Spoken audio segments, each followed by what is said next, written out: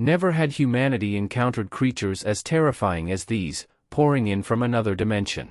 They flooded the cities, and even nuclear explosions, capable of obliterating entire regions, seemed like nothing more than bonfires for them to dance around while spreading destruction. People called them calamities, a grim reminder of how hope was rapidly slipping away. Just when humanity was beginning to accept its doomed fate, they appeared, the 13 Zodiac Saints. Initially, 12 individuals were granted powers by the absolute gods to combat the monstrous calamities. But one day, out of nowhere, a 13th emerged. He had no blessings from any gods, yet he was overwhelmingly powerful. This new saint joined the Zodiac Saints on a mission to the Demon Tower to slay Crimson Eye, the leader of the endless calamities. However, when the mission ended, only 12 saints returned.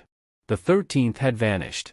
Humanity mourned his supposed sacrifice, and his comrades wept before the media. But it was all a lie. He had sacrificed himself to kill Schwann Scarlet Eye, but only because his comrades had abandoned him at his weakest. A sudden sword to his back, delivered by one of his teammates, sent him plummeting into the abyss. Left helpless, the demon stared at him with wide eyes as he lay there, his left arm severed and his right too drained to lift. But he refused to die. Clenching a knife in his teeth to bear the pain, he forced himself back up. Rejecting death and fueled by hatred, he fought tirelessly, determined to return and exact revenge on the scum who had betrayed him. Will he ever escape the Demon Tower? Before Leon was abandoned there, he shared a fried chicken meal with Tak-Su at a local joint. The food had just been served, still steaming, when Tak-Su, staring intently at his friend, said in a grave tone, "You're going to die tomorrow." "What? Oh, Tak-Su, why do you want me dead so badly?" Leon quipped, laughing as he held a drumstick in each hand. "Jealous because I'm eating 2 drumsticks at once, huh?" The restaurant's lights illuminated Leon's scarred face under his hood. His left eye was milky white, blinded, and a deep brown scar marked a patch where no hair grew, proof of a brutal battle long ago. Hugo, irked, growled at the sound of his own rustic name. "Tak-Su! How many times have I told you to use my stage name? It sounds cooler." But Leon, happily munching his chicken, only teased him more. Clicking his tongue, Leon replied, "Stop overthinking it. I'm not that easy to kill, buddy. The number of calamities you and your 12 saint buddies have slain, combined and squared, doesn't even equal 1/10 of what I've taken down. So drop that crazy idea." Despite his worry, Hugo fell silent. How could he argue against logic like that? The Demon Tower, after all, was home to the deadliest calamities and humanity's gravest threat. It had all begun on the last day of the 20th century when the calamities had suddenly appeared, nearly driving humanity to extinction with their immense power. In humanity's darkest hour, 12 beings claiming to be divine gods had come forth, granting powers to 12 chosen individuals to combat the threat. 12, a perfect, even number. Then a 13th appeared. This one wasn't chosen by any god, nor was he blessed, yet he was unimaginably powerful. To humanity, the number 13 was unlucky, but this man embodied a demon hunter's strength. Without divine blessings, his power surpassed all 12 Zodiac Saints combined. He was so strong that he became a thorn in their side, someone the Saints were constantly wary of. Can you guess who that might be? The dark-looking protagonist with scars, holding 2 drumsticks at the story's start? Perhaps you've already figured it out, the blind left eye and bald patch leave no doubt, it's Leon. After seeing Leon take down enough calamities for the group to advance safely, Hugo cheerfully walked over to thank him.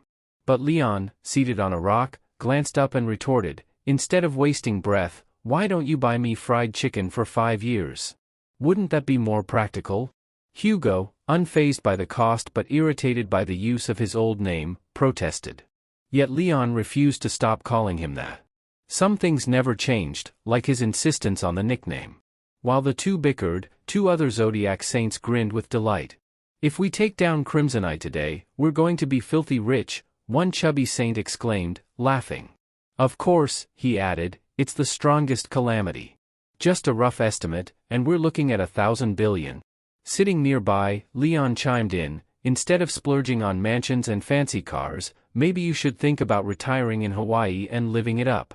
So many nations have thrown everything they've got at Crimson Eye, and here you are, risking it all for money. You think you're smarter than a duck, huh? The chubby saint curled his lips into a smug grin. Don't need financial advice from you, Leon. Sarcastically, he added, even you're scrambling for money to fix that wrecked face and body, so don't act high and mighty. Leon bore their mockery in silence, thinking it wasn't worth wasting words on them. He wished they'd just leave him alone. Yet as they turned back, they chuckled mockingly. Here's a money-making tip, next time, don't rush in when called. Wait until there are more casualties, that way, you'll hear more ding-ding notifications of funds rolling in. Leon sighed, exasperated. What kind of saints were these scumbags supposed to be? Once Crimson Eye was dealt with, he was cutting ties with them for good. The group finally reached a cave with jagged stalactites hanging from above. The so-called saints froze, their faces pale with terror. This is, they stammered, craning their necks to see the towering final boss, Crimson Eye, of the Demon Tower. The beast was colossal, with horns sprouting all over its head. The air around it was suffocatingly hot. Just its presence alone made the atmosphere unbearably heavy, even for someone as strong as Leon. Suddenly, the demon let out a thunderous roar that shook the cave violently. The ground split apart, spewing lava. Startled, Leon leaped back, shielding himself as the fissure widened, revealing a raging river of molten fire. Beneath the molten stream, lava erupted from the earth, shooting straight into the sky. The so-called saints couldn't endure the searing heat, screaming in agony as it scorched them. The lava burst through the demon tower like a fiery geyser, illuminating the vast sky with its fiery glow. The jets of molten rock resembled fireworks, a mocking welcome to the fools who dared to venture into hell. The scorching heat and thick dust filled the air, leaving the saints trembling with fear as their wide eyes fixated on the boiling lava creeping dangerously close to their feet. The eruption revealed a massive volcanic crater, separating the Demon King from the intruders. Amid the swirling smoke, Crimson Eye sat nonchalantly on its throne, the smoke curling around its enormous frame. Its glowing eyes radiated malice, and a smug grin spread across its monstrous face. The sight of the Demon King's overwhelming presence left one of the female saints trembling uncontrollably. Her eyes bulged in terror as she stammered, run." It took a moment for her to gather the strength to scream, "Run now."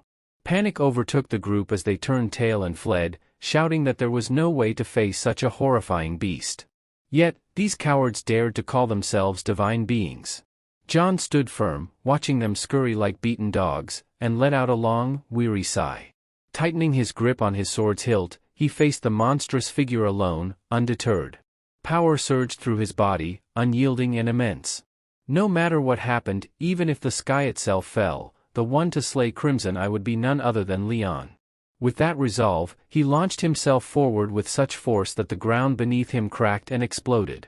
Charging straight at the Demon King, he prepared for the ultimate life-or-death battle. That was the first part of the story the survivors would recount.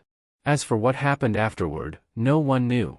No one knew how Legion had been betrayed by his comrades, leading to his dire fate. How long had it been?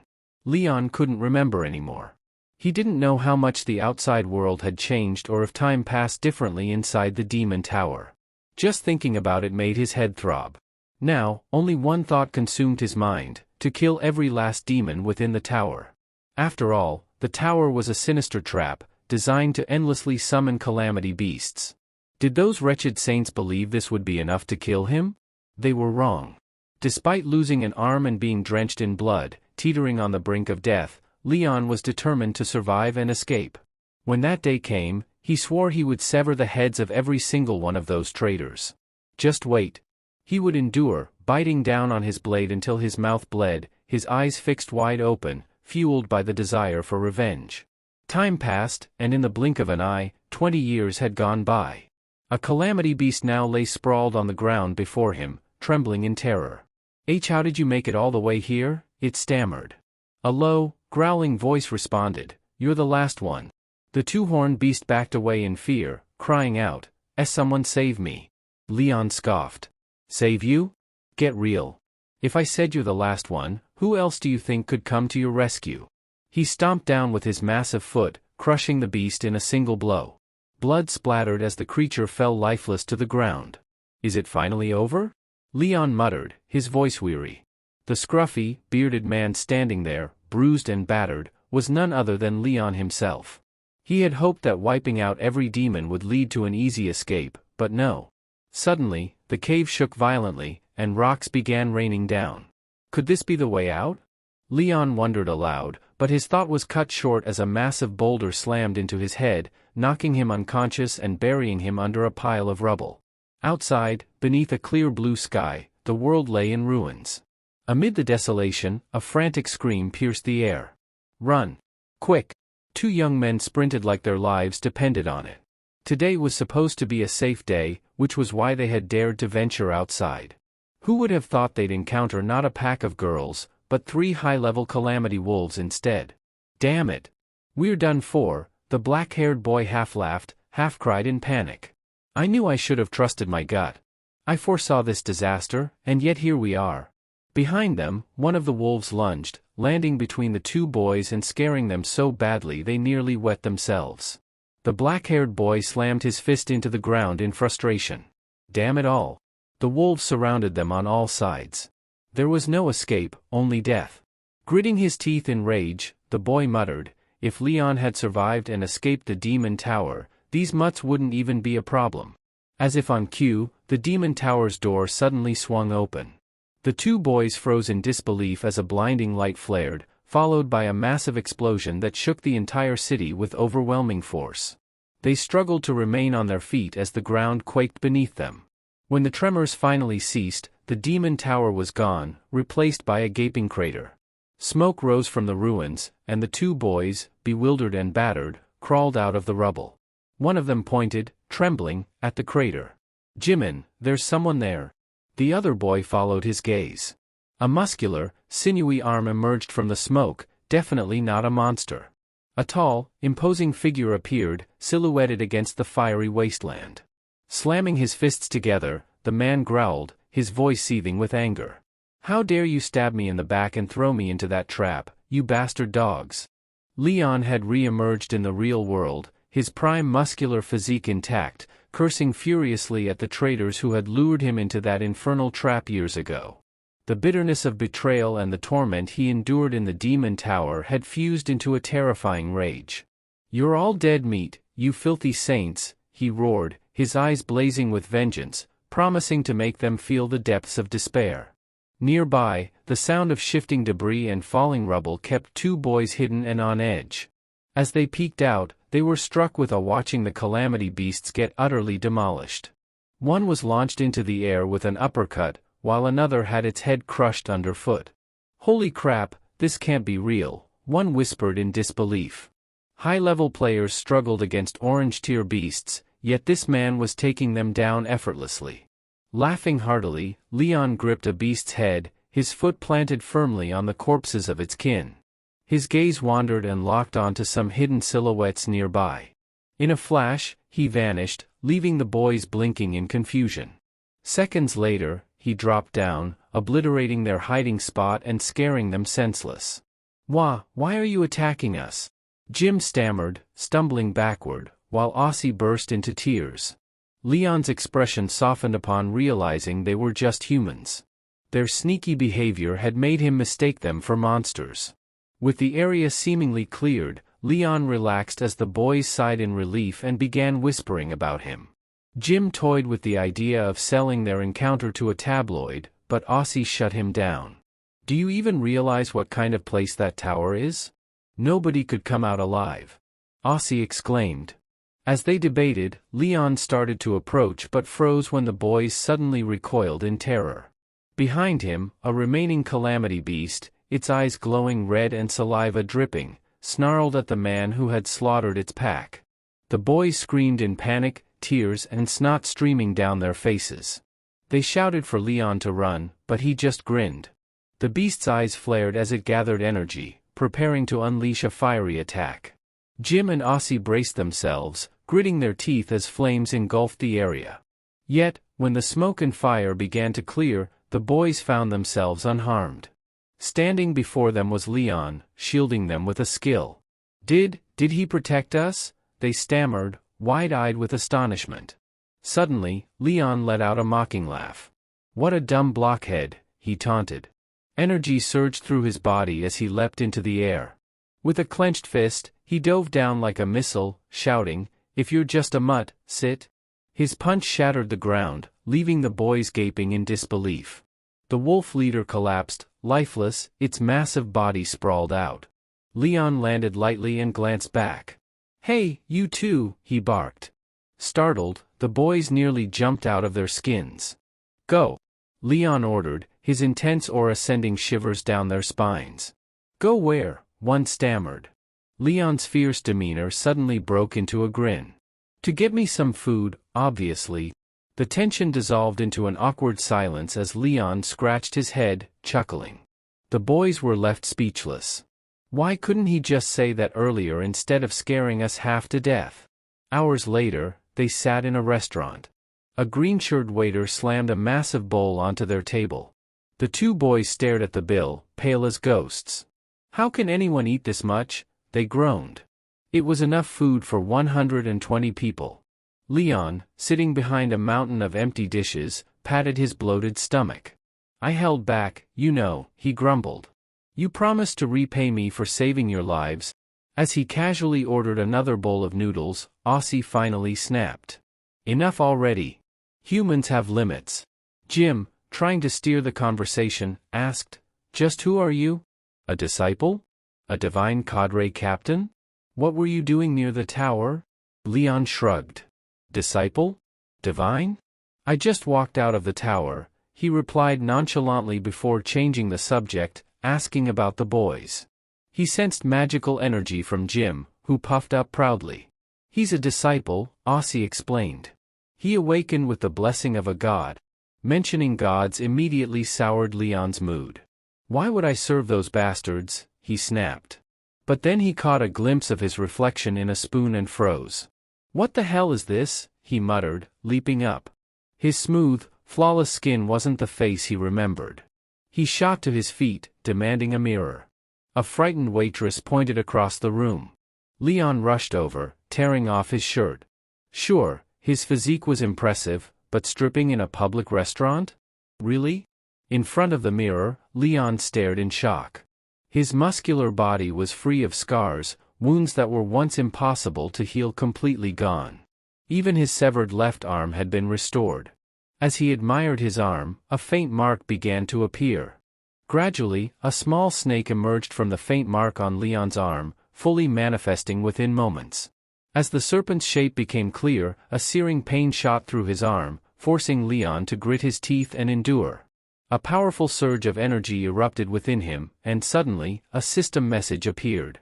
"You have experienced death and achieved the impossible. Your abilities will be transferred to a new body. All achievements from the tower have been converted into experience points. You have generated a zodiac skill. All unique skills and traits have been transferred and evolved. Additionally, you now possess the power of the Ophiuchus constellation." Struggling to control the torrent of energy within him, Leon closed his eyes and drifted into an abyss. When he opened them again, he found himself floating in a vast galaxy, face to face with the glowing red eyes of an enormous serpent.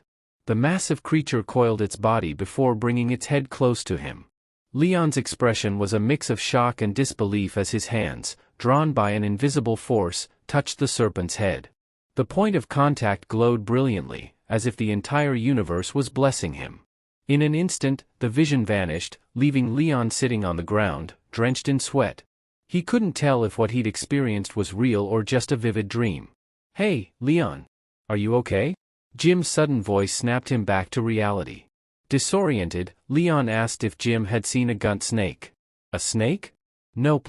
But I did see you stripping and jumping around in front of the mirror," Jim replied. Leon waved him off, muttering to himself, "Why can't anyone else see it?" Watching Leon talk to his hand, Jim and Aussie exchanged worried glances, wondering if their savior might be unhinged. Still bewildered, Leon was startled by a notification that appeared before him, congratulating him on becoming the owner of Ophiuchus. A flood of information followed, listing new titles like 13th Seat of the Gods, Owner of Ophiuchus, and various skills, which began activating. One skill in particular, Super Regeneration, caught his attention. It allowed him to heal any injury but at the cost of having his durability for 32 hours. Finally, Leon understood that this new body was a result of the skill, though he wondered why none of the saints had ever mentioned such a phenomenon. Furthermore, he couldn't sense the presence of any gods. Whatever. None of that mattered to Leon. His body was healed, and that was enough. All he cared about now was exacting revenge on the backstabbing hypocrites and saints who left him to rot in the demon tower. The thought of making them suffer ignited a bloodlust so intense that even Jim and Aussie shivered in fear. Meanwhile, at the ruins of the demon tower, police had cordoned off the area. Investigators speculated about the fortress's mysterious collapse, suspecting it was the work of either Leon's followers or rebellious disciples. Disciples? A skinny officer scoffed. Look at those calamity wolves. Even high-ranking saints would struggle against them. No way some random fanatics caused this. The chubby officer shuddered. Do you think Leon might really be back? Who knows, the skinny officer muttered. But we'll find out soon enough. In the city's green zone, inside a towering building bustling with reporters, cameras rolled as journalists bombarded questions about the tower's collapse. They demanded to know if the 13th saint, Leon, had truly returned. Yang Wei, the saint of Aries and spokesperson for the event, grew visibly irritated. Leaning into the microphone, he snapped, "No comment," before storming off, leaving the reporters in an uproar. As a Rolls-Royce sped through the streets, Yang Wei seethed in the back seat, crushing his sunglasses in frustration. Why are those vultures so obsessed with him? He spat. His anger stemmed from being overshadowed. No one cared about his achievements. The possibility of Leon's return only stoked his rage further. That scar-faced bastard? Are they seriously claiming he survived 20 years in that tower? Impossible. Yang Wei growled, grinding his teeth. The tower had been teeming with thousands of high-level demons and elite monsters. Surviving Crimson Eye had been considered a miracle. He didn't even have divine blessings like me. Yang Wei sneered, though doubt crept into his mind. What if Leon had survived? His brow furrowed as he exhaled a puff of smoke, trying to suppress his frustration. Suddenly, his temper flared again, and he shouted, "If I have to, I'll just kill him again." Meanwhile, Li Gun, now fully fed and satisfied, grinned mischievously as he stared at his phone. Muttering to himself, he mused, "Should I take out that bastard first?" Under the same sky, thousands of miles away at a private airport in England, a sleek jet had just landed. The moment polished leather shoes appeared on the stairs, the airport staff bowed in unison. "It is an honor to welcome one of the 12 Zodiac Saints," they chorused, their voices tinged with reverence. Descending the steps was Hugo Otter, the saint of Sagittarius. His blonde hair glinted in the sunlight, and his hands were casually tucked into his pockets as he made his way to a waiting luxury car. The moment Hugo was out of sight, the staff erupted into hushed, fanboyish whispers. "As expected of a saint, he's so dignified," one guard gushed. "That's what you call a real icon," another added, visibly impressed. The luxury car sped towards the Prime Minister's residence, but Hugo's mind was elsewhere. His gaze was fixed on the horizon until his phone buzzed, pulling him back to reality. "Damn reporters," he muttered, frowning. For days, rumors of Leon's survival had plagued him, and the incessant calls only served to annoy him further. Glancing at the unknown number on his screen, Hugo slammed his fist against the armrest. It's been over 20 years. How could he still be alive? He silenced the device, trying to push away the unwelcome thoughts. His memories betrayed him, dragging him back to the past. He vividly recalled warning Gun about his death before the mission to conquer the Demon Tower. But Gun had only laughed while devouring fried chicken. "Why are you so hellbent on me dying?" Gun had teased, brushing off Hugo's concerns. During the mission, Hugo had been stationed outside the tower, battling calamity beasts as per Gun's orders. He had prayed fervently that his grim prophecy would be wrong, but when the other saints returned without Gun, yet triumphantly bearing Crimson Eye's severed head, his hopes were dashed. The saints were hailed as heroes, showered with power and wealth, while Gun's absence was buried under celebrations. Hugo, meanwhile, was confined to a hospital bed, demanding a search mission. His pleas fell on deaf ears. Among the many dismissive voices, the one that lingered was Malling, the saint of cancer. The man had smugly told Hugo that sending a search party was pointless. If Gun had been strong, he would have survived, and if not, Hugo would only waste his life trying to find him. We can't afford to lose another constellation, Malling had said with a smirk, leaving Hugo seething. For 20 years, Hugo clung to a sliver of hope, even as logic told him otherwise. Yet, deep down, he never forgot Gun's defiant spirit. The driver's voice snapped Hugo out of his reverie. The Prime Minister is on the line.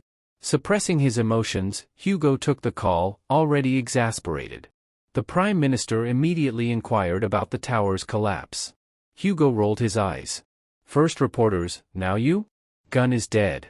That incident is probably some fanatic playing hero. However, the Prime Minister's tone shifted.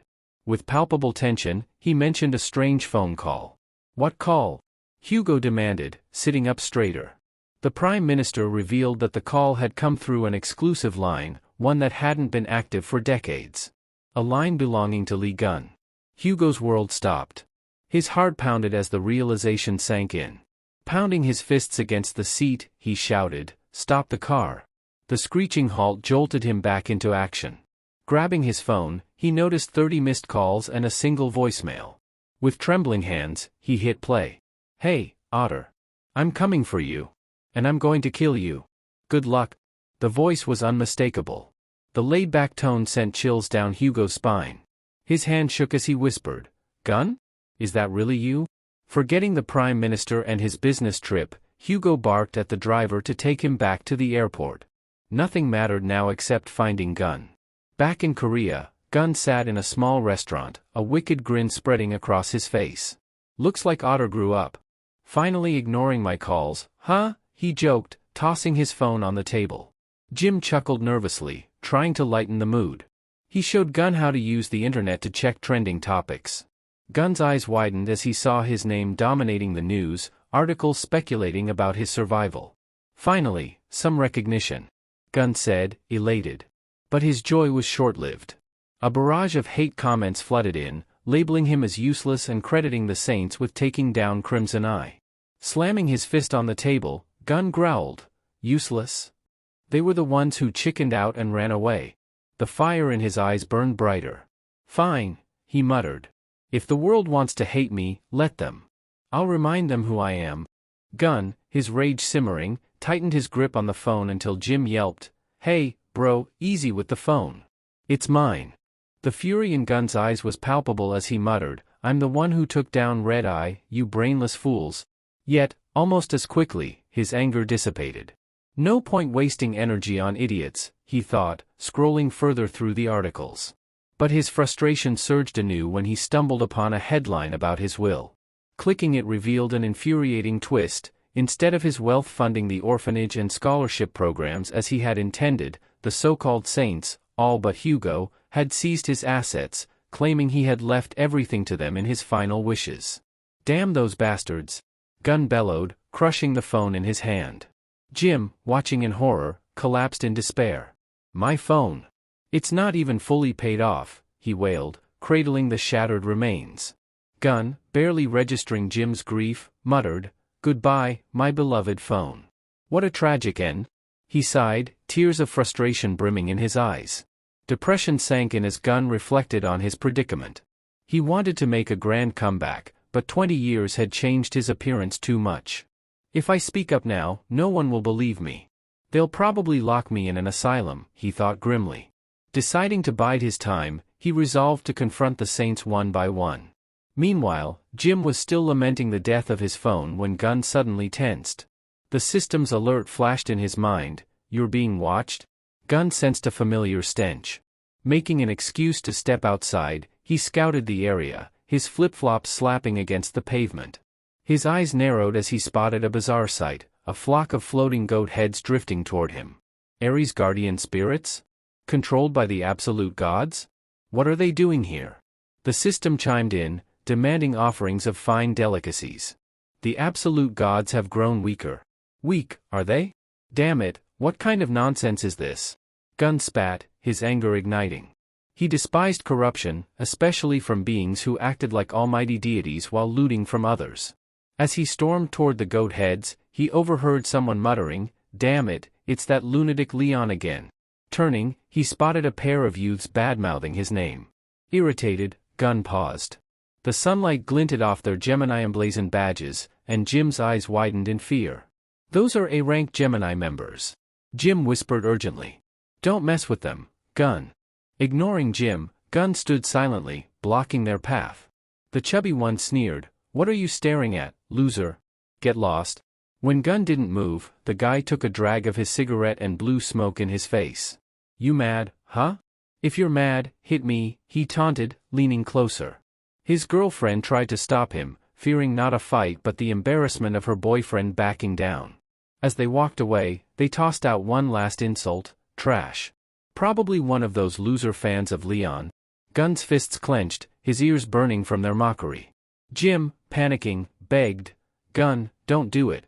They'll destroy us." But Gun's patience snapped. "Hey, you filthy maggots," he roared, his fiery aura erupting. The pair turned, snarling. "Who are you calling maggots?" Gun smirked. "I'm calling you two a perfect pair of maggots." The chubby guy stormed toward Gun. "Say that again, I dare you." Calmly, Gun raised his hand and flicked him. The man soared dozens of meters through the air, crashing into the ground and leaving a crater of rubble. His girlfriend screamed in terror, while bystanders gawked in disbelief. "Weaklings," Gun muttered, unfazed by the chaos. When the girl attempted a sneak attack, Gun caught her effortlessly. Another flick sent her tumbling alongside her boyfriend.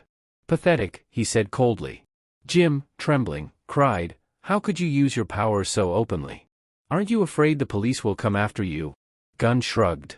"What are you talking about? You think I used my powers on those weaklings? If I had, they'd be dead already." The bystanders gawked, their mouths agape. He just flicked two A-rank disciples like flies. Ignoring the commotion, Gun crouched beside the unconscious chubby man and yanked a necklace from his neck. His eyes widened. A holy relic? How could a thug like this have something so valuable? He examined the relic, memories stirring. These were supposed to be reserved for the saints. What happened to limited edition? Turning the relic over in his hand, Gun's smirk returned. "Looks like I've got another reason to clean up this mess." Jim was shocked by how oblivious this guy was and broke it down for him in simple terms. Humanity had nearly been wiped out when the calamities appeared decades ago. The only reason people were still alive was due to the divine gods and the saints they selected. However, 12 saints alone couldn't protect the entire world, so they gathered survivors and formed the holy orders. Those who awakened were granted powers by the saints and became known as disciples, like Jim. From there, a ranking system was established. At the top were the saints, followed by SS-ranked 10 stars who were considered candidates for sainthood. Below them were S-ranked holy order captains, and from rank downwards, everyone was simply called a disciple. The divine gods stood above all, drawing power from the unwavering faith of their disciples. To maintain this, they organized various competitions to recruit more people into the holy orders. Jim summed it up quickly and added that the chosen disciples were gifted by the divine gods. Hearing this, Gun thought to himself about what had happened during the 20 years he was gone. Jim urgently pointed to the sky, not cursing anyone but drawing attention to the guardian spirits gathering around Gun. The system notified him that among them were the spirits of prosperity and greed from Ares, urging him to kill the two for the thrill of bloodshed in exchange for a gift. The sight of them gave Gun a headache. There was nothing worse than attracting the attention of guardian spirits. Ignoring their commands was as good as rejecting the divine, inviting their wrath. Just as Jim was about to advise him to comply, Gun let out a sinister chuckle.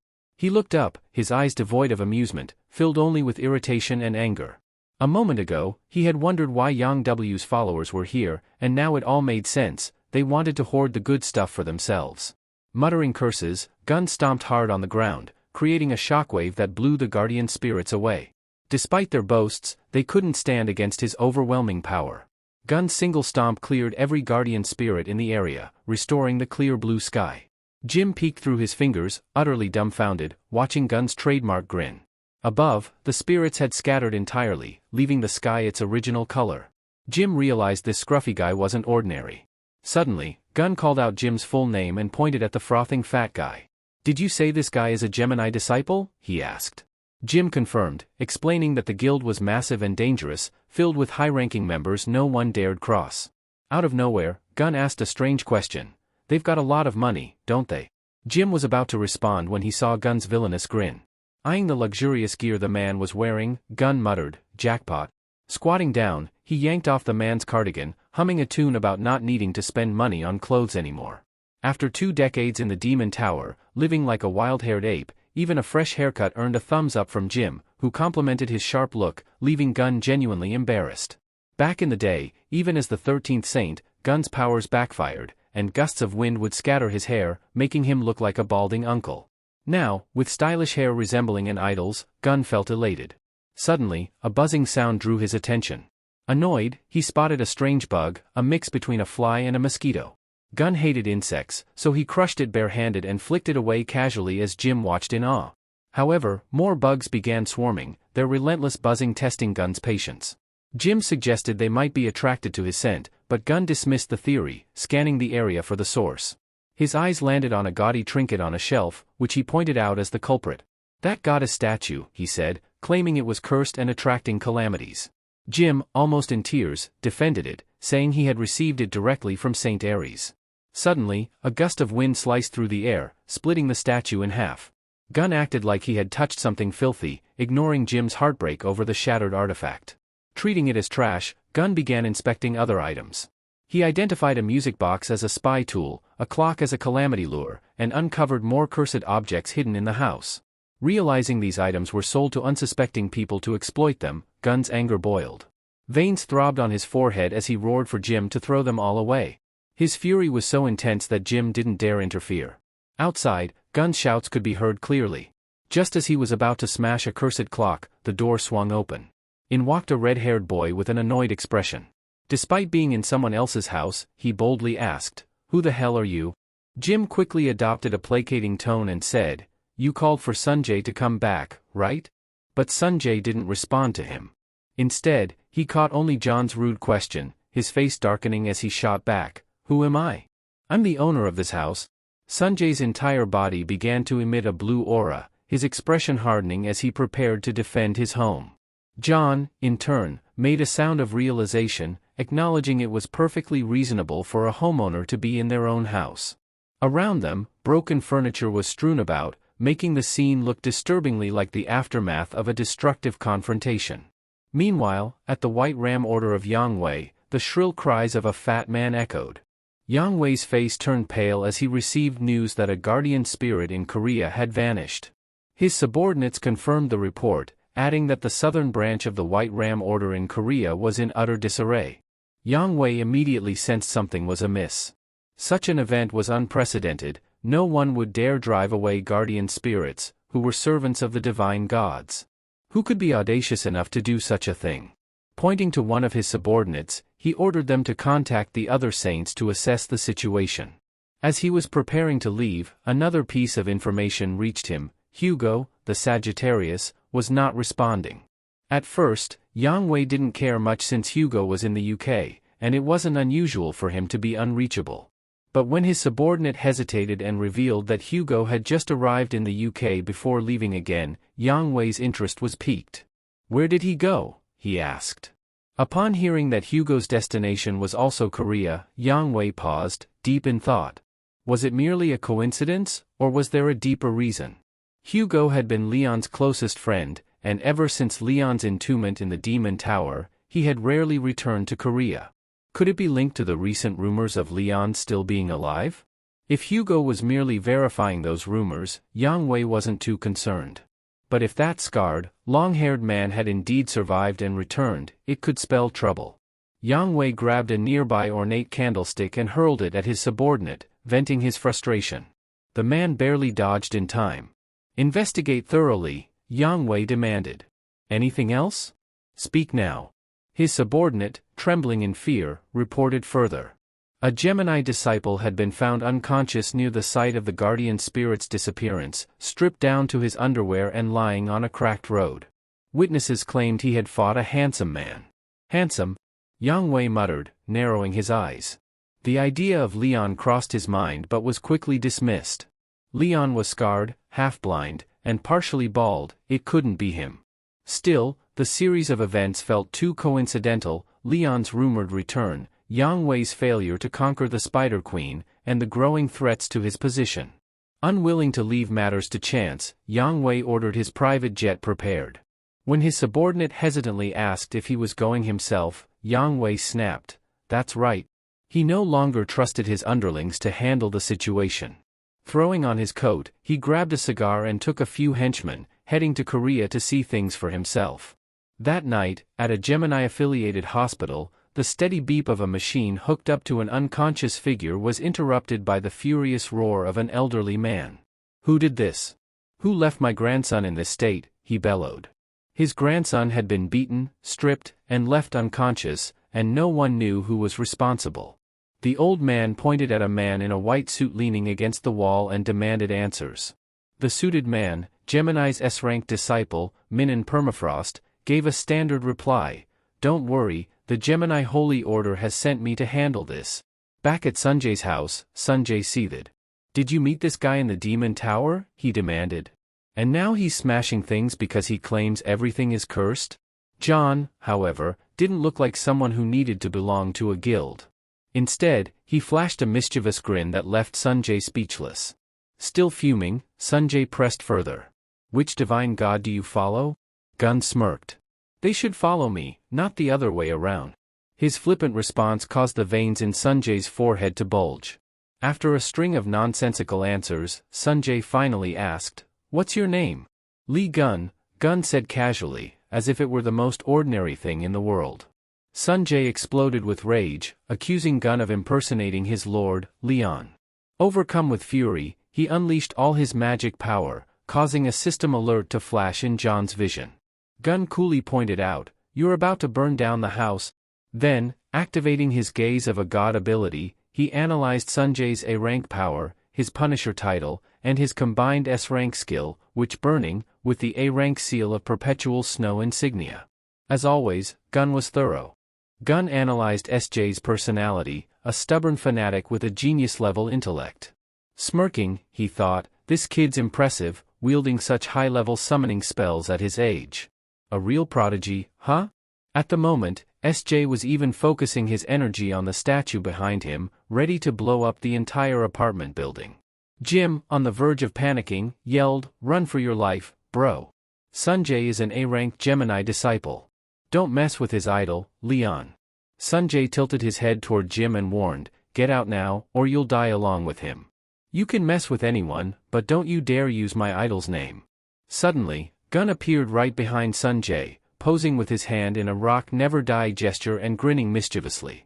Sanjay spun around in shock, and before he could react, Gun flicked him straight into the wall. "Well, that works too," Gun said, thinking it was better than letting the maniac burn down the building. "Where else would I shower and rest?" Jim wasn't worried about the house anymore, he just hoped Sanjay wouldn't die. John's twisted grin stayed plastered on his face, only doubling Jim's anxiety. "You said it wasn't a big deal, so why is Sanjay twitching like he's having a seizure?" Jim thought. Gun left the frothing redhead to Jim and yawned as he wandered into a nearby room to get some sleep. However, as soon as the door opened, Gun froze. The room was filled with statues and models, chibi versions to lifelike replicas of the legendary Leon, fully painted with detailed scars and all. Dragging Sanjay inside, Jim explained that his brother was just obsessed with Leon, nothing more. But Gun was Leon.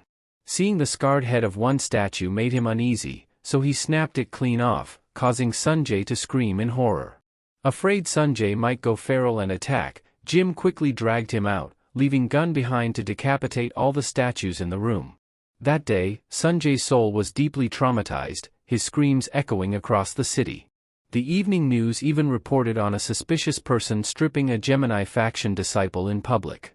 As soon as Hugo heard about it, he recognized Leon's antics.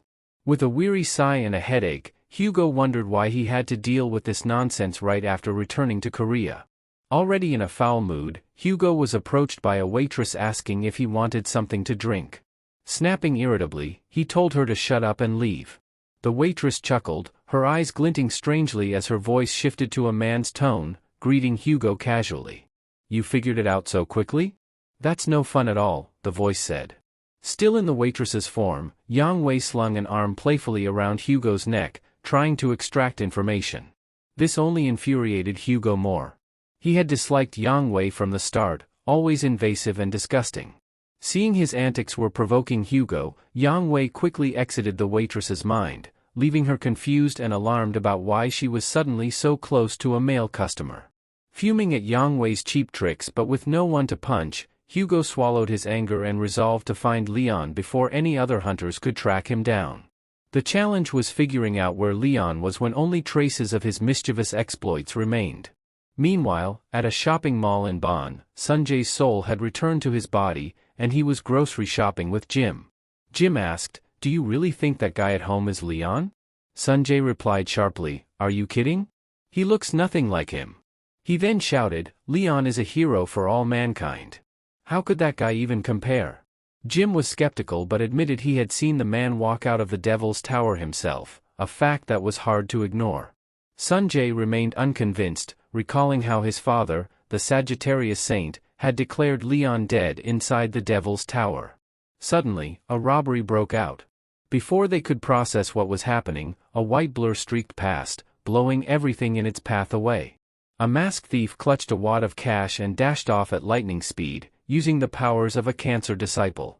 The thief sprinted through the supermarket, snatching goods and cash faster than anyone could see, gloating that no saint could catch him. He was about to move to the next target when a firm hand gently grabbed him. "Gotcha, little rascal," said the owner of the hand. The gentle grip quickly turned into a crushing hold on the thief's stomach, leaving him writhing in pain on the floor. Jim realized the one who had caught him was John. From behind the checkout counter, a silver-haired man called out, "Impressive. It's not easy catching a cancer disciple. But judging from your energy, you seem like a regular disciple. Next time, maybe call the police instead of handling it yourself." Gunn stared at the man, wondering what nonsense he was spewing. Before their conversation could continue, a strange clucking sound echoed through the supermarket. The noise grew louder, coming from both the ceiling and the ground, shaking everything around them. The cancer disciple lying flat on the floor thought it was an earthquake. "This is my chance," he thought, preparing to escape amidst the chaos.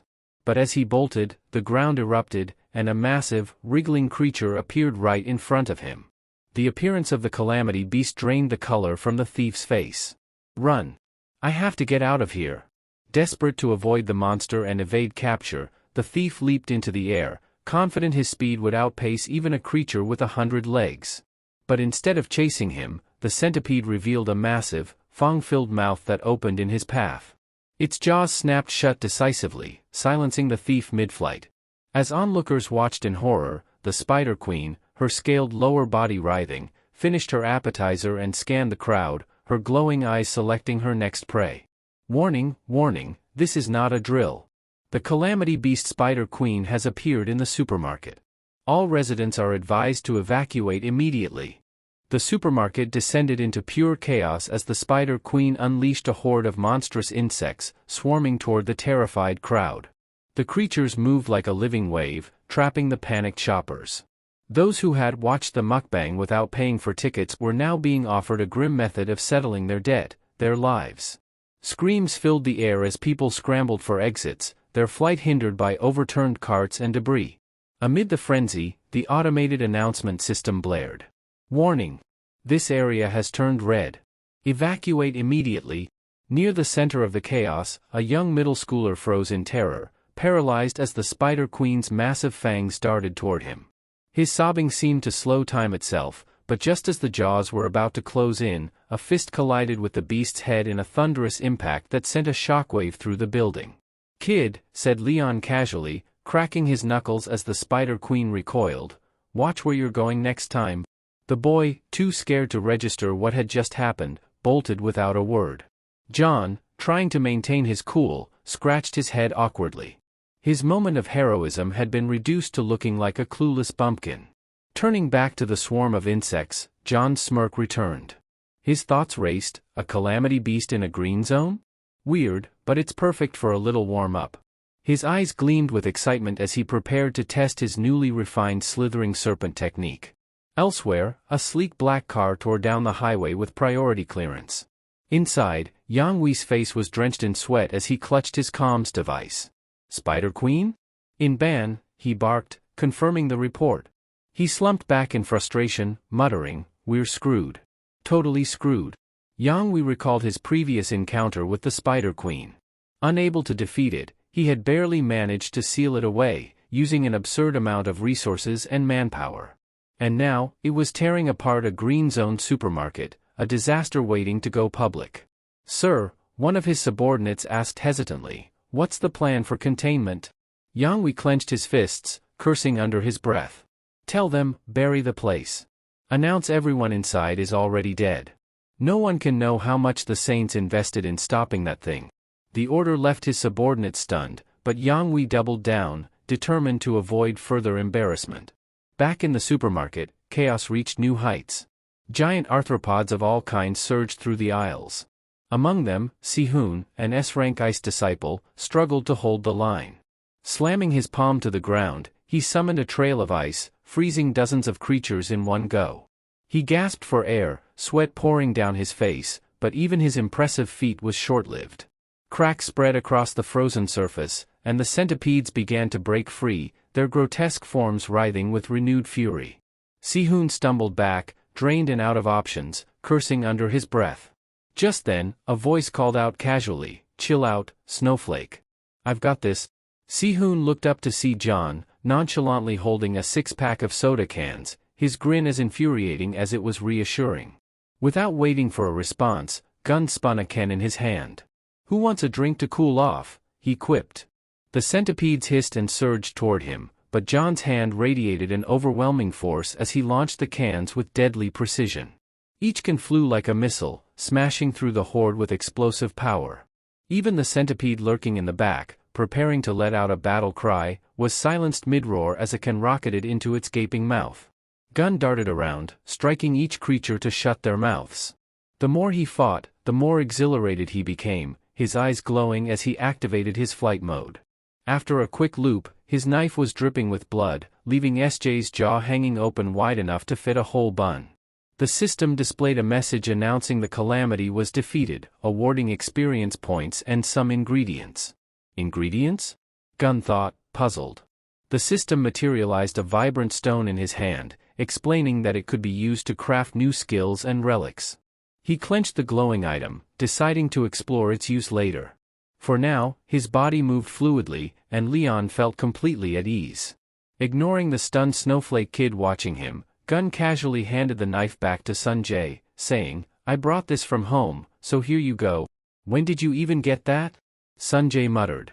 John's relaxed demeanor made the crew cut guy squint as if trying to solve a puzzle. Suddenly, a light bulb seemed to go off, and the guy shouted, pointing a finger at John. "Are you the one who took down our two disciples?" Gun froze for a moment, startled. Wasn't it enough that the fat guy mocked me, and that cow-headed woman gave me trouble? Without hesitation, he lunged forward and punched the crew cut guy, dislocating his jaw. In a menacing tone, Gun sneered, "You know too much. If you didn't want people to find out, you shouldn't have done it in the first place." Outrageous. He was mid-conversation, and suddenly, he's punching people? And those clothes, weren't they stolen? On top of it all, he's openly flaunting an S-rank divine artifact meant only for Gemini disciples. No wonder he'd been caught. Accused of being a thief, Gun showed no shame. Instead, he ripped off the badge and muttered, "What kind of junk is this? Was I really carrying around this country bumpkin trash?" Ignoring Snowflake's fury as he nearly pulled his own hair out, Gun crushed the cheap trinket in his hand, muttering that the witch had scammed them. "These things are so cheap, you could grab a handful at the market." Gun dismissed the so-called relic as nothing more than a decorative piece, expressing disbelief at how little had changed among the scoundrels over the past 2 decades. Just as he voiced his disdain, the Spider Queen attacked once more. Gun noticed, but the others were paralyzed with fear, and the crowd scattered in all directions, more frantic than before. By this time, Gun had already charged at the creature with incredible speed, slamming it into the ground with a powerful kick. The spectators were in awe of his strength, while the Templar was horrified. Gun had leapt into battle without a single relic, relying solely on his fists. At that moment, the Templar received a telepathic warning, "Attention all Templars of the Gemini branch. This is Hyak. SY and S. June, you are to leave the building immediately. The Aries branch intends to seal it entirely. YW is on his way, and we cannot stop him. Even a saint cannot handle the Spider Queen. The building must be eliminated to avoid the saints facing backlash for their failure."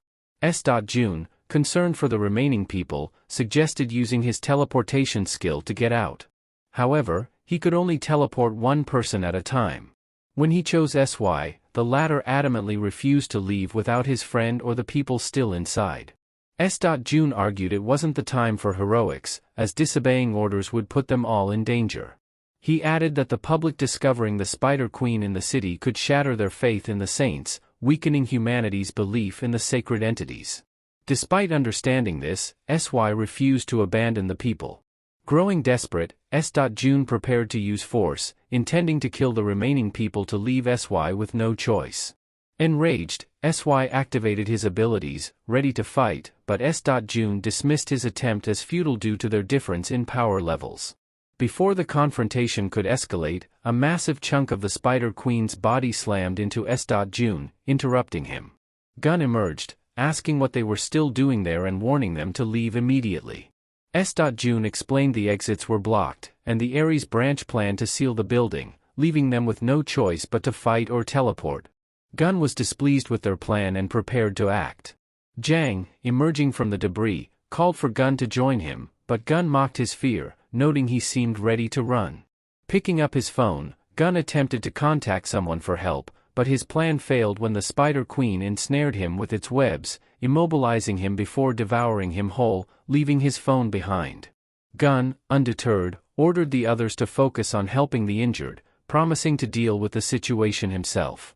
As the battle raged, YW arrived outside the hypermarket, frustrated at the delay in sealing the building. Just then, a massive snake burst through the barrier, surprising even YW as people fled the scene. Hearing rumors of someone fighting the Spider Queen alone, YW entered to investigate, despite warnings of danger. Inside, he found the Spider Queen slain amidst signs of a brutal battle. Confused, YW wondered who could have killed the beast. Just as he sensed a familiar energy, a voice behind him asked, "Did you miss me?" Startled, YW turned to see Gun smirking and teasing him. On the streets, emergency services arrived as Song pondered whether the man could truly be Lee Gun. Though the man looked different, his movements reminded Song of the legendary figure. Hugo soon approached Song, surprised to see him. Song awkwardly responded, while Hugo expressed relief that he was unharmed. Hugo then asked if Song had seen who destroyed the monsters inside the building. Song merely scoffed, leaving Hugo to wonder what kind of man his son had become. Han asked Hugo if Gun Haeong would be okay. Hearing this, Hugo immediately grew alarmed and started pressing Han for details, asking how he knew Gun and what had happened. Han explained that Gun was still in the hypermarket and had managed to defeat the Spider Queen. Furthermore, Gun had introduced himself as Lee Gun. Intrigued and concerned, Hugo asked for more details, but before Han could elaborate, something burst through the hypermarket wall. Meanwhile, YW activated his ability, facing Gun for the first time in 20 years. Instead of greeting him, YW launched an attack, questioning how Gun had survived the demonic tower. Observing Gun closely, YW noted his resemblance to the Lee Gun he knew, though the scar was gone, his voice was different, and he seemed much younger. Distrustful, YW accused him of being an imposter. Gun, unamused, dismissed the claim. YW declared that anyone daring to deceive the Great One would pay with their life. However, Gun countered with a powerful punch to YW's stomach, sending him flying. Gun then chased him down and slammed him to the ground, scolding him for exploiting his absence. Gun berated YW, accusing him of profiting off stolen relics and wealth while forging his will. He announced his intent to execute YW and destroy everything, the Ares branch, its relics, and even the other saints. Terrified, YW began to wonder if this truly was Lee Gun. The speech, mannerisms, and movements matched perfectly, though it seemed impossible for someone to have survived the demonic tower. Testing him, YW demanded proof. Summoning his magic, he conjured dozens of razor-sharp swords that hovered around him as a crown appeared atop his head. Lee Gun received a notification from the sacred essence of the Ares constellation, the Jade Emperor, acknowledging his presence. Surprised, Gun mocked the attention but prepared for battle. YW, now empowered, unleashed a spell, 100 swords, binding Gun in chains and calling him a weakling. He activated Heavenly Weapon and directed a barrage of swords at Gun, aiming to annihilate him. A mountain of blades formed, and YW assumed victory. Approaching the site, he gloated, mocking Gun's confidence and reckless challenge. Suddenly, a flash of light emanated from the mountain, and a fist burst through the swords, striking YW with immense force, shattering the mountain entirely. Reeling from the blow, YW finally recognized Gun, who sarcastically greeted him, noting how bad YW's weapons even smelled. Staggered, YW realized that Gun's level of regeneration was unparalleled, exceeding even that of Aquarius, the constellation of healing. Gun received another notification. He was near death, and his skill strength 13 had been activated, significantly boosting his power. Smirking, Gun decided to test his new abilities.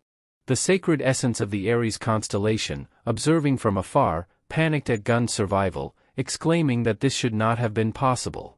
In fear, the entity fled, cursing in its retreat. YW, horrified, watched helplessly as his sacred essence abandoned him. Before leaving, Gun vowed to make YW experience the same suffering he endured in the demonic tower. As YW writhed in pain, servants and Hugo arrived at the scene. They found all the monsters dead, with Hugo sensing Gun's energy. Using his abilities, Hugo confirmed it was indeed Lee Gun. Though accustomed to Gun causing trouble, even Hugo thought this was excessive. The servants, sensing the residual aura, remarked on how weak it seemed. Hugo, trying to take control of the chaotic situation, urged everyone to move back before slamming his hand on the ground. The floor beneath them gave way, dropping everyone to where YW lay defeated. Hugo recognized the truth immediately. This man was indeed Lee Gun. YW, unconscious, had a note pinned to him that read, "Sent to the piggy.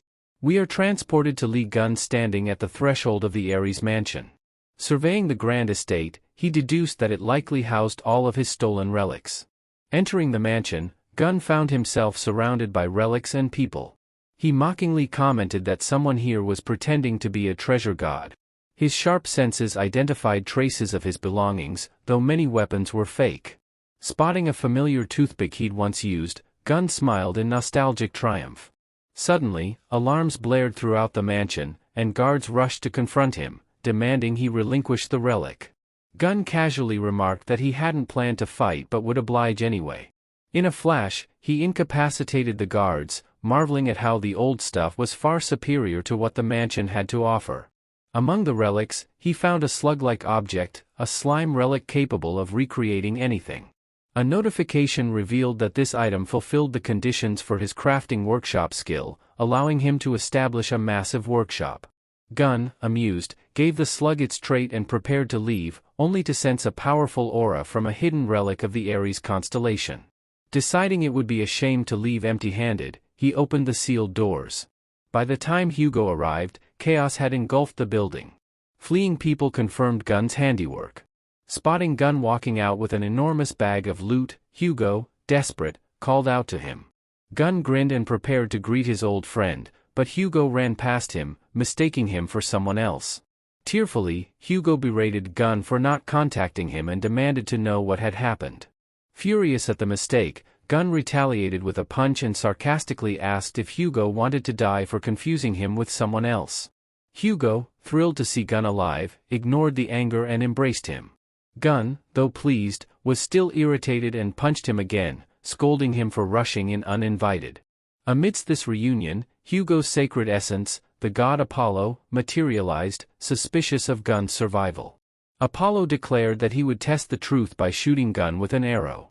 Furious, Gun dismissed Apollo as a vile god who greeted people by pointing weapons at them. Despite Hugo's attempts to mediate, Gun reminded Hugo of his grievances. His home was sold, his belongings were stolen, and now, even his relics were scattered. To Hugo's chagrin, Gun revealed his bag full of stolen items, which he referred to as a couple of trinkets. Their conversation was cut short when a giant avatar emerged from behind the mansion, a terrifying beast, the avatar of the Ares constellation, known as the Beast of Plenty. It snarled at them, and a notification warned Gun that this avatar protected Ares' relics and wealth. Hugo, overwhelmed, suggested leaving the stolen goods behind and fleeing, but Gun smirked and confidently told Hugo to watch. Gun summoned his pet relic and ordered it to transform into a knife. The pet complied but appeared unstable, unable to handle the fight in its current form. Gun channeled his power into the relic, striking it with lightning to awaken its true form, a massive sword radiating lethal energy. A notification revealed that the sword had inherited the Snake Hunter trait, drastically increasing its sharpness and impact power. With his weapon ready, Gun activated his newly discovered skill, Path of Death. The ability revealed the Beast of Plenty's weaknesses, and Gun, exhilarated by the newfound power, lunged at the avatar, declaring he would break it up a little. Hugo, watching Gun recklessly charge into battle, couldn't help but reflect on his friend's signature style, diving headfirst into danger without a second thought and always emerging victorious. The sight filled Hugo with a mix of admiration and joy, as he was overjoyed to have his old friend back. However, his joy turned to horror when the avatar of Ares pinned Gun to the ground with its massive paw. Hugo screamed, fearing the worst, but Gun's voice cut through the tension. From beneath the paw, Gun grumbled, "What are you yelling for? What a stink! I almost died from the smell of this pig." With that, the massive paw was severed in an instant. The avatar howled in pain, activating its skill to absorb all valuables in its vicinity. Gun, unimpressed, smirked and chided the beast for being noisy. He raised his sword, activating Line, and declared that one light slash would suffice. With a single swing, an immense shockwave tore through the avatar, obliterating it and leaving a massive scar on the earth, as well as shattering the building behind it. Everyone stood in stunned silence, including Hugo, who marveled at Gun's overwhelming power, reminiscent of his prime. With the avatar defeated, a notification informed Gun that he could claim the Beast of Plenty as his own avatar. Though initially skeptical, Gun touched the creature. In an instant, the beast revived, transformed, and shrank in size. It grew wings and took on a sleeker, more majestic form, marking it as the avatar of Gun's oddest constellation. Gun commented that the creature would make an excellent repository for his relics, much to Hugo's disbelief. A notification prompted Gun to name the beast, and without hesitation, he shouted, "Piggy Bank." The scene transitioned to Hugo's mansion, where Gun wasted no time accusing Hugo of being a traitor. Offended, Hugo protested, saying he had been deeply worried all these years.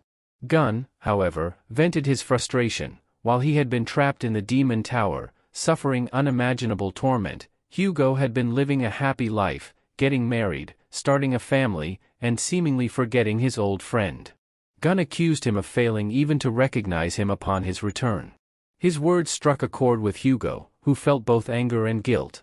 In an awkward attempt to apologize, Gun slapped Hugo on the back, adding that he shouldn't have brought it up and that divorce wasn't so tragic these days. Hugo, indignant, shouted that he wasn't divorced, but as Gun's teasing continued, Hugo decided to change the subject. He asked what had happened inside the demon tower. Gun recounted the harrowing events. He revealed that the raid had been a trap. Stabbed in the back by someone he trusted, he was left to rot in a tower teeming with endless hordes of monsters. Among them was Red Eye, a foe presumed dead but revived in a new, horrifying form. Despite defeating Red Eye's true body, Gun faced an even greater threat, the tower administrator, who resurrected the slain monsters repeatedly. Exhausted after killing the administrator and its minions, Gun collapsed, fully expecting to die. When he awoke outside the tower, he was filled with strange, new energy. However, one thing was clear: the traitor who betrayed him was intimately familiar with the tower's structure and had deliberately sent him to his doom. Gun vowed to hunt down those who had stolen his possessions and mete out a special punishment for the backstabber. Determined to prepare, Gun summoned his workshop and began crafting new equipment. Using materials like the Spider Queen's core and a misfortune-inducing fragment, he fused them with an unassuming toy horse. The process emitted dazzling creation effects, culminating in the birth of a new entity, a fake crimson horse. This unique relic could transfer the magic of anyone whose name was written on it to its owner. Gun grinned, remarking that sentient relics like this had the potential to evolve on their own. Hugo, surprised, patted the object and remarked that while it was highly valuable, its design was utterly dreadful. G, visibly annoyed, yelled at him, emphasizing the significant amount of material he had used to create the horse. He added that he had intended to use the remaining materials to craft something for Hugo, but now he had no desire to do so. Hugo quickly backpedaled, praising the design as elegant and calling Gun a master craftsman in creating beautiful relics.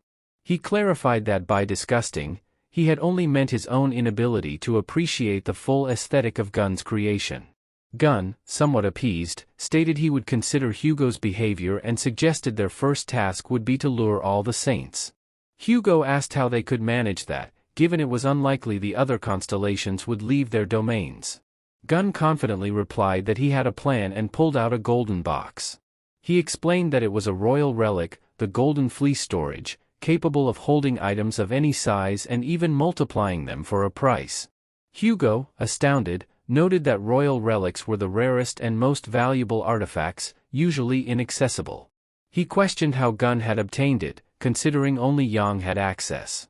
Gun dismissed the teasing Hugo for being from a beggar constellation, claiming he brought it along just to use as a wallet. Enraged, Hugo shouted that his constellation was called something entirely different. Gun explained that high-quality relics required far more materials than average ones, and the Golden Fleece would allow him to generate new materials to create many high-ranking relics. Hugo asked how that could work, as someone with the right ability would need to activate the relic. Gun wondered why Hugo couldn't do it. Hugo retorted loudly, reminding Gun that his sign was Sagittarius. They both slumped in exasperation, with Hugo asserting it was impossible and suggesting they find another solution. Gun, however, revealed he had already sent a request to the news network. Shocked, Hugo demanded to know what exactly he had done. Gun, feigning ignorance, avoided answering. Hugo shouted again, pressing for details. Finally, Gun revealed the message, leaving Hugo utterly horrified. The scene shifted to the Blue House in South Korea, where officials discussed their recent embarrassment over failing to handle a single spider. Bishop Leo Oliver criticized their involvement in battles with enticers, suggesting they should stick to selling talismans. He was rebuked for his statement but replied mockingly, mentioning an unknown boy who reportedly killed the Spider Queen, speculating it might be Lee Gun risen from the dead. Sung Hyak, frustrated, smashed a glass and accused Oliver of idolizing Lee Gun. Oliver, unfazed, mocked the idea, pointing out that Lee Gun's success during the raid in burning Russia was due to being supported by other saints and provided with superior weapons. Sung countered, sarcastically reminding Oliver that the Spider Queen was ultimately defeated by their twin branch, though at the cost of an S-rank Templar's life. Oliver dismissed their loss with a sneer, saying he'd shake the Templar's hand if he could, though it would require digging into the monster's stomach. The two men bristled with anger at each other. Nearby, a man listening wondered when the Blue House had turned into a den for such scoundrels. A servant burst in, announcing urgent news and urging them to turn on the television. The broadcast revealed that a mysterious package had been delivered, containing photos of the holy sign of Aries and a note reading, "I'm back." Handwriting analysis confirmed it was a 99% match with the missing hero, Lee Gun. Back at Hugo's house, Hugo, furious, demanded to know what Gun had been thinking when sending such a message. Gun casually dismissed his concerns, calling it a simple announcement to let everyone know their heads would soon be on his plate. Hugo shouted that drawing attention was bad enough, especially since Yang W's death was already a massive issue. Gun, unbothered, corrected him, stating Yang W wasn't dead, nor was he truly alive. Horrified, Hugo stared as Gun pulled out a toy, explaining it contained Yang W's astral body. Hugo struggled to process the claim, questioning if such a thing was even possible. Gun shrugged it off, saying it wasn't the main point, and handed Hugo a dagger, explaining it was the very weapon that had been lodged in his back, the same one that caused his imprisonment. Hugo examined the dagger and instantly recognized it as the weapon that nearly led to Gon's demise. Judging by its unique design, it was far from ordinary. Hugo commented that if this was the weapon used, it couldn't have been Yang W behind the attack. Gon, smirking maliciously, stretched the toy in his hand and remarked that Yang W should probably apologize.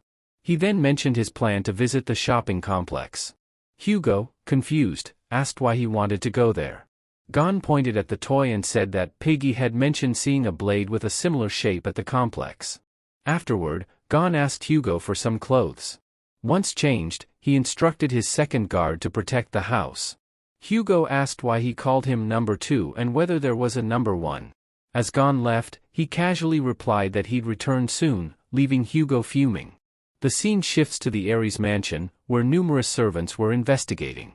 The head servant confirmed that the Ares constellation wasn't present, nor was the aura of the sacred essence detectable.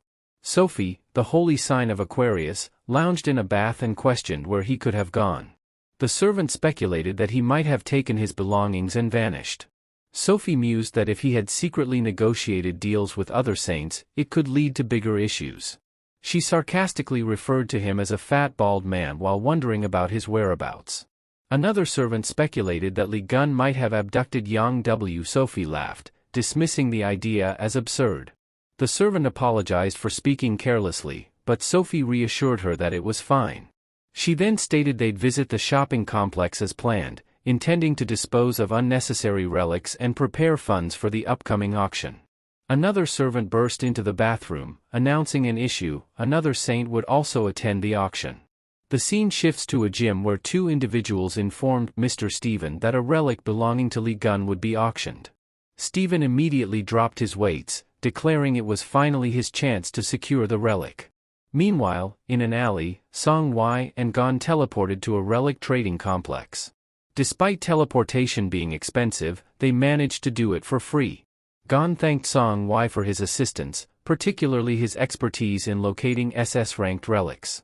Song Wai, recalling Hayek's orders to recruit the man who killed the Spider Queen at any cost, looked at his phone. The message from his boss promised black card access, unlimited free teleports, and a lucrative contract for the recruit. Gon noticed the phone and questioned why Song Wai's boss kept bothering him after the incident at the hypermarket. Holding the dagger, Gon handed it back, mentioning it had been helpful in the battle against the bugs. Song Wai noted the dagger had been heavily leveled up but said he felt broken after that fight. Gon reassured him, explaining that the dagger had been fully restored, albeit with slight changes in efficiency. Song Wai expressed gratitude. The two reached an SS-ranked appraiser. Onlookers were surprised to see such a high-ranking individual in this place. The appraiser turned out to be Sophie Mart, who was preparing for the auction. At the entrance, Sophie was told the appraiser was busy with another client. Irritated, she wondered who dared to occupy the appraiser when she was present. However, she composed herself and decided to wait her turn. Inside, Gon admired the relics and commented on the building's prices being appropriate for an SS rank. The appraiser began questioning Song Wai about the relic's origins, prompting Gon to claim credit. The appraiser asked if Gon had any connection to Li Gun, causing Song Wai to clarify that Gon was merely imitating the hero. The appraiser, Jin, asked to speak privately with Gon. He questioned Gon's connection to Li Gun, noting that the relic resembled the craftsmanship of the legendary hero. Gon asked why it mattered. Jin explained that while Li Gun was renowned for his combat skills, his craftsmanship was equally legendary. The appraiser noted the relic's authenticity and expressed how impressed he was. Gon asked Jin how he knew so much about Li Gun. Blushing, Jin admitted he was a devoted fan of the hero. Gon, confused, wondered why Jin was so emotional. Jin continued, stating that based on his age, he couldn't have been directly trained by Li Gun but admired his work deeply. Jin then asked Gon to examine a particular relic, a notebook he had received as proof of being recognized as one of Li Gun's students. Gon instantly recognized the notebook as one he had lost long ago. Gon thought back to the annoying newbie who had followed him everywhere in China. Meanwhile, Jin tearfully spoke of how Li Gun truly possessed a refined sense of beauty. He recalled that he had once had the honor of meeting Li Gun. However, one day, Gun had suddenly disappeared, leaving Jin with his notebook. Gun had assumed the notebook was lost, only to later discover that Jin had stolen it. Jin admitted that he couldn't decipher the handwriting, but he was sure it contained many brilliant ideas. He was thrilled to have inherited such a treasure. In reality, the notebook was a list of Li Gun's victims. Gun had thought that after his awakening, he would receive information on his enemies, but now, knowing that Jin was SS ranked, he believed Jin could obtain far more valuable information from it. Jin handed the notebook back to Gun, stating that it would serve the young talent better than it had him. Gun felt a mix of emotions, appreciating the return of the notebook which contained his very first sketches. He had been upset when it was lost. Just then, Gun received a notification. The dormant magic within the notebook was reacting to its owner's aura. The magic of the notebook, influenced by Aut's power, had transformed it into a relic. Jin shouted in awe, realizing that the notebook had become a memory-type relic. He speculated that Li Gun must have cast a spell on it while he was still alive. Suddenly, someone burst in and informed Jin that they were in trouble. A subordinate reported that a saint was waiting outside. Jin clicked his tongue haughtily, dismissing the issue as trivial. Outside, Sophie stood, fuming at the audacity of these people staring at her. Sui, standing nearby, thought it unusual for Sophie to show up at such events, as she usually reserved herself for official matters. Sophie, clearly impatient, declared that waiting was a waste of time and she would go inside and hurry things along. At the same time, she fumed because she believed the appraiser should be offering a fair price for the relics so she could have enough funds for the upcoming auction. She was informed that there was still a client inside, but she was curious about who it could be that warranted such attention. Then, Sophie saw Li Gun. She was taken aback, thinking he was remarkably handsome and wishing she could get a closer look. But her gaze shifted to a huge snake, which startled her. She dropped to her knees in shock. The others asked if she was okay. Sophie was overwhelmed by a terrifying aura, feeling as though hundreds of venomous snakes were wrapping around her. She immediately realized she needed to leave, though Jin wondered why she had suddenly fled, sensing she was unwell. Meanwhile, Gun received a notification about a subordinate of another sacred entity approaching. The report noted that the opponent's divinity had been transferred to Otis, and the current rate was 35%. Gun, confused, wondered if divinity was the same as magic power.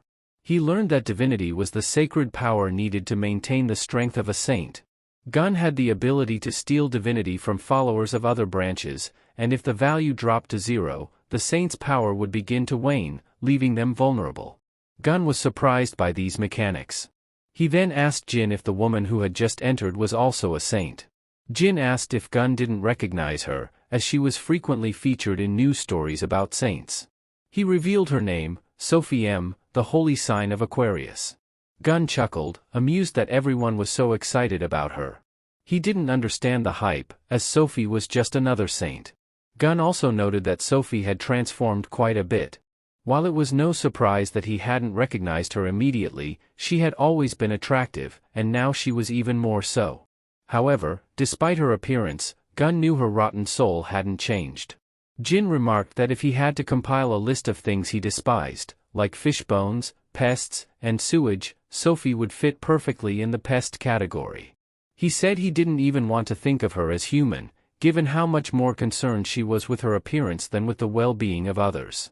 Jin also commented that he didn't understand why people considered her a saint of mercy and sacrifice, as she was incredibly selfish.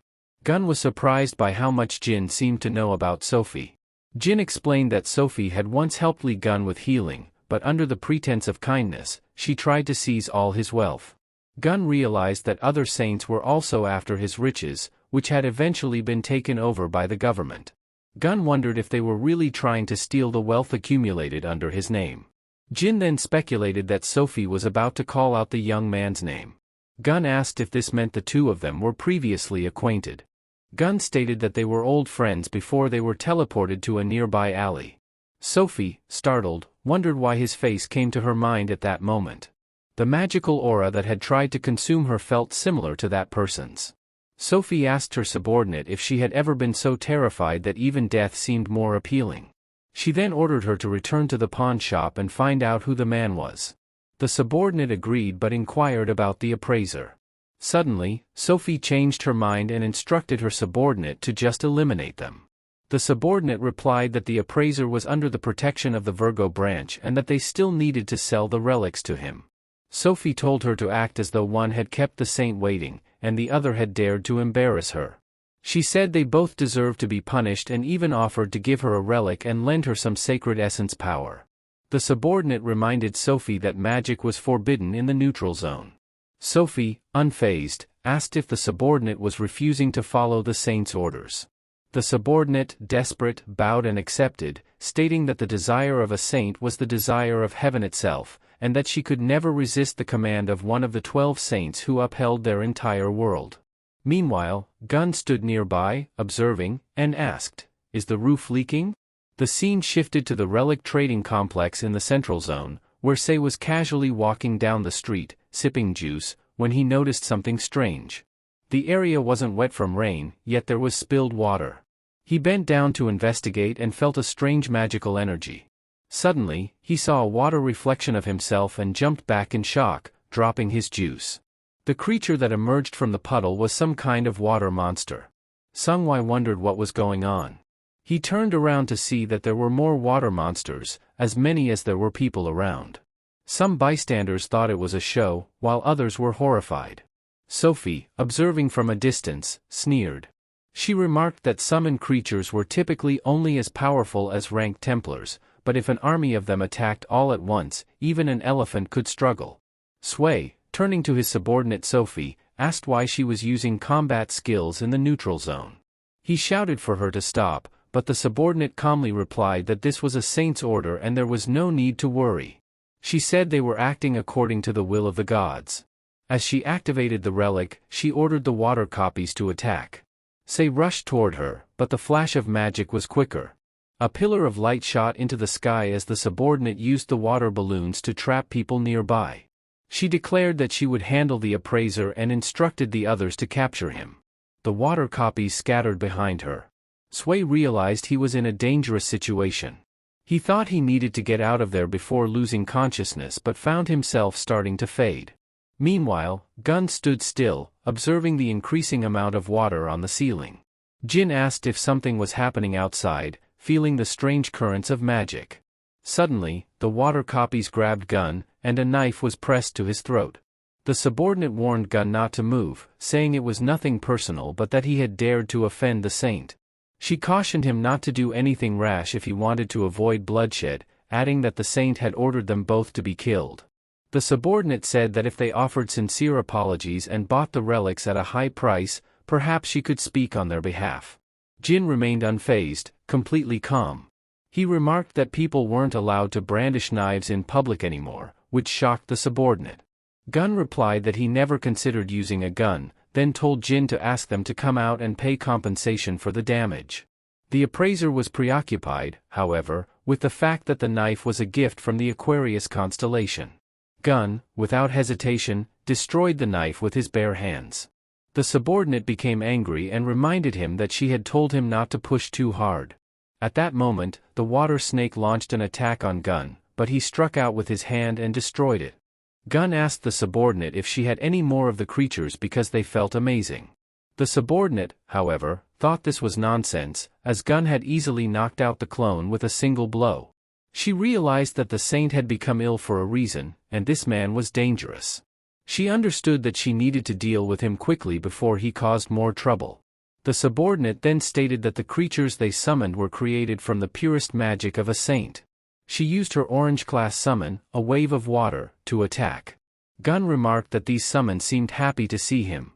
Turning to the appraiser, he said that Jin had told him he could take what he liked, so Gun decided to borrow some knives. Immediately, Gun disappeared from his spot, charging towards the enemy. He noted that the daggers were quite pretty, and as he used them, he received a notification that the information had been collected, Water Chaga calling for oblivion. Gun shouted that they felt no stronger than yard dogs. He mused that these weapons exceeded A-class summons but didn't think they were much of a threat. He added that he was only planning to evaluate his items, but this encounter had turned up something far more valuable, information about a fragment of a duplicate mirror. Gun received another notification that he no longer needed to sleep and that his Holy Throne experience had increased. Meanwhile, the subordinate couldn't believe how easily the saint's summons had been destroyed. She was terrified, realizing that if she tried to attack, she would be immediately killed. Gun smiled and said that the ones who shout "it's not over yet" are the most pathetic. The appraiser began to realize that this was no ordinary man. Sei, also realizing the gravity of the situation, said he had just been attacked by a Templar from the Aquarius branch. Gun confirmed that they were finishing up here and mentioned the magical energy, suggesting that it indeed came from a saint's summons. Gun pointed out that by sending him something like that, they were just giving him new resources. Sui then advised they leave before the next attack. However, The appraiser called out to them, asking them to wait. He recalled how, 20 years ago, he had followed Gun and listened to his art, clearly remembering how Gun had collected materials after each battle with monsters. Jin had once described Gun as fighting like a demon and having a crazy fighting style, and now the appraiser was putting it all together. He asked if this could be the same person, Lee Gun. Gun confirmed his identity, and the appraiser was overjoyed. Gun said he would come back for the materials and asked the appraiser to keep an eye on them. He still had some questions but decided to leave for now. The appraiser bowed and said, "Of course, please come again." As they left, Sui asked why the saint was targeting Gun. Gun replied that she must have been upset about something but didn't go into detail. Sui, curious, asked if Gun had offended her in any way.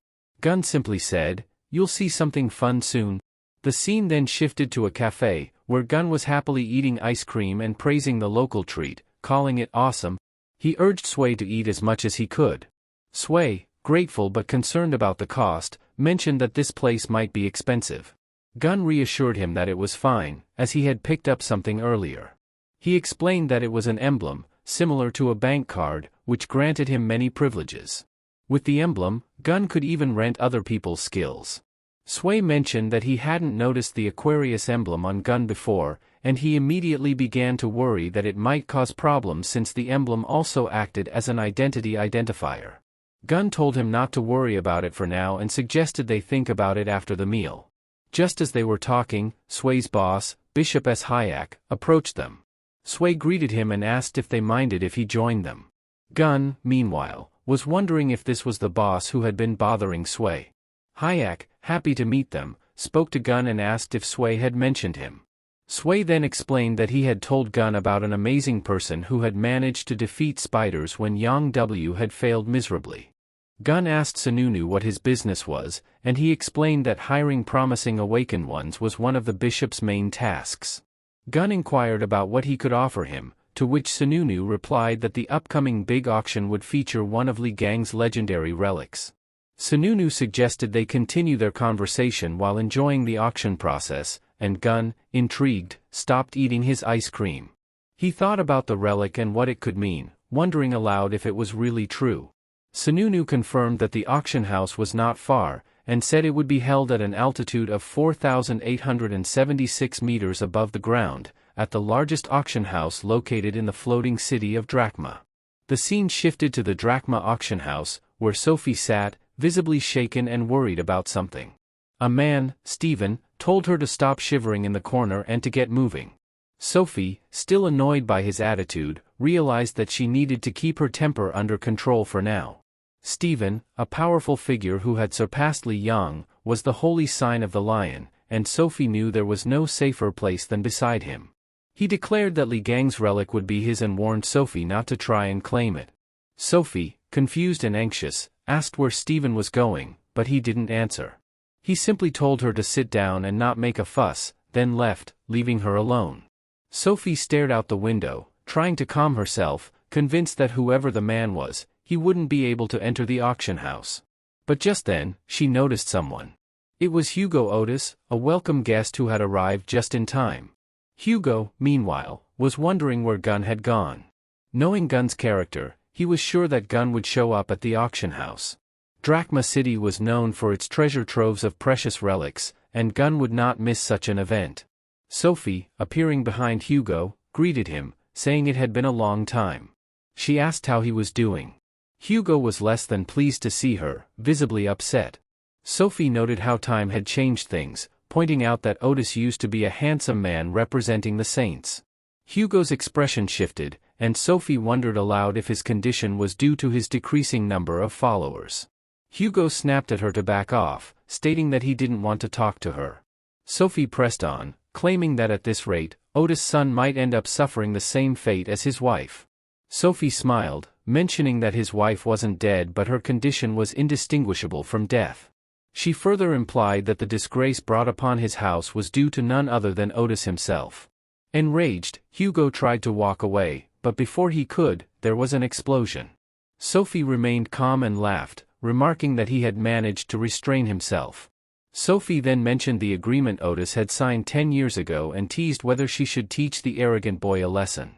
At that moment, someone called out to Sophie, referring to her as a parasite. Sophie turned around just in time to receive a blow from Gun, who struck her forehead with a single finger, knocking her unconscious. Hugo turned to see Gun and was shocked to see him. Gun, looking down at Sophie, asked what Otis had left behind and expressed his concern for him, knowing that he couldn't let Gun out of his sight. Gun asked Otis if he had a crush on Sophie, but Otis dismissed it, telling him to stop talking nonsense. Gun, unfazed, asked why they kept running into Sophie and whether Otis had a crush on her. Otis was furious and thought Gun was ridiculous, wondering how someone like Gun could have such an issue with his head. The scene then shifted to a flashback, showing an event that took place 20 years ago. Gun was walking through a castle, with his subordinates shouting at him to stop. One of them stood in his way and warned him that he was in the residence of the sign of Aquarius, ordering him to leave. Gun, however, simply told her to move and, when she refused, she screamed in fear and confusion as she ran away.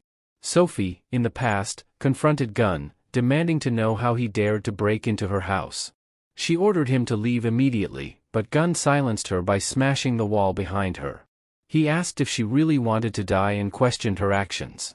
Sophie, startled, asked what he was doing, but Gun continued, asking if she was going to pretend like this.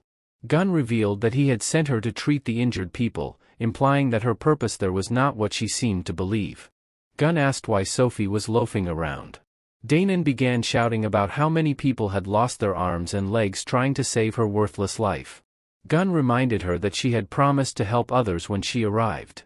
Sophie retorted, asking what difference it made if a few more people died, claiming the people across the street should be grateful for the chance to save her. She screamed that the stress had already affected her skin and that she wasn't going to waste time on some trivial chore. Annoyed, Gun angrily told her to get lost, but she continued, saying she had an interview and needed time to apply her makeup. Sophie demanded to be let go, questioning why Gun was squeezing her so tightly. He refused, slapping her and saying if she wasn't a parasite, maybe she'd understand. He declared that no matter how many times he tried, he wouldn't get anywhere unless he beat the rot out of her. Eventually, Sophie was forced to treat the wounded until they lost consciousness. Sophie thought to herself that Gun was truly a mad barbarian. When Sophie woke up, she realized Gun was sitting across from her. Shocked, she screamed in frustration, demanding to be untied and asking how they dared treat her this way. Gun commented that she hadn't changed in 20 years and wondered how she managed it. Sophie threatened them, thinking she wasn't the weak girl she once was. She was confident she could melt the ropes, but Gun slapped her forehead again, saying she looked like she was up to something. He noticed something was wrong with his finger. Sophie began to boast that she had an acid layer protecting her from external attacks, and that now this acid would eat him from the inside out. She fantasized about Gun begging for mercy. However, Gun revealed that his wound had already healed, leaving Sophie shocked. The melted tissue had instantly recovered. She thought to herself that this was a real scam. Gun called her a parasite and asked why she couldn't remember everything between them. He accused her of lying and claiming his battle recovery power as her own. He gave her 1 hit for that and 5 more for sending her subordinate to the appraiser. Then, he reminded her of what she had said to Tiku, saying she would get 50 more punches for that. Sophie begged him to wait, and Gun did so briefly, but then said time was up. He landed a final blow, and she screamed. Otis, sitting beside Gun, thought Gun was quite effective at beating the bad out of people, regardless of their gender. Suddenly, Otis felt that with each strike, Gun's divinity level was rising. He wondered what kind of divinity Gun was accumulating. After Gun finished beating Sophie, she passed out. Gun received a notification that divinity had been unlocked. He asked for a reminder of what divinity was. It was explained that divinity was the power needed to sustain the saint's energy. It could be taken from followers of sacred entities, and if it dropped to 0, death would follow. Gun realized that by beating the saints, he was draining their divinity. He also thought he probably couldn't get divinity points from Yang W yet because it hadn't been unlocked. Still, he knew he needed to grow stronger. Otis wondered if Gun would ask Sophie about the dagger, but Gun said she wouldn't have the courage to attack him. He'd already found someone to examine the dagger. Otis realized that Gun was only doing this for fun. Gun then pulled out his smartphone to check the time. Otis asked where he got it from, and Gun casually replied that he had borrowed it from a kid. Gun said it was time to go to the auction room and asked Hugo to clean up. He suggested Hugo throw Sophie in the nearest trash can and promised to call him once the auction was over. Otis was left wondering what to do about the situation. Just then, the elevator opened. Otis thought it was Gun returning, but his face changed when he saw who it was. Stephen Marker had arrived. Stephen turned to Hugo and advised him to explain himself. Entering the room, Stephen greeted them, saying it had been a while. He addressed Otis as Sagittarius and expressed his displeasure at meeting them. Otis asked what Stephen was doing here, and Stephen explained that he and Aquarius had made a deal.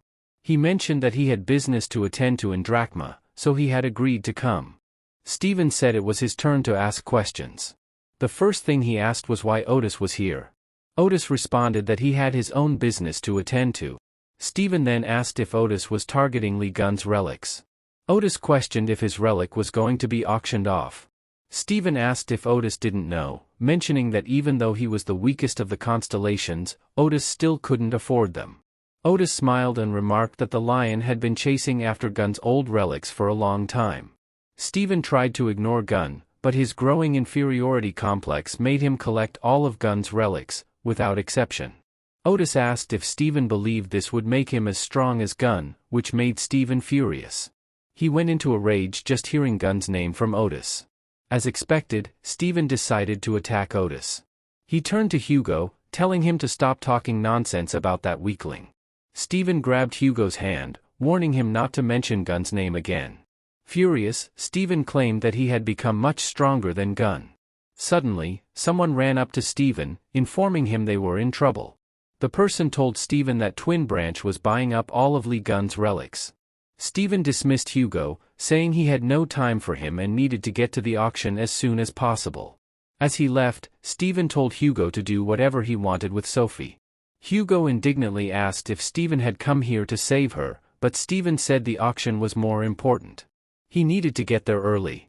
Stephen, in the tone of an old friend, advised Hugo that if he wanted to live long, he should be more careful with his words. Hugo grinned, saying he appreciated the advice. They left, leaving only Hugo and unconscious Sophie in the room. Hugo looked at his injured hand, pondering what it meant that Stephen didn't even consider him weak. The scene shifted to the Drachma auction house, where the auction was taking place in the VIP room. The host announced the end of the first stage and the beginning of the second stage after a short pause. Gun, who was drinking, shouted to add another item to the collection. Sun congratulated him, saying Gun could buy anything he wanted. Gun replied that Sun was too kind, since he had invited Gun to the VIP room and now was buying whatever Gun asked for. Sun replied it was the least he could do for Gun. Sway asked if the bishop was sure, as they had already spent an enormous amount. S said it was fine and asked if he could pay for the alcohol. Sun replied that he had forgotten his card and would send the money later. S thought about how much he had already paid but didn't dare argue with Sun, his boss. Gun waved a card, telling S not to worry as the alcohol had already been paid for. S was shocked, wondering if it was Gun's black card. Gun remarked that since S looked drunk, he wouldn't make his subordinate pay for everything. Sun was about to pay with his credit card, thinking that Gun, though young, was already quite rude. However, the bishop knew that Gun was a genius, having defeated the Spider Queen. He thought that if he could recruit Gun, even the cost of alcohol would be a small price to pay. Sun asked if they could move on to the main topic, saying he had high hopes for Gun's future. He believed Gun had every chance of becoming as ranked as the higher constellations. He added that it would be even more likely if Gun earned the favor of their saint. However, Lee Gun wasn't paying attention to Sun, as all he could think about was the invisible fog of mind control that affected everyone. The effect wasn't strong, but it made people more easily swayed. Sun said he even admitted that Gun could become a cardinal, but that wasn't the end. Wealth, glory, and respect awaited the great Gemini leader, Sun said. He reached out his hand to Gun, asking him to join as a follower of the Gemini constellation. Suddenly, Gun burst into laughter, saying he had been laughing too much lately. He asked if this was really what Sun wanted, questioning if Sun wanted him to become the next figurehead of his worthless god. Sun was shocked, not understanding why Gun was angry, considering how polite he had been to him. He decided to change the subject, saying there had been a misunderstanding and handed Gun a relic. A girl entered the room, apologizing for the interruption.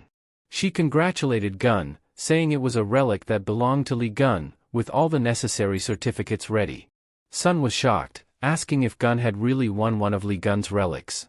The girl confirmed it, and Gun replied that it wasn't exactly what he was looking for, but it would definitely come in handy. Sun knew that Steven was so obsessed with Lee Gun's relics that they couldn't even touch them. Sun apologized, saying the relic had already been claimed by someone else.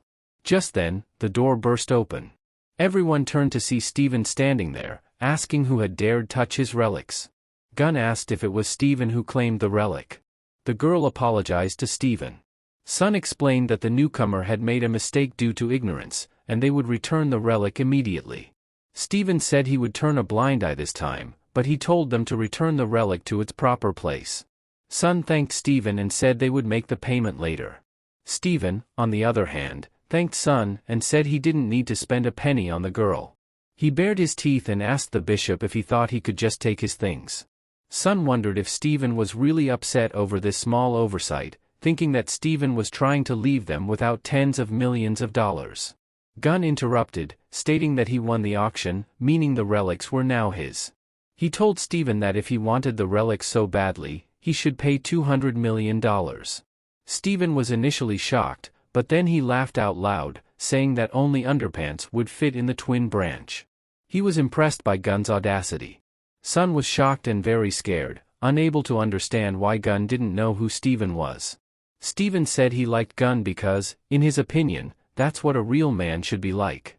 He believed their meeting wasn't accidental and suggested they introduce themselves. Steven explained that when he met interesting people, he always greeted them warmly. Gun realized that Steven had managed to increase his strength slightly. He thought it was to be expected from the Lion constellation, which specialized in battles, and knew that other constellations, like Aries or Aquarius, couldn't compare. Gun knew that Steven wouldn't stop until he had someone in pieces. He thought of Steven as a wicked worm. Steven extended his hand towards Gun, but the hero remained still. SEI was excited and shouted out, while S was also thrilled that Gun had provoked Steven. Steven said it was amusing and hoped Gun would enjoy his life in a wheelchair. Gun asked what Steven was doing, wondering if he was just shaking dust off his shoulder. Steven was stunned, as the blow had landed perfectly. He asked if Gun had used teleportation to dodge his skill. Gun responded, asking if Steven still didn't understand. He said that Steven was as slow-witted as ever. Gun reminded him that Steven had begged to learn the skill and promised to use it for good, but now he was showing off with it. "Who are you?" Steven asked, confused. Just then, the host entered and apologized for the delay. She announced the second stage of the auction was about to begin. Steven, with more questions for Gun, realized he had more urgent matters to attend to. He advised Gun not to lose the pendant and said he would return for it after the auction. Sway asked if Gun was alright, clearly puzzled by how Gun had survived Steven's attack. S was also thinking about how Gun had managed to escape it, as even he couldn't dodge a saint's skill. S had one main question on his mind: who exactly was Gun? The host then introduced the main highlight of the day's auction. She spoke of the Berlin Wolf incident from 24 years ago, where a calamity-causing individual appeared in Germany, and even weapons and armor melted in the presence of this force. The TW Saints had failed to resolve it, but then Lee Gun had arrived and defeated the so-called invincible monster. Today, attendees had the chance to acquire the relic that Lee Gun had used to end the monster's reign. Steven thought this legendary weapon would finally be his. We then flash back 20 years to the night when helicopters flew overhead. A reporter spoke about being above the island where the Berlin Wolf had appeared. 4 days had passed since the 13th awakened Lee Gun arrived. No one had ventured out, and the situation inside remained unknown.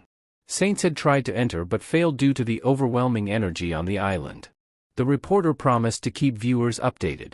We see Steven wondering how Lee Gun could manage to face such a creature. He questioned why he should feel envious of someone who wasn't even chosen by the gods. He couldn't understand what separated him from Lee Gun. Suddenly, a subordinate reported that Lee Gun had appeared at the exit.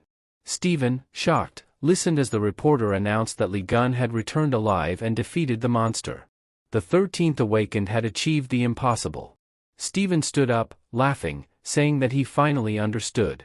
He instructed his subordinate to tell everyone they were returning. The subordinate asked if Stephen would take his weapon, but Stephen replied that he no longer needed it and that the subordinate could keep it. Stephen thought he had found something better.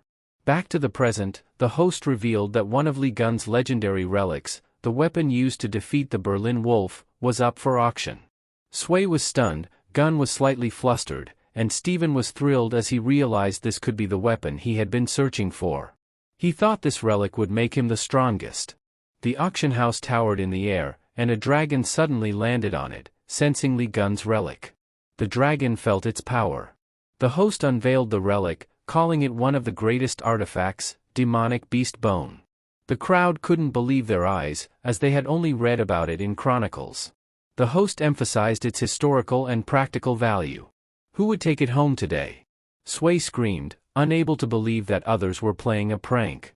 Sun asked if the Leo constellation would easily claim it.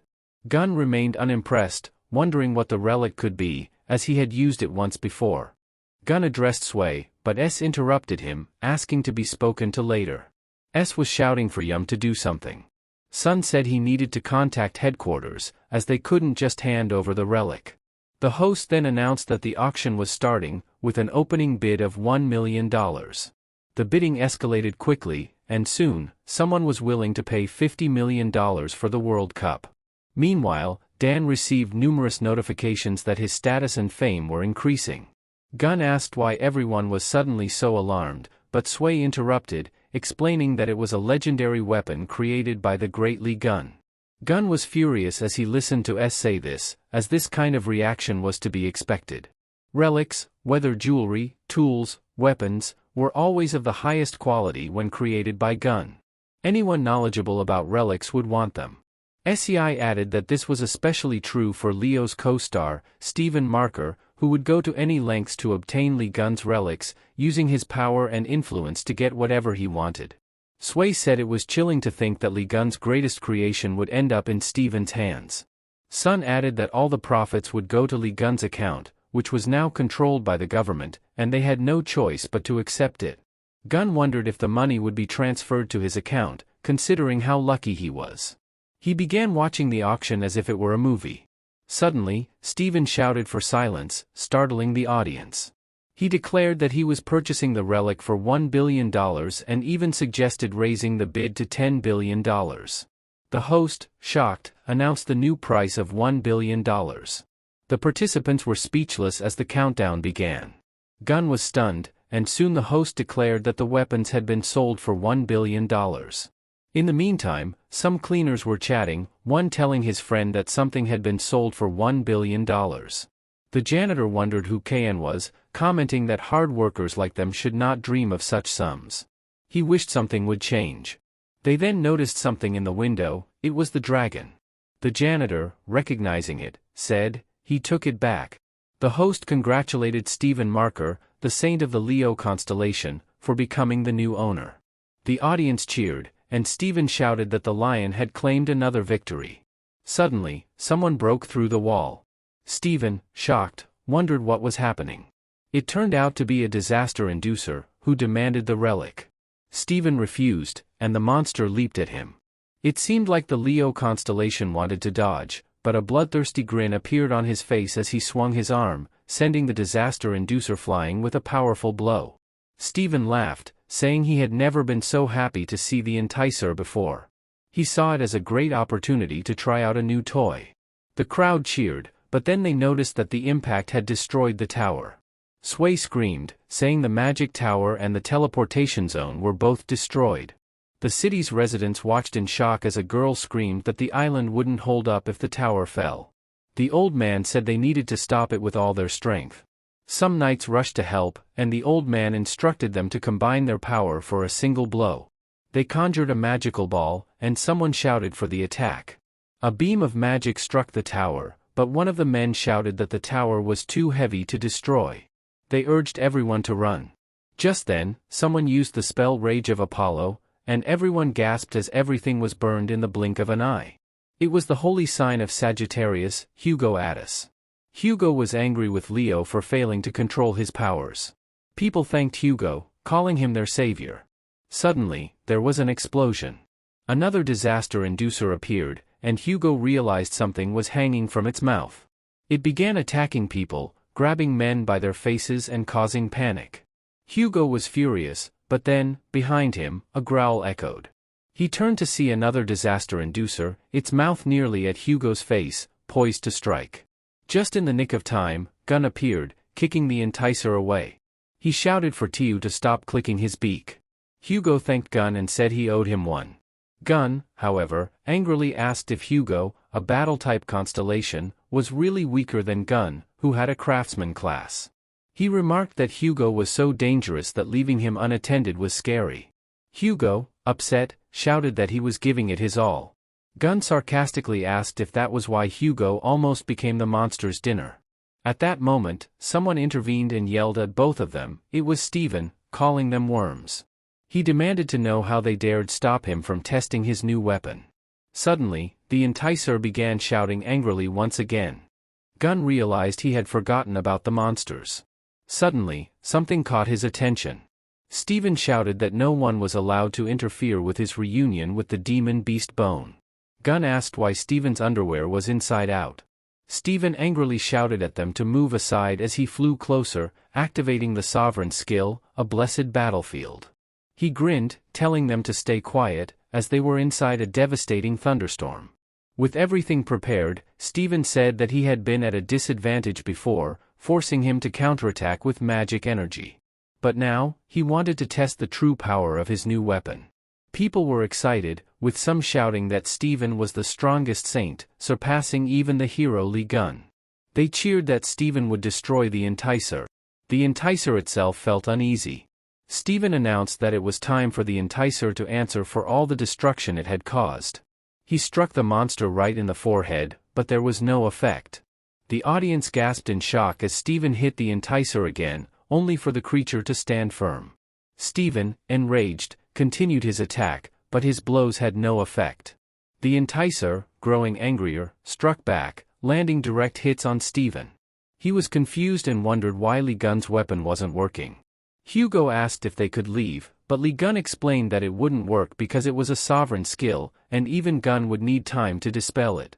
Lee Gun vowed that once they were free, Steven would regret his actions.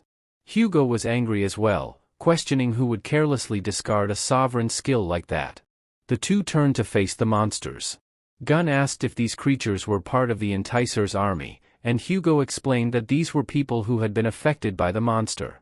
He noted that the creature had likely intended to use them as human shields, preventing heroes from attacking it directly. As the army of the infected began to attack, Gun concluded that they only had one choice left. Hugo asked if Lee Gun had a solution, and the hero simply stated that he would beat up the enticer. But Hugo ran after Gun in a panic, shouting for him to wait. Gun, unfazed, grabbed the panicked man with one hand and took a closer look. He detached the enticer's fabric from the man, and Hugo, shocked, asked how he managed to do it. Gun smiled and said it was simple, he used his power. Hugo marveled that he probably couldn't have done that, as he wasn't as terrifying as some others. Gun sneered, knowing from the beginning that everything would have to be done alone, since Hugo was of no use. A little annoyed, Hugo asked if Gun could at least cheer him up. Sighing in resignation, Hugo then turned his attention back to the fight and asked if Gun was going to rush in. Gun said he would cover his comrade, and Hugo agreed, noticing that Tiku still had a bit of its former power. They decided to team up once again after so long. Gun urged them to not delay and deal with the enticer quickly. With that, Gun leapt forward, launching himself over the infected crowd. Upon landing, he created a shockwave that knocked the infected away, freeing the humans from the enticer's curse. The enticer, watching this, grew angry and began to lash out with its tentacles, trying to grab Gun. Gun confidently approached, taunting the monster. However, he soon realized the enticer was targeting the townspeople behind him. The tentacles were almost at their destination. A light suddenly appeared. Hugo had fired his arrows, burning the tentacles and preventing the enticer from taking over the humans. "Not on my shift," Hugo remarked. "Well done. Gun, continuing his advance, approached the enticer and told it to stop wasting time and just give up. He swung at the monster, landing a powerful blow to its stomach. The force sent the enticer soaring into the air, screaming as it crashed into the barrier, shattering it. Hugo ran up happily, congratulating Gun for handling the enticer so efficiently. Gun acknowledged it, then mentioned that the people under the monster's control should recover soon. However, as Gun's palm began to glow green, he noticed a snake symbol on his hand. He wondered what it meant and soon received a series of notifications. It seemed that by defeating such a powerful monster with his bare hands, his divinity had increased to 81%. He was prompted to use divine energy to activate the battle instinct skill. Gun considered using it but ultimately decided against it. Meanwhile, Steven, still battered from his own fight with the enticer, stood dumbfounded before the defeated monster. He wondered why the artifact he was using wasn't working and if he was too weak to unlock its full power. The people watching were upset that Steven was losing, but one pointed out that something was happening to the barrier. Gun had made a hole in it with his bare hands. Steven was shocked, unable to understand how it was possible. His sovereign skill had been broken. Realizing the danger, the enticer prepared to attack Gun, but at that moment, the monster seemed to be pinned to the ground. Everyone watched in shock as they were thrown back, and Gun stood calmly, facing the weakened enticer. The monster, groaning in pain, asked how Gun could have such power, questioning if he was even human. Gun responded by asking what the enticer was babbling about, then kicked the creature again, sending it flying. Steven, who had been watching in disbelief, finally recognized the true identity of the man in front of him. There was only one person with such power, Gun. Gun, smugly, said he was glad to see the mangy lion cub again and noted that it seemed Steven had had a lot of fun while Gun was gone. Trembling with fear, Steven denied the possibility that this man could be Gun. But when Gun effortlessly grabbed the relic with one hand and casually pocketed the other, Steven's shock deepened. Gun squeezed the relic, causing it to shatter, apologizing for doing it by accident, claiming it was too fragile. Steven was horrified, and Gun mocked him for wasting so much time and effort. He then prepared to deal a final blow to Steven. The hero swung his arm, and with a powerful strike, sent Steven crashing through the ground of the floating island. Steven screamed as he fell through the island, plummeting into the abyss below. Meanwhile, Sophie, likely woken by Steven's scream, wondered where she was. Her bracelet continued to glow green, and she groaned, feeling a splitting headache. Gun laughed, remarking that they'd see each other again if the mangy lion cub was still alive, having sent him straight down. Hugo, still in shock, asked what difference it made, as Steven's stamina was gone. Gun then asked if Hugo had taken care of the people inside the barrier, to which Hugo confirmed he had, and the people were cheering. Gun was pleased and called for Pig Bank, ordering her to collect all useful items around. Hugo skeptically questioned if Piggy would just collect everything, but Gun explained she would gather what was valuable. Gun then recalled that he had come here with an acquaintance, someone who had lent him a cell phone. Hugo was curious, and when Gun mentioned the name Sui, Hugo was stunned. Gun explained that Sui's full name was Chuni Jin and that he was a Gemini Templar. Given his potential, Gun felt he was good enough to be a bishop. Gun praised the young man for being very smart despite his age. Gun thought Sui might be useful, though Hugo was deeply frustrated, wondering when Sui had even managed to connect with this walking disaster. Gun observed Hugo curiously, while Otis silently reflected that the last thing he wanted was for his children to meet this madman. Both were already fanatics for Gun. Hugo was horrified at the thought that if they discovered Gun was alive, it would spell doom for his family. Gun mentioned that Sui was with a bishop skilled in teleportation. He suggested calling them over, but Hugo vehemently opposed the idea, suggesting they should leave instead.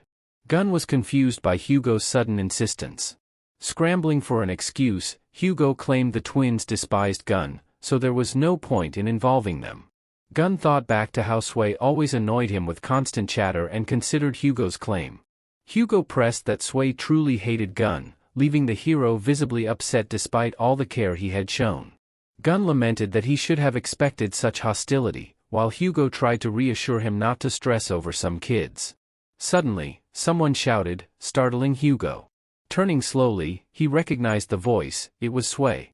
Gun realized their call had been active all along, leaving Hugo in utter shock. "Answer me already," Sui yelled. Father and son began arguing, with Hugo at a loss for words. Meanwhile, the monster's tentacles whispered Li Gun's name before attacking. One tentacle almost struck Gun's face, but his relic intervened, absorbing the threat completely. A notification appeared, stating that the poison body skill had been upgraded, now granting poison resistance as a standard feature for crafting new relics. Everyone was stunned. Gun furiously shook the relic, yelling at it to spit out what it had absorbed, scolding it for swallowing random objects. No matter how much he shook and squeezed it, Lime refused to let go. Taku stared at the remnants of the chaos, astonished that even in death, it could still stir trouble. Sunjae stared at the artifact in awe, realizing it was Lime, the sacred relic of Li Gun he had read about in ancient texts. Adding that to the extraordinary power and magic he'd witnessed and the fact that this was the one companion who kept his lonely dad company, Sunjae became absolutely certain this was his idol, Li Gun. Overcome with joy, Sunjae leapt into the air, tears streaming down his face, leaving Otek helpless to maintain the lie. Despite all his prior plans, his son's deduction left him with no argument, and he didn't dare interrupt this unexpected meeting between the hero and his loyal fan. The father and son chattered endlessly, each in their way, while on the other side, Li Gun was shouting, still trying to force Lime to spit out what it had devoured. The entire island trembled with the absurd shouting match among the three of them. Meanwhile, at the Leo Holy Guild's headquarters, a grand and majestic building in the United States, inside the high-level meeting room, Guild leader Oliver addressed the assembly. "The Star-Lord has been missing since yesterday and still hasn't been located. We'll need to rely on the Gemini Guild's tracking abilities." A guild member voiced concern. "Do you think they'll help, given Oliver's recent disputes with them?" Another hesitated before adding, "There's also a rumor that Li Gun might be behind Steven's disappearance." Before the sentence was finished, Oliver scoffed. "Even if Li Gun climbed out of his grave, he's just a guy who lost to the Star-Lord." But before they could finish praising their leader, a sudden ringtone broke the silence, blasting lyrics that mocked Leo shrines and proclaimed Li Gun as the greatest idol. Everyone turned to the source of the noise as awkward silence filled the room. A woman sheepishly picked up her phone, turned off the ringer, and muttered, "Sorry, forgot to silence it." Chan Yua, the vice-castellan and one of the 10 Star-Lords, apologized with little sincerity, prompting others to scold, "The boss is missing. Can't you take this seriously?" Their complaints made Yua groan in frustration. "Why are we even looking for that jerk?" she muttered irritably. Seeing the others' exasperated looks, she quickly corrected herself, sarcastically referring to him as the Honorable Sir and questioning why they were searching for him. She reasoned that someone like him would surely survive and return on his own. The others were unconvinced, their expressions practically shouting, "Yeah, right." Oliver, already fed up with Yua's careless attitude, glared at her. But Yua was distracted, her eyes glued to her phone, reading a message from her younger brother, "Nuna, we've got a new uncle now. He's super cool. Come home fast. The legends are true." Oliver roared in frustration, but Yua ignored him, curious about the identity of this uncle who had her brother so excited. Deciding she'd had enough of the meeting, she got up, excused herself, and left, casually dumping everything on the others. Stunned, the room fell silent as they watched her walk out. Oliver, at his breaking point, clutched his head and yelled, "The boss is missing, the Vice-Lord's a lunatic, and everything's falling on my bald head." Meanwhile, at the Aquarius Holy Land, Sophie Marty's residence, hundreds of reporters crowded outside the castle gates, shouting questions. They demanded to know if she was involved in recent events, what had really happened 20 years ago, and the identity of the kidnapper. The guards stood firm, barring entry and claiming the Holy Maiden was resting. The reporters, seizing this morsel of information, swarmed like flies on a carcass, desperate for more details. They were told only that the Holy Maiden would speak at a later time. Upstairs, Sophie peeked out from beneath her blankets, glaring at the noisy crowd below. She muttered curses at Li Gun under her breath, wondering what he was scheming by dragging her into this mess. Annoyed but still mindful of her dignity, she bit her nails, mumbling that whatever trouble this was, it had better not cause her any lasting harm. Her thoughts drifted back to a few days prior when she escaped the auction house. Outside the Aquarius Palace, her attendants had escorted her, completely concealed. The crowd had murmured about her alleged kidnapping, but then, Sophie's necklace began to glow. The onlookers panicked, fearing it might be an explosive. However, instead of an explosion, everyone's attention shifted to a glowing message above Sophie's head. Who said I, Lee Gun, am dead? Tell everyone the truth about what happened 20 years ago. Sophie was at her wit's end, tugging at her hair in despair. If she revealed the truth, the other Zodiac Saints would surely kill her, but if she kept silent, Lee Gun wouldn't leave her alone. The cursed necklace couldn't be removed, trapping her in a lose-lose situation. In her frustration, Sophie lost control completely, screaming, "It's all that bastard Lee Gun's fault." Meanwhile, somewhere else, Lee Gun's ear itched as if someone were bad-mouthing him. Standing in line to order a hamburger and fried chicken, he paused and muttered to himself, or maybe I should just cook some instant ramen. The news broadcasted that Saintess Sophie had yet to make any public statements or leave the Holy Land. Analysts speculated that her silence would trigger a series of events.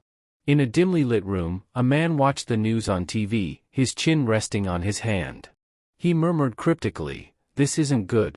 At the Sagittarius Sanctuary, in Hugo's residence, Oteksu released an arrow that struck the bullseye with precision.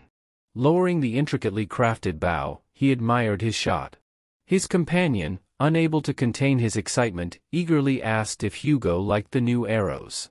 Hugo praised them, calling them far superior to the ones made by Capricorn's artisans. Suddenly, Hugo's companion turned annoyed, grumbling, "Of course, you can't even compare them." With a swift motion, Lee Gun's arrow split Hugo's in half, embedding itself perfectly into the bullseye. 10 points. John declared, grinning as Hugo stared in bewilderment, grumbling, "You're overdoing it, man." Hugo remarked on John's audacity, especially since he was blindfolded and using a wooden bow. It was clear he was just showing off. Chastised, Lee Gun only laughed mischievously. "Just messing with you a bit. Why so serious?" At that moment, a cool glass of ice water appeared in front of Lee Gun, served on a tray by a kneeling Sunjae. Reverently presenting both the water and a towel, Sunjae beamed with admiration. John accepted them with a broad grin, laughing with the boy, oblivious to the vein throbbing on Hugo's forehead. Hugo was fuming, ready to scold his son for pampering his idol while ignoring his own father. But realizing brute force wouldn't work, he forced a smile and approached Sunjae. "Hey, I'm thirsty too. Can I have some water?" Without hesitation, Sunjae splashed cold water onto his dad and retorted, "The water's in the fridge, Dad. Get it yourself." The frosty response left Hugo sulking, flopping around in mock frustration while still watching Lee Gun enjoy his drink with glee. Ignoring the playful banter between father and son, Lee Gun opened his system panel, musing about the boost in his power after the recent drama. He noticed a new feature: the sanctuary of the Serpent-Bearer constellation had been unlocked. Though at a low level, the sanctuary, akin to the zodiac temples, had formed as a private palace where saints maintained their powers. Lee Gun had never possessed a sanctuary before, but the system now allowed him to manage it. It also gave him the ability to bring in a human household member to enhance its power. Puzzled by the term household member, Lee Gun's thoughts were interrupted by Sunjae, who asked, "Uncle, do you want to go out?" Tayo stopped sulking, looked up, and asked his friend, "Do you have an appointment with someone?" With a confident smile, Leon simply replied, "I have a lot of people to meet today." Later, he arrived at a fried chicken restaurant called Pioma, sitting across from the impeccably dressed Gemini Guild leader, who looked every bit like a smooth-talking scammer. The man flashed a bright smile, looking past the enormous tray of chicken, enough to feed an entire neighborhood, and fixed his gaze on the person sitting opposite him. Ignoring the shocked expressions of the staff, Leon devoured a portion of chicken meant for 50 people, chewing noisily as he made small talk. "You really never get tired of this, do you?" Didn't you say you were busy? Sonic kept his polished, almost mechanical smile. Even when busy, gathering talent is essential. This talent, however, seemed particularly stubborn, so Sonic shifted to a more psychological approach, his sharp eyes piercing through his companion.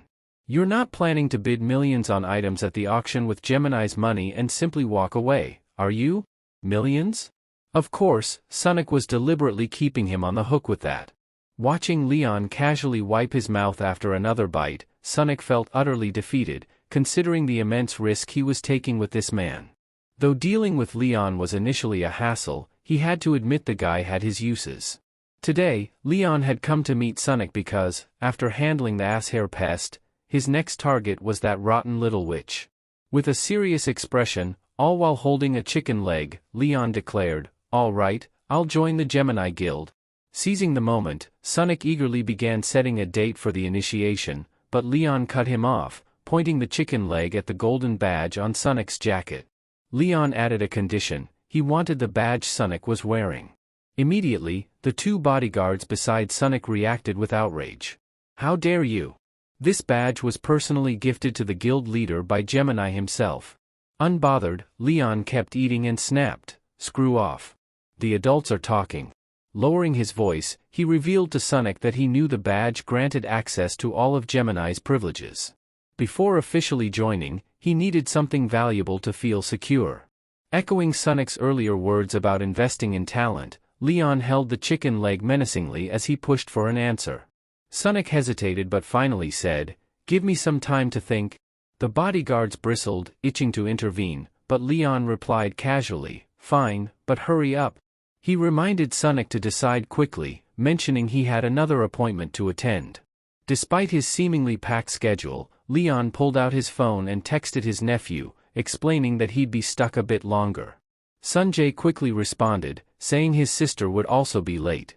Smiling at the message, Sanjay waited for his uncle at an ice cream shop, imagining how shocked his sister would be to see her idol in person. The thought filled him with excitement. Sanjay glanced at the once rusty, outdated dagger in his hand, now beautifully restored and gifted to him by a legend. He resolved to ask his uncle to carve his name into it once he arrived. While lost in these happy thoughts, someone suddenly snatched the dagger from his hand with a mocking laugh. "Why are you messing around with a knife like a fool?" "I'm taking it," sneered a blonde punk. Sanjay stood up, glaring at the guy. "Hey! What are you doing with my dagger? Give it back." The blonde, Yunnan, led two lackeys, laughing arrogantly. Being an A-rank Gemini disciple, he didn't see Sanjay as worth his time. "Come on, is that really the tone you should be using with your senior?" he mocked, sneering at Sanjay's aggressive stance. Sanjay desperately wanted to punch him, but Yunnan was the son of the Libra saint, which made acting rashly impossible. The jerk knew this, which only made him more insufferable. Thinking about the sword, a priceless gift from Leon, Sanjay became furious and shouted for it back. In response, Yunnan's two lackeys pressed him down hard against the table, laughing at his struggle while the nosy patrons in the ice cream shop watched the scene unfold. The more agitated Sanjay became, the more delighted Sivan grew, throwing out even harsher taunts. "You sure like to talk big while pinned down. What's this thing to you, huh? Is it something he gave you, that Lee gun you admire so much? Or maybe, a memento from your sleeping mother?" Hearing that, Sanjay's restraint snapped. His face tensed, veins bulged, and his eyes turned blue as he unleashed his energy, ready to attack Sivan with everything he had. Unexpectedly, the sacred item in Sivan's hand sensed its owner's distress and activated a random skill. A blinding light erupted from the dagger, stunning everyone, and Sivan was nearly blinded. Suddenly, a pitch-black head shot out from the dagger, slamming squarely into Sivan's nose. The ice cream shop erupted into chaos as patrons gawked in terror. They couldn't believe their eyes. A man was emerging from the dagger itself, looking as creepy as a mummified corpse breaking free from its seal. By the time Lee Gun's entire body had appeared, Sivan was so frightened he fell backward, smacking his head against the floor. "Uncle Lee Gun!" Sanjay's eyes sparkled with hope as he called out to him. Rubbing his head from the sudden appearance, Lee Gun turned to see his nephew behind him. "Sanjay? What are you doing here?" Overjoyed, Sanjay asked, "Uncle, how did you know I was here?" Scratching his head, Li Gun looked puzzled. I was at a chicken shop, actually.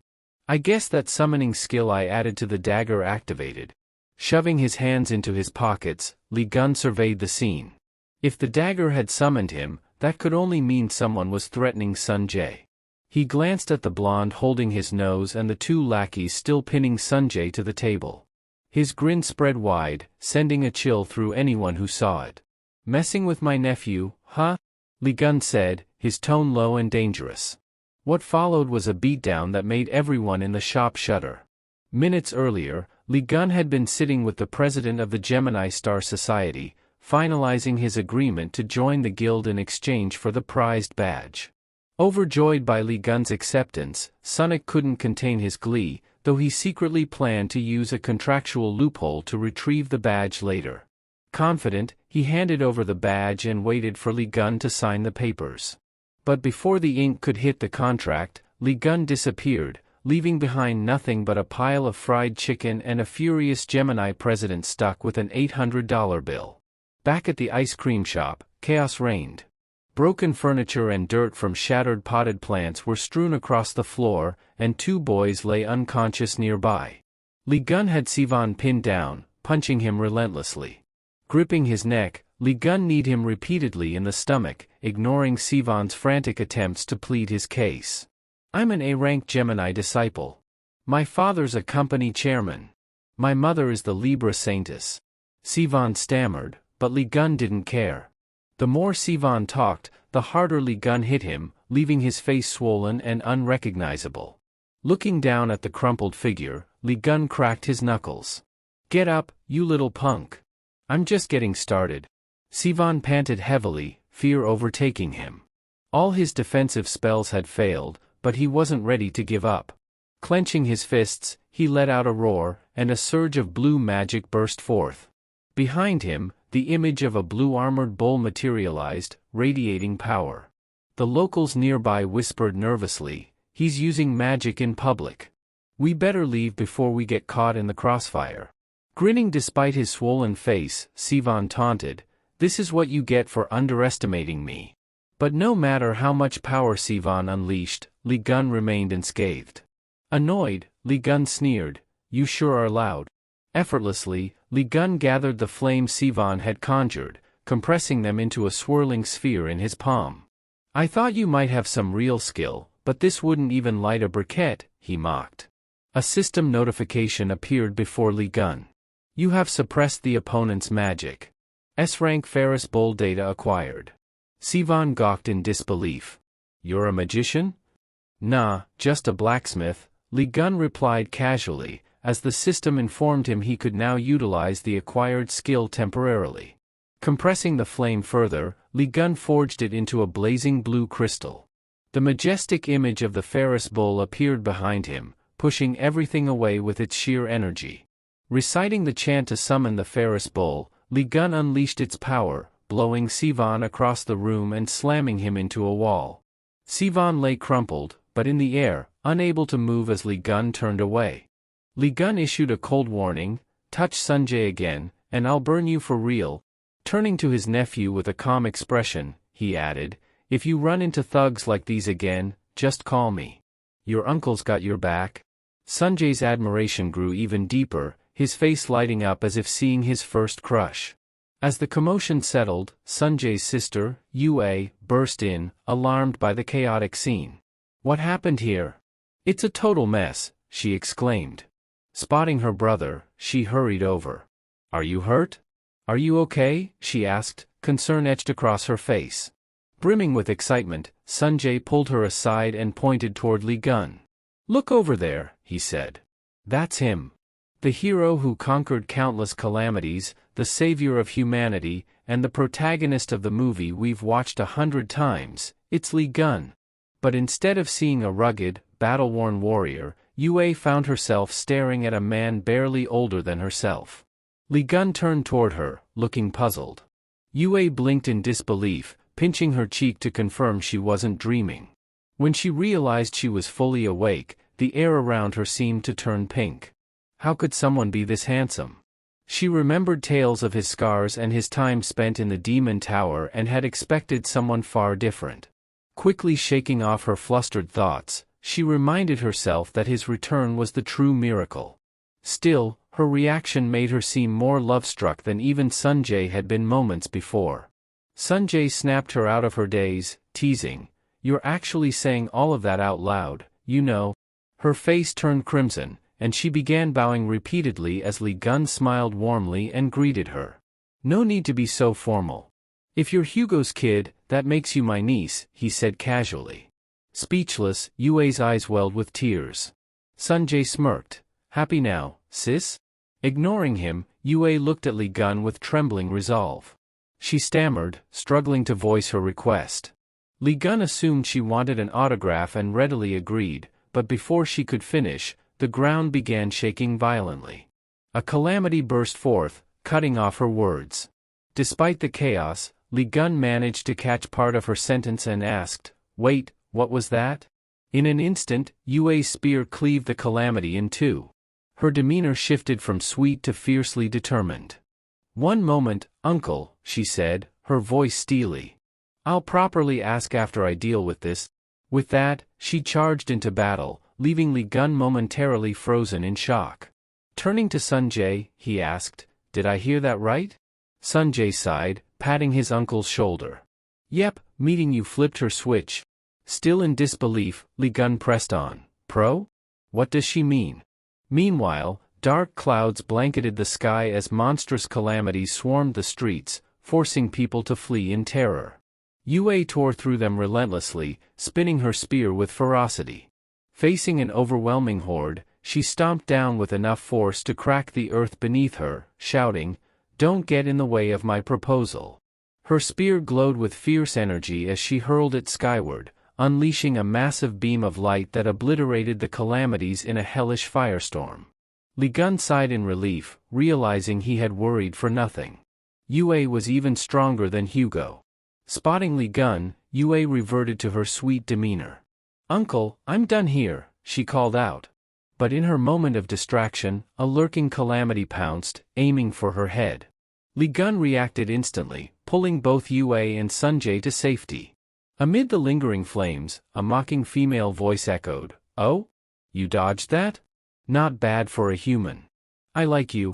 A strange woman perched atop a monster smirked, her thorny whip gleaming. "Next, I'll make you my new pet," she sneered. Lee Gun stepped forward, his voice brimming with amusement. "Why is everyone playing with fire today?" "Well, this works, I need a furnace to craft divine artifacts." Grinning, he declared, "All right, you're hired as gas burner number 1. The monstrous woman wasn't offended, instead, her smirk widened. "You've got spirit, human. Training you will be fun." Earlier, Yue had frozen upon recognizing the creature as a calamity. She had been preparing to fight it, but Lee Gun gently tapped her forehead. "You were planning to handle this alone, weren't you? No need. Leave this beast to me. You two focus on protecting everyone else. I trust you because I know you're strong, so trust me to handle this." Yue smiled softly. She and Sunjae nodded, ready to back him up. Together, they unleashed their powers, bracing themselves for a showdown against the calamity. Lee Gun's gaze stayed fixed on the monstrous woman, determined to make her his personal furnace.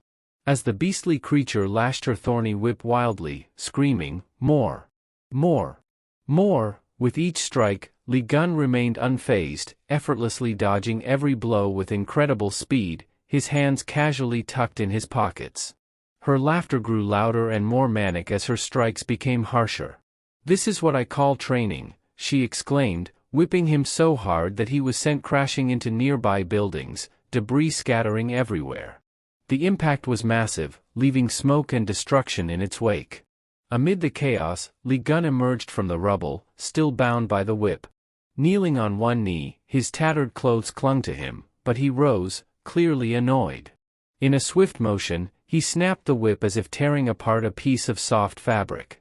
"Is this all you've got?" he asked disdainfully. "You're just noisy, not impressive."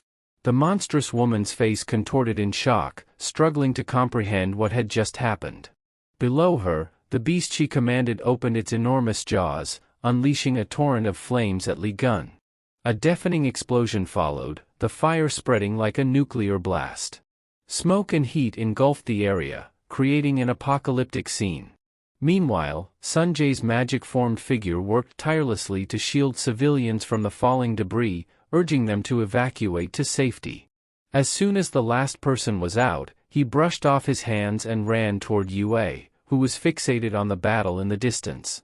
Yue couldn't shake off her growing unease.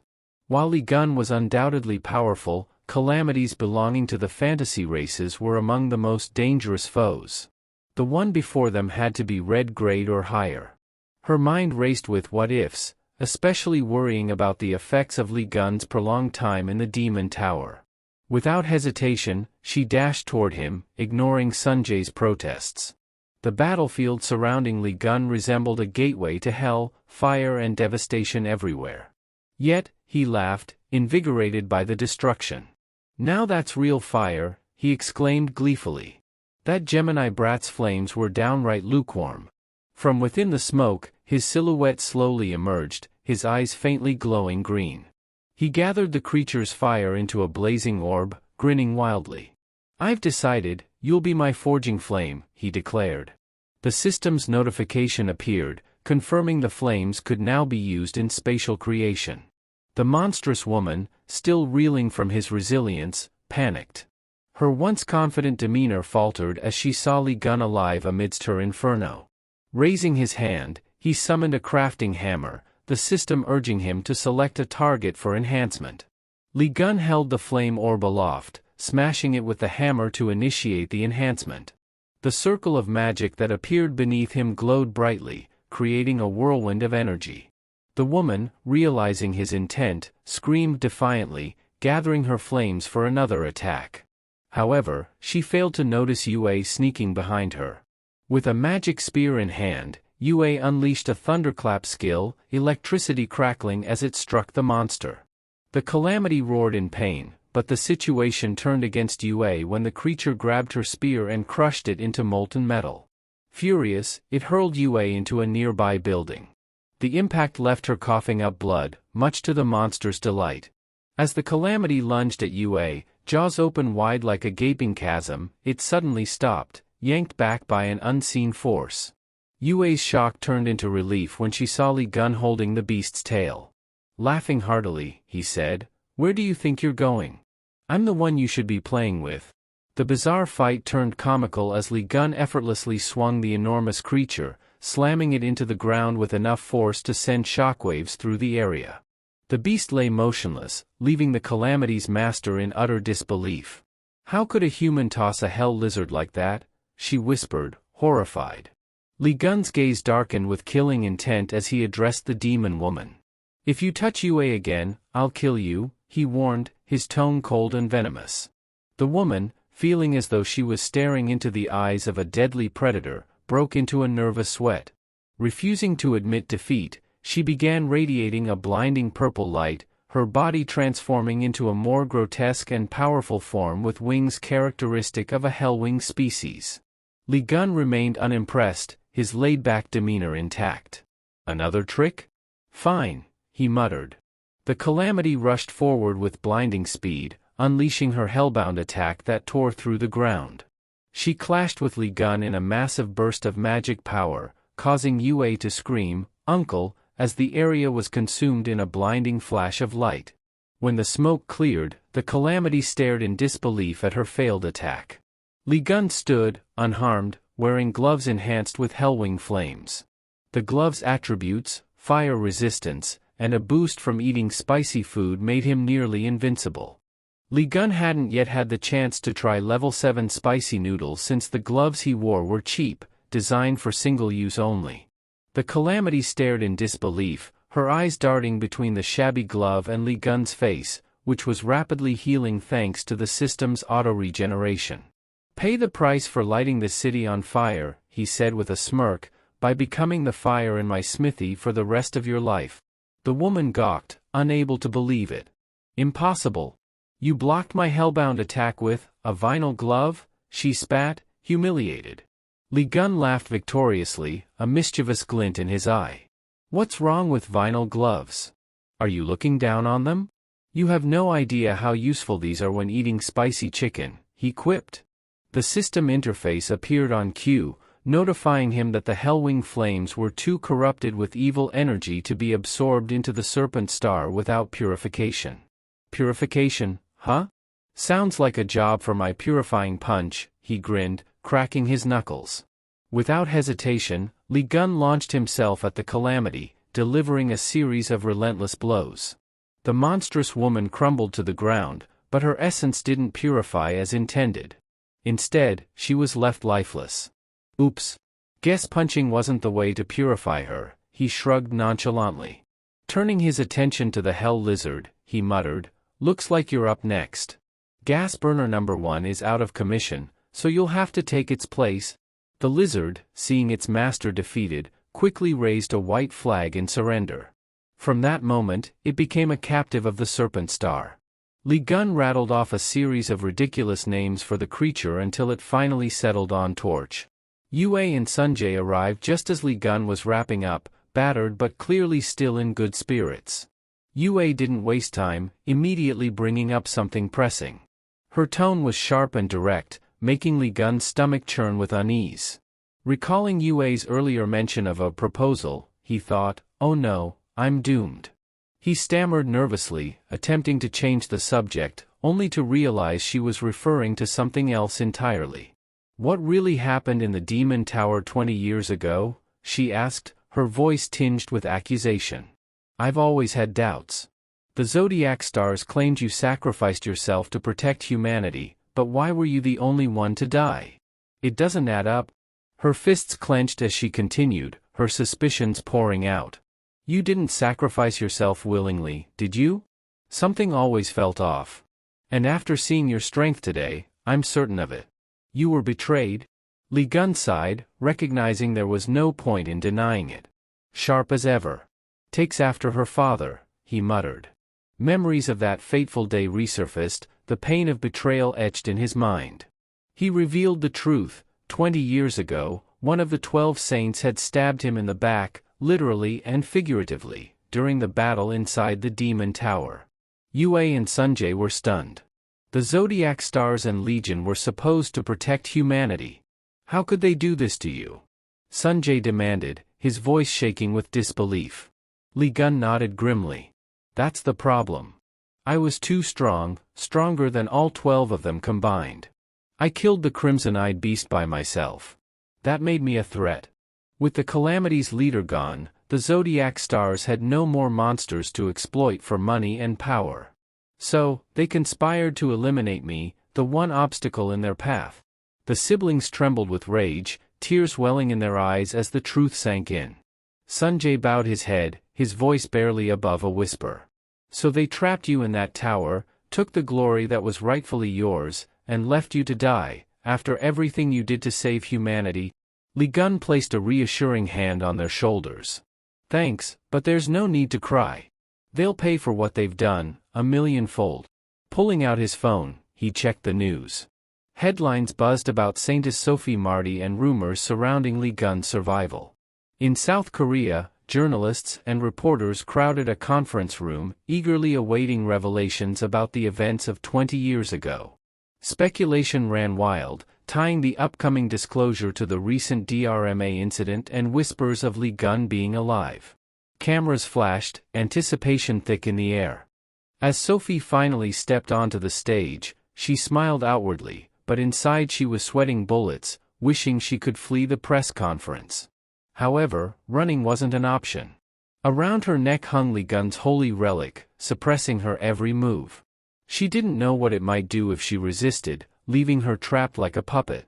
Sophie had no choice but to say exactly what Li Gun wanted, though the mere thought filled her with dread. She feared the wrath of the Zodiac Stars if they discovered the truth, but more than that, she feared Li Gun might kill her if she failed. Sophie hesitated, then began her speech. The reason I'm here today, as you've all suspected, is to reveal the truth about the events of 20 years ago. She paused, lowering her head. Back then, it was a significant event. 13 heroes fought against the Crimson-Eyed Beast and were celebrated ever since. Her voice faltered. But in reality, the one who defeated the crimson-eyed beast that day was, she exhaled heavily, her reluctance plain. At last, she uttered, "Li Gun." At first, the journalists didn't react, but a few moments later, the room fell into stunned silence before erupting into chaos. A flood of questions followed. Was it really Li Gun who defeated the crimson-eyed beast and not Stephen Marker? Have the 12 Zodiac Saints been lying for 20 years? Is Li Gun still alive? Sophie's face darkened as the onslaught continued. Just as she was about to confirm that Li Gun was indeed alive, a wave of dark energy surged toward her, sending chills down her spine. A menacing figure appeared behind her, John Louis, the Capricorn Saint. Sophie spun around, her terror evident. Morin smirked at her, then sneered at the press. "You don't look well, Saintess. Seems like this press conference is too much for you, isn't it?" His pupils glowed red as his face twisted with malice. He moved closer, cutting the microphone off before Sophie could respond. Trembling, she asked, "Why are you here?" Leaning in, Morin hissed, "Shut up. What the hell do you think you're doing? Do you even know your place? All you had to do was parade around as the Saintess, just like always. What complaints could you possibly have to pull a stunt like this? Say another word into that mic, and I'll tear your mouth off for the world to see." Morin switched the microphone back on, his tone calm and collected as he addressed the room. "The Saintess has been threatened, which explains her reckless words just now. Rest assured, I'm here to protect her." His flawless delivery silenced the room. He then declared the press conference over. But one bold reporter interjected, "Wait. What about Li Gun?"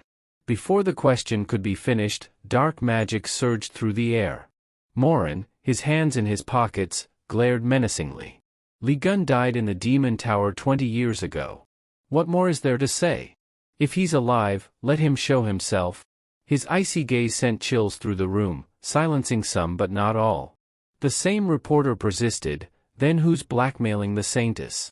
The question reignited the room's fervor, infuriating Morin. As veins bulged on his temple, the oppressive dark energy around him thickened. Cursing under his breath, he prepared to silence everyone with a blast of magic. But before he could unleash it, a kick came flying in. "Look at you! About to kill reporters? Have you no shame?" Li Gun's voice boomed as Morin crashed into the wall, leaving a massive hole behind Sophie, who clutched her head in terror and screamed, "He's here!" Still dazed from the blow, Morin didn't see clearly before Li Gun charged in, dragging the tail of the hell lizard behind him. Swinging it theatrically, Li Gun greeted him with mocking flair. "Long time no see, you rotten crab. Your face is still as wrinkled as ever. Here, I brought you a gift." He slammed the lizard's tail into Morin, shattering the ground beneath them. Sophie, still trembling, was dumbfounded to realize the tail belonged to a hell lizard. Meanwhile, the creature curled up in the corner like a zoo exhibit, looking pitiful. Sunjae, arriving at the scene, couldn't resist commenting. "There's even a sign that says, 'Please don't feed the lizard,'" he quipped, earning curious glances from the growing crowd. Li Gun stood over Morin's collapsed body, muttering in frustration.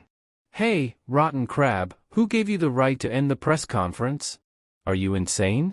But before he could get another word in, Morin's clone dissolved into black mist, and the real Morin reappeared behind him, standing tall and composed. "That tail, it must be from the hell lizard. I heard it was repelled not long ago. Was that your doing?" Morin asked with a sneer as dark energy began swirling around him. Li Gun scowled, recognizing the aura. "Bastard, you're still playing games with your clones, huh?" Morin stared at him in confusion, his eyes narrowing. He didn't recognize the man before him but was clearly unsettled by how much this stranger seemed to know about his abilities.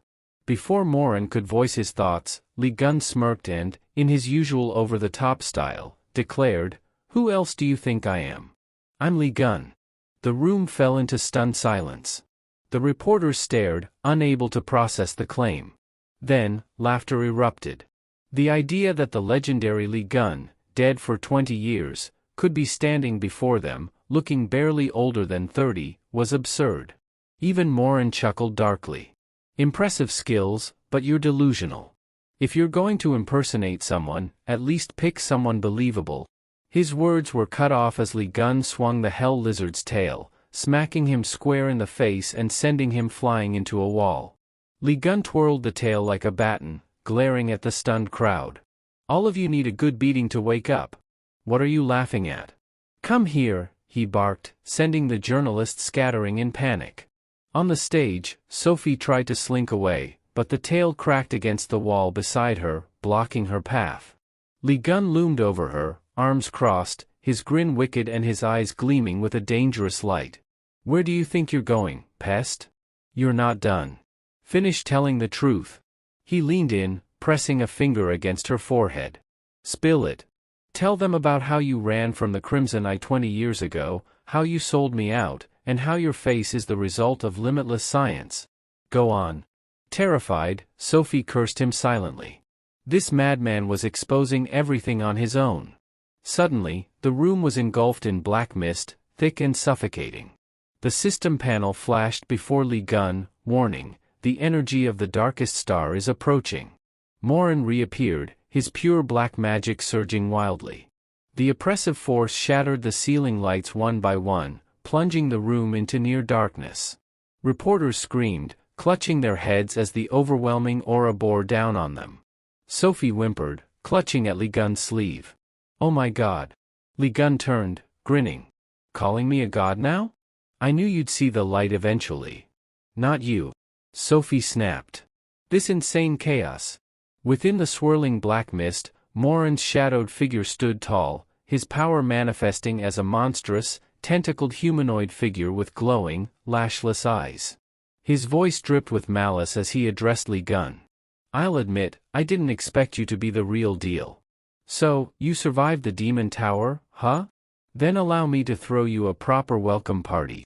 Li Gun's grin faded, his posture tensing. The air was electric with tension. Behind him, Sophie looked like she was seconds away from passing out.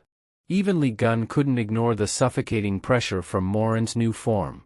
Morin rose into the air, his body cloaked in dark energy that clashed against Li Gun's radiant blue aura. Their opposing forces filled the room, signaling an impending clash of titanic proportions. Meanwhile, back at Oteksu's home, far from the chaos, he stirred a steaming pot of noodles, sighing.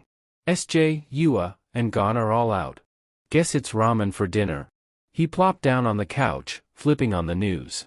The live broadcast displayed the carnage at the press conference, with frantic reporters narrating every moment. As you can see, the man claiming to be Li Gun is engaged in a fierce battle with the Cancer Saint. Oteksu froze, the noodle hanging limply from his mouth. Speak of the devil. On screen, Morin unleashed a massive black magic orb, slamming it into the ground. The floor cracked and debris shot everywhere, sending the crowd scattering. Li Gun dodged the attack with ease, leaping gracefully over the destruction. He smirked, taunting, "Is that all? Weak." But Morin grinned wickedly. "Fallen right into my trap?" With a flick of his wrist, the dark energy in the ground erupted, forming jagged spikes that shot up toward Li Gun. Morin froze in shock as he watched Li Gun unsheath a blade, aiming its tip at the Cancer Zodiac's assault. Launching into the air, Li Gun spun effortlessly, the two halves of the sheath falling away like a scene from a painting, prompting the reporters to cheer in amazement. With a graceful flip, he landed with flair, flashing a triumphant grin.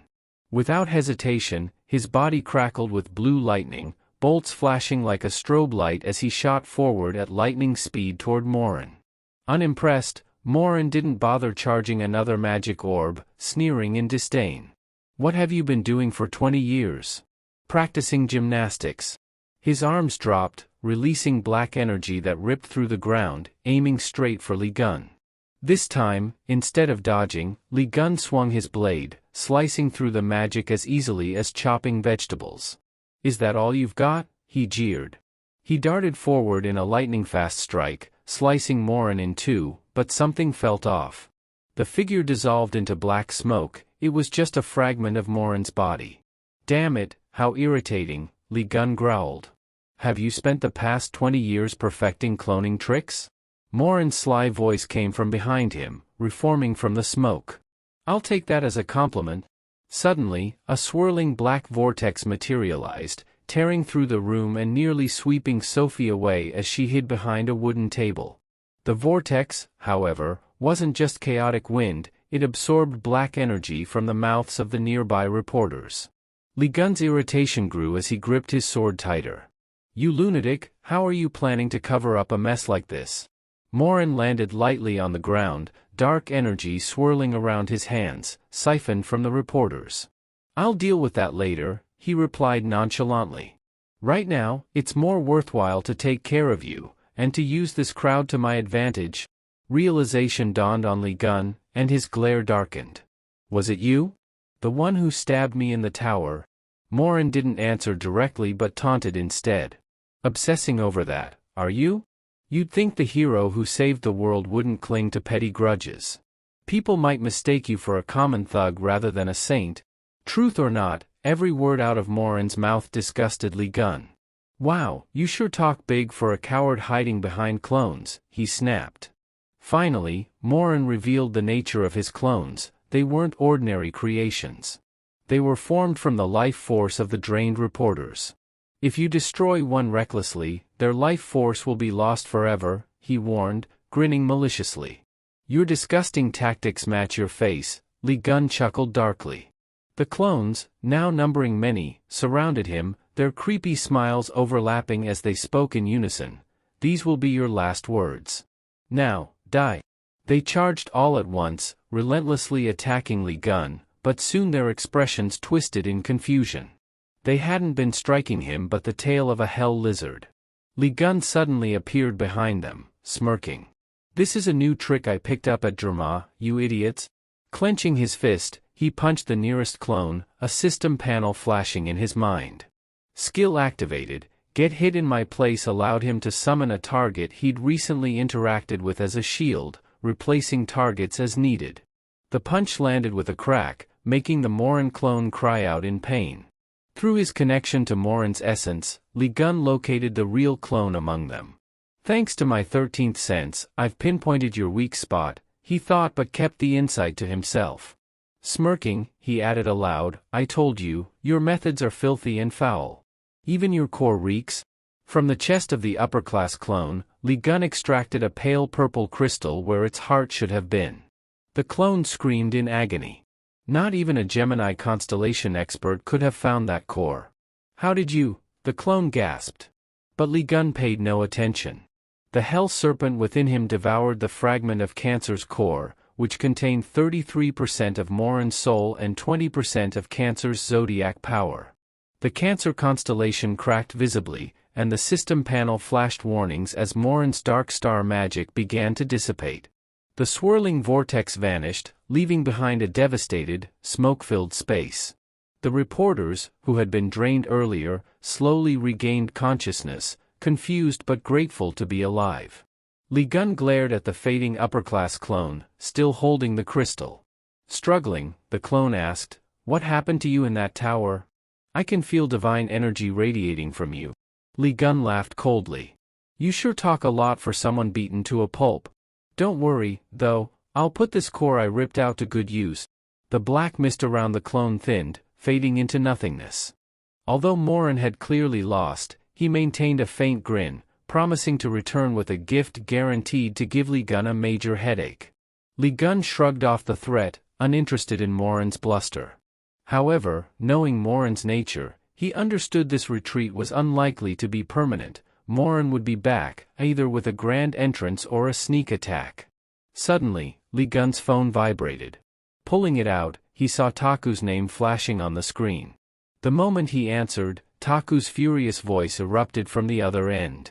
"You idiot! What are you doing? There's no time to explain, get out of there now." Li Gun frowned in confusion as Taku rambled on, "I'm watching the news. You just took down one of Johann Louis Morin's high-ranking ski sons. Don't you know what that means? Missiles are about to rain down on your position." Still processing the words, Li Gun suddenly realized the gravity of the situation. A satellite in orbit had locked onto his location, activating a missile launch sequence. The missile, the fearsome Mormont, was humanity's ultimate weapon, designed by the Capricorn and Gemini constellations to eradicate catastrophe-class threats. It was a massive, devastating projectile capable of obliterating an entire region. Hearing this, Li Gun muttered, "So they went and built something like that. So overkill. Don't just stand there analyzing it." Taku snapped, exasperated. Morin programmed those missiles to fire automatically if any of his vital sign-linked ski suns were eliminated. And these aren't just any clones, they're practically extensions of him. Stop dawdling. But Li Gun didn't move, instead countering, "If I just run, it won't solve anything. It'll still wipe out this city, and probably others too. What's the plan?" Taku groaned, rubbing his temples. "You're impossible." Meanwhile, Li Gun glanced at Sophie, flashing a mischievous grin that made her shift uncomfortably. "Don't look at me like that," Sophie muttered, but Li Gun's grin only widened. "I have an idea." Above the earth, the Mormont missile had already launched, streaking towards Seoul City at incredible speed. Emergency alerts blared, and chaos erupted as terrified citizens fled toward shelters. "Why is a catastrophe-class weapon targeting downtown?" people screamed. In the midst of the panic, Sunjae and Yua frantically searched for their uncle, unaware of his whereabouts. Suddenly, a brilliant blue streak shot across the sky, moving faster than their eyes could follow. Sunjae gasped. "It's Uncle gone." High above, Li Gun carried Sophie over his shoulder, soaring toward the missile on waves of magical energy. Sophie, meanwhile, screamed in sheer terror. Activating his Gemini constellation authority, Li Gun combined teleportation with his wandering skill, instantly positioning himself and Sophie in front of the incoming missile. Sophie's panicked voice cut through the wind. "You maniac! What are you thinking?" "Simple," Li Gun replied, smirking. "You're going to melt that thing." Sophie recoiled. "No way," she yelled, but before she could argue further, Li Gun grabbed her hands, spun her around, and hurled her directly toward the missile. "You can turn anything into liquid," Li Gun shouted after her. "So just do it, or we're all going to die. You've been wasting 20 years, so make yourself useful for once." Sophie's screams of outrage echoed as she hurtled toward the missile. "You lunatic! Don't throw me like that." Her panic was palpable, but there was no escape now. As Sophie neared the missile, she instinctively summoned the Aquarius goddess, who immediately berated Li Gun in her usual fiery tone. "Is this your idea of a plan, you madman? I don't have time for your recklessness." But there was no time for complaints. With Sophie begging the goddess to act, the Aquarius deity reluctantly unleashed her full power. Sophie's tears, fueled by overwhelming fear, activated the tears skill, creating a massive wave of water. The liquid magic surged toward the missile, colliding with its immense energy. The forces clashed violently before the water overwhelmed the missile, tearing it into countless fragments. Dizzy and stunned, Sophie floated midair, muttering, I did it." But her relief was short-lived as she realized she was plummeting toward the ground. "That bastard isn't even going to catch me," she screamed. Li Gun hovered nearby, watching with a smirk. "You'll be fine," he called nonchalantly. "You're buffed now." Above them, the explosion from the missile's destruction scattered its fragments across the sky. Li Gun knew these could wreak havoc if left unchecked. Thinking fast, he recalled the Mormont missile's connection to the Gemini constellation. Smirking, he activated a communication link. "Tak-Su, you listening?" In a distant sanctuary, Hugo, lounging peacefully, froze at the sound of Li Gun's voice. "What now?" he muttered, looking toward the sky. "I need your absolute aim skill, now," Li Gun said briskly. Hugo's instincts told him the situation was dire. Without hesitation, he transferred the skill to Li Gun, who received it with a sly grin. "Thanks, slave number one," he muttered under his breath. Using the Sagittarius constellation's absolute aim and his own teleportation authority, Li Gun directed every fragment of the missile to the Gemini Saint's sanctuary. Below, citizens cheered, relieved as the crisis ended. Sunjae and Yua smiled, proud of their uncle. But in the Gemini sanctuary, chaos erupted as fragments rained down like a sci-fi nightmare. After the press conference aired in Korea, the nation was abuzz with the viral news of Li Gun's return after 2 decades. At the Blue House, within the president's secretary office, top officials were embroiled in a heated debate over the rumors surrounding Li Gun, his victory over the Cancer Saint and the halting of the Mormont missile. Amid the lively discussion, a sudden blue light sliced through the ceiling, prompting terrified screams. Out of nowhere, Li Gun landed squarely on the meeting table, clutching a dazed Sook in one hand and Taku, still donning a yellow apron with a cute bear motif, in the other. "What's all this whispering about? Got something bugging you?" "I'll handle it too while I'm at it," Li Gun remarked. "I'm here to reclaim my money. I heard you sold off my belongings after I vanished. Just remembered that on my way home." Even as the officials cowered in the corners, they couldn't help but murmur, "Isn't that Li Gun, the guy who was just on TV?" Seated with a menacing glare, he demanded an explanation as to why Taku, despite his authority, was blocked from accessing the account. A council member cautiously stepped forward, citing Hugo's status as a foreigner. "After your disappearance," he explained, "we couldn't trust a foreign saint. Combined with several incidents that weakened Sagittarius's power, we entrusted someone we deemed more reliable." Before he could finish, Li Gun's fist collided with his face. "The one you picked was that purple witch, wasn't it? I've already found out everything." Growing increasingly agitated, Li Gun loomed over the officials, exuding the aura of a street thug. His rage intensified as he barked, "How dare you disrespect Taku?" Just as Taku attempted to downplay the issue, Li Gun shot back, "It's fine for me to treat him like trash, he's my slave, but you lowlifes have no right." The cutting words left Taku stunned, his body frozen as Li Gun continued mocking him mercilessly. "He's got nothing going for him aside from his pretty face. Completely useless. But he's not someone you can treat this way." The officials exchanged nervous glances, bewildered at Li Gun's tirade against his own friend. Taku, overwhelmed, could only plead silently for it to end. Li Gun, relentless, scolded him for failing to enforce his citizenship rights. Reduced to stammered apologies, Taku looked utterly defeated. Finally, Li Gun clapped a hand on his shoulder, offering an ironic pat of encouragement. "Hang in there," he said. Taku, wiping away tears, muttered bitterly, "What kind of friend defends you by cursing you out?" Shifting back to the officials, Li Gun cracked his knuckles. "Now, where's my money? Hand it over before I tear this place apart." Before anyone could respond, a sharp scream resonated from above. Everyone turned as a pair of sharp heels descended, announcing the arrival of a woman draped in purple. It was Heisei, the notorious Gemini saint. Li Gun's expression turned sour. "Leave the account alone," Heisei barked. "That money will be used to rebuild the Inyang Palace. Don't play dumb, you sent the missile fragments there, didn't you? The palace is now a wasteland thanks to you." Her fury was palpable, but Li Gun, tilting his head in mock confusion, asked flatly, "Who are you again?" Seething at the lack of recognition, Heisei prepared a summoning formation. The office workers, sensing an impending clash, scrambled to escape.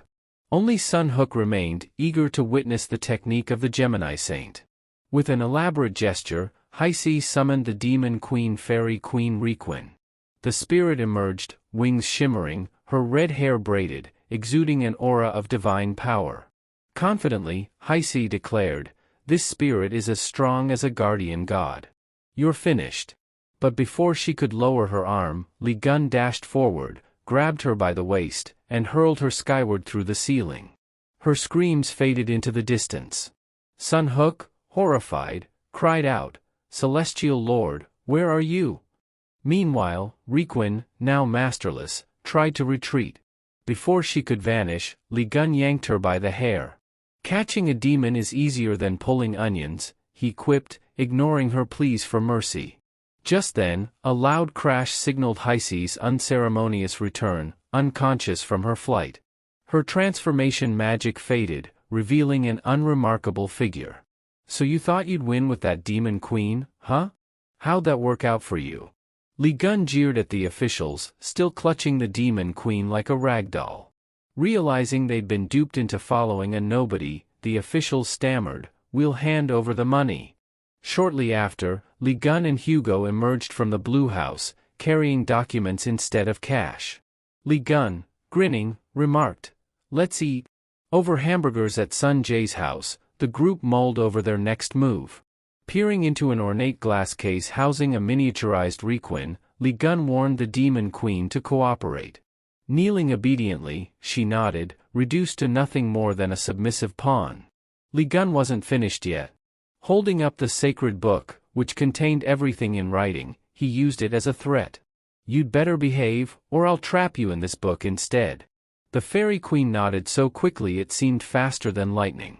The first and most important question was whether that cranky, foul-mouthed witch wasn't showing herself or simply couldn't appear. The Fairy Queen nodded again, confirming the latter, which made Li Gun's expression turn smug.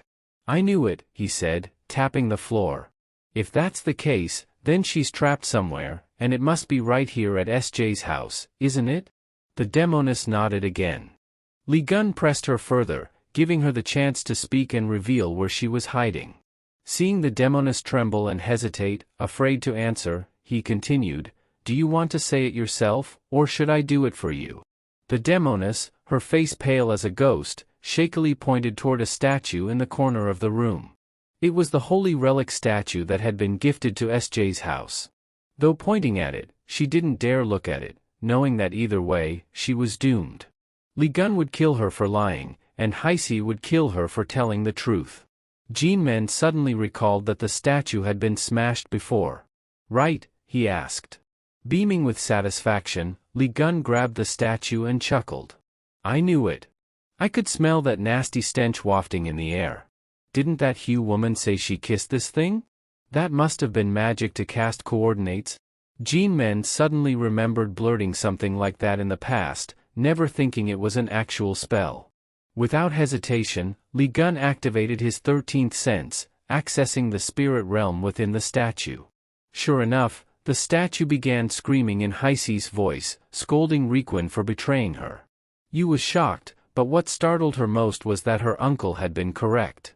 That voice really was the Gemini Saint. Heisi, in spirit form, was inside the statue, clutching her head in frustration, despairing over her exposure to that bastard Li Gun. She lamented how things had turned out this way, all because of that cursed demon tower collapsing and spreading Li Gun's aura everywhere. Even in Inyang Palace, she had dropped her cup in shock the moment she sensed that familiar, spine-chilling aura. It had been unmistakable, Li Gun was alive. Once realizing this, she fled immediately, heading straight to her friend Sunjae's house. At first, it seemed like a good move, as her spies were already there, but she wanted to be sure. She used teleportation magic to possess the angel statue. Watching that fool Li Gun from inside the statue had been amusing until he smashed it into pieces. Jinmen's cries of sorrow matched her own despair. That was when she realized the consequences of her situation. If the vessel she possessed was destroyed, her spirit would become trapped, unable to escape. Thus, she ended up imprisoned inside the statue, completely unnoticed. When Jin Men came to repair it out of deep reverence for the Gemini Saint, Heisi's hope was reignited. However, her excitement vanished when Jin Men used nothing but glue to fix the damage. Every drop of glue felt like a piece of her hope slipping away into oblivion.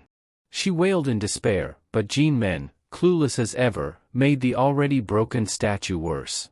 From then on, Heisi remained trapped in the statue, watching Li Gun smugly plot to spread rumors about her bullying. It only made her more furious. Heisi screamed at the Fairy Queen to break free from the exhibition box, but instead of obeying, the cowardly Demon Queen helplessly muttered that she didn't want to, couldn't, and wouldn't. Even if she escaped, Li Gun would just capture her again. She begged her master not to force her into something so futile. Who would have thought the little demon would be so reasonable compared to Heisi? Heisi's spirit burned with rage, wishing she could punish the traitor, but then her gaze fell on Sun Jae.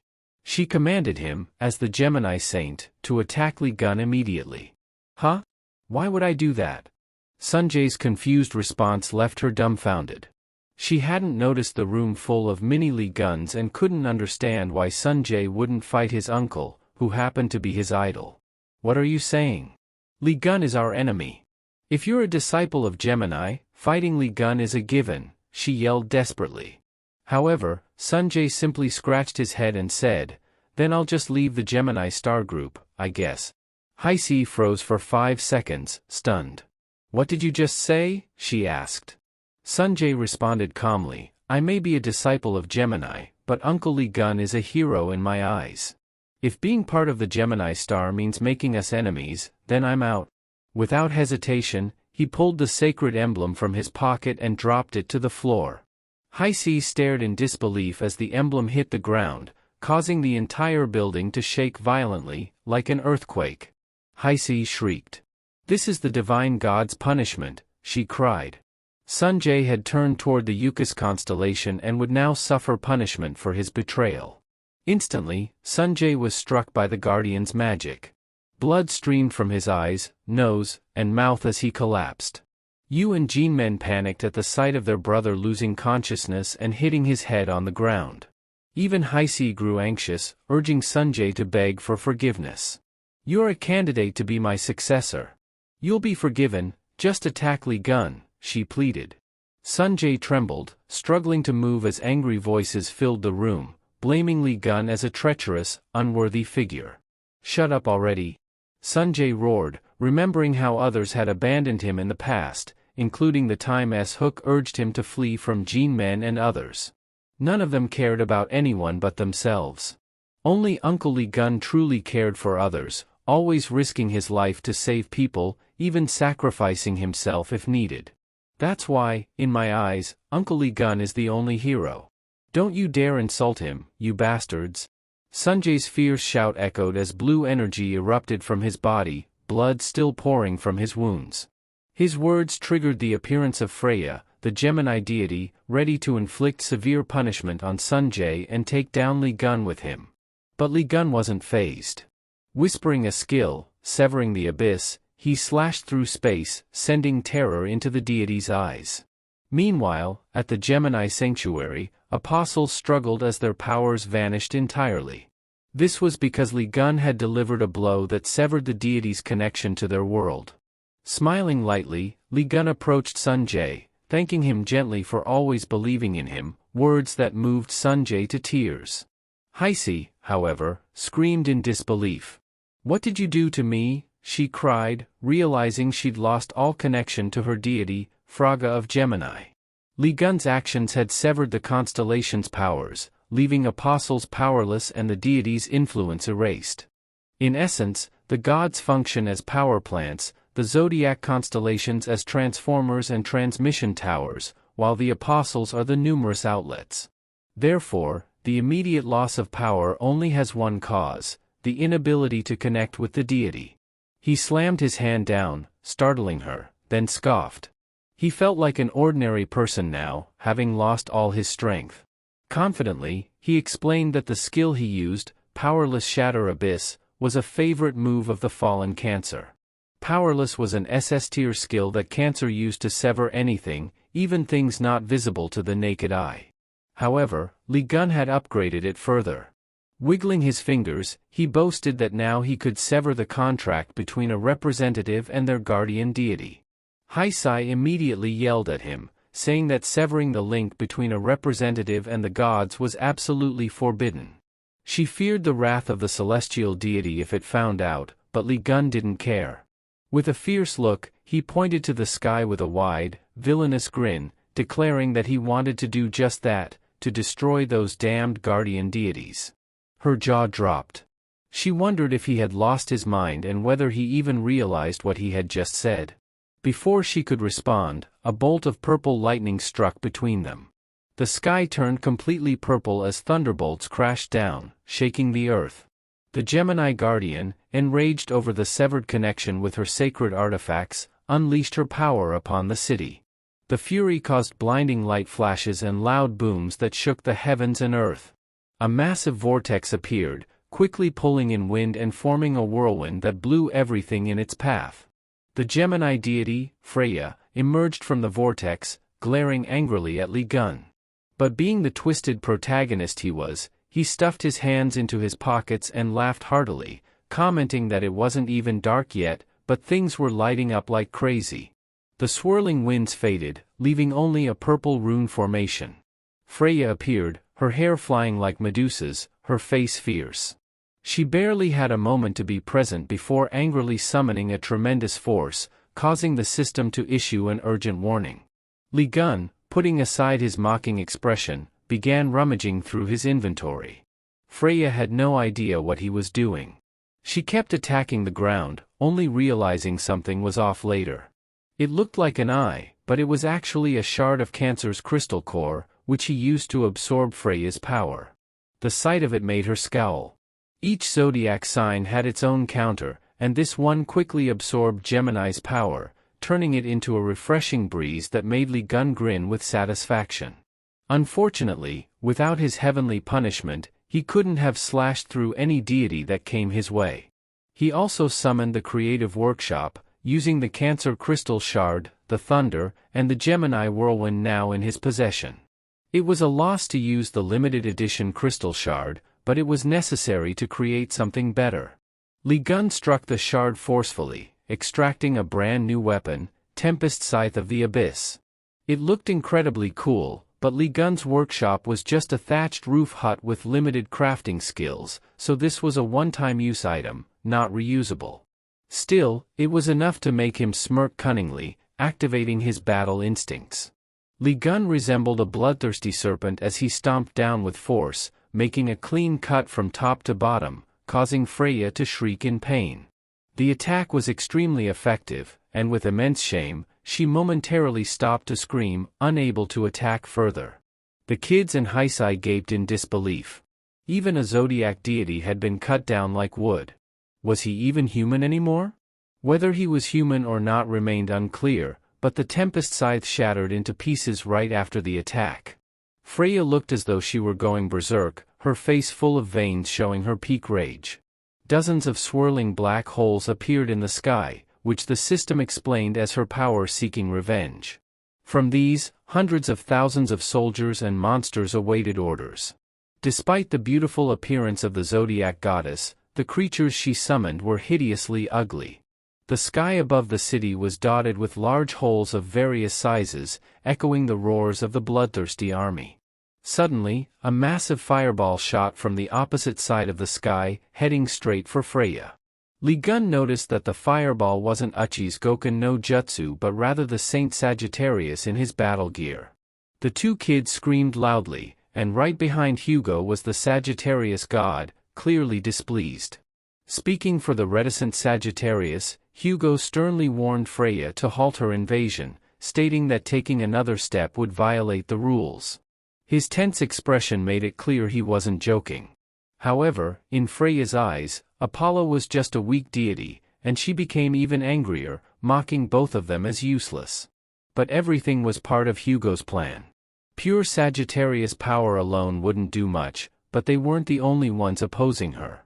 Other deities watching from above expressed their dissatisfaction with Freya's direct interference in mortal affairs. To reinforce their domain, they sent a warning by forcing the gem forces to retreat. Amidst the chaos, the sky brightened with a summoning array, and a long chain shot down, wrapping tightly around the bewildered Freya. This was a punitive measure from the other deities for breaking the rules, siphoning most of her energy to lessen her disruptive actions. If she continued despite this warning, Freya would face extreme hostility from the other deities. The scene stirred up dust and chaos, and while the younger kids watched in stunned silence, the adults found the spectacle quite entertaining. Of course, he wasn't happy to see the god of food chained up like a pet. It was only by doing so that Freya could stand still and listen to Hugo scolding, reprimanding Freya and the other absolute gods that they wouldn't just sit idly by. He growled fiercely, asking if she dared to stir up more trouble and risk a greater punishment. Freya gritted her teeth and glared at Hugo with a vengeful gaze, then let out a roar that shattered the glass, piercing through the eardrums and causing psychological shock to everyone present. She pointed down at Hugo's sworn brothers, implying that today's incident would never be forgotten and they should just wait and see. Li Gun, however, wasn't bothered at all. He cheerfully flipped her off, even sticking out his tongue, adding that next time, she should remember to bring her brother along. Furious beyond words, but knowing there was nothing more she could do, Freya turned into scattered purple fragments that dissolved into the air, disappearing before everyone's eyes. With the matter settled, it was time to claim the rewards. The system notified Lee Gun that he had earned the reward for trampling on the pride of the Gemini Absolute God, recognized by the entities observing this world. Additionally, he received a large amount of Zodiac experience, and upon reaching level 10, he would face a special trial. Cheerfully reading through the notification, Lee Gun turned to his close friend, Otu, who was saying goodbye to Apollo along with a group of kids who looked like they had just returned from some grueling labor. He threw an arm around his friend's shoulder, praising him for timing everything so perfectly. Although the issue was resolved, Otu was still fuming, gritting his teeth at the thought of Freya tormenting SJ's son, wishing he could shoot an arrow right through her head. Seeing his friend so upset, Lee Gun assured him that it wouldn't be long before they would crush her and her brother into nothing but dust. That confident expression warmed Hugo's heart, and he silently thanked Lee Gun before suddenly remembering something. He reached into his clothes and pulled out what Lee Gun had asked him to bring back from the Underworld Palace. Upon seeing the soul contract, Lee Gun burst out laughing. This was exactly the evidence he needed to record the soul-binding contract with Gemini. Heisei, of course, recognized her own item and screamed in disbelief, asking how Hugo had managed to snatch something guarded under the highest security. In theory, yes, but with Hugo's skill in infiltration and stealth, which were basic abilities for an archer, combined with the Gemini badge Lee Gun had given him, it wasn't that hard. Lee Gun ignored the two bickering behind him and turned away to open the soul contract. The list of bound souls included some powerful characters like the one-eyed madman Berserk, the Lee Gun King Jotun, and even the legendary warrior King Jarl. All three had already surrendered to the Yuku's Star, allowing Lee Gun to accept them as either clan members or prisoners. A commander soul sealed at the bottom of the Underworld Palace's deep-sea abyss also expressed a desire to surrender. This sealed soul was likely of mythic rank, which is why it had been imprisoned. While gathering numerous interesting submissives, Lee Gun was not ready to accept them yet. He requested that they prove their loyalty first. The ornate letters on the soul contract glowed, rising into the sky above his head, swirling like a blender. From this, a girl emerged, falling headfirst toward the ground. A brief glance was enough to shock Leah to her core, but no one was more surprised than he. Even if she were nearsighted, she could tell it was her own body being offered to Lee Gun by the souls who had surrendered as a gift. It was too amusing. Lee Gun burst into hysterical laughter, not expecting such a sense of humor from them. So, he accepted them all, and the souls bound to the Gemini quickly submitted to Ophis.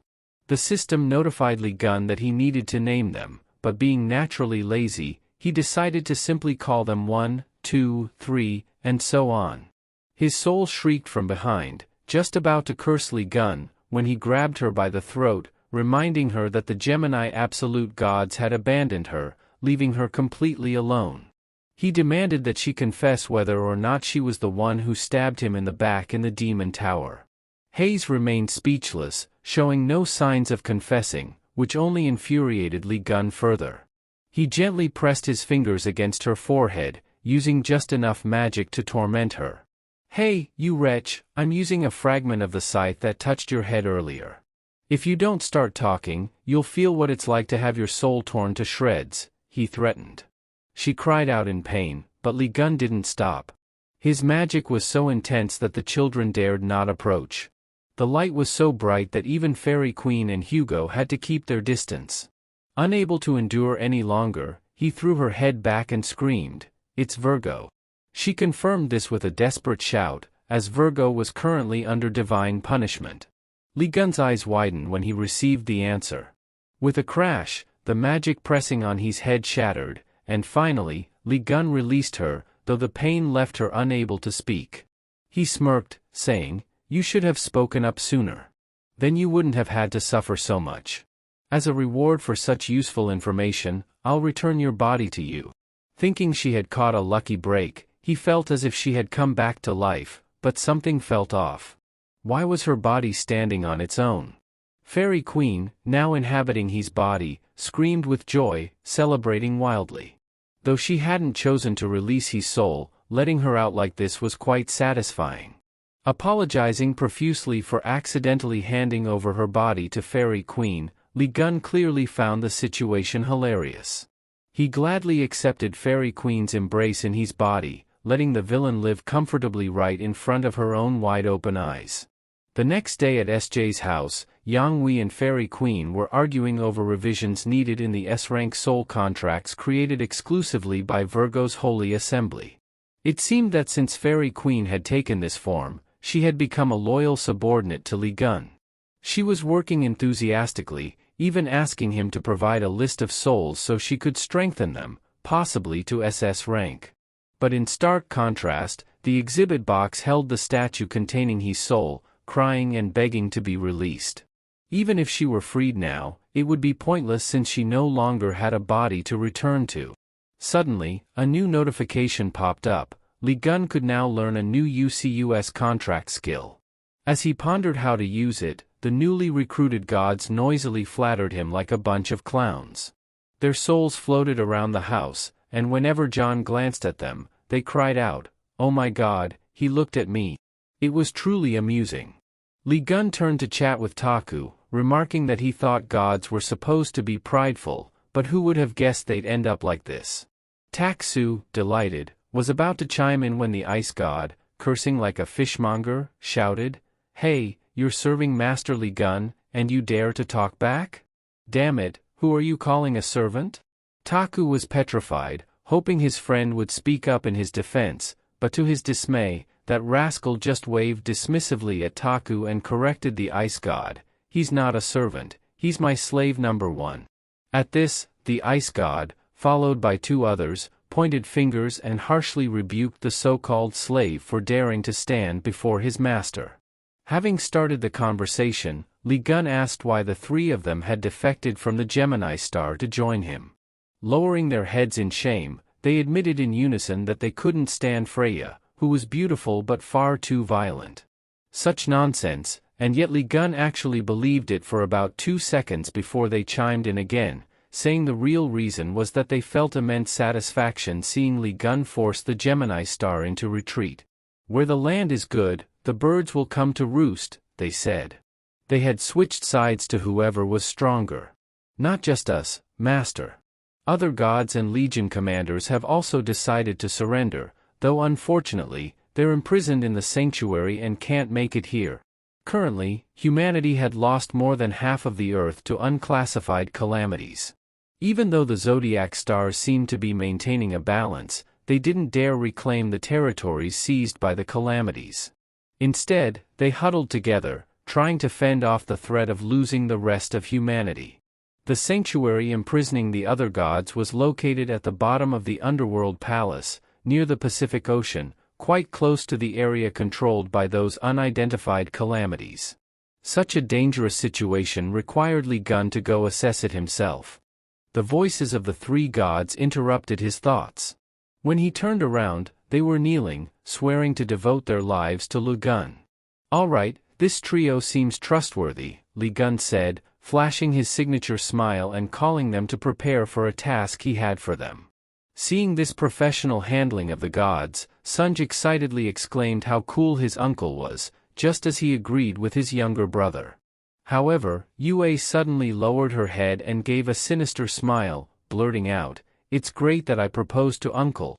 That simple statement echoed in the ears of everyone, uncle, father, and the trio of gods, leaving them in stunned silence. Still with her head down, Li Gun knew he was done for. His friend's cold gaze drilled into his back as he leaned in, demanding to know, "Yue, are you serious? Did you really propose?" Li Gun bit his lower lip, trembling under his friend's piercing stare as he repeated, "Propose as in propose or propose?" So, was Hugo about to become Li Gun's father-in-law? The golden rabbit, Yang Wei, apparently not satisfied with the chaos, cluelessly congratulated them on their happy family. His loose lips earned him a large fireball, burning fiercely. The chatterbox grabbed his scorched face and screamed in agony, quickly ducking out of sight. Putting on a comical expression, Li Gun gently urged his friend to lower his bow. His friend roared in frustration, eyes blazing, "I haven't even heard a word of love from her on Father's Day, you bastard." Taku lost control, firing arrows everywhere without caring who they hit. As Gon dodged and jumped around, he shouted to calm his friend down, but his mouth betrayed him, apologizing while saying, "Today, you're going to die right here." With that, Oda used a stealth technique, hiding himself as he aimed for a fatal shot at his friend. Only then did Li Gun realize that Taku wasn't joking around. His eyes flared with resolve, and Li Gun had to use his skill to sense the magic of the Sagittarius star. Swinging his hands left and right with his eyes shut tight, Gon grabbed the arrows aimed at him and charged forward. In his mind, flashes of light flashed as Taku also leaped in the same direction as his friend, trying to find a weak spot to shoot. Hundreds of flaming arrows came at once, targeting Gon, but he remained unfazed, catching the arrows with his bare hands and snapping them into pieces. He started to get really annoyed, mocking the arrows as if they were nothing more than flies swarming around. But little did he know, his comment insulted the Sagittarius star, igniting Taku's rage as he roared above him. Taku unleashed the Zodiac's royal skill, the Sun God's ring, drawing his bow to create a massive ring of fire. The wind fed the flames, causing Li Gun's shirt to flap wildly, exposing his midriff. He muttered under his breath, "This guy is getting more and more reckless." Apollo chimed in, asking Taku if he was really sure about using the technique right here in the house. "I've already lent Sunj all my savings, you know," he added. Money meant nothing at this point, and Taku pulled the bowstring taut, shouting defiantly. This reckless display made Li Gun fully understand that Sunjae was just like his father, unafraid to burn down the house when provoked. Truly, the apple didn't fall far from the tree. His two kids screamed, trying to stop their father. Taku thought Yuan and SJ were worried about him, but they both yelled in unison, "Dad, you can't beat Uncle Li Gun." The image of the strong, admirable father figure crumbled in an instant. To dropped himself freely, even the mass of fiery chains dissipating without effort.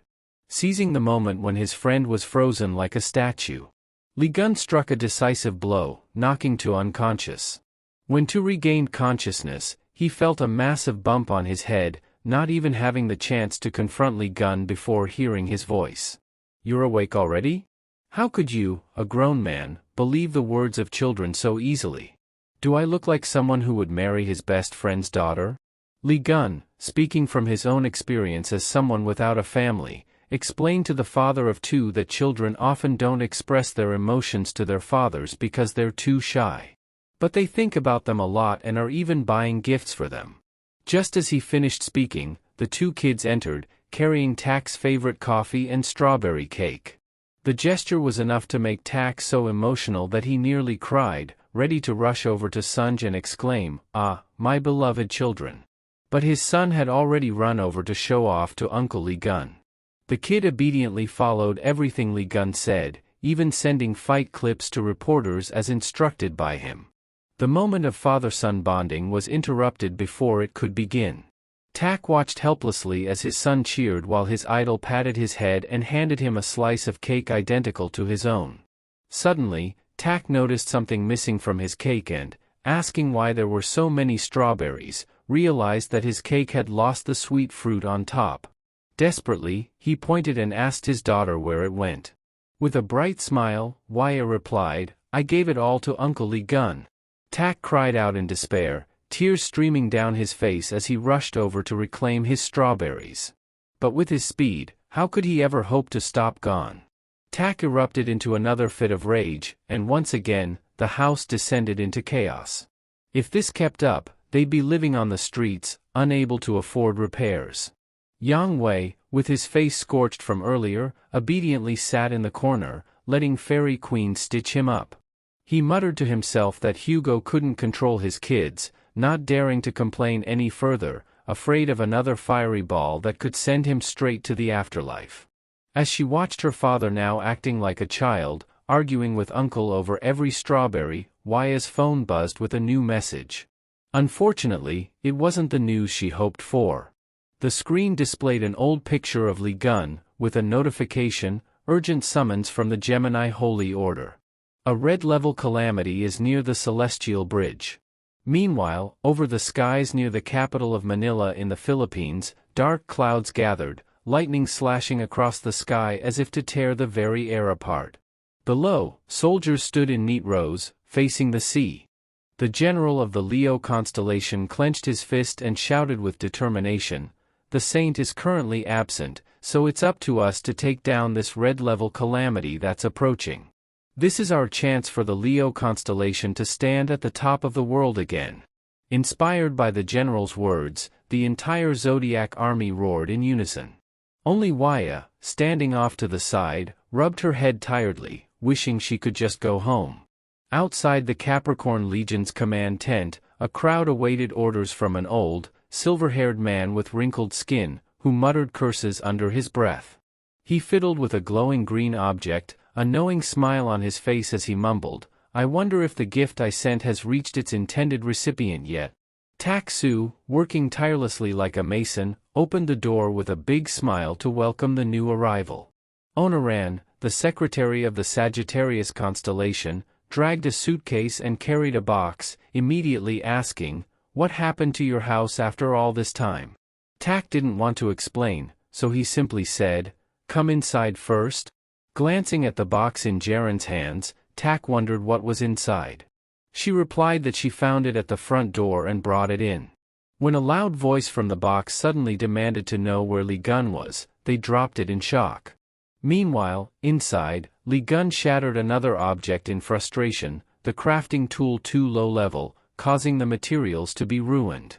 Looking at the shattered sword on the table, Li Gun muttered curses under his breath, upset about the wasted effort.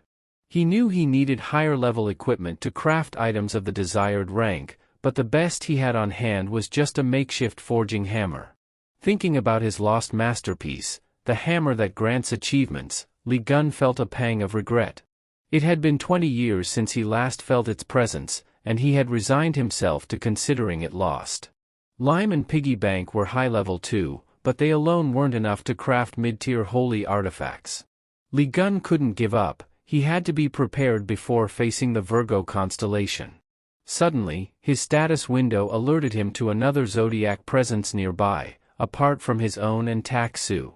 Casting a quick glance out the window, he decided to investigate. Inside the box, a noisy communication device ceremoniously asked, "Is this the home of Sagittarius constellation?" "Hugo, Otter, long time no see, it's me, Sergovic." Tak-Su glared at the statue, showing no joy at its presence. Just as Gon stepped out, he heard his friend comment, slinging the makeshift hammer over his shoulder to look cool, "I thought some big shot was sneaking around in this sanctuary, but it's just you, old goatman." As soon as the statue saw him, it shrieked loudly, "Hello Gon. You look healthy." Ignoring Jaren's surprised expression, it introduced itself as Sergic Vladimir, Saint of Capricorn. But as the statue recited its full name, Li Gun interrupted with, "Sebastian?" The statue yelled back, "My name is Sergic." Sergic. The Capricorn constellation saint was not only powerful but also a master craftsman, like Li Gun. After Li Gun disappeared in the Demon Tower 20 years ago, all the supreme weapons in the world had been crafted by Sergic. From gloves to helmets, belts to offensive and defensive weapons, and even potions, everything bore Sergic's mark. As he was about to explain why he came to Sagittarius House and apologize for something, Li Gun grabbed the statue's head, ignoring its desperate attempt to negotiate an alliance. Li Gun enthusiastically smashed the statue to pieces with his hammer, treating it like a toy. "Hey, you didn't even wait to hear what he had to say," Tak-Su exclaimed. "Nope," Li Gun replied, trying to convince his friend. "That old goat never says anything worthwhile. Besides, what kind of alliance can I have with a goat who never even gave me decent materials?" The connection to the other side was cut off as soon as the statue shattered. But Sergic, sitting in his lair, just chuckled to himself. Eventually, a subordinate came in to inform him that it was time. Sergic pulled back the curtain and stepped outside. The reappearance of the Thousand Arms calamity after 20 years wouldn't be complete without Sergic's smug face. Good day, viewers. I'm reporting live from Manila, Philippines, where the red level Thousand Arms calamity is about to strike. This was once a calamity vanquished by the hero Lee Gun 20 years ago. Now, another one of its kind is emerging on the shores of Manila. Many powerful saint leaders have gathered here to confront the calamity, leading the Leo constellation are Vice Chief Chan Yua and Chief Oliver. The Pisces constellation has assembled a full magic circle to amplify their power.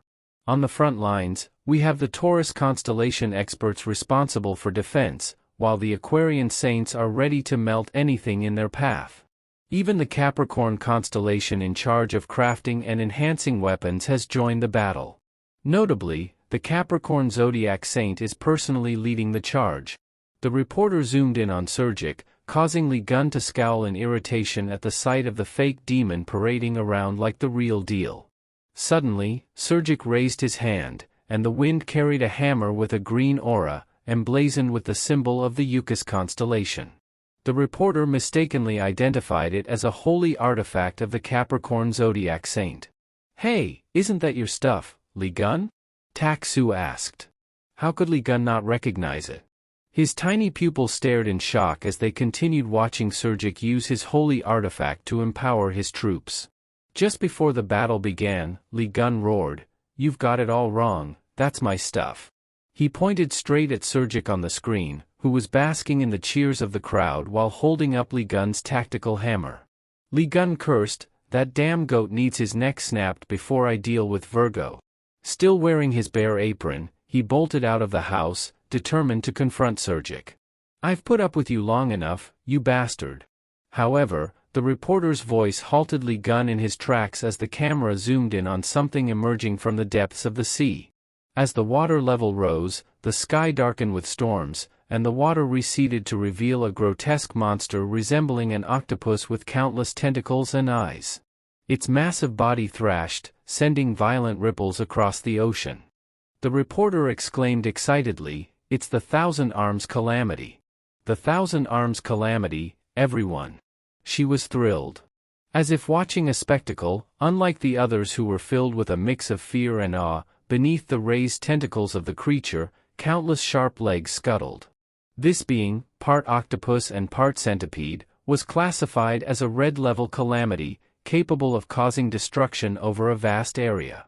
Just as Lee Gun prepared to charge into the fray, their attention was drawn to something struggling in the grip of one of the creature's tentacles.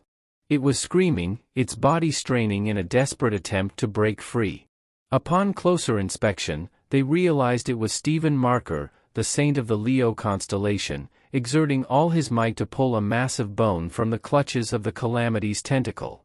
To the soldiers watching this contest, it appeared as though Stephen was valiantly battling the calamity with his huge bone weapon.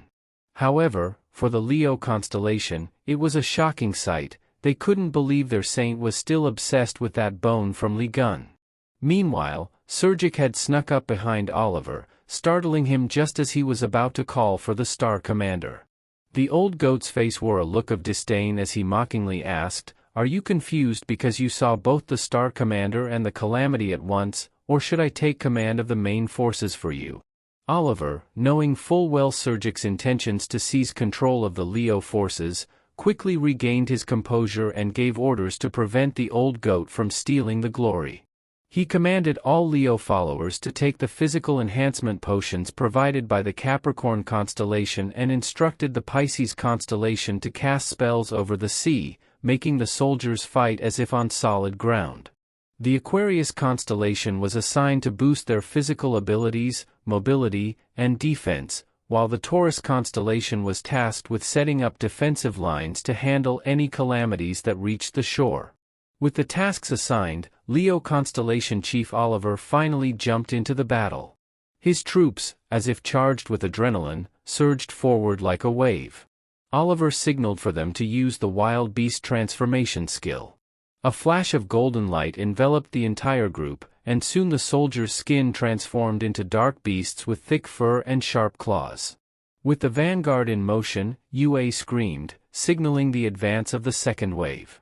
All the Aquarius followers unleashed their full magical power, rising into the sky to form a massive magical creature, the white beast of the night, which charged forward like a real beast, sinking its fangs into the thousand arms calamity. The battle seemed like a stalemate, neither the white beast nor the creature was able to move. Oliver roared that it was time to strike, and all Leo soldiers in their beast forms surged forward, releasing their magic and swinging their weapons with fierce determination. Although the calamity matched them in size, the Leo forces made up for it in numbers and aggression. The soldiers leaped onto the creature, clinging to its head and tentacles, stabbing and slashing, making it thrash violently in pain. Stephen, holding onto his colossal bone weapon, was shaken so much that his brain rattled. He screamed, "You idiots, stay still until it lets go of my bone." Oliver, despite being the star commander, shouted back, "Stay put, will you?" The two continued bickering, completely ignoring the battle around them. The Aquarius disciples, watching in dismay, feared the Leo constellation looked like a headless snake, worried that few of their soldiers would survive. Her feet firmly planted on the ground, Yue muttered that the two men were idiots. She had no intention of saving Stephen, but the chaos prompted her to act. She crouched down, preparing to sprint. Without the enhancement from the Aquarius disciples, she shot forward at lightning speed. In no time, she noticed the situation and slashed through the tentacle holding Stephen's bone, releasing both him and the star commander into the sea. "Rescue," she said coldly, looking down at Stephen, who splashed into the water with his cracked weapons. No sooner had he resurfaced and spat out water than Yue planted her foot firmly on his face, without a hint of mercy. The soldiers, who had been struggling to make any progress against the calamity, watched in awe. 100 of them had only been able to scratch the creature, while Vice Commander Yue had leaped into the sea and severed its tentacle in a single strike. Proudly, Yue surveyed the battlefield with calm eyes, while Stephen screamed for her to get off his face. With their saint saved, the Leo constellation's morale soared as they rallied to continue fighting the calamity. Not to be outdone, the other legions surged forward as well, some using physical attacks, others unleashing spells, all aiming for the creature's weak spots. The storm intensified, and the waves grew more violent as the massive calamity thrashed about. However, it was clear it was slowing down, prompting everyone to push harder. Suddenly, deep beneath the waves, a series of small red eyes glowed. The sea around the calamity receded by more than half, only to surge back up in towering waves, ready to crash onto the shore. The Taurus Legion quickly combined their efforts to raise a steel wall to block the flood. It held for a moment, but chaos and confusion ensued. Why was there a tsunami now? Looking up, they saw enormous tentacles with iron claws descending upon them too quickly to react. In the midst of the chaos, Oliver turned his head and screamed, "Oh my God, there's another 1,000 arms calamity." This new red-level calamity was enormous, far larger than the first, with countless legs. Its shadow loomed over the beach, blocking out the sun, striking terror into the hearts of all the legions present. Outside his tent, Sergic laughed loudly, amused by the situation. A 1,000 arms calamity might have a chance, but a 10,000 arms calamity? Forget it. Time to cut your losses and live to fight another day, he said, flipping open a device with a button in the middle. Someone behind him asked what it was, and Sergic reflexively replied, "It's the detonator for the Mormont missile near the shore." But then, as if startled, he spun around and asked, "Who said that?" A knife flew straight at Sergic, stabbing into his hand and shattering the detonator before he could react. Lime, the peach-colored creature, appeared, its mouth gaping as it tried to swallow Sergic whole. Following it was a swirling pink and purple vortex. Suddenly, Li Gun's voice rang out mockingly, "Well done, Sebastian. Really impressive. You don't think you're overdoing it, trying to blow up all your disciples out there fighting the calamity, huh?" On the other side of the time-space gate, Li Gun appeared at Hugo's house, wearing a hat and carrying a sword, looking like a gangster ready to make Sergovic regret his actions. He drove the tip of his sword into the ground and grinned, showing his teeth at Sergovic, saying, "This will be an additional lesson after 20 years, teaching you how to properly make octopus sashimi." Meanwhile, the sea raged with waves and storms as Yue battled the calamity fiercely, trying to lighten the load on the legions. Having just fought the Thousand Arms calamity, most of them were already worn out, so she decided it was best to handle the smaller threats later and focus on the strongest one first.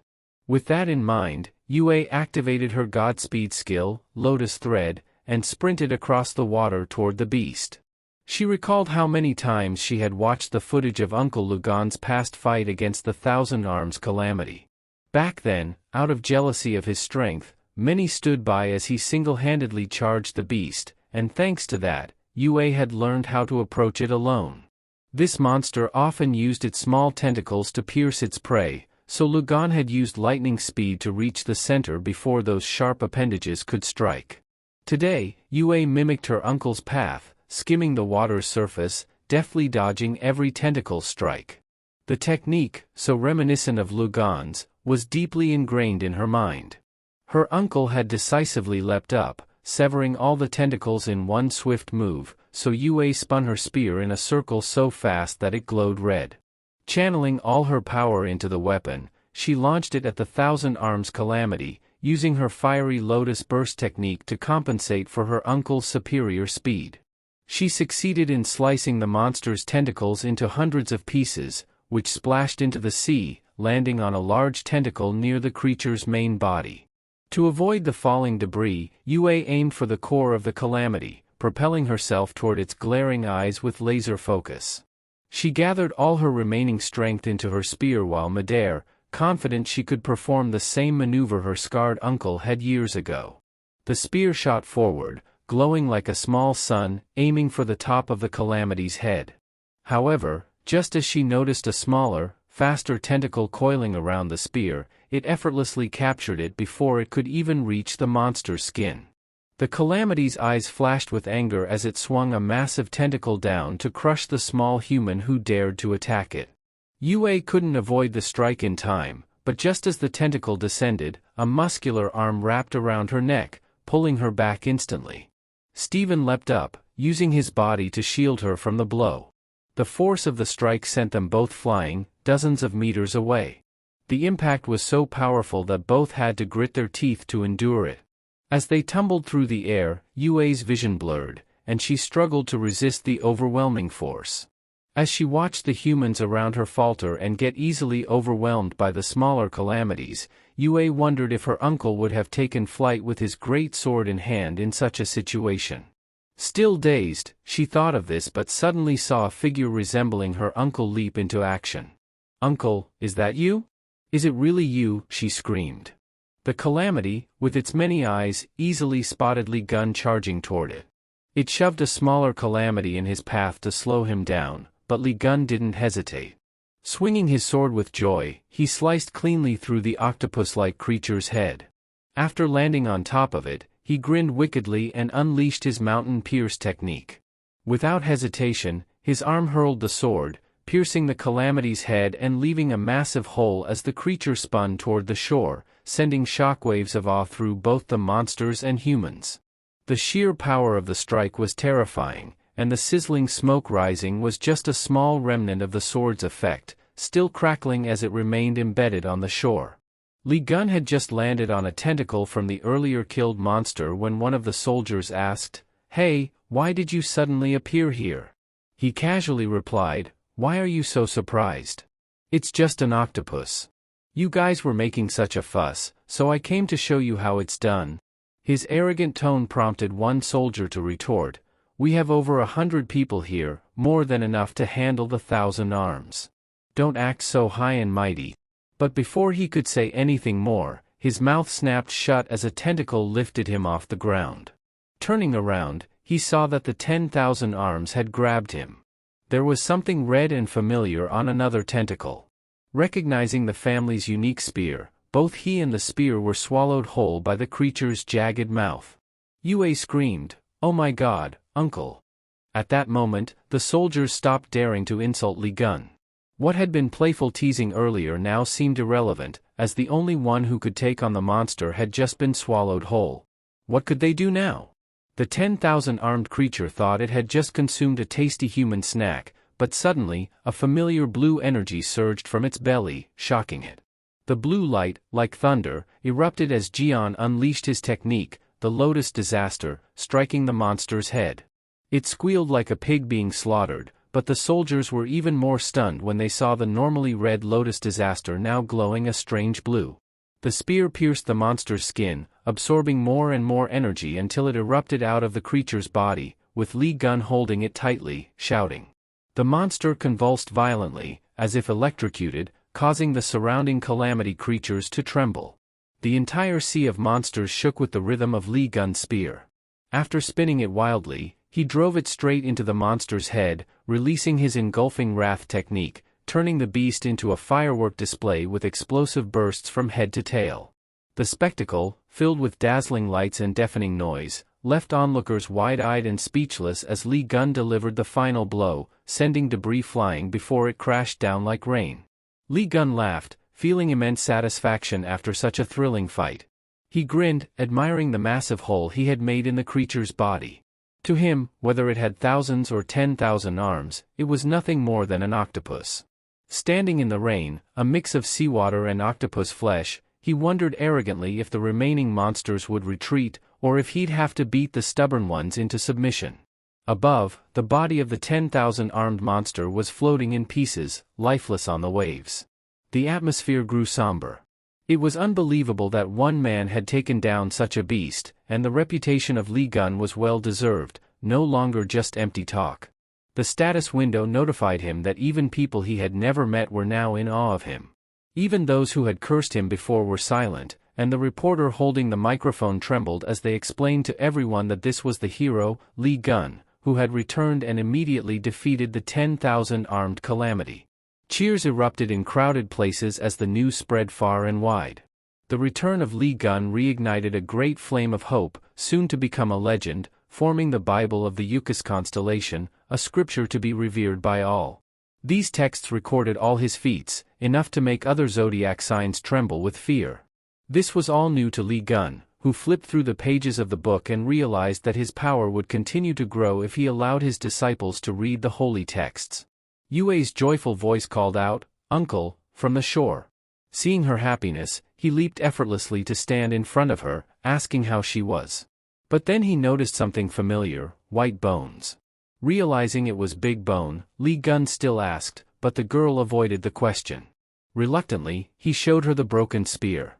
"All right, to make it up to you, let me craft a new weapon for you," he said. Yue's eyes lit up at the thought of a weapon made by her uncle, but the loudest cheer came from Stephen, as if it were being made for him. The atmosphere suddenly grew awkward, as no one had mentioned making a weapon for Stephen. With his boisterous nature, Stephen pointed at Yue and reminded everyone that she was his close subordinate. "That means the weapon you make for her is for me too, right?" he said confidently, before continuing with a ramble about compensating for the stolen bone. Lee Gun grew increasingly irritated as Stephen laughed heartily, saying he'd let Yue off for the bone theft. Lee Gun snapped and cursed him out, but before he could finish, a loud explosion rang out somewhere, and a column of smoke shaped like a goat appeared. Stephen gaped, asking, "Wait, can this guy make explosions just by yelling?" Uncertain of what had just happened, Stephen asked the foolish question, and Lee Gun snapped, "It wasn't me, you idiot." The smoke spread rapidly, blanketing the frontline soldiers, quickly dispersing with the wind into the ranks behind them. The situation grew more confusing as the Taurus Legion suddenly realized that the growling came from the beastmen of the Leo team, who had been fighting alongside them just moments ago. Now, they were no different than ferocious beasts, drooling at the sight of fresh prey.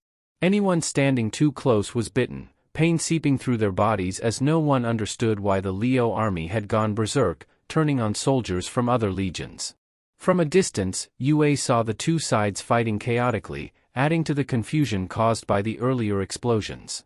A voice from behind explained that the explosion was caused by a Mormont bomb. Regret filled the air as they realized the explosion wasn't as big as expected. The three of them turned in surprise to see something crash to the ground. "Who's there? Who are you?" Stephen screamed. A massive figure in a giant suit of armor, looking like something from a robot war movie, marched toward them. It was Sergic, dragging the unconscious Lime by his left hand. Lee Gun, seeing the familiar and insolent figure, cursed loudly. "If it's Sergic," Stephen asked, Why the hell did you set off a Mormont bomb when my soldiers were still fighting, you bastard? Surgic chuckled, looking down at them. That was just the opening act, my friend. John waved his hand dismissively. Those crazy Leo devotees are your doing, aren't they, old goat? His accurate accusation only made the old man laugh with more delight. Surgic raised something like a small flute to his lips, but instead of producing a pleasant sound, it screeched like metal grinding against metal. The screech reached the smoke-covered Leo army, making them turn sharply as if hearing a call from their kind. Temporarily abandoning their prey, they rushed back toward the shore. Soldiers with shields and hammers braced for the beastmen, who swept past the zodiac signs like a gust of wind, ignoring their commanders entirely. Some trampled over Yue, knocking her to the ground, while others pounced on Li Gun, forcing him to the ground. It was clear that Li Gun was severely weakened after his battle with the 10,000 armed calamity.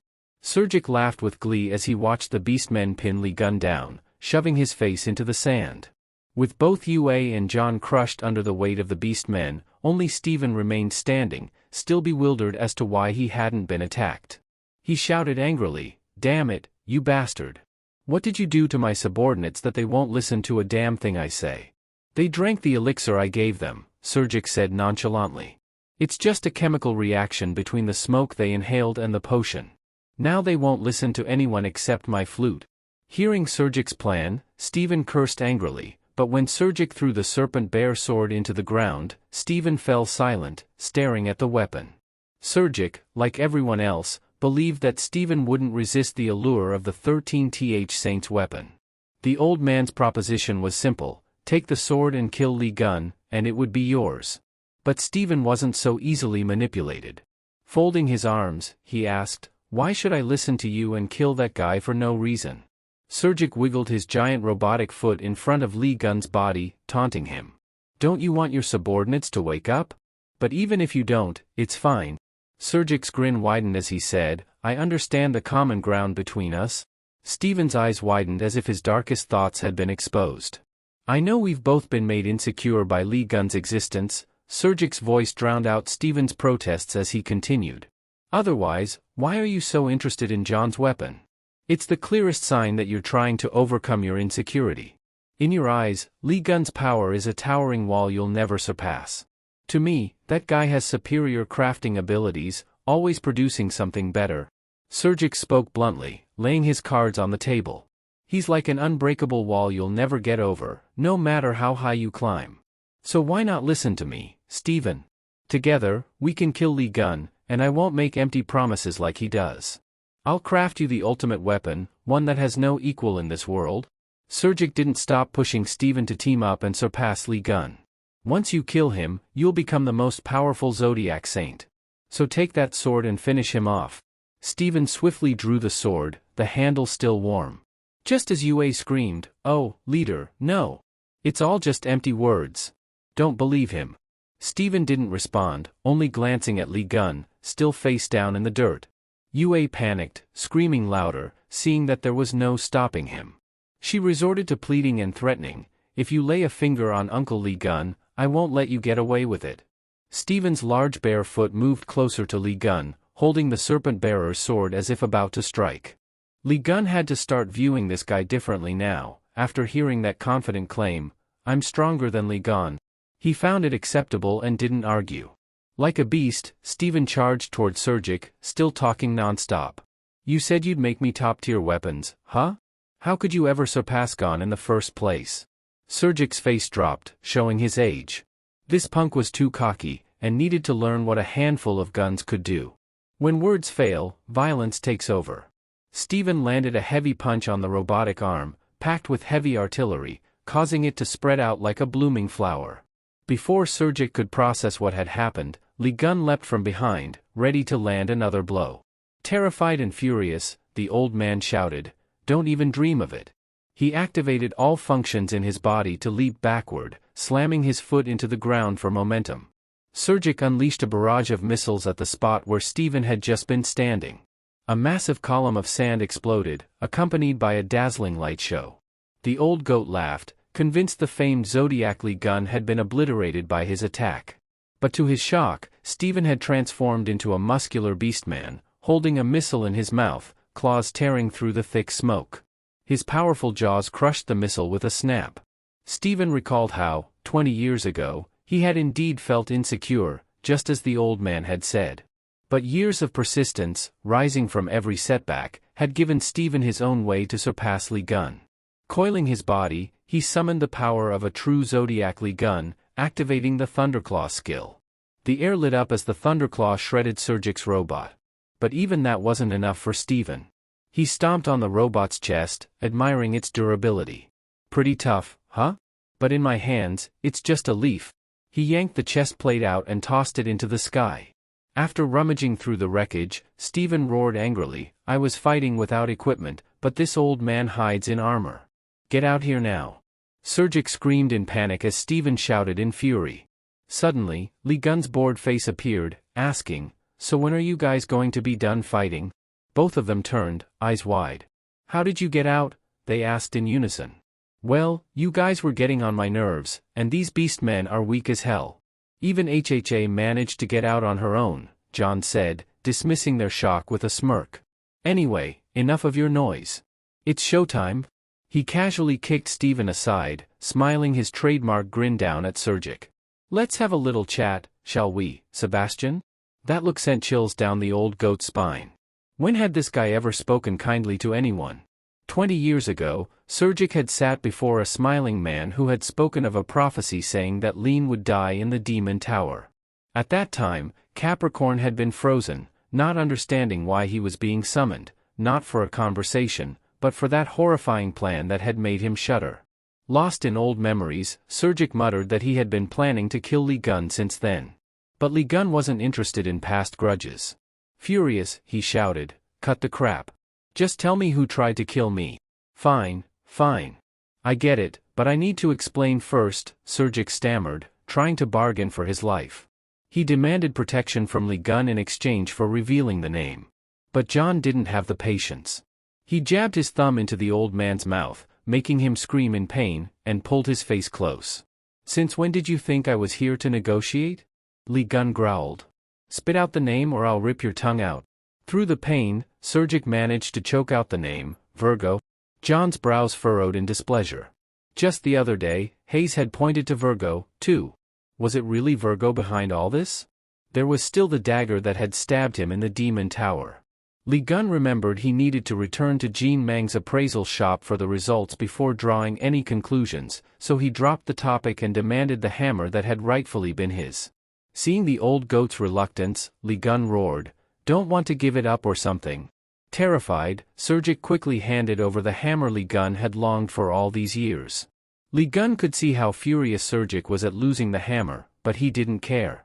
He summoned 3 spirits and handed the foolish old man over to them, kindly instructing them to cut off any limbs if they found him annoying, and not to hold back. But as soon as Surgic saw the trio of spirits, he screamed, How can you summon guardian spirits? Don't tell me you're not a saint, but a new constellation divine. As he was sucked into the teleportation portal, Capricorn's bitter voice echoed faintly. You're not a divine god. But honestly, Lee Gun didn't care what people said about him. Letting the old goat go to reflect on his sins, Lee Gun turned his attention to the beast men, who were now slowly getting up, no longer under control, rubbing their aching heads. The beach around them was a chaotic mess, the aftermath of the wild battle evident. But no one offered any explanation. The soldiers helped each other up, with Stephen and Yua celebrating their recovery, while the other troops looked on with a mix of concern and relief. Are you all back to normal? Please, no more going crazy. Everyone was scared. The Capricorn soldiers were in a frenzy, panicking over what to do now that their commander had been taken right in front of them. The only thing they could do was grit their teeth and press on. The commander pulled out an activation switch and, with a determined expression, shouted, If we're going to do this, we'll do it all the way, boys. The armor worn by the other legions suddenly lit up. Their eyes widened with horror as it exploded like a cluster of grenades. The commander shouted, like his Capricorn boss boasted, Anyone using the gear from our Zodiac better prepare a grave. The guy gave a nod to his underlings, who quickly aimed a Mormont bazooka at the one who had taken their leader. Lee Gun watched the ridiculous toy fly toward him and grumbled, Why do they keep naming these silly gadgets after Mormont? It's exhausting. Gripping the hammer in his hand, his status window kept flashing with updates, saying the hammer of achievements could force targets to transform. Smiling, Lee Gun locked onto the Mormont missile and gave it a solid whack, turning it into a Mormont firework that burst into the sky with a loud bang. What the hell is this guy doing? Turning premium ammo into fireworks for fun? It wasn't over yet. The massive beastmen foot stomped down hard, and Steven, along with his muscle-bound crew, growled, ready for a fight. They were itching to see if these dirty-playing Capricorns could outmatch the beastmen. But before Steven could call out his insults, the enemies had already fled, not daring to stick around and face his wrath. So the big guy turned to Gon, whining for him to find a big, sturdy weapon that had a nice swing, something he could use to crush those cowardly Capricorns. Lee Gun was about to refuse, but then he suddenly realized that Steven himself was big, sturdy, and easy to throw. With a grin that was 1 part trustworthy and 9 parts troubled, John looked at Steven, who couldn't shake the feeling that something was off but couldn't pinpoint what. The next thing he knew, his muscular body was yanked off the ground, and his screams echoed across the sky. Steven was sent flying in 2 wide circles before crashing down hard, rolling right to the feet of the fleeing Capricorns. The impact was so powerful it sent them flying in all directions, leaving no one unscathed. Meanwhile, Lee Gun stood there, clicking his tongue in satisfaction. Why don't I go bowling more often? He grabbed Steven by the ankle, chuckling as he asked, "How do you feel, buddy?" But as he looked at the filthy, mud-caked black foot pointed right at his face, John's enthusiasm quickly faded. He stared at the beastly foot, contemplating, before finally letting go. It's big and sturdy, sure, but the grip doesn't feel good. Let's never use him again. The outskirts, the western defense area of the European Union, which had fallen into the red zone, were now occupied by the Calamity. The city was completely wrecked, with the Calamity's tentacles, resembling tree roots, coiling around the towering buildings scattered among the debris. The entire area reeked with a horrendous stench, and a thick red fog filled the sky, bringing with it a chilling aura of death. Following Zane, the leader of the search team from the Virgo constellation, were his team members, assigned to locate those missing in the temporary settlement on the outskirts. As soon as they gathered, some began talking about the news of Lee Gun defeating the disaster octopus in the Philippines. Most of the conversation focused on how remarkable Lee Gun was, while those officially involved in the conquest had achieved little. Then, there was the loud altercation between Leo and Capricorn, making both seem like failures who were merely there to set the stage for the 13th saint. Zane suddenly turned around, annoyed. "Are we here for a mission or just gossiping?" The group immediately fell silent, standing rigidly behind him, ready to follow orders. They began searching for the missing people in the area. The red fog rolled in, and distant cries for help echoed back, unsettling everyone. Zane focused on the source of the sound, realizing it came from the dark area where the fog was spreading rapidly. He led his 6-member team straight ahead. The deeper they went, the more cries for help they heard, but after some distance, Zane sensed something was wrong. The screams seemed to be originating from the city's center, like a machine playing on loop, almost as if it were a recording.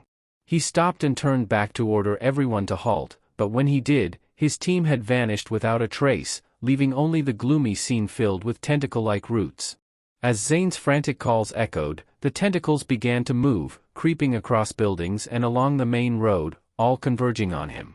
In his confusion, a cry for help came from behind, identical to the one that had drawn him in. Zane spun around, eyes wide with terror, realizing it wasn't a person in distress. The Calamities were mimicking human voices to lure the team in. The cries grew more eerie, accompanied by sinister laughter from terrifying faces. Zane's throat closed, and soon his body was consumed by the writhing tentacles. He and his entire team were swallowed by the disaster-level calamity that had been missing for so long. At the sanctuary of the Sagittarius constellation, a crack in the roof remained unsealed. Lee Gun sat with his legs propped up on a table covered in newspapers reporting his recent accomplishments. When the TV mentioned his name, he glanced over, but it was just more news about the retrieval of the Calamity's corpse from the Philippine Sea. Tired of hearing endless praise about himself, he turned back to his Bible, bored with the constant chatter over killing just one octopus. He had no interest in forming a guild like other zodiac houses, but through this Bible, Li Gun's actions were inevitably becoming hot topics for public discussion. Looks like that's enough for now. Time to get back to handling this pile of work, he thought. Just as Li Gun closed the Bible, a system notification appeared, offering two choices, Trial 6 and Enhanced Skill 1. With his current strength, both options were more than sufficient. Li Gun casually selected Trial 6 to see what it entailed. A long screen titled Euchre's Awakening appeared, informing him that 3 trials would begin once the Euchre's star reached level 10. The rewards included Oase's unique household god, enhanced physical abilities, an awakening skill, and as a bonus, a holy relic of Euchre's. The total time for completion was set at 10 days, with penalties for failure. As Li Gun pondered this, the system began outlining the details of the 3 trials he needed to complete. The first was a strength trial, requiring Li Gun to defeat a demon without using his war god instincts. Though a little disappointed he couldn't use his ultimate skill, he reasoned that, as long as he wasn't facing a god or disaster-level threat head-on, he should manage fine. What truly caught his attention, however, were the other 2 trials. The intelligence trial required Li Gun to recruit a secretary to document Oase's achievements. The second trial demanded that he take a human servant as his disciple. Rubbing his chin, Li Gun reflected that he was more accustomed to fighting calamities than handling people. He wasn't sure where he'd find a disciple and a secretary. Setting that aside, he clicked on Enhanced Skill 1 to see what benefits it might offer. The moment he did, his eyes lit up, as the skill Gaze of a God had leveled up significantly. Unyarin, in the midst of grabbing Yang Wei by the ears for a scrub down, paused at John's loud shout. The 13th zodiac sign appeared, requesting her to stand still for a moment while he examined her. A green light shone on both objects in front of him, revealing the percentage of faith in various constellations. It was truly mystical. The system kindly reminded Li Gun to find a disciple who had 100% faith in the Euchre's constellation, otherwise, his power could decrease. Li Gun considered those likely to have 100% faith in him, Sunjua and their father, but the idea of them being asked to become his disciple might psychologically shock them. However, despite his excitement, John's secretary informed him that all 3 family members had left early that morning. Li Gun, disappointed, knew he'd have to plan later. Just then, his phone buzzed repeatedly. Upon seeing the caller's name, his face formed a dark smile. Jean Y had impeccable timing, calling just when Li Gun needed to talk. Meanwhile, outside, frantic screams echoed in the air. People were scattered, others desperately pleading for help. Chaos reigned. SJ's mother tried to calm her son, urging him to stay hidden in the car until his father arrived. At that time, Sunj was just a terrified child, tears streaming down his face, frozen as he heard his mother's assurances that his father would defeat the monster.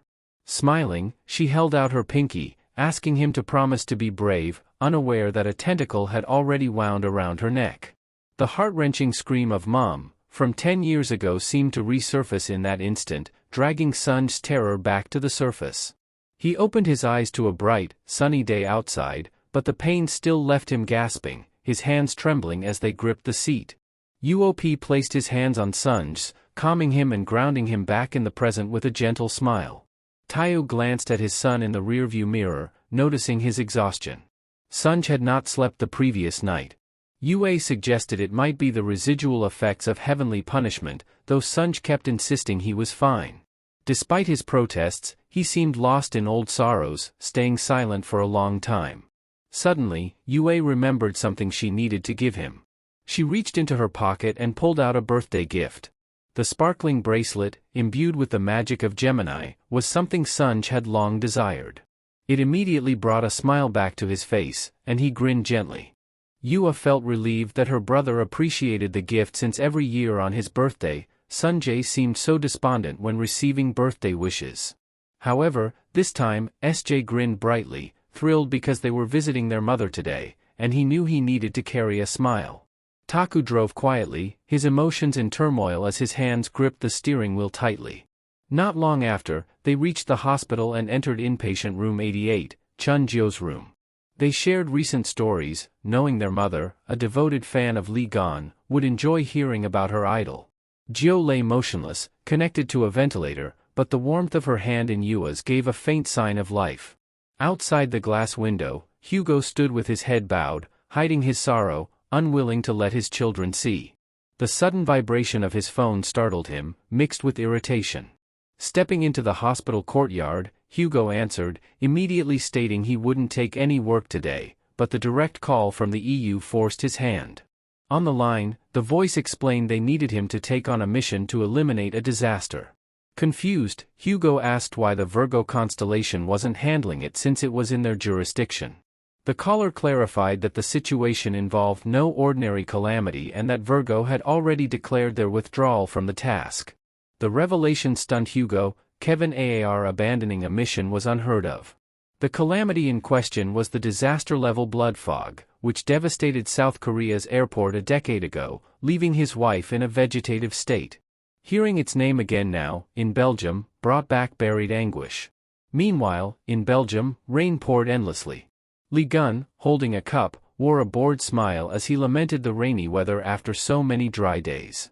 Pulling out his phone, he messaged his nephew, Sunjae, asking if he would become his disciple. The replies came quickly, all politely declining. Lee Gun was surprised the boy, once his biggest fan, would refuse him. Thinking it over, Lee Gun realized he didn't know much about the boy's life, especially his birthday. The unease in Secretary Yaren's demeanor when asked about it only deepened his curiosity. Perhaps something significant had happened on that day. His thoughts were interrupted by Jean Mang, who removed his hat and sat across from him. Making small talk, Mang mentioned the trip to Belgium, though Fairy Queen's magical door made such travel trivial. Looking outside, Lee Gun noted the heavy display of Virgo insignia, remarking how excessive it seemed. Mang explained that in Europe's theocratic society, faith in the gods was paramount for survival. Chuckling, Lee Gun pointed out Mang's own declining faith, which he saw with his divine gaze. Mang's faith in Virgo had dropped to 87%, while his belief in Yukas had surged to 99.1%. The shift, born of betrayal, piqued Lee Gun's curiosity. Mang admitted the meeting concerned faith. Summoning a soundproof barrier borrowed from Pisces, he retrieved the dagger Lee Gun had given him, revealing what its residual memories showed. The dagger's origin traced back to Virgo's arsenal, wielded by none other than Kevin Aar, the Saint of Virgo. Lee Gun's interest sharpened, recalling the instructions he'd left Fairy Queen before departing: investigate Sunjae's reasons for staying with Gemini and uncover the truth about his mission as a star clerk. Back at the now-empty house, Fairy Queen lounged, playing games, while mulling over Lee Gun's orders. As if on cue, Sunjae approached, asking for her help. Though elated, she feigned indifference, asking what he needed. He explained his desire to access the Gemini Library's secret section, reserved for high-ranking disciples, to find the spell Spirit Invocation. It was forbidden magic, capable of summoning souls from the other side. Understanding the weight of his request, she opened a spatial door to the library, masking her curiosity about why the boy sought such a dangerous spell. Elsewhere, Lee Gun sat on a bench in Belgium, his mind replaying Mang's findings. Records showed that daggers of similar dark energy were auctioned publicly, likely to erase their trail. Mang's predecessor, who investigated the weapon, was murdered with the very dagger. The lingering curse on the blade, though fading, had been potent enough to harm even saints or divine gods. Lee Gun's thoughts turned grim. Was such a weapon deliberately forged to target the divine? Lee Gun tiredly reflected on the situation, considering the insidious John Louis, a master of curses, but realizing that even someone so skilled couldn't craft curses capable of affecting the supreme gods. The dark energy in the dagger wasn't from any god, and Cancer's powers were nowhere near enough to compare. The source of the calamity remained a mystery, and Lee Gun wondered if the one who stabbed him had ties to the darker forces of the earth. Yet, he knew this was just speculation. He rubbed his forehead, frustrated, then refocused on the upcoming trial of strength, knowing there was a time limit, and afterward, he could confront Virgo, for which he had been preparing for some time. The announcement of the approaching train snapped Lee Gun back to reality. He eagerly watched the steam train come to a stop. The first to disembark were the disciples. They stood out with their hunter-like uniforms, their presence turning heads as they lined up, waiting for the last person to step off. Lee Gun's attention was fixed on that individual, and as soon as he saw him, he flashed his trademark smile. The elite Sagittarius squad had arrived, and Li Gun was eager to have a private chat with their blonde-haired captain, under the blue veil of Virgo in a region long affected by the calamity. As fire arrows thundered through the air, engulfing the damned birds in flames, the squad swiftly dealt with the situation. The ground was littered with obstacles, including the roots of a strange plant that had entangled a soldier's leg. Li Gun seized the moment to ask why the Sagittarius troops were operating in Virgo's territory. The commander frowned and explained that they had taken on a commission from Virgo. Sagittarius often accepted such tasks, acting like mercenaries to eliminate calamities. The leader had gone to meet with European Union representatives to understand the situation better. Li Gun raised an eyebrow, about to ask why they would take on such a task without knowing the full details, but the commander cut him off, explaining that Taku had accepted the mission right away because it was personal. He stared at Li Gun, then asked if Li Gun had ever heard of the monster known as blood fog, a creature that craves the power of the gods. Taku had gone to the EU headquarters to investigate, where he learned about blood fog, a monster that spreads a mist to consume nearby creatures and souls. It had been wreaking havoc for 10 days. Taku questioned why the holy orders hadn't been mobilized, but he was told the calamity had been officially declared eradicated by diplomatic agencies, so they couldn't publicly acknowledge its return. When Taku asked why Virgo's leader, Kevin Ajar, hadn't intervened, he was told Virgo had sent high-level forces multiple times, only to see them wiped out by the Crimson Mist, which left everyone unable to resist. As Virgo specialized in close combat, it was essentially suicide to face the monster. Moreover, Kevin was occupied with a red-level calamity in another region and couldn't return in time. After surveying many constellations, they chose Sagittarius, known for their mercenary forces, to avoid personal or political influences. Additionally, they knew Sagittarius had a close relationship with Li Gun, who had successfully dealt with the 10,000 arms calamity in the Philippine Sea. Despite the friendly smiles, it was clear to Taku that this was all a trap. Kevin, the arrogant fool, would rather fight to the bitter end than ask for external help to solve the problems within his sacred territory. Considering the possibility that Virgo might be using blood fog to eliminate both him and Li Gun, Taku's discomfort was apparent, and his clenched hand on the chair revealed the internal conflict he was battling. Nearby, the man grew uneasy. When the concern was raised that Sagittarius and Li Gun might not participate, Kevin laughed and confidently said that merely mentioning blood fog would ensure Hugo Otter would take the mission, given how the calamity had wronged his wife. In distant Belgium, the Sagittarius commander repeated the same explanation, compelling Taku to accept the mission. Li Gun, arms crossed, asked who this wife was. The commander explained that she was Chuanju, the wife of the Sagittarius saint, and the mother of Taku's two best friends' children. The two had met after John was imprisoned in the Demon Tower. A young girl chimed in, revealing that in order to protect Chuanju and young Sunjae, the first disciple of Sagittarius had tragically met his end. Li Gun instantly recognized the name. It was Li Juan, the boy who had been trailing behind him and his friend 20 years ago. However, he never expected the reason his friend always kept secrets regarding his family. Li Gun had never seen blood fog, but he could guess that its presence had made Taku more irritable. Confident that he knew Taku's abilities best, since he had personally trained him in combat, Li Gun couldn't believe his friend would fall so easily. Back in the day, Taku was the only person Li Gun trusted enough to fight back-to-back with him. Whenever the 12 zodiac signs were mentioned, Li Gun was confident Taku was the strongest among them, so he urged the youngsters to elaborate on what Taku had endured. Fortunately, they agreed. The tragic memory from 10 years ago, which occurred on Sunjae's 7th birthday, still haunted them. Sunjae had fallen asleep while waiting for his mother to finish a call with his father, bragging about creating a weapon to destroy a great calamity. To a child, such matters were trivial, until Jio, patting his head, praised him for coming to the airport early. Sunjae rubbed his eyes, delighted. Jio had woken up early to meet her husband and, as she chuckled, Sunjae yawned and mentioned he was hungry. Jio sent Li Juan to buy food, leaving Sunjae to notice two strange men whispering behind them, blaming each other and discussing their escape plans. Before Sunjae could understand what was happening, the airport lights suddenly went out, and Jio grew anxious. As the large airport was thrown into chaos, Jiao and her son were left unsure of what to do. The humming noise and darkness caused Li Juan, who was buying food, to rush outside. He caught sight of the terrifying calamity, which was glaring at Jiao. Unaware of the danger, Jiao asked if something big was happening. The food dropped from Li Juan's hands as he used all his strength to shield her and Sunjae, but in doing so, he was flung toward the calamity's gaping mouth. In a desperate attempt to protect them, Li Juan pushed Jiao and Sunjae away but was caught in the calamity's jaws. Sunjae screamed as he watched his beloved uncle fall to his death, helpless in his mother's arms. His eyes focused on Li Juan's lips, the last image of his uncle's smile before being devoured, forever haunting Sunjae's childhood.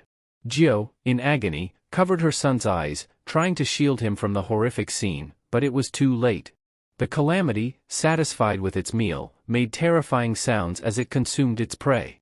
The onlookers and passengers could only watch in horror as the blood fog devoured its victims, beginning an unending feast. The guards frantically called for the holy order. Jiao and her son had just arrived when they saw dozens of people being dragged away by the tentacles. The entire area was filled with anguished screams, drowning out her frantic reminder to her son, "No matter what happens, don't let go of me." Jiao held Sunjae tightly, gritting her teeth, using all her strength to escape the reach of the tentacles. The once spacious airport was quickly consumed by thick dust, its air filled with the tortured cries of those who had been taken, leaving behind lifeless bodies. The memory of that day, when Sunjae was 7, stayed with him even as he turned 17. He could never forget how his mother had spread her arms, telling him not to leave the car until his father arrived.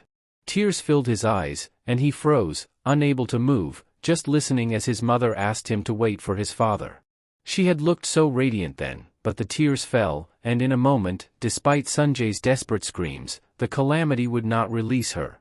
Drowning in regret, Sunjae could only wish he had been able to bring his mother back to celebrate his birthday, a moment the family hadn't shared in a long time. His cries echoed in vain, whispering apologies under his breath, which soon drew the attention of the tentacles. Suddenly, a golden light exploded from the sky, blinding him. A fiery arrow struck the ground near the car, incinerating the tentacles, and Taku, engulfed in flames, shouted, "Sunjae, are you all right?" The boy, like a drowning man clinging to a lifeline, leaned out to see his father, still in his house clothes, barefoot. In a moment of urgency, before the tentacles could reach them again, Taku spun around, frantically asking if his son was unharmed. But when Sunjae whispered "Mom," pain filled Taku's body, and he stiffened, gripping his bow to keep it steady. He raised a helpless hand, leaning against the car window, trying to comfort his son and himself as not even Jaewon had survived. A vortex of fire roared around the ground where Taku stood, burning any tentacle that dared approach. With eyes blazing and teeth grinding, the Sagittarius star roared, "How dare you!" Taku leaped high into the air, surveying the massive calamity carrying a giant tree on its back, dotted with strange, round orbs. He realized those who had been killed were trapped inside. Taku quickly scanned the area until he saw Jiao among the fallen. Rage surged through him, but he tried to stay calm, praying that his wife was still alive. He needed to find a way to free her. Landing on the creature's head, Taku focused all his strength into his hands, trying to pry away the tangled roots that held his wife. Fire flared on his skin as his desperation grew, and the flames spread across the plant roots, reaching the calamity's brain. However, the presence of foreign energy caught its attention. More tentacles appeared, aiming to disrupt Taku's efforts. Enraged, he hurled a fireball at them, but he froze when he saw two pitiful, crying faces. These faces emerged from the creature's twisted mouths, their voices begging for help, causing Taku to lose focus for just a moment. The calamity took advantage of his hesitation, striking him hard and wrapping its tentacles around his limbs. Its grotesque mouth twisted into a grin as it said, "You're the one who received the power of the gods. How delicious." The tentacles surged into Taku's body, attempting to drain every bit of Sagittarius energy. The excruciating pain made him scream, and Sunjae, watching from the car, cried out helplessly. A second golden light appeared in the sky, slamming down on the calamity's head, cracking the ground beneath it and sending rocks flying. The energy surged, burning away the tentacles and revealing the human captives trapped inside the orbs. Someone hovered above, shouting, "Hey, Sagittarius, what's with this pathetic state?" It was Heisei, molding an energy ball. As she began rescuing the captives, she lowered herself with Steven, Marker, and Yang Wei, who were watching the situation unfold. Taku, weakly struggling on the ground, was confused by their sudden arrival. He heard a woman's high heel stomp down hard, and Heisei looked down at him coldly, asking if he was alright before helping him to his feet. "I heard there's a powerful calamity, so I gathered everyone who could help. They volunteered because no one wants the blood fog in their territory," she explained. In front of them stood 3 saints in battle mode, eager to finish the fight quickly and head home to rest. The saints flung dirt and rocks into a mass of energy as Yang Wei summoned sharp swords using his Jade Emperor skill, and Steven's thunderous punch shot straight at the calamity. But their confidence quickly vanished as their attacks were swallowed by the beast. The creature's wounds seemed to heal rapidly, fueled by the energy it absorbed. The monster's eyes bulged as it rose to its feet, causing the ground to tremble under its weight. Steven shouted at Heisei to deploy a barrier immediately as the beast's tentacles launched a furious attack, hundreds of hardened tentacles shooting toward the saints, hissing madly. The 3 saints struggled to keep up with the onslaught as Heisei's barrier started to weaken under the relentless assault. Her hand released the scales of justice, and the golden ruse branch's skill activated, summoning the celestial spirit of a saint to bear 2 scales above the creature's head. The vines tightened, pinning the calamity to the ground for a moment, though it was clear they were struggling to keep control. She turned to Heisei, urging her to use the teleportation spell on the creature. "Didn't you see how it swallowed our attacks? We can't win now, it'll just absorb our power like it did with Sagittarius earlier," she said. Libra, watching the creature tear through the vines, insisted on immediate action. Heisei hesitated, knowing the creature would return eventually, but Libra didn't care. Taku, shouting in desperation, pleaded, "That monster devours human souls. Those people are just empty shells now. We need to defeat it and bring their souls back." Among them was Jio, and Sagittarius urgently asked for help to bring the creature down. Taku, panting heavily, insisted that he could still fight. His wife, whom he longed to see, had not yet awakened, and he couldn't give up hope. Giselle paused for a moment, clearly contemplating the situation, before the calamity's red eyes flared again, tearing through the vines. She reached her limit and couldn't hold it any longer. She yelled at Heisei to teleport the beast immediately. The blood fog monster roared, preparing to strike, and Heisei, with no other choice, activated her teleportation skill. "Oh, Taku," she cried out in agony, "stop." But her hands didn't retract the skill, and the energy in her palm flared as she successfully teleported the beast. That day, Hugo Otter faced severe criticism. The saints who had sent the beast to an unknown location were praised. They answered the media as if it were just another day at work, while Sagittarius, the protector of Korea, endured public backlash. People openly criticized Taku for failing to protect his family, calling him incompetent and unworthy of trust. Hugo Otter had to issue a public apology and visit the victims' memorial. He stood there all day in the rain, enduring the bitter attacks from the families of the victims. They shouted and cursed, as if they wanted to tear him apart, but Hugo didn't respond to a single word. Steven, frustrated, turned off the TV, unable to watch any longer. Yang Wei smirked, finding the situation somewhat entertaining, though Steven and Sophie each had their own criticisms of the unfair treatment toward Sagittarius. To Yang Wei, however, it seemed natural for the public to need someone to blame. In his self-serving mind, he hoped the scandal would escalate, making it easier for him to increase his influence. Laughter echoed from the staircase as someone, holding a glass of strong liquor, taunted Steven Marker with a grin. "Grinning in photos yesterday, and now your conscience is acting up?"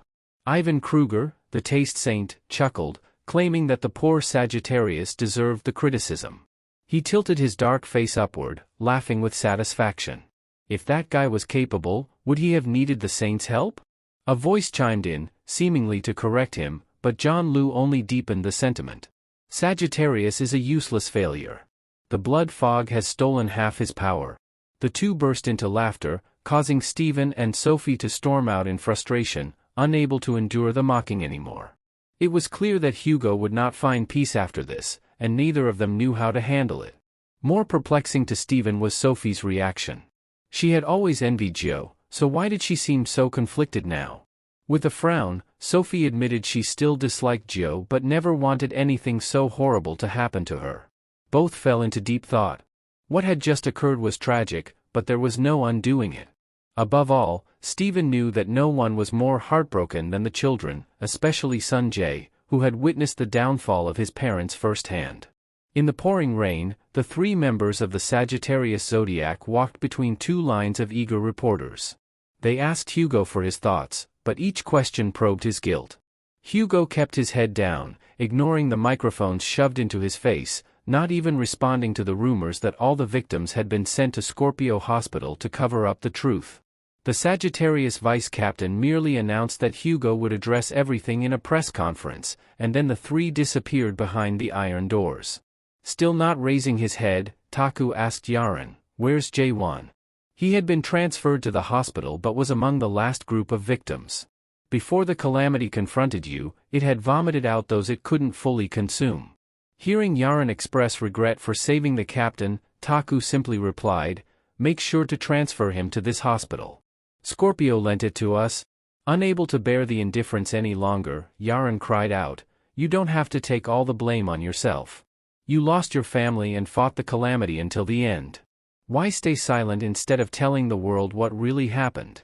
Finally, Taku responded, "There is a way to save the victims trapped in the blood fog, but how would their families react to learning their loved ones aren't dead, only their souls have been stolen?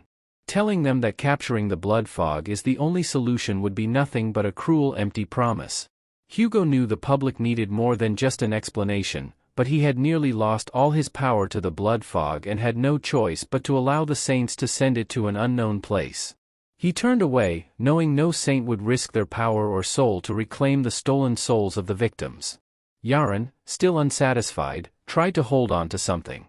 It broke her heart to see Sagittarius despised when he had done nothing wrong.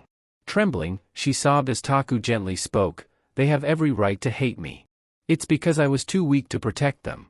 I couldn't keep my promise to Jeon to protect Korea." With a smile that resembled that of a dead man, Taku thanked Yaren for her concern, though there was no joy in his words. Yaren wanted to say more, but a man's hand on her shoulder stopped her. The Sagittarius vice captain shook his head, telling her not to follow Hugo anymore. The guild leader brought the victims to the hospital instead of holding funerals because he believes they could wake up at any moment. It's just that we don't know how to do that yet. But he hasn't given up because the moment he loses hope is the moment he gives up on his wife and Captain Jaewon. Quietly, Taku approached the door of room 808, where his wife's name was written. His hand reached for the door handle but stopped when he heard his son's voice calling for his mother from inside. The boy's sobs and apologies pierced his heart as Sunjae hung his head in guilt, blaming himself. "If only all three of us had left the airport at that moment, my mother and Uncle Jaewon wouldn't have been hurt." The boy hugged his pillow, repeating "if only" to himself, crying bitterly, with tears and snot streaming down his face. His apologies and cries for his mother stabbed into Taku's helpless heart. In the end, he couldn't hold back any longer, breaking down in bitter tears outside the hospital room, overwhelmed by the pain and frustration he had been carrying. Looking back, he thought, I should have told Sunjae not to blame himself. It wasn't his fault. But every time he tried to speak, he would end up crying, so he couldn't say a word. Taku didn't want Sunjae to see his father so broken. The leader's story by the campfire had brought the mercenaries to tears, though Lee Gun remained stoic. He hesitated before asking, "Shouldn't have I brought up such a sad memory?" "It's been 10 years, so it's okay to talk about it," Taku replied, though he was annoyed. He had just come home from work only to be cornered into telling the story, and the vice captain even cried like it was real. "Anyway, since the blood fog has returned, it's time to settle old scores." Taku's eyes were filled with determination, as though he had already planned his next steps. This time, he was going to destroy it once and for all. He looked at his friend and confidently declared, "I'll make sure of it." Inside the city in the east, now occupied by the calamity, the monstrous frog placed its enormous foot on the ground, its bulging eyes peering around. It could sense the power of the sun god and the serpent god approaching. Clutching the bump on its head, the blood fog prepared to take their lives. Its roots spread throughout every corner, and this time, it had returned with the intent to ensure that neither humanity nor the city would know peace. The elite Sagittarius forces, done with their campfire conversation, dispersed to handle the calamities. Taku, full of determination, led his team, eager to burn the creatures to ash before returning home. A subordinate quietly called out to the saint leader, handing Taksu a can of soda. As he sipped, another approached, offering him chocolate to ease his exhaustion.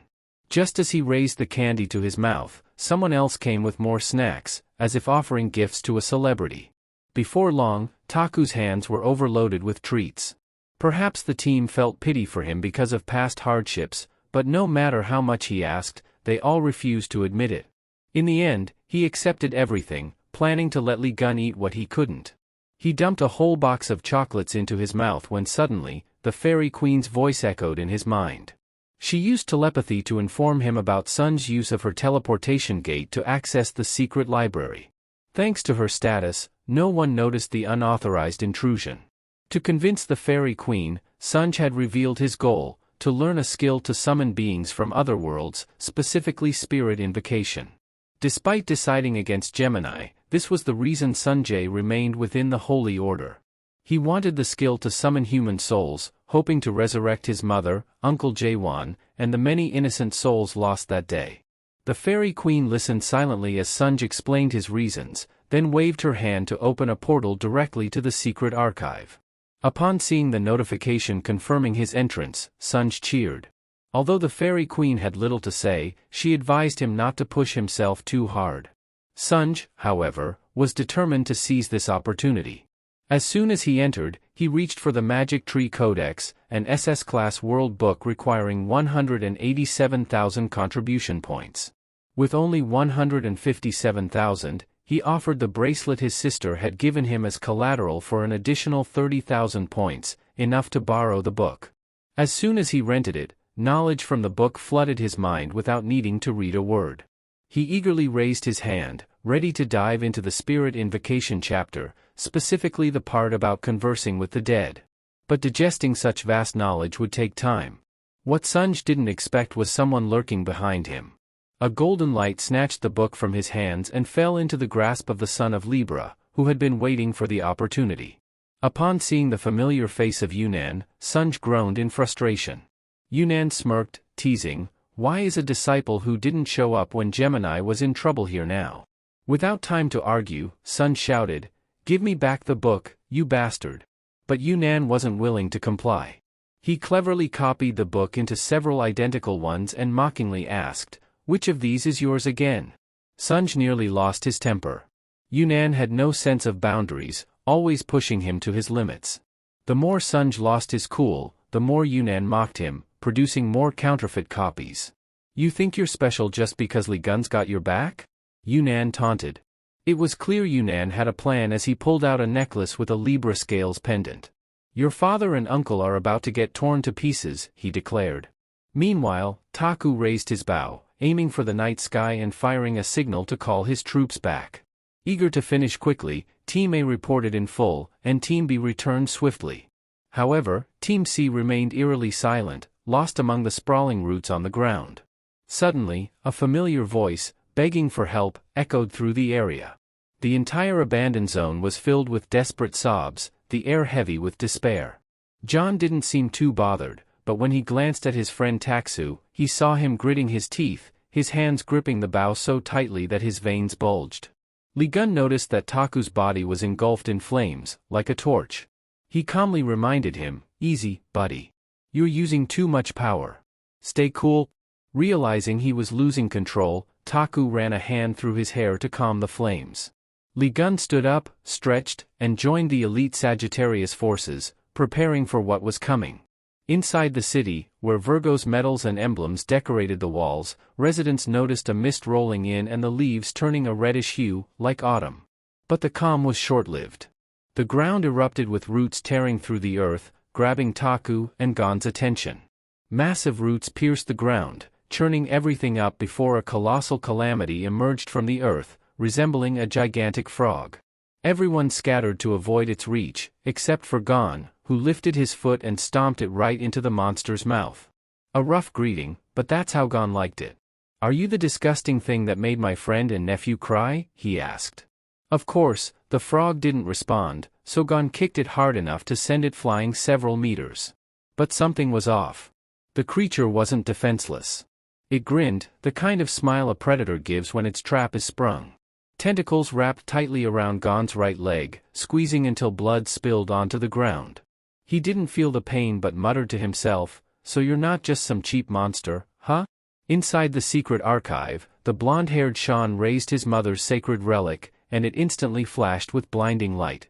Sun's eyes rolled back as he clearly saw the image of the blood fog beast opening its mouth wide, ready to devour Gon. Memories from the past caused him to freeze, like a statue, hearing the sinister laughter of Sion. "Today, your father and uncle will surely die." Back in the battle, Li Gun allowed his leg to be entangled, listening to the frog Babylon demanding his energy. Li Gun laughed, finding the request ridiculous. The tentacles wrapping around him incinerated in an instant. Glancing at Taku, who had just released an arrow, Li Gun chuckled, "Hey, come check this out. This monster thinks it can eat anything in front of it." Gon's leg, now twisted and deformed by the tentacles, was stomped hard on the ground. Instantly, Li Gun activated his super regeneration skill, healing everything from broken bones to charred skin. Though his pants were now tattered, he pulled out the hammer of achievements from his storage, saying, "Look at how many fierce people there are. This monster won't have an easy meal today." Pointing at the blood fog beast like it was a villain to be dealt with, Li Gun warned, "Better watch out, gluttonous belly. I'm going to gut you clean." He then propelled himself into the air, swinging the hammer, which grew several times its size with skill amplification, ready to strike the blood fog beast's head. The hammer only scraped the beast's skin, and it roared, throwing both Li Gun and the hammer far away. An arrow pierced the creature's eye, followed by a downpour of golden arrows raining down on it. It was Taku, supporting his friend effectively. He waved his hand to signal the troops to ready their bows again. This time, they didn't fire normal arrows but arrows formed from Sagittarius skills. Knowing that the blood fog beast absorbed the energy of constellations, the Sagittarius troops used sacred arrows taken from weapon storage. Each archer shot 3 arrows at once, and they flew straight into the beast's body. The monster had to endure the pain, using its tentacles to dig up the ground and rocks in front of it. Just as the group leaped to dodge its sharp tentacles, which aimed to skewer everyone in the air, Li Gun recognized that the roots were a major nuisance. With a quick glance, he dashed forward, this time not at the blood fog beast, but summoning Lime to play rock-paper-scissors. The creature's eyes turned into scissors, making it look silly. But when it opened its mouth for its master, it became clear it resembled a knife. In reality, it was 2 halves of a gardener's shears. With Lime in hand, Li Gun quickly sliced through the roots, and even Lime had a hard time keeping up with his speed, leaving the monster bewildered. Li Gun spun and executed his shears skill, slicing through the monstrous frog with dozens of slashes before landing gracefully. Lime, unable to match John's speed, became dizzy and gave up, but Li Gun relentlessly continued his dissection of the frog. Eventually, it collapsed before Gon and the surrounding Sagittarius troops. Everyone was shocked. Had they truly defeated it so quickly? While it seemed too easy, Taksu sensed something was wrong. This monster couldn't possibly be finished so easily, especially with the eerie, still writhing trees standing tall, still absorbing nutrients. Something wasn't right. In the library, Sunjae saw his uncle defeat the Calamity Beast and couldn't help but cheer in triumph, pointing at Suin with a proud smirk. He scolded him, saying, "Don't underestimate our elders." Confident in his victory, Sunjae declared the battle was far from over. "Do you know why the blood fog is so ravenous?" he asked, shaking the necklace in his hand. Sunjae immediately felt a sense of impending danger as the boy emphasized that the Calamity Beast could turn anything edible into energy. Suin shook the Libra necklace, which activated the core of the blood fog beast, causing all the parts that Li Gun had sliced off to regenerate. The Sagittarius troops gasped in horror. It was healing itself. The beast roared again, and even Taksu was taken aback by the sheer magnitude of the creature. With Lime in hand and unyielding resolve, Li Gun swung his blade, scattering dirt and stone to reveal what lay beneath. As he predicted, numerous large roots twisted beneath the surface, used by the Calamity Beast to break through the barrier. Its horrifying roar echoed, much like a slaughtered pig, while the Sagittarius troops were forced to spring into action. The blood fog beast, mad with hunger, muttered to itself, "Food. I need more to eat." Its eyes gleamed as it fixed on the distant city, hungry for human flesh. Suin laughed maniacally. Even though the blood fog needed time to consume an entire city, without the barrier, it would only take moments. Sanjay's vision darkened. Even a fool could tell the monstrous frog was about to leap toward the city. The blonde kid was excited, roaring that the place would be a much better feast than the airport. As Suin laughed, Sanjay's face darkened, and he asked, "Why do you talk as if you were there at the airport?" Suddenly, memories flooded back. He recalled two strangers arguing in the airport over something before running off. One of the strangers seemed eerily familiar. Sanjay froze. "It was you, wasn't it?" he whispered, his face turning pale. Suin chuckled darkly. "Finally, the kid gets it. I've been bored hiding it for 10 years, he sneered, showing no remorse. "Yes, it was me. I caused the disaster at the airport. So, what are you going to do about it? Call the cops? Or live stream it?" Sanjay was speechless, anger boiling inside him as Suin taunted, "Who would dare touch me? My mother, Libra, is the most powerful zodiac. I'm the son of a saint." He mocked, hiding under his mother's shadow to commit such heinous acts. Sanjay's rage reached a boiling point. How could this spoiled brat value lives so little? Without hesitation, Sanjay drew Janice's dagger, terrifying Suin. But just as the blonde kid gathered himself, a sudden burst of light from the dagger emerged to distract Suin, then Sanjay headbutted Suin's chin. Sanjay grinned as the magic book dropped from Suin's hand, unconscious. Sanjay quickly grabbed it, but his eyes were drawn to the Libra necklace around Suin's neck. Without hesitation, he snatched it away. The brat had used it to summon the blood fog, so it might be used to destroy the monster. Sanjay hesitated.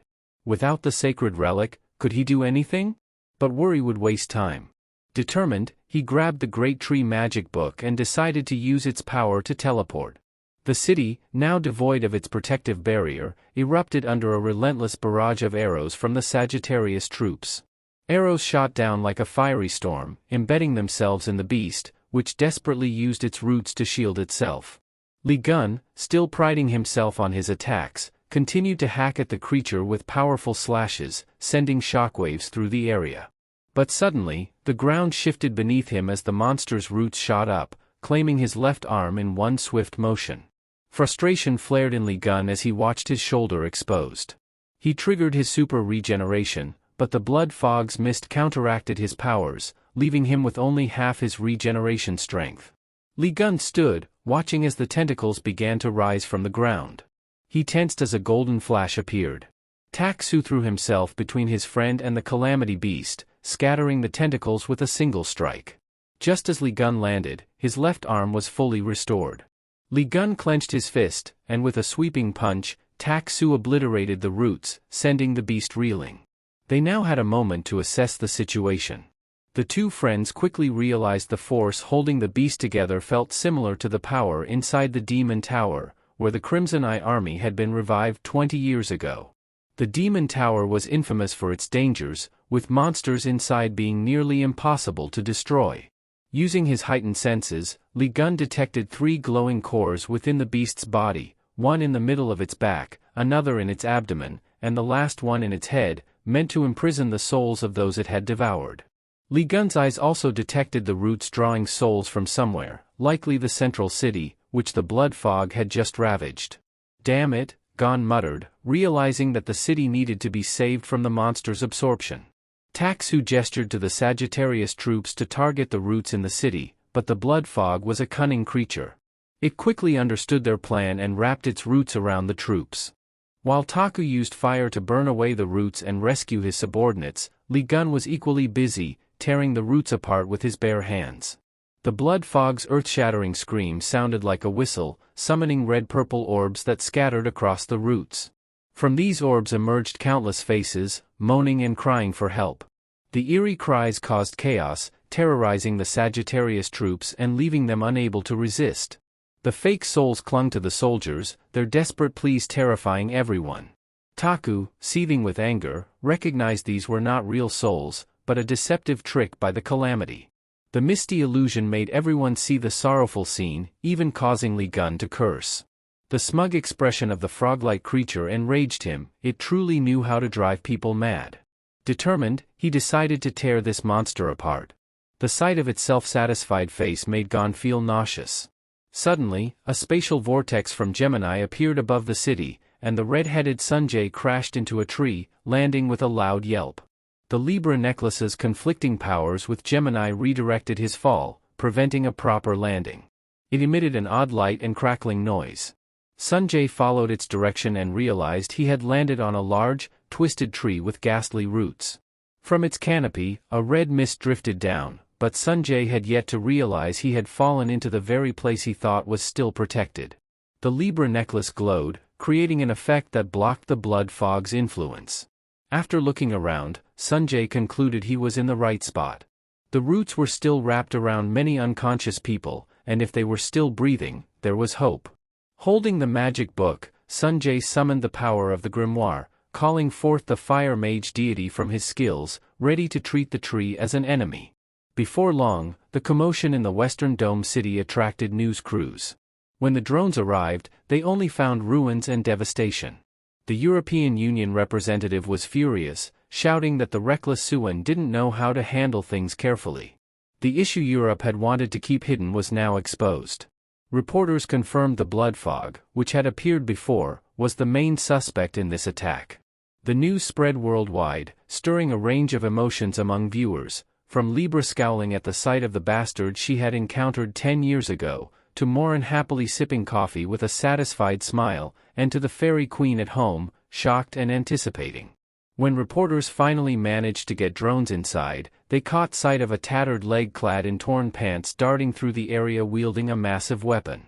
It was Li Gun in his familiar ragged state, along with the Sagittarius troops who had spent hours cutting through the entangled roots. The roots followed him like a relentless predator, refusing to let go, while Taku shouted up at his friend from below. The noise was overwhelming as Taku suddenly had to brace himself with all his strength to fend off an incoming blow from a front leg. The S-rank sacred artifact spider silk web shattered in an instant, leaving Taku defenseless and crushed under the frog's leg, blood spewing from his mouth. Seeing his friend being repeatedly struck, John became furious. His anger only intensified as the relentless roots trapped him.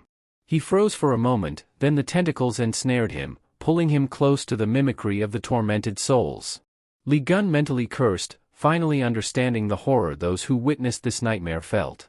The frog grabbed him and slammed him from the rooftop to the ground, leaving him battered and broken. The Sagittarius soldiers, just freed from the tentacles, looked up and called out for Gon, but he was nowhere to be seen. All they saw was the blood fog's crimson eye gleaming with satisfaction as it looked down on the weak humans, ready to devour them. Without Li Gun and Taku, the Sagittarius Legion was no match for the blood fog. Then suddenly, the creature felt an excruciating pain shooting through its head.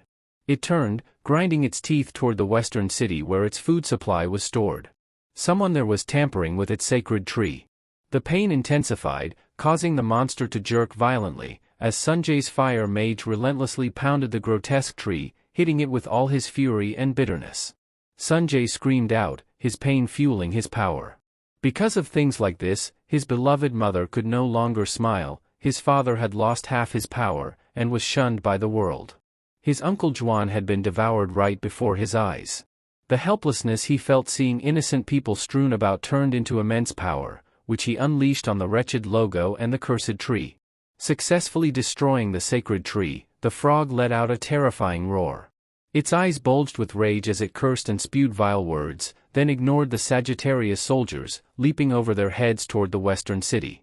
Each step sent earth and debris flying, causing the troops to realize something strange was happening in that direction.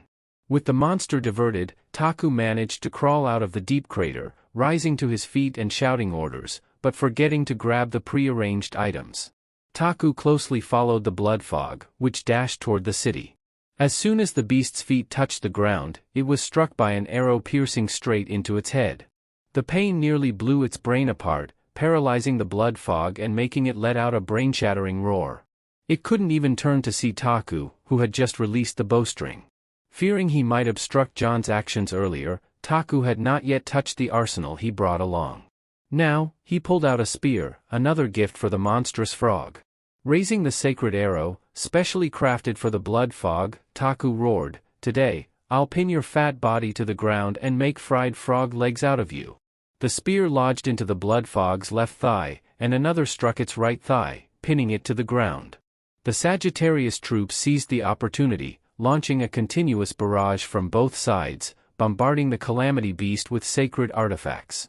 Arrows splintered into numerous pieces, each accompanied by binding ropes that tightened around the beast, pinning it down.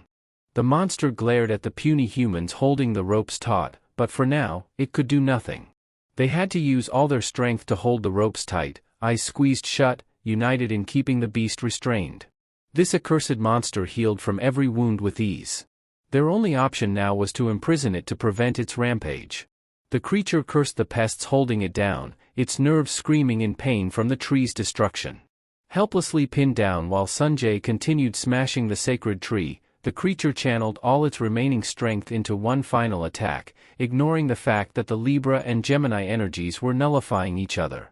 A decade's worth of pent-up rage exploded through Sanjay's final strike. The S-rank fire mage, drawing power from both zodiac signs, shattered the tree into pieces. The protective barrier, already thin, cracked wide open, and the beast's mouth was pierced by a spear. The blood fog roared in despair. The city that once fed it had now exploded, and without the red mist, where would it find souls to consume? The souls that had been wailing on the roots disappeared with the wind, restoring peace to the minds of the Sagittarius troops. Sanjay lay amidst the chaos he had just created, unconscious for a long time before slowly opening his eyes. Beside him lay the utterly destroyed fire mage, and with all his strength drained from that last strike, his entire body ached, leaving him with no desire but to lie there. Suddenly remembering the tree, Sanjay quickly lifted his head. Seeing it utterly obliterated brought him relief. He lay back down, his hand still clutching the Libra necklace, which felt as though it had been burned. His skin was charred and swollen, as if paralyzed. Sanjay wasn't sure if it was due to the immense power he had unleashed on the tree or something else, but one thing was certain, the Libra sacred relic was damaged beyond repair. Well, whatever could be done had already been done. Now, Sanjay could finally relax and enjoy the sight of the real sky after the dome vanished. It felt oddly satisfying, he had succeeded. But just as he was savoring his victory, his eyes caught the reflection of a massive pillar of fire outside the city, shooting straight into the sky. It exploded with a force akin to a nuclear bomb, and anyone who followed the gods received a notification that the power of the sun god Apollo had been activated. The firestorm surged toward the city so quickly that Sanjay barely had time to brace himself. Fortunately, Janus's sacred relic, the snake scale shield, activated automatically, protecting him from the searing flames that engulfed the city. Even with the shield, Sanjay struggled to maintain his balance, but eventually, the shield reached its limit and vanished. The lingering heat left him battered, a strange sensation overwhelming him, a mix of his father's familiar fire and something foreign. The devastation around him was unimaginable. Every building had melted as though submerged in molten lava, entirely consumed by the intense heat. The place where the Sagittarius troops had stood was now sizzling, the sound of smoldering embers filling the air as they trembled, thinking they had narrowly escaped death, perhaps thanks to divine intervention. But it wasn't luck. It was the Zodiac Lord, Hugo Otter, who had used all his strength to shield the group, now left in a miserable state with his arms severely burned. What infuriated him the most was that the blood fog had somehow stolen and used the power of Sagittarius as if it were its own. The flames had incinerated all the sacred binding ropes the Taiku forces had struggled to set up. Fortunately, their commander was still alive, though lacking Taiku's strength. Exhausted from protecting his subordinates, he could no longer fight. There was no time to worry about those who had just bound it. The blood fog's eyes gleamed with malice as it scanned the city, searching for the lone human near where its sacred tree had been destroyed. Sanjay realized that the blood fog was using Sagittarius' foresight ability, a skill his father often used. However, the energy source behind it was completely different and disturbingly unfamiliar. The beast locked onto Sanjay, identifying him as the one who had destroyed its power source. At the same time, Taiku realized, with shock, that the cause of his vengeful youth had somehow appeared amidst the chaos. Could it be that he was the one who destroyed the dome? His father's instincts were spot on as he yelled out just in time. The blood fog let out a deafening roar, determined to devour the boy to satisfy its wrath. It stomped its massive limbs on the ground, its mouth ablaze, eyes filled with fury as it leaped with astonishing speed for such a grotesque creature. Sunjae, drained after destroying the sacred tree, could only turn his head to see the monstrous frog charging at him. Exhausted, all he could do was clutch his head and scream like an ordinary person. Just as he thought he was finished, his father appeared, using his body to block the beast's gaping maw, saving his son at the last moment. Sunjae screamed in shock as he realized his father had come to his rescue, inadvertently enraging the blood fog, which widened its mouth in a fit of fury. Taiku's strength wasn't enough to overpower the beast, and all he could do was hear it mock him as a worthless archer. The beast's mouth grew wider, exerting all its power to counter Taiku's muscles. Sensing the dire situation, Taiku gritted his teeth, glanced at his son, and activated a flame shield around Sunjae, buying him a few more seconds of safety. But for himself, Taiku was swallowed whole by the beast, taking the earth and rubble beneath his feet into the monster's stomach. Once again, Sunjae watched helplessly as a loved one was taken by the blood fog, but the protective barrier kept him from doing anything. Inside the beast's belly, Taiku slid along with dirt and debris, the impact nearly knocking him unconscious. The monstrous frog, still furious, chomped down on the concrete below, taking 2 or 3 more bites just to be sure before finally stopping. Sunjae's eyes dimmed with despair as he called out for his father in vain, the flame shield preventing him from moving or retaliating. The beast let out a triumphant, maniacal laugh, boasting that it had absorbed all the power of the sun god Apollo. Just then, John's shears flew through the air like a boomerang, slicing across the grotesque frog's face and skidding along its rough skin. Li Gun crashed into the treetop above the calamity beast, frantically searching for his friend. But all he received in return was the beast's victorious laughter, craving more power from the Yucas constellation. The blood fog charged toward Li Gun, tearing through the earth. Furious, Gon activated his 13th sense and saw his friend fall into the monster's stomach, shouting out. But Taiku couldn't hear him. Inside the beast, Taiku's consciousness drifted as his body plummeted through its gut, filled with regret. He tormented himself for failing to save his wife and comrades while the blood fog still lived. Was this really how it would end? All he could do was display his pitiful state for Sunjae and Yue to witness. Would everything truly end this way? Suddenly, a blinding light pierced through his fading vision. Taiku opened his eyes to see the fragments of his stolen power imprisoned in this place, reaching out toward the energy source. He thought that if he could just retrieve it, he might have a chance to fight the blood fog once more. But his consciousness was fading, and his weary body seemed to pull him further away. In his mind, he questioned what he was truly fighting for. Was it for the fading memories of a family that had once meant everything to him?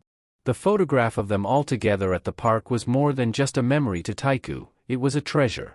Taiku remembered his wife's enthusiastic voice and her gentle smile as she asked him if he thought their family looked beautiful. No, this couldn't be the end. Taiku gritted his teeth and forced his eyes open, struggling against the bindings that held him. He refused to give up. He reached out with all his might. He couldn't let it end like this. He couldn't die in shame, unable to face his family or Li Gun again. He couldn't let them witness his weakness once more. I have to. I must reach it. Recognizing the Sagittarius fragment, the power within began to connect with him, starting with a small spark. Then the sun fragment recognized its master, swirling violently like a fireball eager to return to Taiku's command. Warnings flashed in his mind, alerting him that the sun fragment, after being tainted by the blood fog's malevolent energy for so long, would inevitably cause some backlash. But this was Taiku's lifeline, and he steeled himself to claim it, no matter what. His body could take no more, and his hand, nearly scorched from the intense heat, was about to give out when suddenly the space above shattered with a resounding crash. A familiar figure appeared, Li Gun. He roared in frustration, "Hugo Otter. What the hell are you doing down here when there's so much work waiting at home?" The strong hand of his old friend reached out, telling Taiku to grab on. Despite the usual scowl on John's face, it brought Taiku immense joy. He reached out with all his strength, grasping the hand that had supported him for over 30 years, letting John pull him to safety. 30 years ago, in Saudi Arabia, amidst the desert, a swarm of centipede-like calamities wreaked havoc, tearing up the earth and sky. Every time they struck, the blonde-haired young man, Taiku, got a mouthful of sand. Battling in the desert was never Taiku's idea of fun. After only a few seconds of vomiting, he heard the sand being disturbed beside him. A centipede's leg flung him high into the air before snapping him up in one bite. The descent into the centipede's stomach was far narrower than that of the blood fog frog. As Taiku sank into the slimy enzymes, he thought bitterly about his unfulfilled life, dying without ever getting married and living a poor existence, not much better than a beggar. Suddenly, a force pulled apart the centipede, and the bright blue sky opened before his eyes as someone decapitated the centipede. Peering into its insides, 30 years ago, Li Gun, already scarred and battle-worn, muttered to himself, asking why this person hadn't died yet, but was already showing a defeated face. "Hey, over here! Grab my hand, kid," he yelled, reaching out. He saw the dazed blonde man staring back at him. Li Gun, with one eye clear and the other cloudy, asked impatiently, "What's the matter? Don't you want to get out of here?" From that moment on, Li Gun's image in Taiku's mind never changed. He was always that gruff figure charging ahead with a scowl, shouting Taiku's name at the top of his lungs. He'd curse and scream, "Why aren't you coming out? What are you lying around here for?" But it was that same uncaring attitude, paired with the ever-present hand extended to pull him from places he thought he would die, that made Taiku smile. Li Gun was always the one standing in front, looking pissed off, yet his hand was always there to drag Taiku away from death. This scene might have seemed straight out of a romance novel, until Taiku was flung out, looking like a beaten dog. Sanjay was horrified, his father, unconscious, no matter how much he shook him. Li Gun activated his 13th sense, scanning his friend and quickly realizing that Taiku had absorbed a contaminated sun fragment. But he was fundamentally okay. Taiku's body was undergoing a process of expelling and purifying the tainted power. Li Gun reassured Sanjay, "Your dad just ate something bad, that's all. He'll be fine after a good rest." Of course, Sanjay had no idea what his father had consumed inside the frog's belly, but Li Gun didn't explain further. He simply added that this level of contamination wouldn't be lethal to Taiku, and all Sanjay needed to do was watch over him. Then, without saying another word, Li Gun slung his garden shears over his shoulder and turned his focus to the blood fog, which now had a large hole in its chest courtesy of his attack. The beast wasn't dead yet, so Li Gun still had work to do. He shot straight up like a rocket, heading for the creature's head. With a powerful thrust, he drove his scissors deep into it, lighting up the entire area with the impact. While the move wasn't enough to decapitate the blood fog, it lodged the scissors deep within. Li Gun laughed with satisfaction, reminding the beast that because of this, the whole world had laughed at his best friend. "My nephew hasn't even had a proper birthday party yet," he shouted, pressing the scissors in further, determined to punish the monstrous creature. The beast gritted its teeth, struggling to fight back, but Li Gun had already propelled himself off its head, leaving the scissors embedded but unable to pierce through the beast's thick skin. Summoning his crafting hammer, Li Gun knew he needed more force to drive the scissors deeper. With a glowing strike, he hammered down with the intent to finish off the beast. The blood fog roared in agony, unable to believe it was being defeated by a mere human. It called out to the serpent-bearer saint, as if they were close friends, declaring, "I may have lost this battle, but I've already set my trap. My roots spread through the city. As long as they remain, I'll drag everyone down with me." In its death throes, it thrashed violently, trying to destroy the city and bury everyone with it, especially targeting the helpless blonde lying on the ground, hoping to bring the buildings crashing down on Sanjay and his father. Still perched atop the blood fog's head, Li Gun yelled, "Are you really that stupid? My friend Xu may be kind, but he's not so easygoing that you can do whatever you want." He watched as Sanjay clung to his father, thinking they were about to be separated forever. Just as Li Gun said, Taku's eyes began to glow with a brilliant gold. Before the rubble could strike, a golden light flashed from the darkness, instantly turning it into unrecognizable ash. Even the reporters miles away were drawn to the sudden burst of light. The night sky swirled with a fierce firestorm, and it was unclear whether the flames were rising from the ground or descending from the heavens. A government official clutched his TV screen helplessly, while seasoned warriors like Moran recognized the phenomenon for what it was. The broadcast could only capture the intense light, but even that was enough for those with sharp minds to realize that something significant was happening. The night sky burned as bright as day, an event the reporters would later describe as the rise of a new sun. Yue stormed down the hallway to deliver urgent news, but the Scorpio Saint had already been watching the unfolding events, never taking her eyes off the screen. She clicked her tongue, summarizing what all the saints were thinking. So, in the end, he managed to reclaim the power he lost, huh? Amid the swirling skies, Taku stood ragged in his torn clothes, yet exuding the majestic aura of a god, riding the flames. Sunjae looked up at his father, now radiating power, and felt a surge of joy seeing him not only awake but fully restored. The frog-like monster, furious, realized that the power it had stolen over the last decade had suddenly vanished. It opened its mouth wide and screeched, launching its tentacle-like roots toward Taku, trying to snatch him from the sky. The beast's minions surged from the ground, forming grotesque writhing masses. A wide-area attack like this required Taku to step in. Though he no longer had his S-rank bow, with the current power of the sun god, even these troublesome roots were nothing more than a nuisance. With a simple touch of light, the roots recoiled and disintegrated on contact, leaving everything else unharmed. The glorious, heavenly radiance of the sun god Apollo seemed tailor-made to obliterate these cursed roots. Soon, the towering structures they formed began to disintegrate, evaporating into the wind. Laughing with glee atop the beast's head, Li Gun taunted, "Glorious heaven is Hugo's skill for burning away filth, you wretch. You say you devour everything? The more you struggle, the more fired up I get. You want to steal from us? Think twice about that." His eyes sparkled with excitement as he declared, "Time to finish this. Who has time to keep digging holes?" Activating his combat skill, Li Gun switched positions with the last person he touched.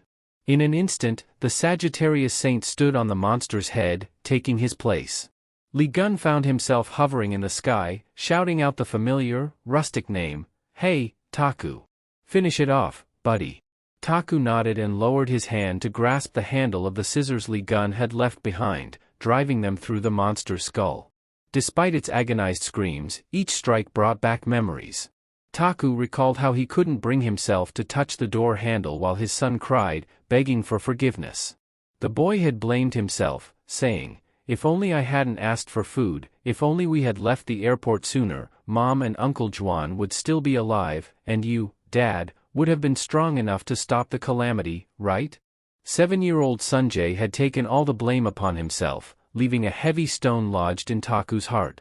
Drawing his bow, Taku aimed to shoot away the obstacles in his path and offer comfort to his son. "You're not to blame for anything, SJ," he said. The sacred arrow flew from his bow, enveloped in the brilliant light of glorious heaven, purifying all the filth and ensuring that the blood fog would not be enlightened but would certainly not survive. The land dimmed, leaving a large crater as if a bomb had been dropped.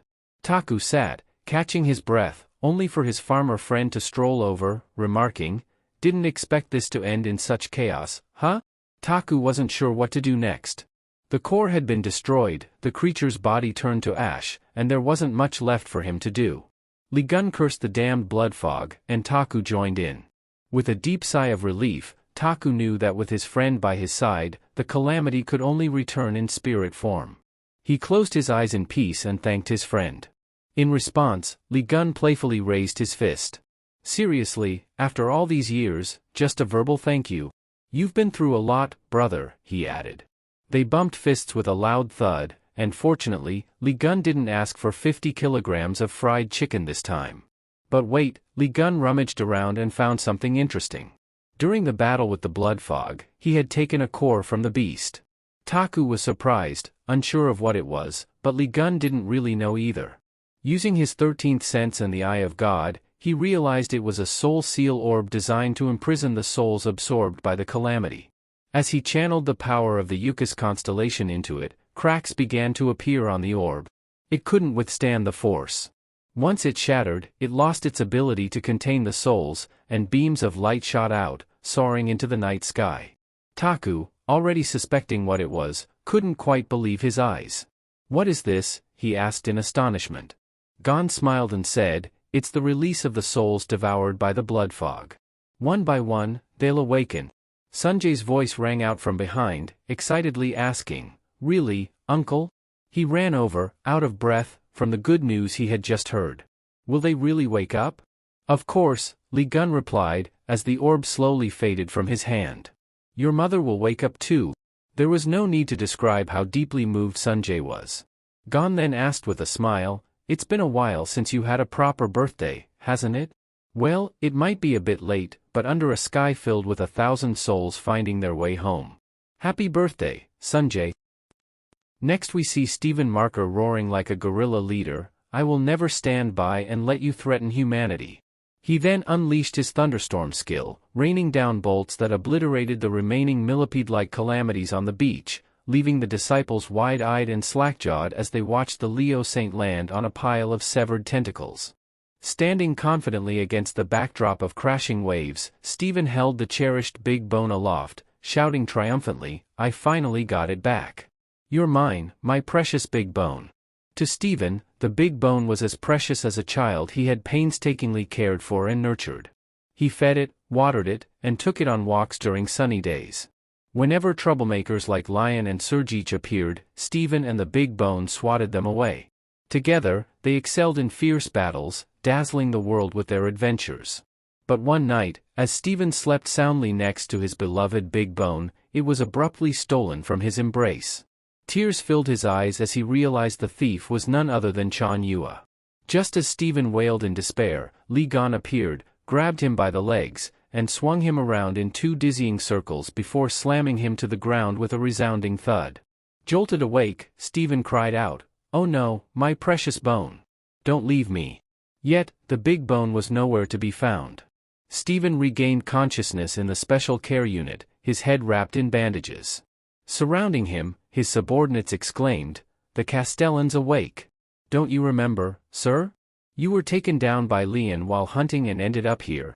As the underlings whispered among themselves about what had happened, the bandaged saint focused on what he needed to say. The room grew silent, expecting their leader to rally them to confront Li Gon and seek revenge on Capricorn. Instead, Stephen simply said, "Go get the big bone from Chan Yua's room immediately." "Oh my God, can we stop talking about that bone already?" his subordinates groaned, practically pleading for him to go back to sleep and give them peace. Who cares about a bone at a time like this? The commotion spilled into the hallway, signaling to everyone nearby that the leader was back to his bull-like health. Someone suggested informing Vice Commander Yua, but another replied, "Didn't you see her bolt out the door after we dealt with the 8th relic of Li Gon?"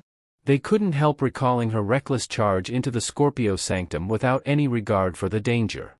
Suddenly, an out-of-breath subordinate burst in, urgently delivering shocking news. All those in comas for 10 years following the blood mist incident had awakened. Scorpio Hospital, which had housed 1,000 victims of that tragic event, was now bustling with excitement as every patient regained full consciousness. The story quickly made headlines, linking it to the European front lines, where the prolonged battle between hero Li Gon and the Sagittarius Saint had ended the blood mist. People across the globe were marveling at the apparent connection between the two events, calling it an unprecedented miracle. In a luxurious room, a man watched the worldwide broadcasts with irritation. Even when a blonde figure entered behind him, he didn't turn around, grumbling, "I can't believe it. I sent you to capture Li Gon and Hugo, and not only did you fail, but you let the blood mist spiral out of control." Sivan stood silently as the man ranted about losing the Libra Saint's mother's necklace and the chaos that ensued. Yunu, Sivan's older brother, turned with a glass of strong liquor, furiously berating him for letting the grimoire and other crucial items fall into Sunj Tayo's hands, mocking him for losing to someone who used to be bullied. Sivan endured the tirade in silence, even as his brother called him useless. Fueled by rage, Yunu smashed the liquor bottle over Sivan's head, shattering glass everywhere. "You've never done anything right. I've known it since that airport debacle." Yunu continued degrading him, pressing his shoe into Sivan's face and demanding, "How do you plan to fix this mess, you fool?" Despite the humiliation, Sivan didn't retaliate. He had come to ask for his brother's help, believing they needed to work together to recover. The involvement of Tayo meant even Yunu couldn't ignore the situation. Begrudgingly, Yunu clutched his head and muttered, "First, track Lian. Erase any traces of us and spy on them. With Yunu calmer, Sivan cautiously stood, his face still aching. And you, brother? What will you do? Yunu turned to the large window, deciding to visit Scorpio Hospital to address the aftermath of the Korean incident. While the brothers schemed, at the outskirts of the European defense line, dust and debris lingered from a collapsed building. Tasu and his group, battered and weary, still managed to receive news from afar. After a call ended, Tasu happily announced that everyone except Jaewon and Jio had woken up. Jan was unconcerned, knowing the longer a soul was trapped, the longer it took to return. Having infused his power to release them, all that remained was to wait. Smiling at his nephew, Jan said, "You should go back to see your mother and uncle now." Sunjae hesitated, nervously asking, "What about you, uncle? And dad?" His face flushed as he avoided eye contact. Overhearing, Taku was overwhelmed, wide-eyed with emotion.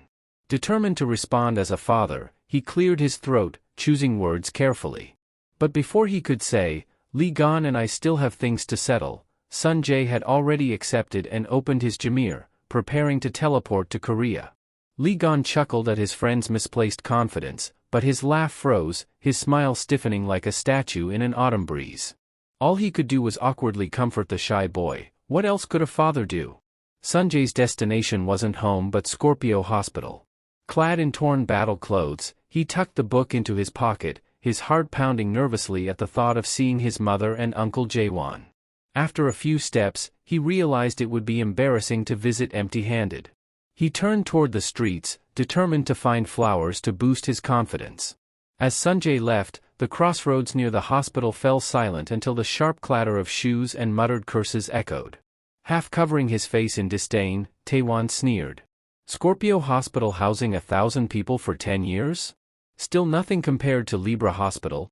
Rubbing his forehead in frustration, Taewon wanted to locate Sunjae and silence him, but he didn't know where he was yet. So, he decided to cause some trouble for his family in the meantime. Eventually, Sunjae would have to appear, right? Sunjae, holding a fresh bouquet, ran back to the hospital, unaware that a troublemaker was waiting for him. An afternoon after the Blood Mist rampage, the West Dome area was bustling with recovery efforts and battlefield cleanup. The elite forces of Sagittarius received praise for their notable contributions, though they were shy and nervous during their first interviews. Calls rang out nearby to bring the wounded into the makeshift infirmary, a large building repurposed with rugs and stretchers for the injured.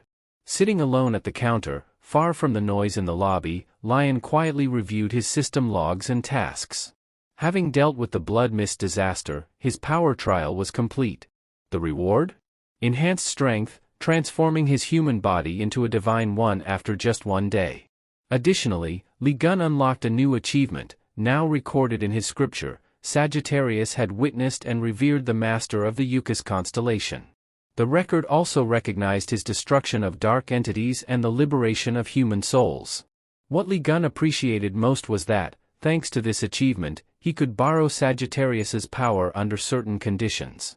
With a few days still left to complete his tasks regarding the secretary and apprentice, he put that aside for the moment.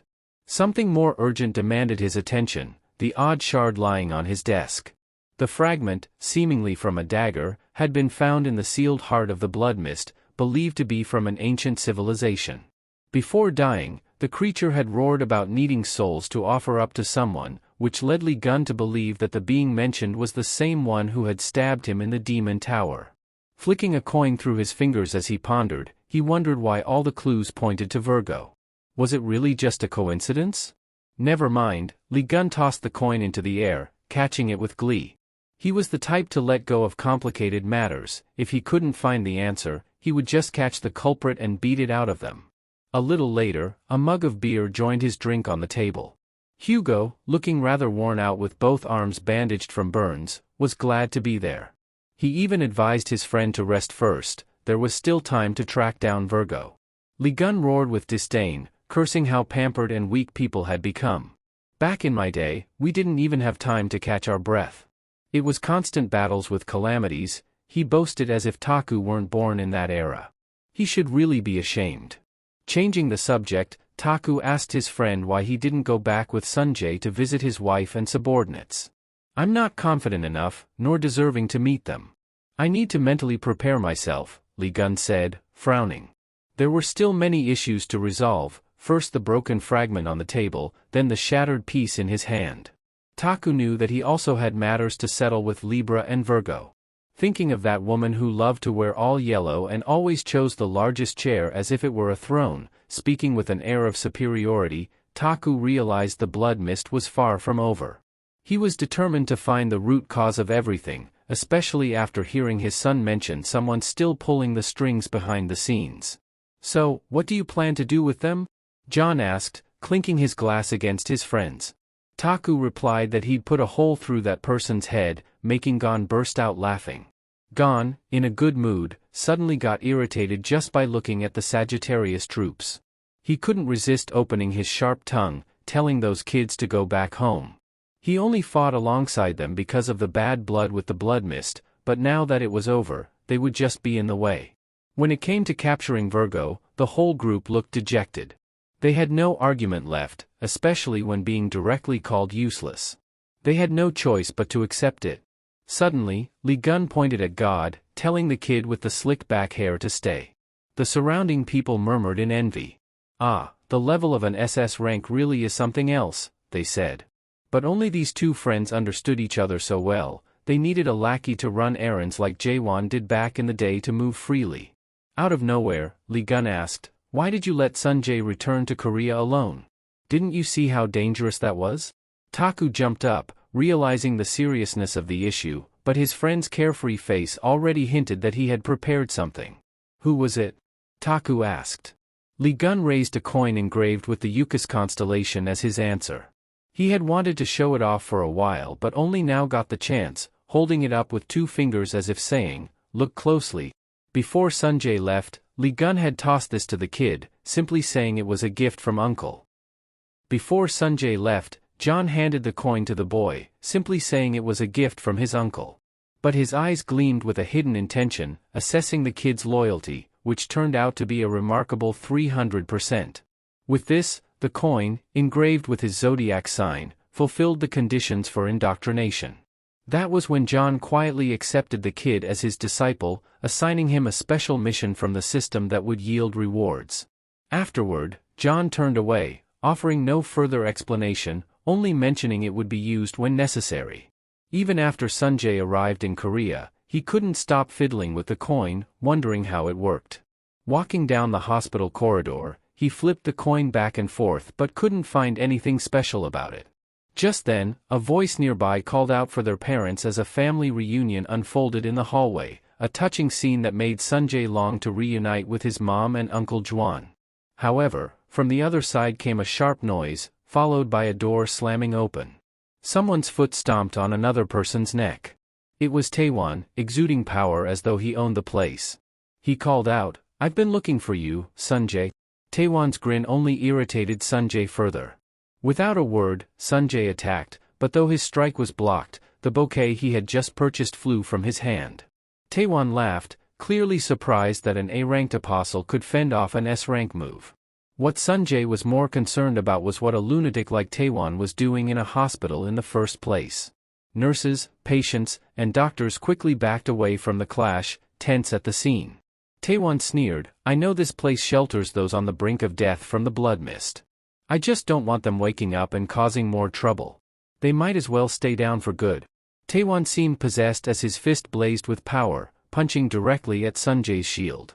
Sunjae gritted his teeth, mustering all his strength to resist. The collision between their powers destroyed part of the hospital wing, shattering windows and sending a massive shockwave through the building.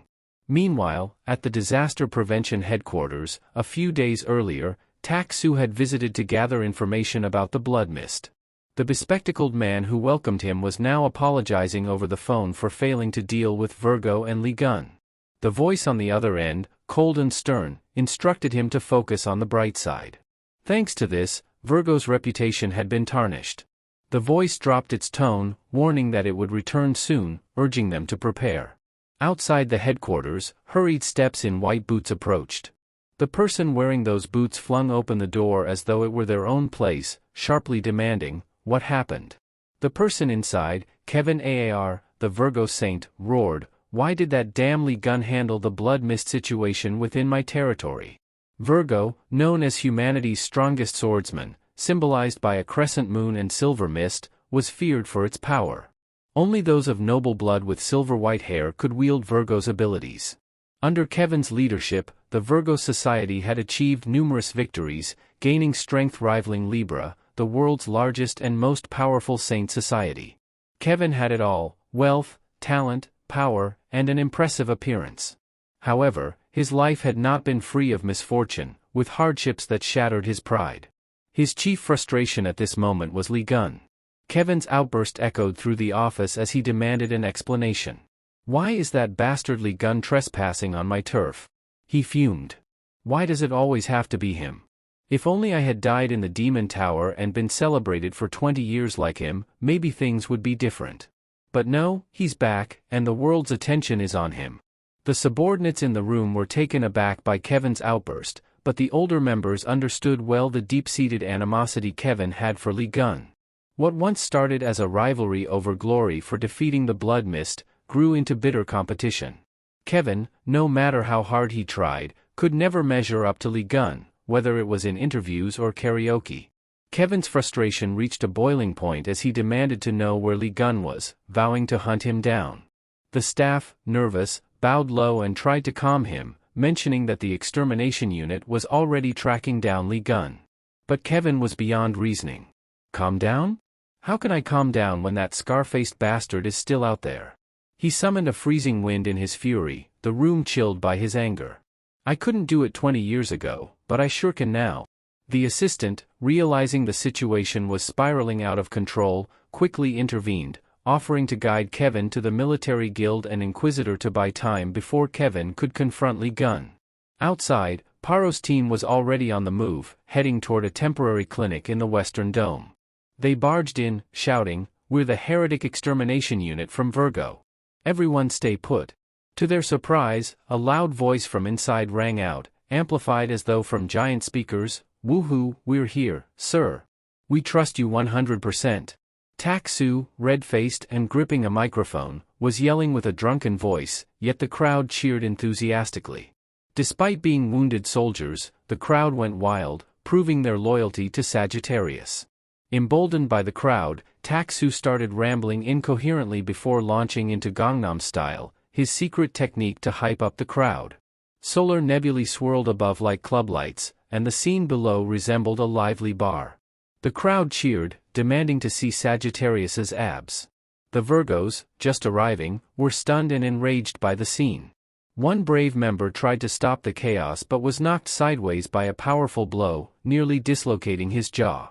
The punch sent him flying into a corner, shocking everyone. "It's Lee Gun," they gasped. Holding a bottle in one hand, John stood ready to strike again if any Virgo apostle dared to intervene. The Sagittarius crowd erupted in cheers, their trust in John and the performance at a fever pitch. John, already in a good mood, cracked his knuckles, warning anyone to stay out of his way. One of the Virgos, still tough despite the punch to his face, stood up from the rubble, declaring that the Inquisitor would never approve of this. But John wasn't listening.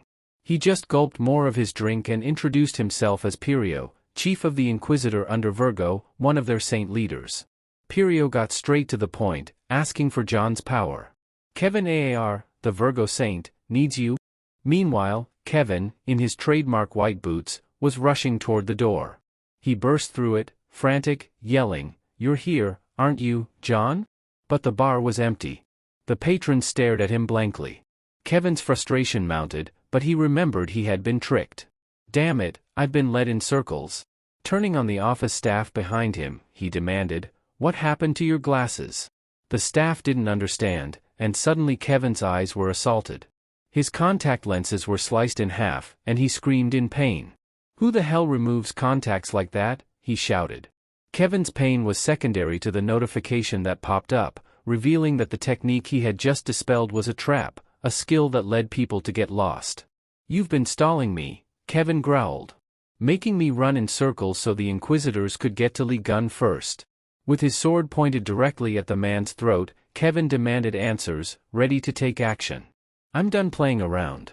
Start talking, or some of your parts might need rearranging." Frost spread along Kevin's sword, and he wasn't joking.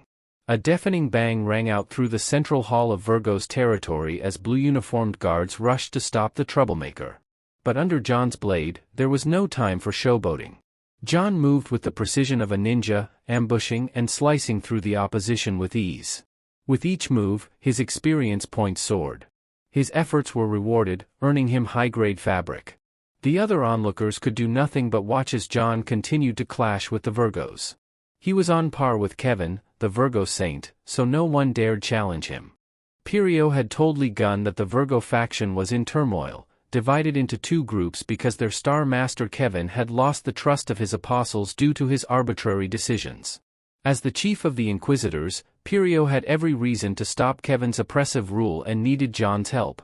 The explanation seemed reasonable, but Lee Gun couldn't shake the feeling that something was wrong. It was clear that the situation within Virgo was dire if they had to seek outside help, especially with Pirio offering the condemnation of the sky as a reward. This weapon had been Lee Gun's most advanced from 20 years ago, supposedly lost in the Demon Tower when Lee Gun didn't make it out, but now it seemed possible that it was hidden in the Virgo Palace. After taking down all the noisy Virgo lackeys outside, John moved directly toward the Virgo's relic storage. Pirio whispered, "Behind this door is the condemnation of the sky." But before they could open it, Kevin burst in, shouting, "Stop right there, Lee Gun." Kevin Aar was out of breath but grinning wildly as he had finally found John, his face filled with excitement. As soon as they saw each other, both men laughed heartily, no words needed. "Long time no see, huh? It's been 20 years, Kevin exclaimed, sprinting toward John, clearly unable to contain his excitement. His usual companion, Hugo Otter, stood beside him, though his face looked odd.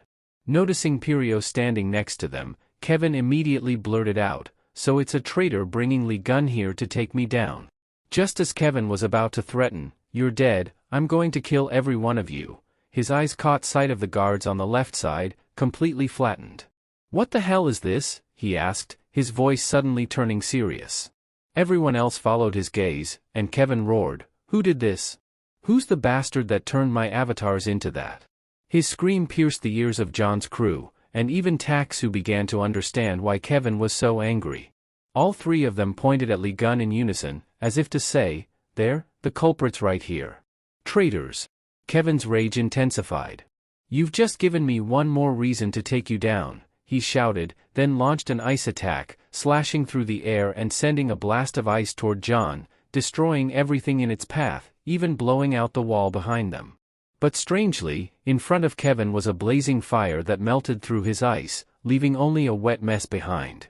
Taiku's slurred voice rang out, hey Kevin, you owe me. Before you fight John, fight me first." His whole body was engulfed in flames, yet his face looked drunk and dazed. The fact that he jumped in to demand a fight at such a crucial moment was quite the spectacle. The news that Hugo had regained his strength had reached Kevin's ears, but fear was out of the question. He was as aggressive as ever. "Oh please, you think I'm scared of you? See what's on my index finger here," Taiku said, drunkenly pulling out not one but 3 giant arrowheads from his stash of weapons, looking like a blacksmith preparing for a fight. Not just talk, Taiku grabbed one of the arrows in his left hand and hurled it straight at Kevin's face, aiming to pin him to the wall. "I'll greet you," Kevin smugly said as he raised his sword to deflect the attack, scoffing, "Is this all you've got?" With a single swing, Kevin knocked the first arrow off course, but Taiku had 3 of them. Before Kevin could react, the second arrow came inches from his face, exploding on impact. Yet Taiku remained unaffected, still determined to knock down the silver-haired man. Kevin felt deeply embarrassed, watching his master act like a drunken brawler in a bar, picking fights with everyone. But to John, this was all completely normal, so he stepped back and took a phone call.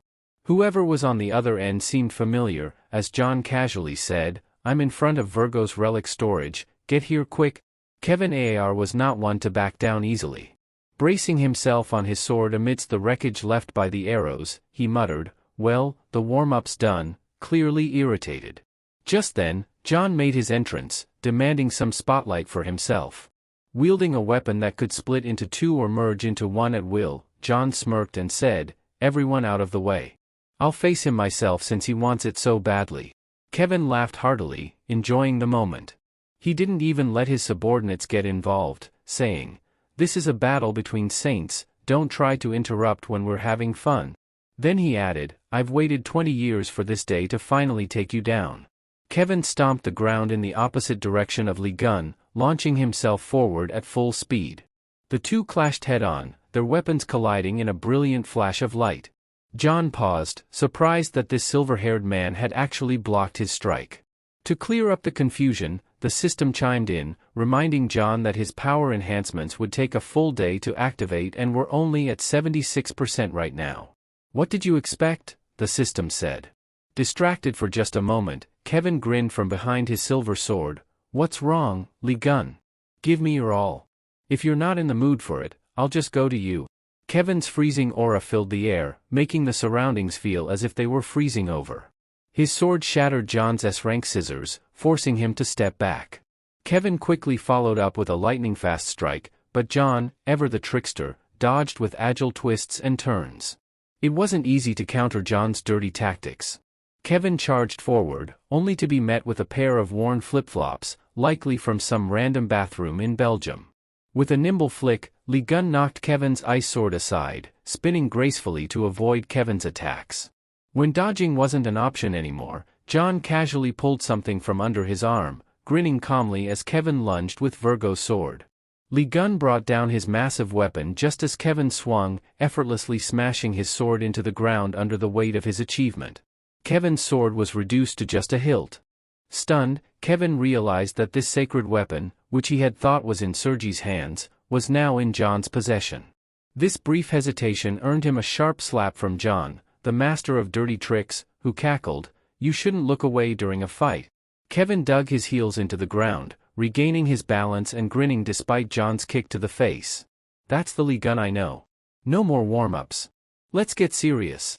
Dropping his useless sword, a gleam of competitiveness flashed in Kevin's eyes as he drew out something glowing like a neon light, the ice sword he had just unsheathed. It swirled through the air, emitting frenzied howls that even roused Taiku from his drunken stupor. "I'll go all out now," Taiku muttered. John was thrilled to see Virgo's real weapon, having found the silver-haired man's weird sword intriguing earlier. It turned out Kevin had been saving the best for this critical moment. Kevin didn't deny it. "This thing isn't something you can just casually bring out." The royal sacred relic, Frost Winter, revealed its distinct translucent form, adding to Kevin's imposing presence. He glanced at John, who was crouched like a frog, and mockingly asked, "By the way, can you move all right?" Frost Winter didn't only freeze the surroundings, it also froze John's relic, locking his limbs exactly as Kevin intended. Kevin laughed heartily. 20 years of imprisonment turned you into a dumb kid, huh? Take my ice sword and snap out of it. The blade struck straight through the target, blood splattering everywhere. The victim gasped as the two Sagittarius lackeys screamed in panic, but they hadn't realized that John had already appeared behind them. Pirio figured it out just as Kevin had stabbed someone, definitely not John, who was coughing painfully from the brutal ice strike delivered by his own master. Taking advantage of their shock, John grabbed the charged hammer and roared, "I knew this guy was a fraud." It was then that Pirio realized John had somehow figured out that Virgo's faith was only at 3%, while his devotion to Libra was 97%. With a home run, both Virgo's master and servant were sent flying by John's hammer, crashing into the icy barrier Kevin had set up earlier. Eyes gleaming with delight, John noticed they had smashed through the door to Virgo's vault, revealing a heavily chained block of ice glowing under the light from outside. John immediately recognized it as the condemnation of the sky, his prized weapon. Kevin scrambled to his feet, barely lifting his head before spitting curses at Lee Gun. It was so ridiculous that even Tasu chimed in, "Ridiculous, betraying my friend in the Demon Tower only to get backstabbed by your own lackey." Kevin looked up in confusion. "What do you mean? When did I ever betray that scar-faced guy?" Taku snapped back, "You trapped Lee Gun and stabbed him in the Demon Tower, didn't you?" "Oh, you dare frame me?" Kevin shouted, ready to argue toe-to-toe with Sagittarius. Their heated bickering only escalated Virgo's fury. If there was one thing Kevin hated most, it was having his dignity insulted, and those words were enough to drive him mad. He swung his fist to punch Sagittarius, but his movement suddenly halted. The arm holding the ice sword was tightly bound by chains wielded by Pirio from behind. Grinning slightly, Pirio said, "This is why we should have finished everything back with the blood mist." Clearly, the chains restraining Kevin were none other than Libra's Golden Rule ability. Kevin's eyes widened in confusion. How could a Virgo disciple possess such a skill? As if answering his question, Pirio revealed Libra's sacred relic, the Scales of Justice, activating the equivalent exchange skill. One side of the scales appeared at Kevin's feet, raising 3 chains. Pirio's shout echoed, "I offer this to the Saint Virgo Kevin Aar." A crimson light slashed down from the sky, and no matter how much Virgo struggled, he couldn't break free from the vines intensifying their grip. Drenched in cold sweat, Kevin resolutely unleashed Frost Winter, striking his shackled right arm with his free left hand. In an instant, blood sprayed everywhere before the astonished eyes of the traitorous disciple. Pirio never expected Virgo's saint to decisively sever his own arm like that. The crowd below was shocked. Kevin's subordinates rushed to catch their lord, who nearly passed out from the pain. Though he escaped, the severed arm was enough to serve as a sacrifice on the scales, making Pirio's grin even wider. At least witnessing Virgo's distorted face as he cut off his own arm brought him some satisfaction. Kevin immediately used ice to cover the wound, stopping the bleeding while retreating to where his subordinates could support him. The equivalent exchange on Libra's scales immediately considered his arm as an offering, opening a mystical, swirling space on the opposite scale. Pirio intended to use Kevin's entire body as a sacrifice, conveniently killing the saint in the process, but even just the arm sufficed. He had no fear when he saw Taku's group drawing their bows. John raised his hammer high, and all 3 unleashed different attacks aimed directly at Libra's scales, hoping to destroy it. Unfortunately, they were too late. All their attacks fell into the newly opened illusionary space, and not a single shred of energy touched the treacherous disciple. Behind him, the spatial cracks grew wider, gradually connecting and transforming the surrounding scenery into a barren area with a blood-red sky. The ground sprouted grotesque demonic hands, all pointing toward a temple with about 200 steps. The whirlwind above swirled with scattered debris of indistinguishable shapes, and in an instant, all 6 were no longer in the Virgo Palace. Li Gun's face turned pale, uneasy, for he recognized this ominous and unsettling atmosphere. Meanwhile, deep in thought, Pirio stood on a high platform, looking down at the group, and mockingly announced that this hellish scene would be their mass grave. Virgo's subordinates were furious. 2 women wielded 4 swords, glaring at Pirio with rage, cursing him for daring to cut off their master's hand. Raising their twin swords into a cross shape that gleamed with a silvery light, both unleashed a gust of freezing winter wind intended to slice through the man's flesh. But unexpectedly, all that could be seen was the dusty mist of their technique, while the wind didn't even stir. The confusion on their faces was obvious. They couldn't understand why Virgo's deadly technique couldn't manifest. Behind them, Kevin clutched his face, groaning in helplessness as he realized he couldn't use his power. His trembling hand tried to summon it again but failed. His connection to the absolute God had indeed been severed. John realized that Virgo's words were true. Even Taku couldn't summon any trace of the divine golden aura. It was unbelievable that a mere follower could possess the skill to sever connections with deities.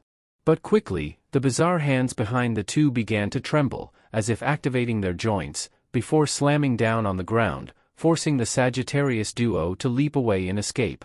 Pirio, witnessing their powerlessness, laughed in delight, boasting, "This is the isolated space created by the Libra Saint. You won't be able to use your sacred powers here." His laughter grew increasingly wild as the group below struggled against the hands trying to grab them. In this place without power, even a saint was nothing more than a small human being. Amid the chaos, someone managed to escape. Weapons still slung across their back, Li Gun made a quick sprint out of the debris, suddenly leaping toward Pirio. The man pulled out a Libra scale from some hidden corner, commanding the magical hands to successfully block Li Gun's path. Among the fleshy surfaces were several red gem-like orbs, half resembling jewels, half like eyes. John glared at them, realizing these were no ordinary disaster misfortunes. Struggling to fend them off was exhausting enough, and below, the traitor sneered, "Why don't you greet your old friends? Don't tell me you've forgotten the ones who pushed you to the brink of death in the Demon Tower." Grasping the words from that bastard, Pirio, Lee Gun gradually pieced it together. It indeed involved these creatures. The space began splitting apart by bloodthirsty black-clawed hands, and soon a horde of disaster misfortune swarmed in, seeking prey.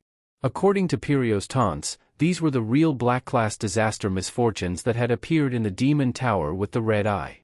Here they were again, following the traitorous apostle's orders to devour everyone. Meanwhile, at the Scorpio hospital, the sun shone brightly, yet the atmosphere was filled with ominous dust and smoke. Sanjay gritted his teeth, enduring the swollen pain on one cheek while inwardly cursing that bastard, Tawan, for blocking all his attacks.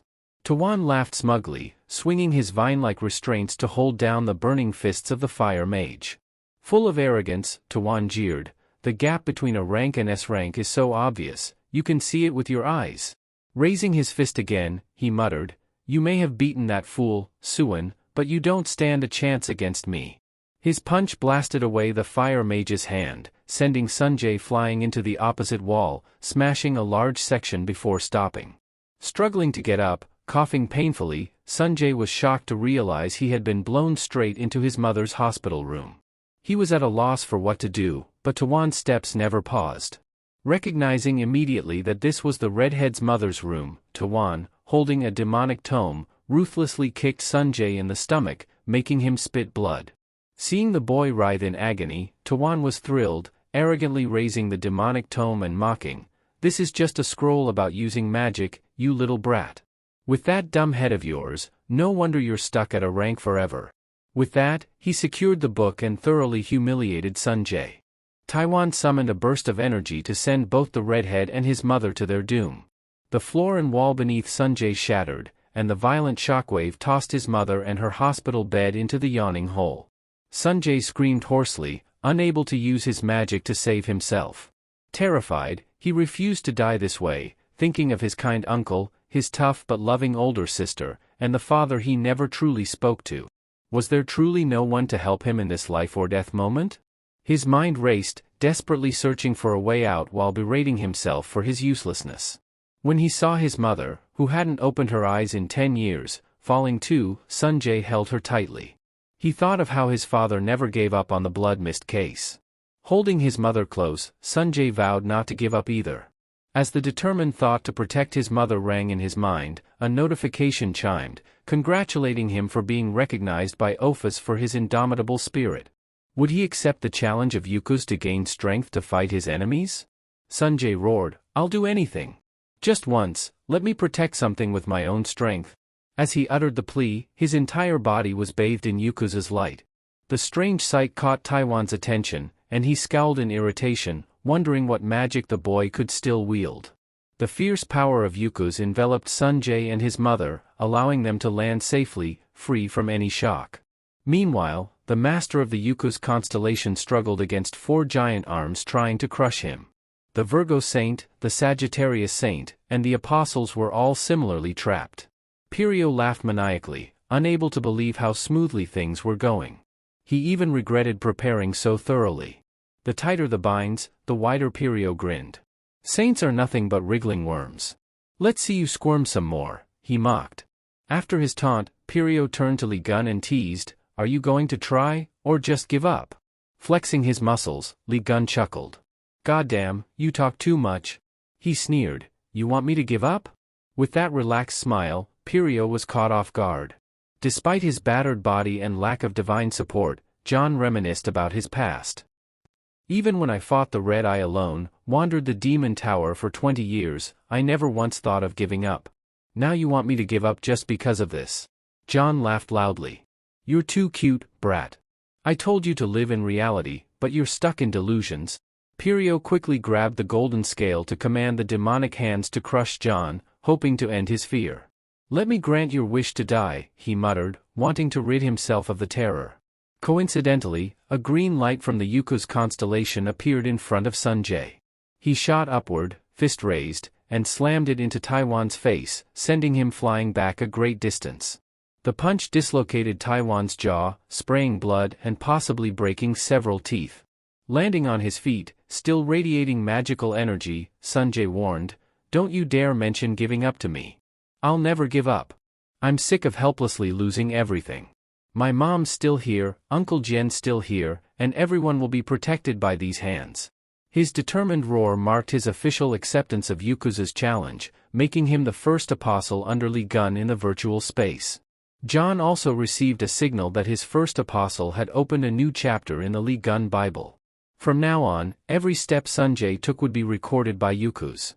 John's surge of energy pushed the disaster misfortunes away, with a heavenly light illuminating the unkempt apostle, leaving everyone in disbelief at his true power. Beams of light pierced through all the disaster misfortune hands, breaking the barrier of the world.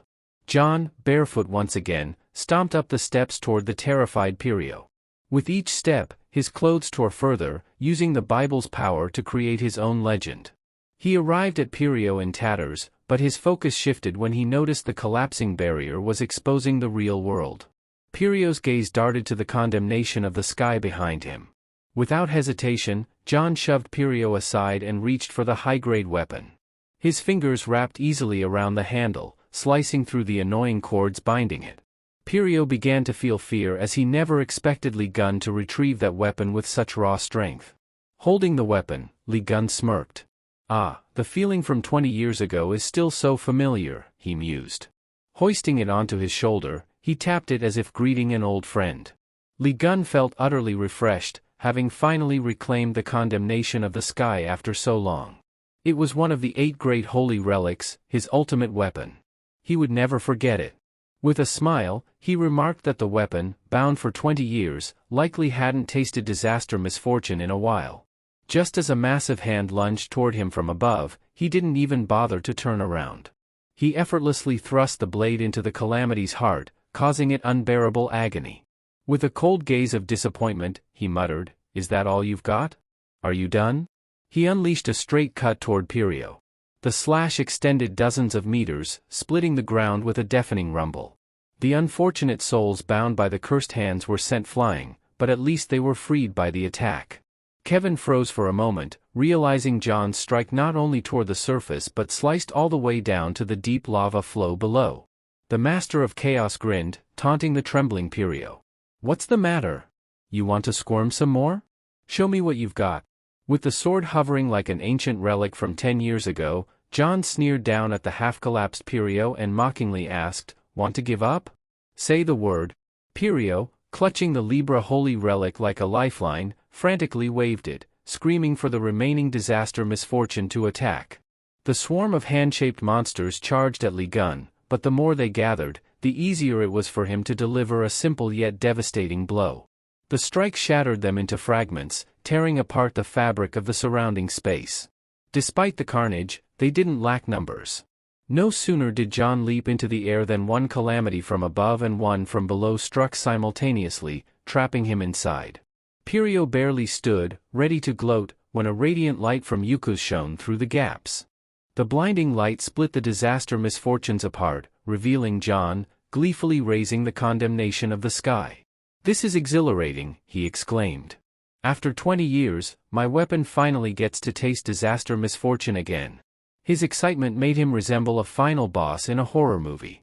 To salvage the story's heroism, Kevin planted his ice sword into the ground and cast Summer's shooting star, standing shoulder to shoulder with Tak-Su to summon sky radiance.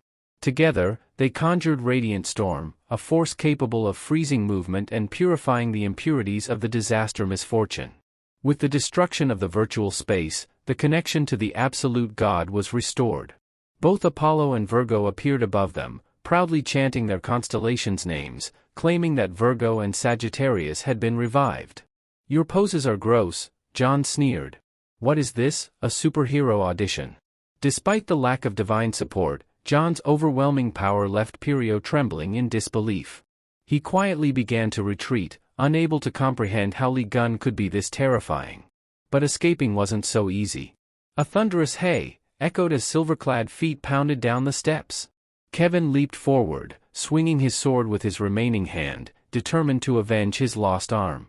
Pirio couldn't dodge the crushing strike, only able to watch in horror as it sliced across his face. To Kevin's shock, the strike didn't kill him but revealed something strange beneath Pirio's cracked skin. Quickly jumping back to observe, Kevin saw it wasn't blood, but some kind of ability. The fragments gathered in the air, forming a talking head that sneered, "I really didn't want to meet you all like this. Despite the disguise?" Kevin recognized the presence. It was none other than John Luis. Morin greeted them with feigned politeness before leaning down to whisper to Pirio, "You aren't thinking of running, are you? We told you to get rid of them." Without waiting for a response, Morin laughed wildly, offering Pirio one last chance. He used his power to twist Pirio's flesh into a grotesque mass, sending it skyward to merge with the severed Calamity limbs. Morin's deep voice echoed, offering Pirio as a sacrifice to the gods, turning him into a calamity to complete the mission. Harrow's mouth was sealed, leaving him unable to express agreement or refusal when Morin used Libra's equivalent exchange skill, placing Pirio on the scales. There was no turning back. John and his crew stood by, waiting for the spectacle to unfold. He whispered, "Hey, Silver Hair, that guy really is named Pirio, right?" Kevin, knowing John's antics all too well, muttered to himself that this was likely leading to some ridiculous nickname. "You're quick to catch on," John grinned before asking, "Virgo disciple, how about we call him Giant Pirio? The name fits since he's gotten so huge." Kevin, unimpressed, wondered how Hugo Otter managed to put up with this lunatic. Both of them laughed out loud, and poor Teksu, even if he cursed, could only do so briefly before accepting that there was nothing else he could do. Meanwhile, above, Giant Pirio groaned, making belching noises as the massive hands clawed at his throat. John patiently waited for the bizarre transformation to complete. His body had been enhanced to 85%, allowing him to use it beyond the 80% threshold. Reflecting on how effortlessly his earlier strikes unleashed tremendous power, John was eager to test the difference his new strength would make once Pirio's calamity form fully manifested. Raising the condemnation of the sky effortlessly, he used more force this time, bringing it crashing down on the monster's head. His pupils narrowed as he stared intently, surprised by the sheer magnitude of the cut he had delivered. Outside, under the clear blue sky, Jean Meng, who had been called by Gon, stood in shock, staring at the crisscrossing icy spikes now covering Virgo's palace. He had no idea why Li Gun summoned him there to witness a battle with the Virgo Saint. Just as he was finishing his thoughts, the ground cracked violently, causing him to stumble back in alarm. "Good heavens, I never thought I'd see Virgo's palace completed," he said, blown away. A young woman's voice emerged nearby, asking if the explosion was indeed Virgo's domain. Mang was taken aback, surprised to see her there. The two paused their conversation and turned their attention to the traitor foaming at the mouth amidst the rubble. Bare feet stomped out from the debris, accompanied by muttered curses. "This enhancement is too wild. I can't even control the power." John wagged his finger in annoyance, complaining that if 85% was already overwhelming, how intense would it be at 100%? Still getting accustomed to his new abilities, he ignored everything else. But the owner of Virgo's sanctuary wasn't about to let it slide. Kevin roared, "You crazy bastard. You just blew up my domain." And of course, Virgo had become homeless. The news of Pirio's defeat only intensified the criticism toward Morin. Hanging his head in guilt, Morin admitted his mistake, adding that he hadn't expected Li Gun to bring those people with him. Hearing the reprimand from above, demanding why he dared reveal himself, Morin shrugged as if it were natural in his pursuit of capturing Legion.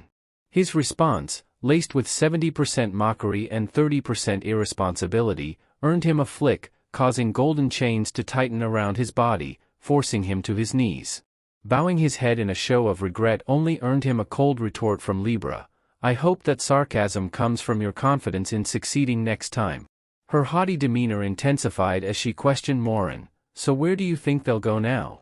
The tightening chains made Morin gasp for breath as he answered, "Kevin will surely try to prove his innocence, so the next destination would be the Scorpio constellation, right?" His two companions looked at Kevin with curiosity, asking, "Did you really say the one who hurt Gon was Scorpio?" He nodded firmly. "It was definitely that saint."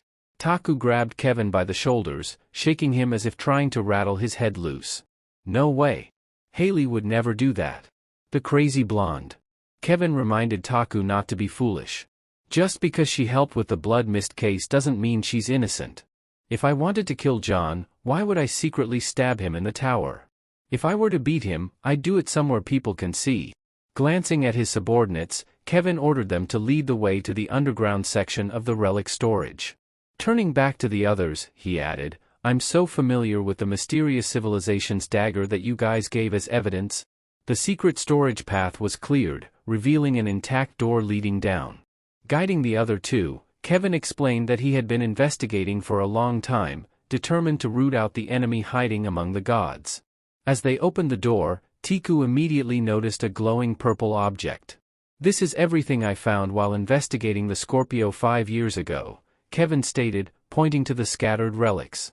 All of it is connected to the mysterious civilization. Just looking at this stuff, you can see I had good reason to say Scorpio is dangerous. They'll be the first to threaten human civilization. I don't think that's the case, though, a voice interrupted. Footsteps echoed on the stone stairs as someone new descended, catching the trio's attention. Kevin realized it was the eldest daughter of the Sagittarius saint and asked, Didn't you just say something different?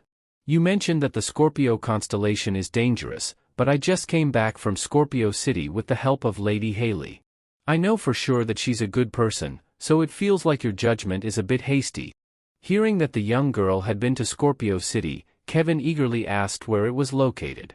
Somewhere else, the belly of the wild-looking man suddenly rumbled loudly, like a village drum, making everyone lose interest in further questioning and focus on finding food instead. Outside the coffee shop, the sound of shattering dishes echoed, drawing the attention of both staff and customers as another glass was crushed to pieces in Lee Gun's hand. He had already broken several like that, still mumbling to himself, How come I can't control my strength? The Virgo Saint roared, telling him to quit fooling around with his ridiculous strength tests, shouting, Are you nuts? Why the heck are you smashing dishes in someone else's restaurant? But Ula found her uncle incredibly cool, thinking, Uncle can do whatever he wants, keep going. Her blushing face and gentle tone clearly showed she was smitten with the handsome guy. Kevin yelled, Sagittarius, is this how you teach your kid? But the man didn't dare respond. Suddenly, the madman, Lee John, stopped breaking things and instead stared directly at Kevin. Just as Kevin began to feel uneasy, Lion's hand shot out, grabbed his head, and effortlessly lifted him up. Since Lion's body had undergone complete enhancement, transforming his weak human flesh into a divine body in the first phase, he was just testing his grip strength. Taiyu was feeling pretty pleased with himself and quickly mocked the white-haired guy, telling him to sit still and stop causing trouble. But karma hit back instantly. John grabbed both of their heads with his hands, testing his strength, making them look ridiculous in Kevin's eyes. Who was it just now saying to sit still? Why talk big if you can't follow through? Yue found her uncle's effortless spinning of two saints' heads like toys just as exciting as watching a pop idol flaunt their abs. She covered her mouth, giggling sweetly, thinking how cool it was. After casually tossing the two noisy men aside, Yue stepped forward, announcing Haley had a message for Lee Gun. She presented a pen crafted from sacred golden wood, delicately placed inside a cushion box. Myung the appraiser jumped out, shouting in awe, Oh my god, this is one of the 8 holy relics. John, holding it, immediately received a task to procure a recorder to record the achievements of Yuku's. John recalled how Haley had always avoided him, so why would she send this? He thought she disliked him. Shifting topics, he turned to the glowing purple items in Kevin's basement, learning they were indeed linked to Scorpio. Kevin tossed them aside and shouted, See, I told you. That Scorpio woman is connected to some unknown civilization. Agitated, he continued, 20 years ago, I saw her pull a trick on you. She secretly poured something weird into your food right in front of me. She was the one who set you up. No one else. John retorted, observing Kevin adding purple substance to his food with a straight face. Kevin calmly explained, It's just a supplement. You're always fighting disasters with just your human body, no divine support. That's why you can't beat me. You're lacking strength. As a gentleman, I'm just giving you a boost. No need to thank me. Tak Su, suspicious, questioned, What's the difference between that supplement and the poison she used?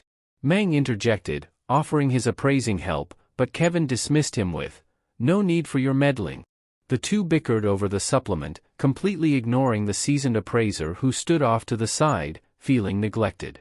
Meanwhile, Virgo's Heretic Commission leader sighed, apologizing for Virgo's involvement with another constellation. He'd suspected something was wrong from the start. How could someone so powerful fail to mediate, needing to split forces and seek outside help? John nodded in agreement, reflecting that Pirio must have orchestrated it all for John's factions to fight each other. Frustrated, John thought back to all his investigations pointing to Virgo.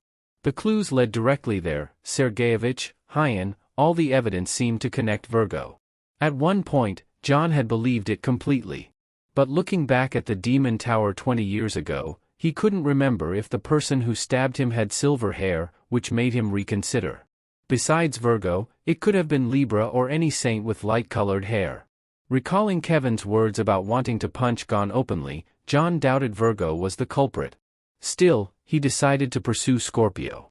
The clues were vague, but Haley's involvement, especially since she sent the sacred pen, deepened his suspicions. Suddenly, John changed direction, saying he needed to meet his disciple, SJ, leaving both UA and Taksu confused. Taksu stammered, "Wait, what did you say?" Lee Gun grinned, replying, "My dear friend Chan SJ, your son is my believer now." Taksu screamed, and even UA turned into a ghostly figure, asking, "Uncle, why him and not me? I'll ask Sanjay myself." The girl frantically texted her brother with a fierce look, making John uneasy. He hadn't meant to cause a rift between them just to gain a believer. However, Sanjay wasn't responding. His phone buzzed nearby while he lay back, drained after dealing with the lunatic Yunnan. He hadn't noticed his sister's desperate calls until she nearly wore out her phone. A gray-suited figure appeared outside, clicking their tongue in praise of Sanjay for defeating an S-rank Libra disciple. Sanjay turned, startled to see a nurse holding a grimoire. The nurse revealed their true identity as Gemini Bishop Choi Sak, who was disguising himself. "Is cross-dressing your hobby?" Sanjay blurted. "I'm here for this grimoire," the bishop said, confusing Sanjay, who scratched his head, unsure about the situation. Even after receiving the book, Sunhuk didn't leave. Smiling mysteriously, he said he had questions, starting with what happened to Saint Lord Hyen. Using the book's magic, he summoned a teleportation ring to interrogate the Gemini traitor. Soon, legs emerged from the portals, encircling Sanjay, demanding he come with them for questioning. Across the room, Uncle Jae-won, on life support, stirred, sensing danger to his beloved nephew. His eyes twitched open, and he stared at the hospital ceiling. Sanjay, now surrounded by a dozen disciples, could hardly believe that the guild leader he once followed without question was this kind of person, selfish and untrustworthy. Now he openly challenged him, sparking a confrontation. The Gemini disciples used soul fusion to summon a massive teleportation gate above Sanjay. Despite being outnumbered, Sanjay felt the surge of power from the Yukas constellation. Suddenly, a whirlwind scattered his energy, as if his strength was being sucked away, like food pulled into an exhaust fan. The Gemini group panicked, wondering why his power was draining. A hand appeared from the air, and a chilling laugh echoed. "It's been so long since I felt such strong power," the voice said. A being resembling a human, but 5 times larger, crawled out of the ritual, causing utter panic. "What the heck is this?" Sunnik exclaimed. They hadn't summoned this creature. Sunnik recalled how Hyen had clutched her head in agony over this exact being, who she had failed to control, the first-generation Spirit King, Alien. Alien turned his ancient face toward them, asking who had summoned him. The disciples buzzed in disbelief. Did we really summon the Spirit King? Sunnik remembered seeing the grimoire in his hand and realized the connection. The old king turned toward Sanjay and bluntly stated, "What truly called me here was your power." He wanted that strength, even if it meant abandoning Gemini. Sunnik was flustered. "How could you do this? Aren't you an avatar of Gemini?" The king retorted, "The connection to Gemini has been severed. The Saint Lord has been missing for ages. What's the point of staying?" Sunnik struggled to respond, his logic shattered. Still furious, he quickly aimed to stop Sanjay and the Spirit King from forming a pact. Sanjay summoned the power of Yukas, taunting, "Come at me if you're so tough." But in moments, he felt deflated, his strength completely drained. Bewildered, he stared at his hands, confused about where his power had gone. The Spirit King sheepishly admitted, "Did I accidentally suck up all your magic?" Sanjay yelled, "What the hell? Just stand there watching? Do something, old man, and block them." The king chuckled, "Sorry, but we're not that close. We don't have that kind of relationship yet. The king's face flushed, resembling a shy teenager, leaving Sanjay speechless. Meanwhile, Sunik, ecstatic, taunted, "Where's all that arrogance now?" Ha! Just as he barked orders to drag Sanjay to Gemini for interrogation, the wall next to him cracked. Suddenly, a black-haired man charged in like a bull, targeting the redhead and headbutting the bespectacled bishop through the shattered rubble and swirling dust. Sanjay recognized the familiar figure in a patient gown, buttons flying open, but impressively muscular. The man growled, "Who dares to threaten my young master?" As soon as Jaewon's face appeared, Sanjay couldn't contain his excitement and shouted, "Could it really be Uncle Juan?"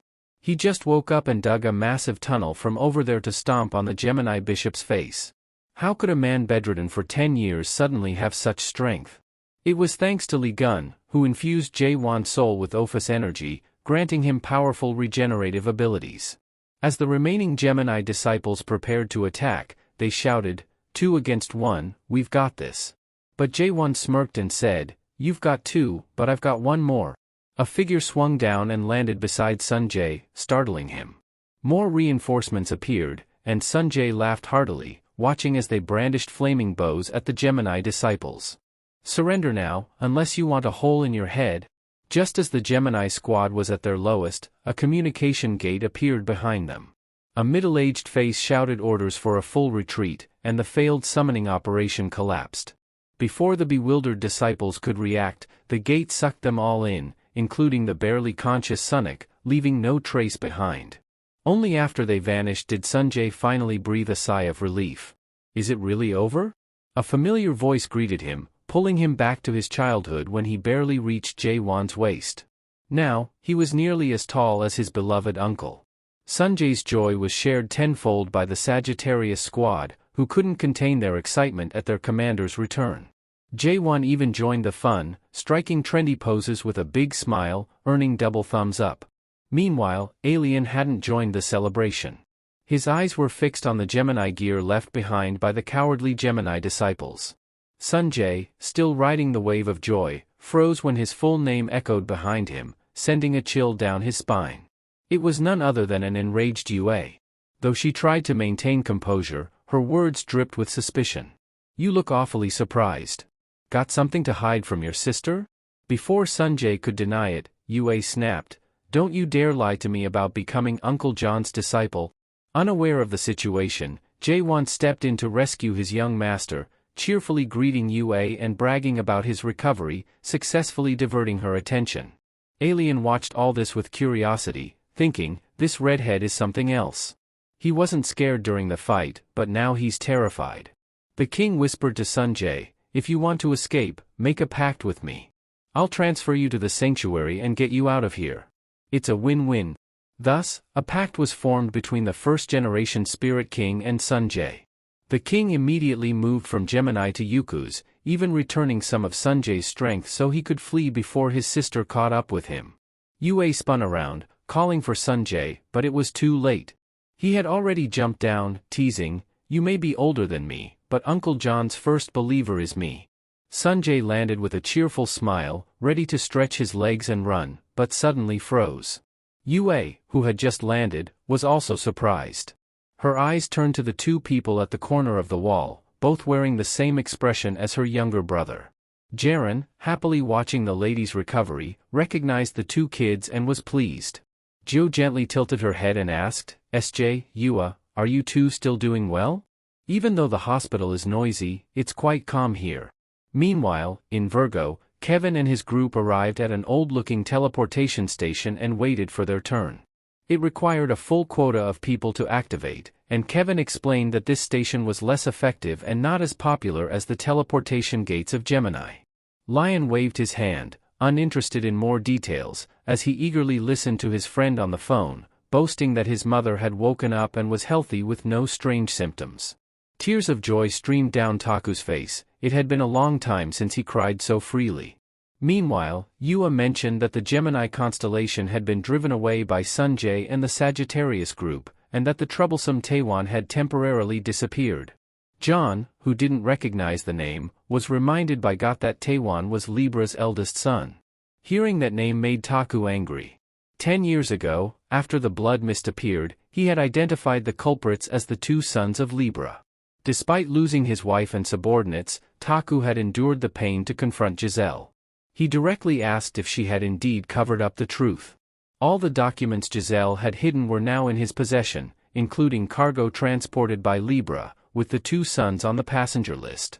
After investigating surviving witnesses, Taku confronted Libra. "Are your sons behind it?" The sound of rain outside made Giselle's voice barely audible, but her calm attitude was clear even without seeing her face. With malevolent eyes, she countered, "So, what do you plan to do with your small amount of leftover power? You don't even deserve the title of saint." Taku struggled to suppress his trembling as she nonchalantly apologized for her son's actions and promised to pay more attention to them in the future. Taku was infuriated by this typical response, and Giselle harshly asked, "Isn't it true that you couldn't prevent it? If Li Gun had been there, would such a disaster have happened? Didn't you fail to protect the country entrusted to you?" Digging into Taku's wound, Giselle presented the scales of Libra before him, forcing him to choose, either expose the truth or handle the aftermath of his own failure. She suggested he forgive the children since they knew nothing, implying that as a parent, he should understand. She smiled cunningly, reminding him that she still remembered the names of the two children, SJ and Yua. The way she named them made Taku stiffen, his hand tightly clutching the evidence, feeling frustrated. Though Giselle was blatantly threatening him, he couldn't resist the choice between gain and loss. Taku made a decision that affected the present. Since the saint had lost his power, he endured countless hardships to protect his children. He instructed Got to find the whereabouts of the Scorpion brothers at all costs to end this issue. Li Gun realized this was why Taku sent his children to different constellations, because the Sagittarius constellation's power had weakened and couldn't protect them thoroughly. Since Sunjae left Gemini to become his apostle, Li Gun felt reassured. Curious, he opened the information board to see what tasks the new apostle would have. For someone starting with a holy order like Li Gun, the task was clear: create the constellation emblem and appoint a commander above SS level. While considering who to appoint, his friend came to summarize the situation. John's serious expression made Taku shiver, fearing his friend might test his strength, so he quickly stepped back. Suddenly, the crazy Li Gun asked, "Taku, do you want to join my holy order as an apostle? I'll make you a commander too." Before Taku could respond, Apollo appeared, furious, and scolded Li Gun, warning him not to covet those who had made a pact with him. The two Sagittarians greeted Apollo. Kevin shouted disdainfully and left. "Why wasn't I invited to the holy order?" he yelled. Upon hearing John's question, "Do you want to join?" Taku had already raised his middle finger, laughing loudly. "Why would I want to join you? You're too trusting." After hitting the silver-haired kid a few times, the call came for their turn to teleport, but Li Gun was still enthusiastically kicking. Taku glanced wearily and groaned, "Damn, it's so noisy."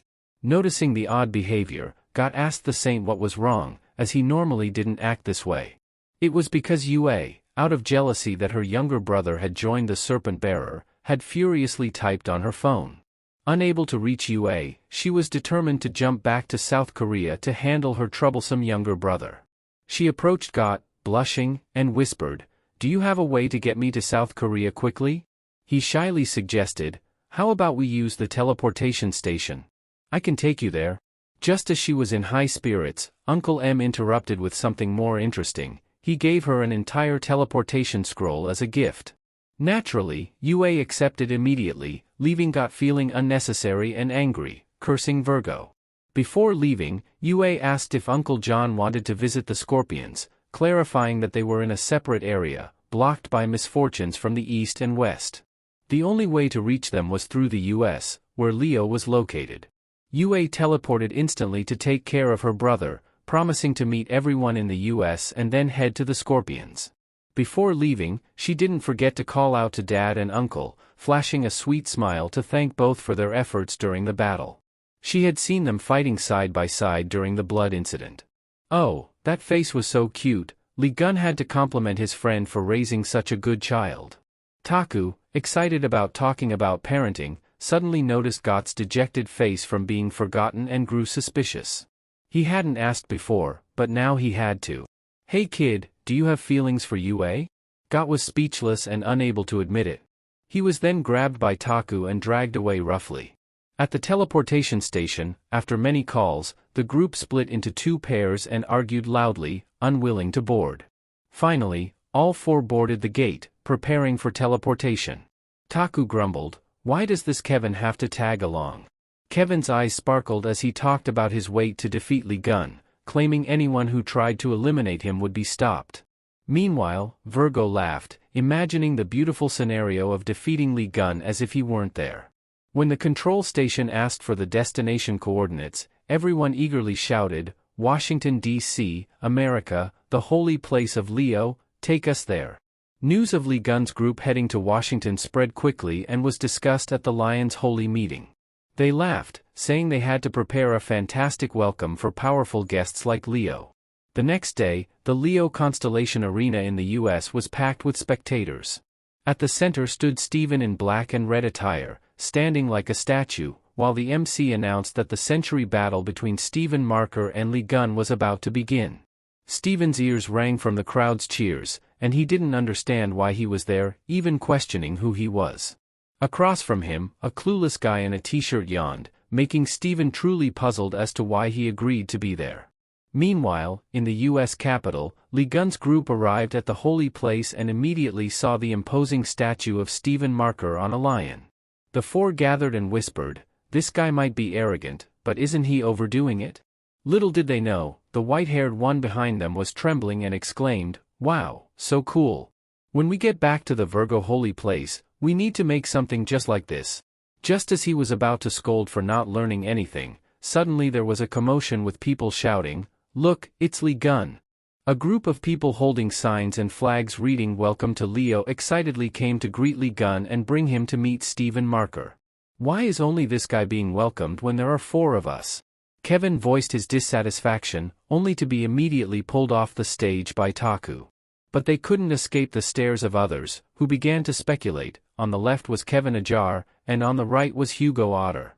It seemed Lee Gun, realizing he couldn't match the Saint, had brought his companions along, talking nonsense and hitting John's already irritated foot. "Don't provoke him." Some of the onlookers were startled and quickly ran to intervene, presenting a sealed letter that looked extremely official. They said they were there to invite him to the Leo Constellation Arena. The arena stretched across the U.S., with no rules about gender, nationality, race, or age. Anyone interested could come and show their strength to be chosen as the strongest. They silently ordered their subordinates to drag away the unconscious person and took out all their persuasion skills to introduce the arena. Holy wars were always crowded due to the presence of saints. The most recent match, which had happened 30 years ago, was the only one between Steven and Lee Gun. They were here to ensure the contender would appear and recreate that classic battle once again. At the Lions headquarters in the U.S., equipped with various rooms and facilities, Steven's surprise echoed, "What do you mean, fight Lee Gun? Who made this decision?" He had just deadlifted dozens of times, and before he could even take a sip of his whey protein, he heard some shocking news and immediately stopped. Who else but this Oliver taking liberties like this? Now he's shamelessly telling the boss to stay calm and leave the rest to him. He even tried to convince him further, saying everyone knew about Steven being thrown around in the Philippines by Legion, and that Legion lost face badly. This is the chance to turn things around, right? Hearing Oliver drone on about making history like 30 years ago was something Steven was too bored to address. Yes, Steven was declared the winner at that time, but he didn't want to bring it up. Oliver kept chattering in his ear, saying Lee Gun had agreed and they had invited many politicians and economists. He didn't care about Steven's terrified expression. The more he talked, the more Steven panicked, until he screamed, "Ah," like a girl who saw a cockroach in the bathroom. And so, the historic match was about to take place. Steven, in his gloomy mood, sat in a corner like he was repenting. He didn't say a word, letting Oliver shake his head in awe, calling it a top-notch match. Returning to point at himself with both authority and encouragement, but Steven felt there was something fishy about this guy, wondering if he was looking for a reason to get revenge. Unable to bear it, Steven stood up abruptly and left. Where else would he go? He was so angry that he turned around and asked, "To the toilet, you punk?" Oliver muttered, thinking he was running away, but as the boss's figure disappeared around the corner, his lips curled into a sly smile, as if everything was part of his plan. Steven indeed went to the restroom, washed his hands under the tap for a long time, and suddenly saw Gun's confused face looming behind him in the mirror. Seeing Lee Gun standing beside him sent a wave of terror through Steven. John must have known, which is why he called out, "Hey, blonde cat." His deep voice immediately made Steven stop pretending to be tough. "What scheme are you plotting? You think you can handle this battle?" Steven was about to yell, but then realized he needed to change his approach. He broke into a smile and said softly, "Your death 20 years ago was the one that was hard to handle." "What do you mean? Why bring that up?" John asked, confused. "Back then, you were a symbol, a spiritual pillar for humanity, making them believe they could defeat the calamity. So, the news of your death in the Demon Tower shocked everyone. I didn't want to believe it, but I had to accept it in sorrow." Wait, stop exaggerating," Lee Gun interrupted. Steven's image of him mourning didn't strike a chord with Lee Gun, but for Steven, it was real. His mindset had always been that humanity could never see a saint fall. Looking at himself in the mirror, Steven clenched his fists, acknowledging that he was the necessary villain in every story. There was no need to pretend to be noble or righteous. This fist of his would protect humanity, because nothing worried him more than humanity sinking into despair, even if it meant being scorned as useless. Suddenly, Steven flashed a bright, gentle smile, convinced he could bear any burden as long as the unfortunate were saved. But this enthusiasm felt unervingly cold to Lee Gun, who wanted to skip the pleasantries and get to the point. "What exactly is this blonde cat trying to say?" he thought. "For heaven's sake, how do you not understand?" Finally, Steven awkwardly suggested, "Could you just watch this battle for fun?" Ignoring John's irritated look, as if he wanted to punch him, Steven tried to explain that these battles were just formalities to choose fighters against the unfortunates. The more he spoke, the angrier John's expression became until he finally snapped, "I'm really pissed off." The fun was over, and Steven realized that this time he was really doomed.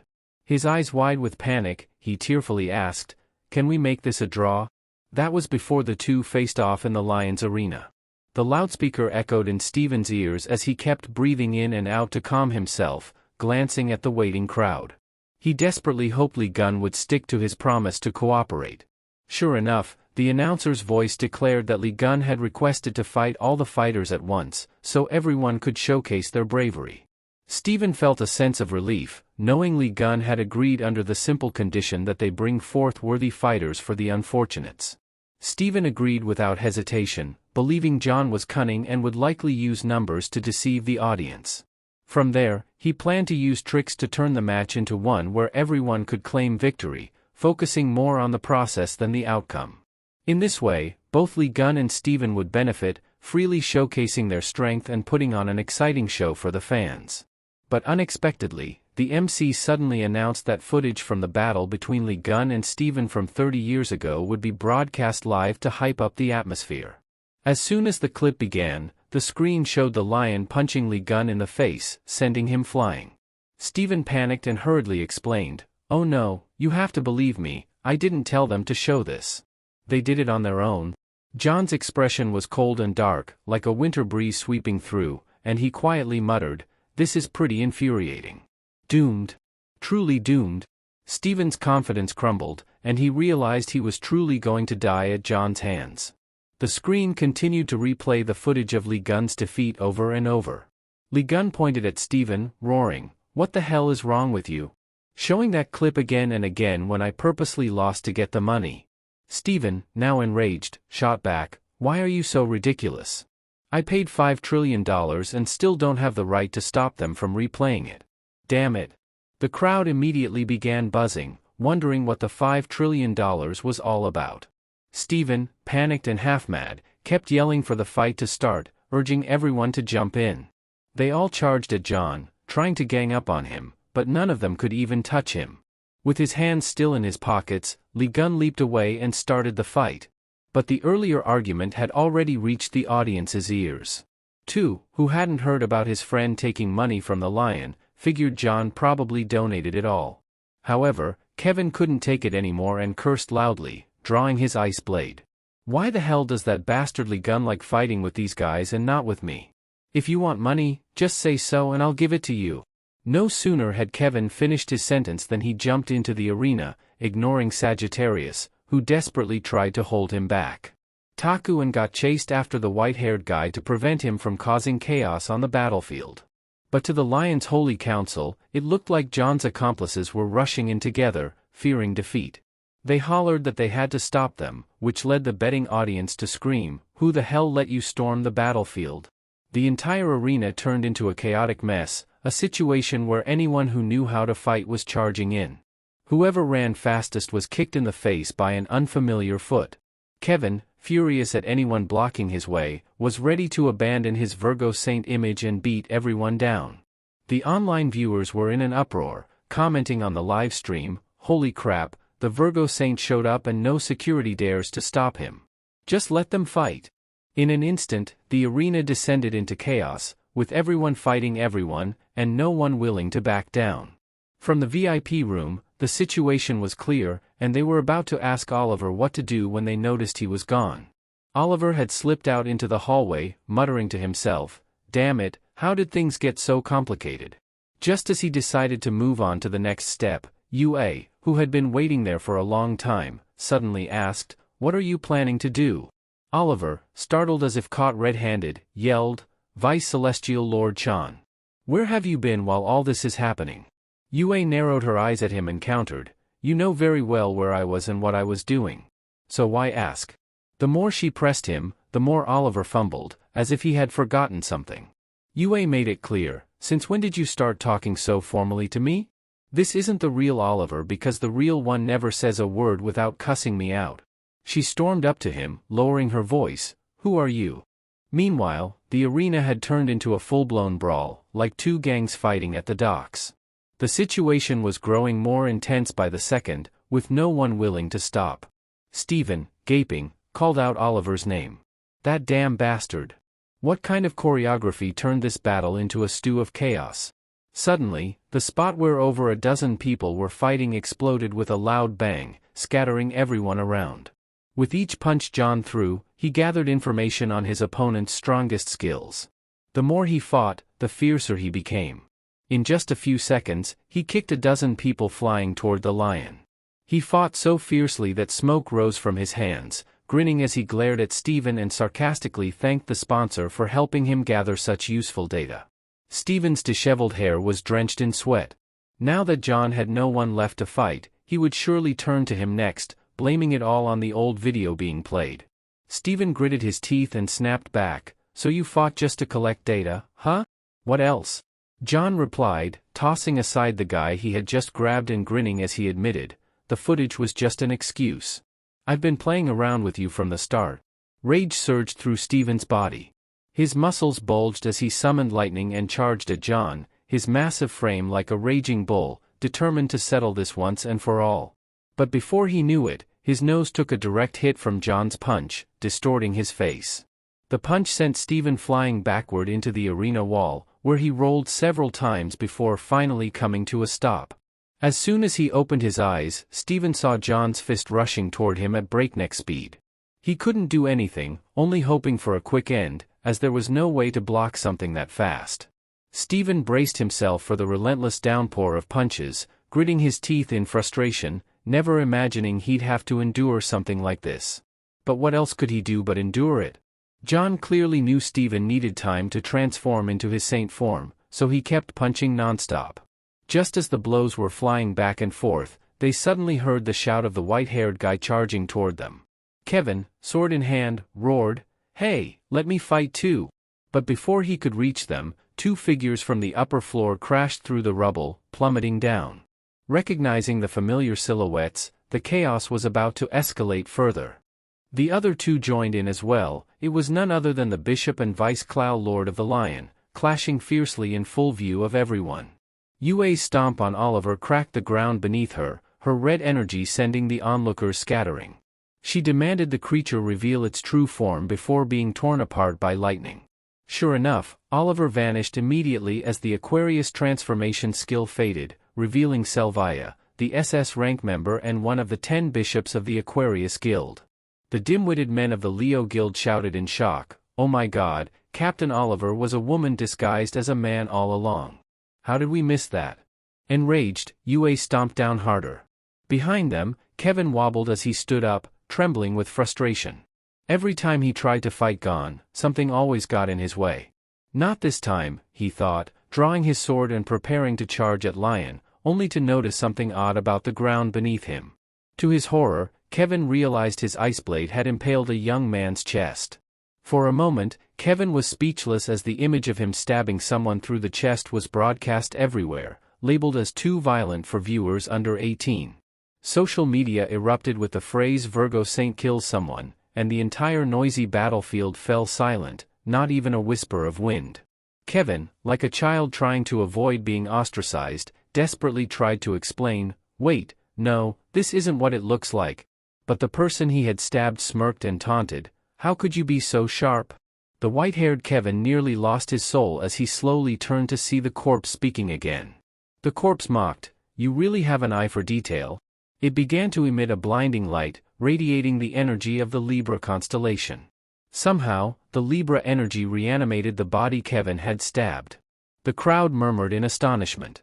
Could there be a Libra spy in the Leo Guild? Hearing the voice made Li Gun grind his teeth. Why the hell is her stench always in every mess? It was none other than Giselle, smiling slightly as she greeted Li Gun, "Long time no see, huh?" After their exchange, she continued to praise Kevin. "But to think someone would notice that I'm hiding in this body amidst all this chaos, as expected of the owner of the divine cadre that rivals mine." All eyes were now on the Virgo Saint, and Kevin knew he was under intense scrutiny. Realizing no one knew he had accidentally stabbed the wrong person, much less that there was a Libra inside, Kevin forced a grin and claimed it was intentional, killing two birds with one stone. He avoided being labeled a murderer and was hailed for having a sharp eye. Giselle then turned her attention to Gon, curiously asking, "How the hell did you survive the demon tower?" Gon, not enjoying the back and forth, growled, "Shut your mouth already. You're always playing dirty tricks no one else does." Giselle wasn't bothered by the insult. She had no intention of seeing John's face, but she had to admit he was incredibly strong. Looking over at Kevin, she asked, "So what now? I thought you were going to stab Li Gun in the heart." His face turned pale, completely baffled by why she had dragged him into this. But then he quickly realized that the rumors about him had started from here. He roared, "Shut up. What on earth are you up to, dragging me into this? I won't stand for any more insults." The puppet in Giselle's hand let out a savage laugh. "Clearly, you were very boastful when you eliminated Lion. Everyone knew about it, so why deny it now?" A terrifying pillar of fire suddenly rained down on Libra's puppet, the swirling flames so fierce that Kevin panicked and turned around. "Don't get swept into that. You know full well what kind of person Libra is, and you're still listening to her." Unscathed by Sagittarius's attack, Giselle turned to laugh in his face.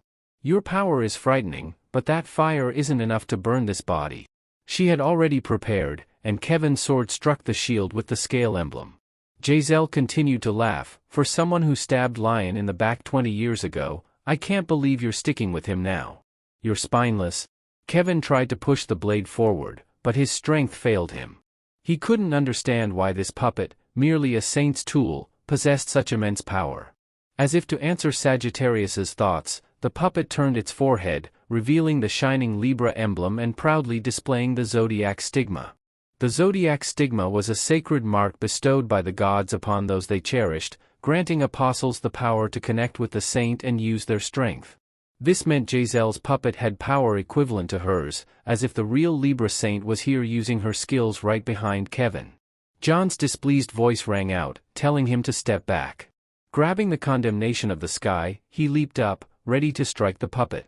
But before he could touch it, a Libra shield formed above, blocking his attack.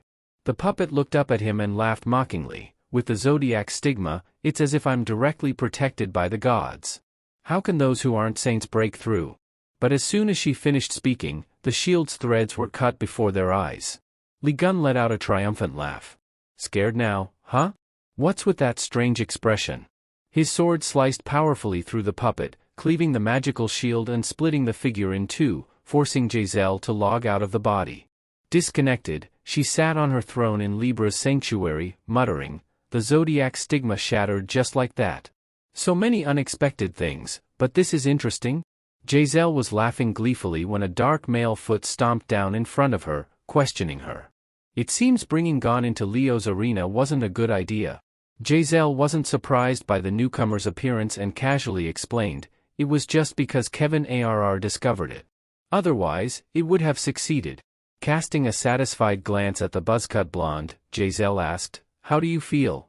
Shouldn't you start calling yourself the future Leo Saint now?"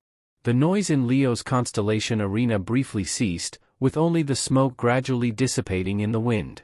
Looking at the system panel, which showed he had acquired the Libra's zodiac stigma skill, Li Gun put on a disappointed face.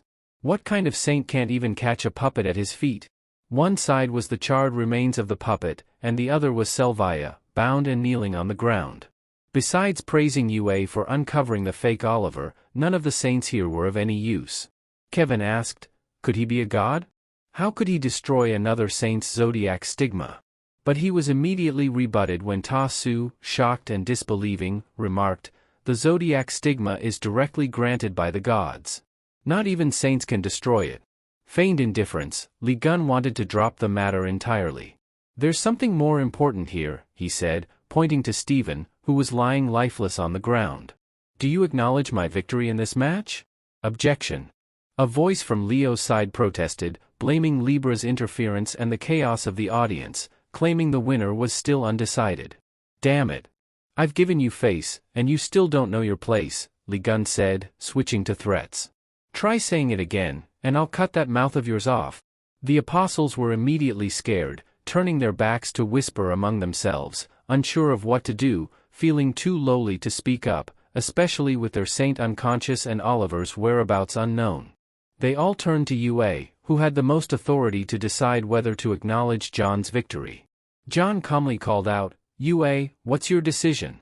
He clearly knew what she would say, but asked just to irritate her. Of course, Yue declared to everyone that Li Gun had won.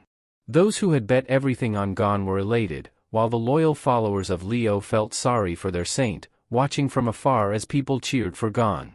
Kevin whispered to Ta Su, "Am I remembering wrong, or didn't he also lack divine protection 20 years ago? Isn't that strange? Lion was able to destroy the zodiac stigma with his own strength, without any god's blessing. Not to mention his internal power was already terrifying." Ta Su, knowing about these things but not understanding Kevin's point, tilted his head and asked a serious question. Could John be the absolute god of a new constellation? Look at his stiff face while being praised. He really fits the part, doesn't he? Moments later, the arena echoed with Gun's command for the defeated Leo clan to bring the spoils of war to his piggy bank to be devoured. The Leo kids from earlier were forced to write a contract transferring to the Yuka's house, as long as it increased the number of apostles to collect more tax money. Anyone unwilling was placed on a temporary list. Seeing his triumphant face, and Li Gun looting the spoils, Kevin suddenly thought that if his hypothesis turned out to be true, the earth might just cry out in terror. Repeating the hypothesis over and over, he had to ask if there was any proof.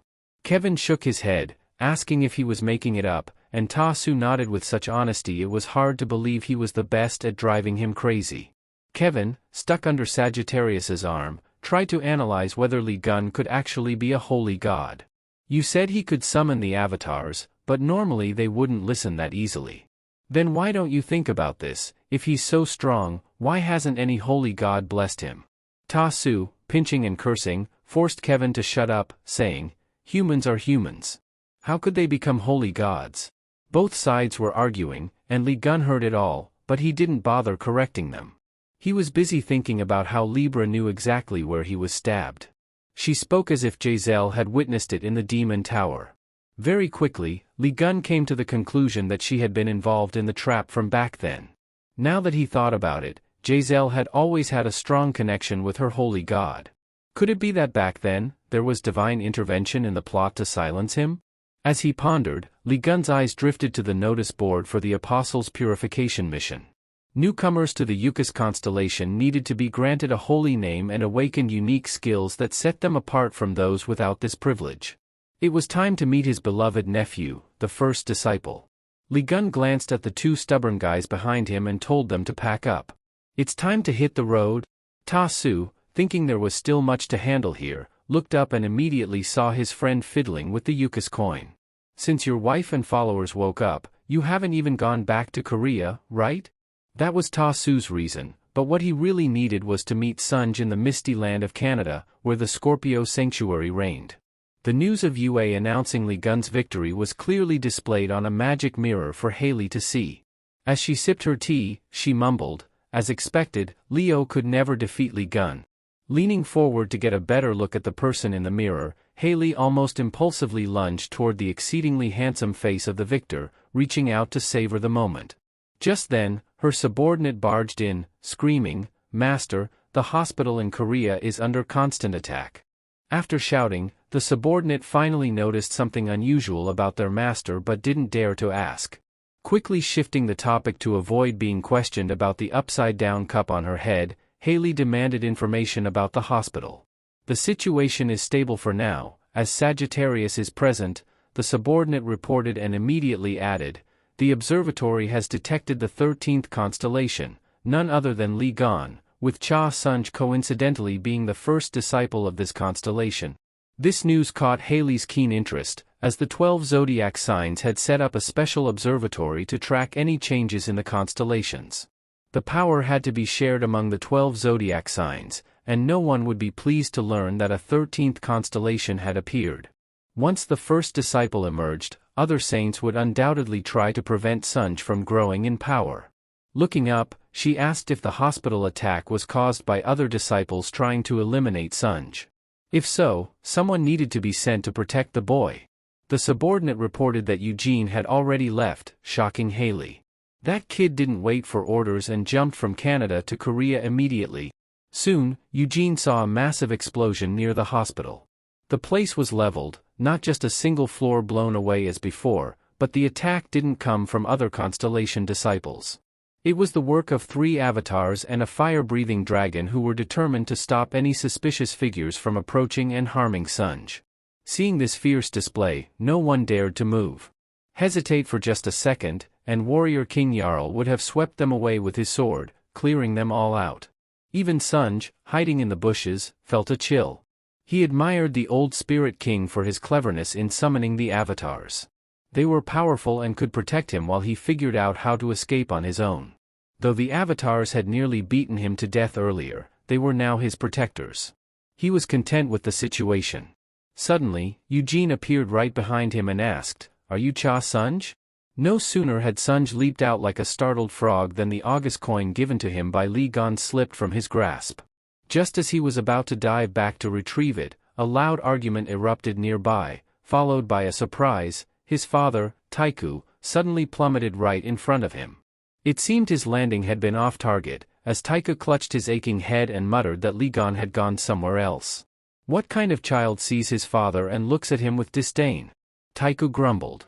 You know, you're sometimes too mean to your dad, right? Seeing the smoking ruins of the hospital before him, Taiku was about to ask his son about the situation when Eugene approached. With his father present, Sunj immediately pointed at Eugene and tattled, "This is the assassin trying to take me out." Taiku cursed immediately, forcing Eugene to defend himself. Yet both father and son were adamant in their disbelief, convinced that Eugene's sudden appearance behind Sunj must be part of some sinister plot. Suddenly, the sky lit up with a familiar orange-yellow light. Apollo had appeared, glaring furiously at Eugene.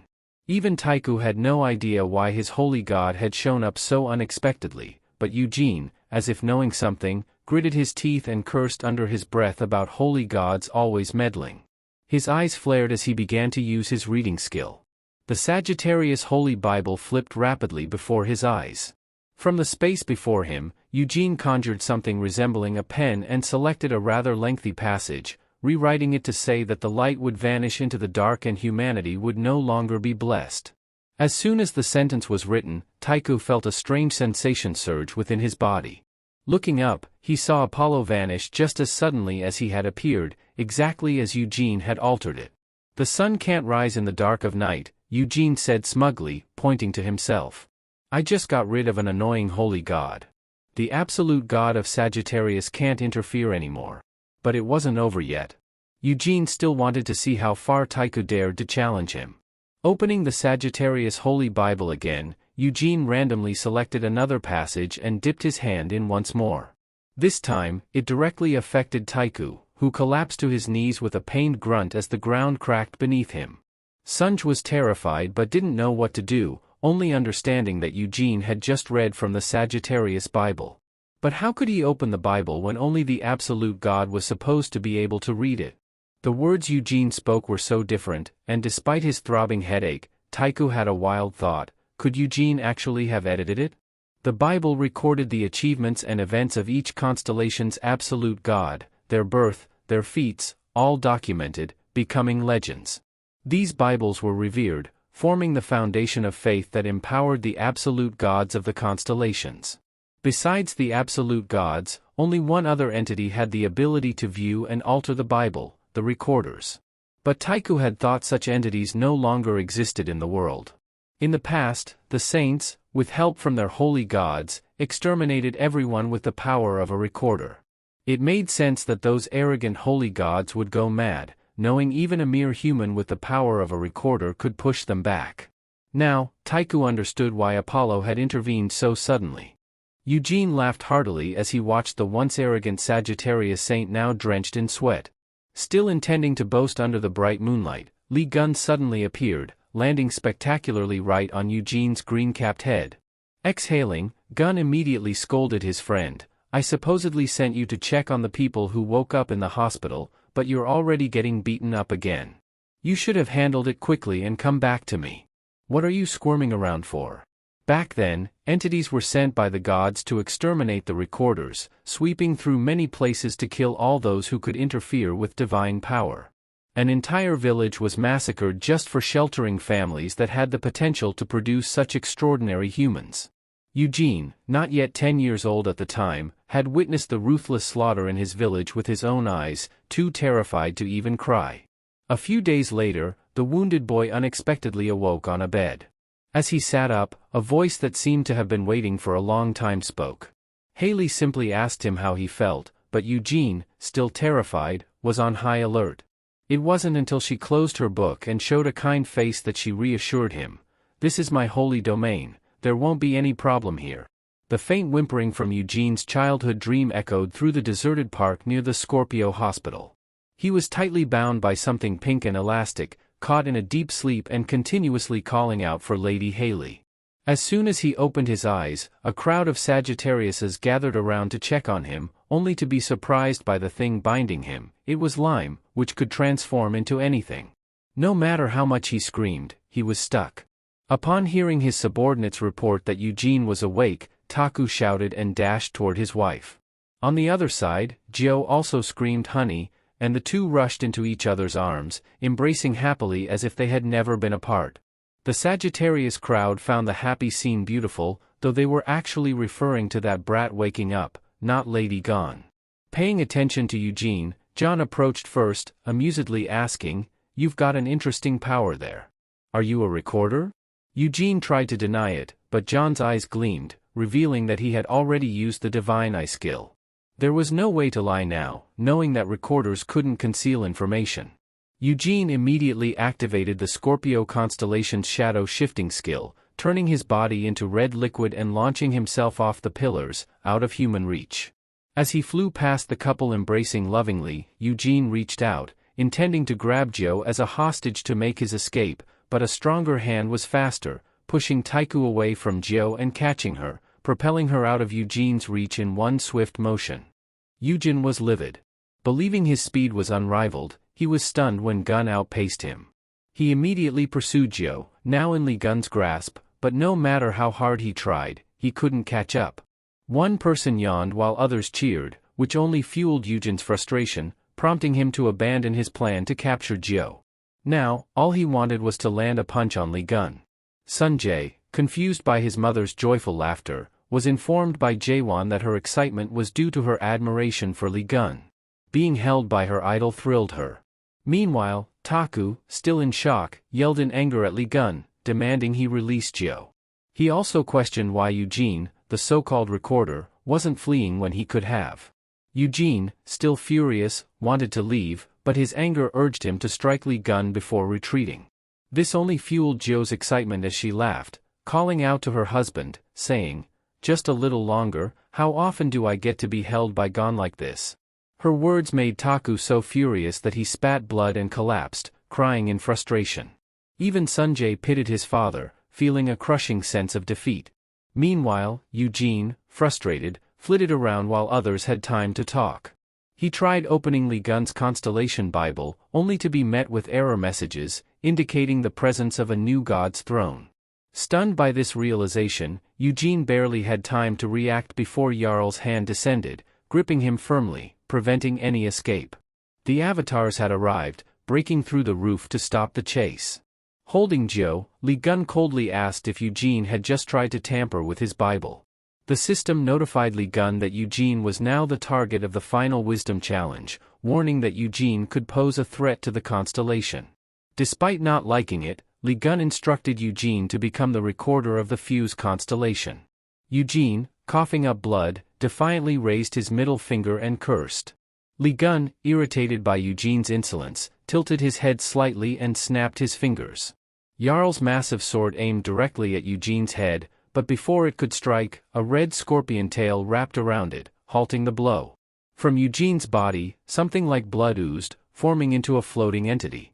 Eugene was astounded to see the Scorpio guardian beast appear, protecting him. The scorpion's tail dripped red drops, quickly forming the guardian beast's lower body. The figure of Haley, the Scorpio Holy Master, appeared just in time.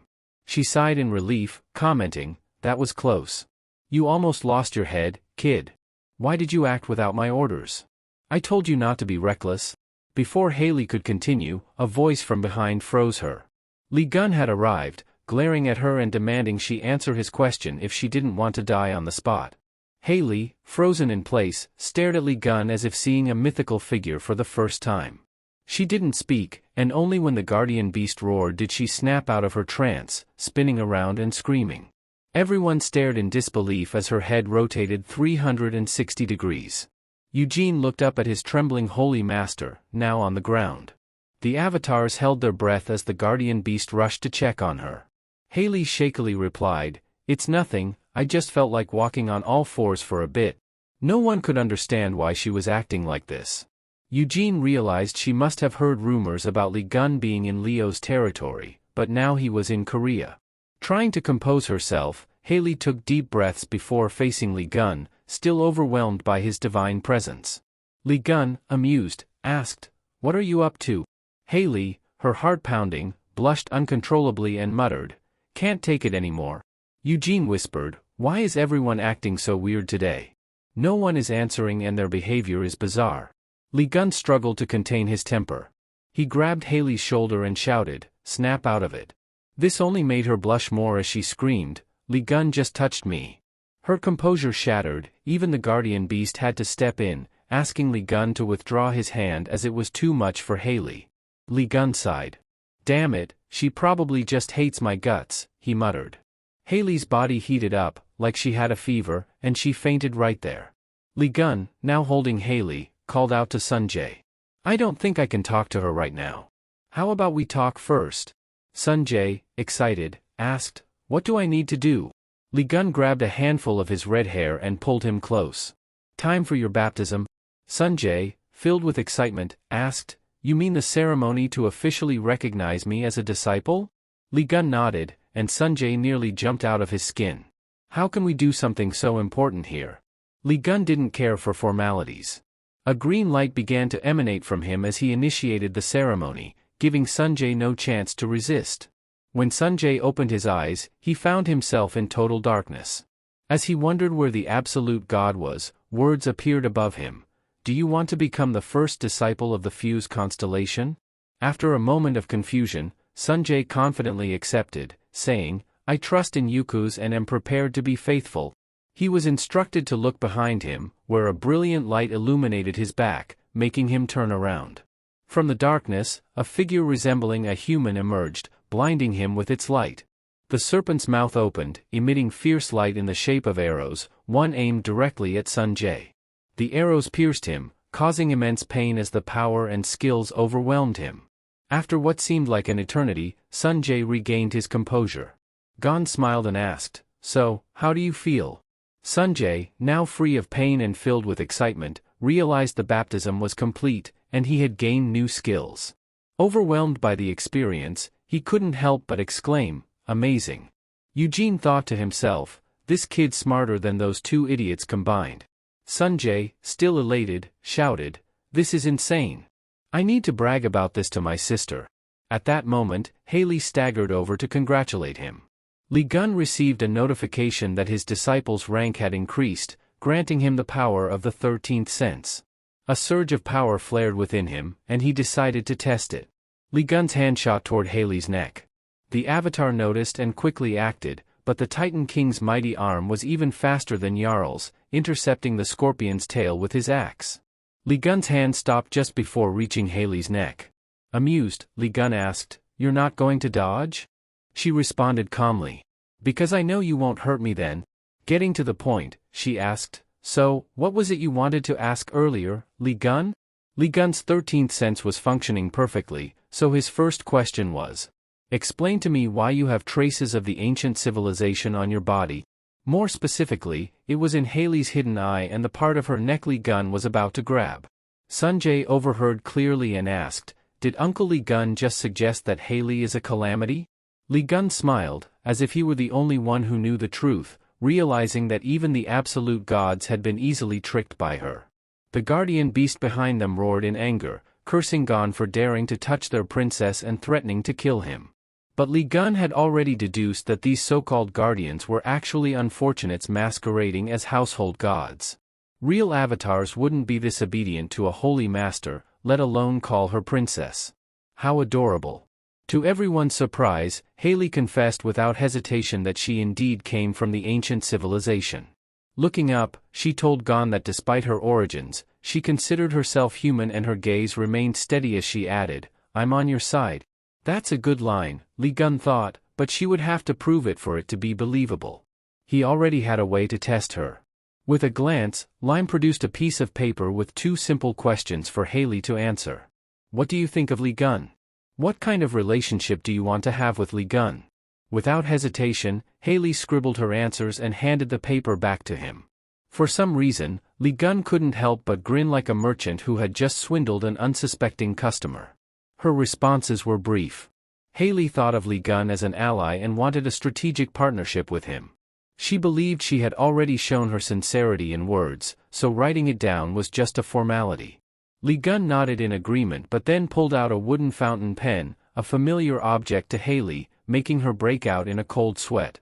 He was about to force her to write her true feelings to confirm her honesty. But starting with the first question, "What do you think of Li Gun?" would surely expose her, right? The real answer was, "He's so freaking cool, so freaking charismatic. That's why I betrayed the unknown civilization to come over to this side." How could Haley ever write that down? Seeing Haley's strange behavior, Li Gun looked back at the questionnaire, wondering if something was wrong with it. If not, maybe she could start with the second question, "What kind of relationship do you want to have with Li Gun?" Haley made up her mind. If she had to die today, she would rather snatch that pen back before everything was revealed. When Li Gun read Haley's written response, he could only sigh, thinking the pen must be broken to produce such strange words. But the others didn't see it that way, especially Su-jae, who freaked out and rushed off to find his sister. "This is an emergency, sis. Uncle Li Gun's chastity is at risk." Li Gun stared at the paper, utterly confused, while Haley didn't dare face him, leaving her guardian beast to explain. "See? Understand now, you idiot? Our princess chose humanity and turned her back on her civilization. It's all to be with you, Li Gun." "Shut up," Haley yelled, her face as red as a ripe tomato, fearing she might faint if he said another word. Just as she was about to run, Li Gun stopped her, insisting on one more question.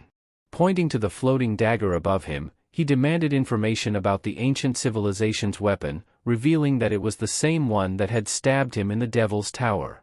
Blushing with embarrassment, Haley explained that it was a weapon imbued with the power of the monarch. She mentioned that the monarch was the highest rank within the ancient civilization. These weapons contained the monarch's power, so terrifying that they could even threaten the gods. Leaning on her guardian beast for support, Haley continued. Even you can't resist that weapon. That's why I retrieved and sealed it, as you can see. Piecing together what Kevin had said about a private stash of human civilization's items, Lee Gun realized that this was why the white-haired one had found these weapons in Scorpio's domain. Gon screamed in disbelief. The ancient civilization had its own leader despite dealing with Red Eyes 20 years ago? But as Haley revealed, Red Eyes wasn't the highest boss. There were at least 3 others like it. This truth left everyone shocked and sweating, even dragging out of his pretending to be dead act in his wife's arms. Who would have thought that Red Eyes, into which humanity had poured all its strength, wasn't the strongest? And on top of that, there were 3 more like it? Just hearing this was enough to make anyone despair. Lee Gun stood in silence, processing the information he had just learned. He wasn't pleased, but everything started to make sense. Back in the Devil's Tower, the manager had said something like, "I'm surprised you caught one of humanity's famous pets. It's pretty impressive to play with Taku." Panicking, Lime yanked Lee Gun out of his thoughts, shouting, "Did you hear what she said? There are 3 more monsters as strong as Red Eyes." Lee Gun, flashing a confident smile at Lime, replied, "I'm the type who loves a challenge. If they dare to provoke, I'm ready to fight. What's there to be afraid of?" He was just trying to reassure his friend, though deep inside, he knew he needed to become even stronger to do that. Lee Gun approached Haley and pointed at someone in the distance. "I want you to prove you're on my side by giving me that one," he said. That someone was none other than Eugen, who was still in shock, unable to believe he was being offered up in a deal. He tried to protest. "Stop joking, this isn't funny." But before he could say more, Haley agreed without hesitation. Lee Gun's grin widened. He loved quick and efficient deals. Haley, mesmerized by his dazzling smile, didn't even think about poor Eugen, who felt like he was sinking into despair. The betrayal stung deeply as he watched his holy master sell him off right in front of him without a hint of remorse. The next day was bright and sunny, a rare day off for Lee Gun, who enjoyed a morning coffee with Lime perched on his shoulder, sipping his drink. He told Lime, "You have to savor these peaceful moments to realize how much you need them." Little did he know, that peaceful moment was about to end abruptly. Eugene's ear-piercing scream, loud enough to wake the whole neighborhood, echoed. Lee Gun barely paid attention, joking that it was a shame Eugene couldn't enjoy the quiet. The recorder, crawling on the ground and cursing endlessly, wondered why he was doing such hard labor here. The answer was simple: Scorpio had sold Eugen to Gon for free. Now Lee Gun intended to squeeze every last drop of energy out of him as he furiously scribbled away. Tears of frustration welled up in Eugen's eyes. He muttered under his breath, "Just you wait. Do you think I'll serve someone like you?" Trying to find a way out, Eugen activated his trick, using his eyes to peer into the Bible to see if he could change anything. To his surprise, he was indeed synced with the Bible, but to his horror, the 5th achievement read, "The recorder who refused to become a disciple has now become a servant of the Eucus constellation." Baffled at how even this had turned into an achievement, Eugen grinned maniacally and decided to change the word servant to master. When he saw that it actually worked, he burst out laughing. "Kneel before me, Lee Gun." Before he could get any further, Lee Gun punched him in the head. No one but John would dare hit Eugen like that. Rubbing the lump on his head, Eugen couldn't understand why, even though he had changed the text, it hadn't become reality. Grabbing Eugen by the hair, John tossed him aside with irritation. "Life doesn't always go the way you want, kid." It was then that Eugen noticed the words had reverted back to servant, clear and unmistakable. He realized the girl over there had changed it back. But could she also be a recorder? Joe smiled awkwardly. "Did I do something wrong?" The Libra constellation, home to the largest holy sanctuary in the world with over 2 billion followers, was no easy opponent. Moreover, Giselle was not merely a representative of her absolute god, she wielded such power that she was considered a manifestation of the deity itself. Facing her was akin to declaring war on a god. To contend with a god or a monarch of the ancient civilization, Lee Gun needed a recorder to record his achievements and amplify his power. And now, standing before Eugen, was a recorder capable of altering the Fute's constellation's Bible. Eugen couldn't believe his eyes. It was astonishing enough to encounter one recorder, but here was another right in front of him. Even Haley couldn't help but marvel at John's incredible luck. Now in possession of 2 recorders, even if Eugen wasn't exactly a willing participant, the wisdom trial was complete, and all tasks were finished. Li Gun was granted all of his abilities, including unlocking his war god instinct. Meanwhile, the Grand Libra Sanctuary headquarters stood under the clear blue sky, where news soon reached Giselle. She was relaxing in her bath, surrounded by Sagittarius, Libra, Scorpio, and a recorder, when her subordinates came seeking her guidance. Unbelievably, Scorpio had allied with him, driven by a love that had lasted for 20 years. Giselle covered her mouth with a mocking laugh, disgusted by such naive purity. To her, Haley was nothing more than a foolish girl. She didn't care how many others joined Li Gun, just a bunch of foolish saints. However, the recorder was a different matter. As she sipped her wine, Giselle knew she had to eliminate them. Crushing the glass in her hand, her eyes flashed with malice, and the red liquid dripped down her fingers. Even without Gon, she couldn't let anyone more powerful than the gods survive. Her subordinate, still bowed, whispered that he couldn't understand the intentions of those foolishly hoping for Li Gun's success. But Giselle knew that anyone who encountered Li Gun fell into 2 categories, those who followed him and those who despised him. Standing up and rubbing her neck, Giselle asked if there were any Libra followers near Li Gun. When she heard that the youngest son was following Li Gun under Tuan's orders, she cursed, realizing how useless he was. She wished Qi were there instead, everything would have gone as planned. But there was no time to dwell on it. She quickly ordered her subordinate to inform Sean to target the recorder either by kidnapping or eliminating them. On the same day, near the Scorpio residence, the 3 zodiac signs were discussing Gio joining Leon's team. When his friend suggested that Gio stay at the Ucha Sanctuary, like Haley kept the recorder at the Scorpio Sanctuary, Taku lost his temper. Of all the options, why did it have to be your divine cadre? Li Gun snapped his fingers and reminded Taku of his own words. Gio didn't fit into any sanctuary's training, so only his could be considered. Haley chimed in, saying that with 2 recorders under his protection, Li Gun would be better equipped, especially since he would be facing Libra soon.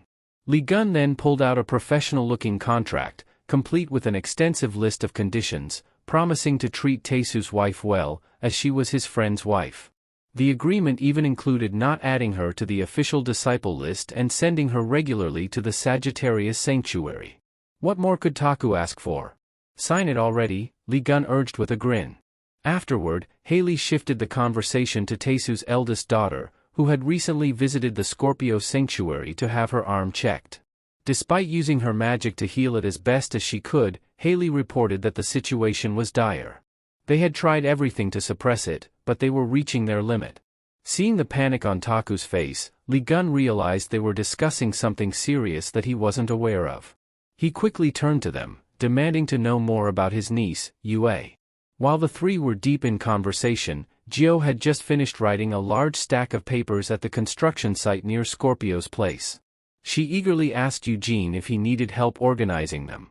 Exhausted, Eugene sat between 2 towering piles of papers, muttering, "Do whatever you want. I don't care."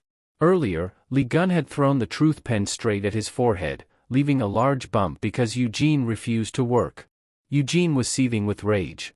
Li Gun not only forced him to write a servant contract but also seemed to enjoy tormenting him. Glancing at his arm that wouldn't stop moving, Eugene cursed the damned pen under his breath. The truth pen, having been marked by Li Gun and drawing blood from Eugene's forehead, had chosen Eugene as its master. The 2 merged into something with a life of its own, laughing and scribbling wildly on blank sheets of paper. Eugene, furious, threw the pen away out of sheer annoyance. But to his surprise, it bounced off the wall and shot back at his head, upset that its owner dared discard it. Gio, thinking Eugene was contemplating suicide, screamed out in panic, unaware that someone was stealthily lurking behind the door. The blond man gritted his teeth, knowing he was here on his mother's orders. But what could she expect from him when even his older brother couldn't do anything? After thinking it over, Sivan realized he had to act. After the Blood Mist's failure, this was his only chance to prove to his mother that he wasn't useless. Glancing inside, Sivan saw that the little kid from Scorpio might be tough to handle, so he decided to deal with him later. The woman, however, seemed easier to manage and could be used to threaten Sunjae. Focused on his task, Sivan didn't notice the loud footsteps outside or the door being kicked down. He just hoped to finish quickly and leave. But Kevin burst in, kicking the door off its hinges, shouting for Lee Gun. He stomped on the door with such force that it rattled the whole place, cursing loudly. "How dare you leave me behind at Leo? I won't forgive you for that." Eugene, recognizing the familiar figure, jumped up in alarm, while Gio wondered why the Virgo saint was here. It was only then that Kevin realized that Gun is here, and after a moment of noisy confusion, Sagittarius and Scorpio appeared behind him, about to start cursing again. But Kevin suddenly noticed Haley was there too, and none of the four seemed too pleased to see each other. At this point, Sagittarius spotted the eighth person in the room, none other than Yun Sivan, hiding under the broken door. Everyone blamed Kevin, thinking he had brought the brat here, but he had no clue what was going on. Lee Gun, realizing it was the same kid who had bullied Sunjae and the one he had beaten up before, clenched his jaw and snarled, "What's that brat from Libra doing here?" At that moment, Lee Gun understood that this was one of the two culprits behind the blood mist incident that Gon had mentioned. The kid groaned under the debris, struggling to get up, only for Lion's foot to slam down onto his face without mercy. Lee Gun was beyond furious, wanting to take out his rage on the bastard who had caused his friend and two nieces so much grief for the past 10 years. Meeting the person who had once beaten you was bad enough, but now Gun was even stronger and clearly held a grudge against the young master of Libra. Behind him, Taku lost his temper and roared, "What the hell are you doing here, Sivan?" The thought of him returning to mess with his family again made Taku's eyes blaze with anger. Without hesitation, he transformed into his demigod form, ready to beat Sivan hard. Haley, standing nearby, coldly sneered, fully aware that this guy's mother knew about Lion and the secretary. Unleashing a powerful aura, she wanted to confirm if it was true that Giselle had ordered the secretary to be eliminated. Another person unsheathed an ice sword, holding a deep grudge against Libra.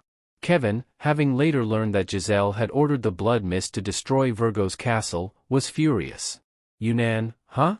Let's see how much you've grown," he muttered, a villainous grin spreading across his face.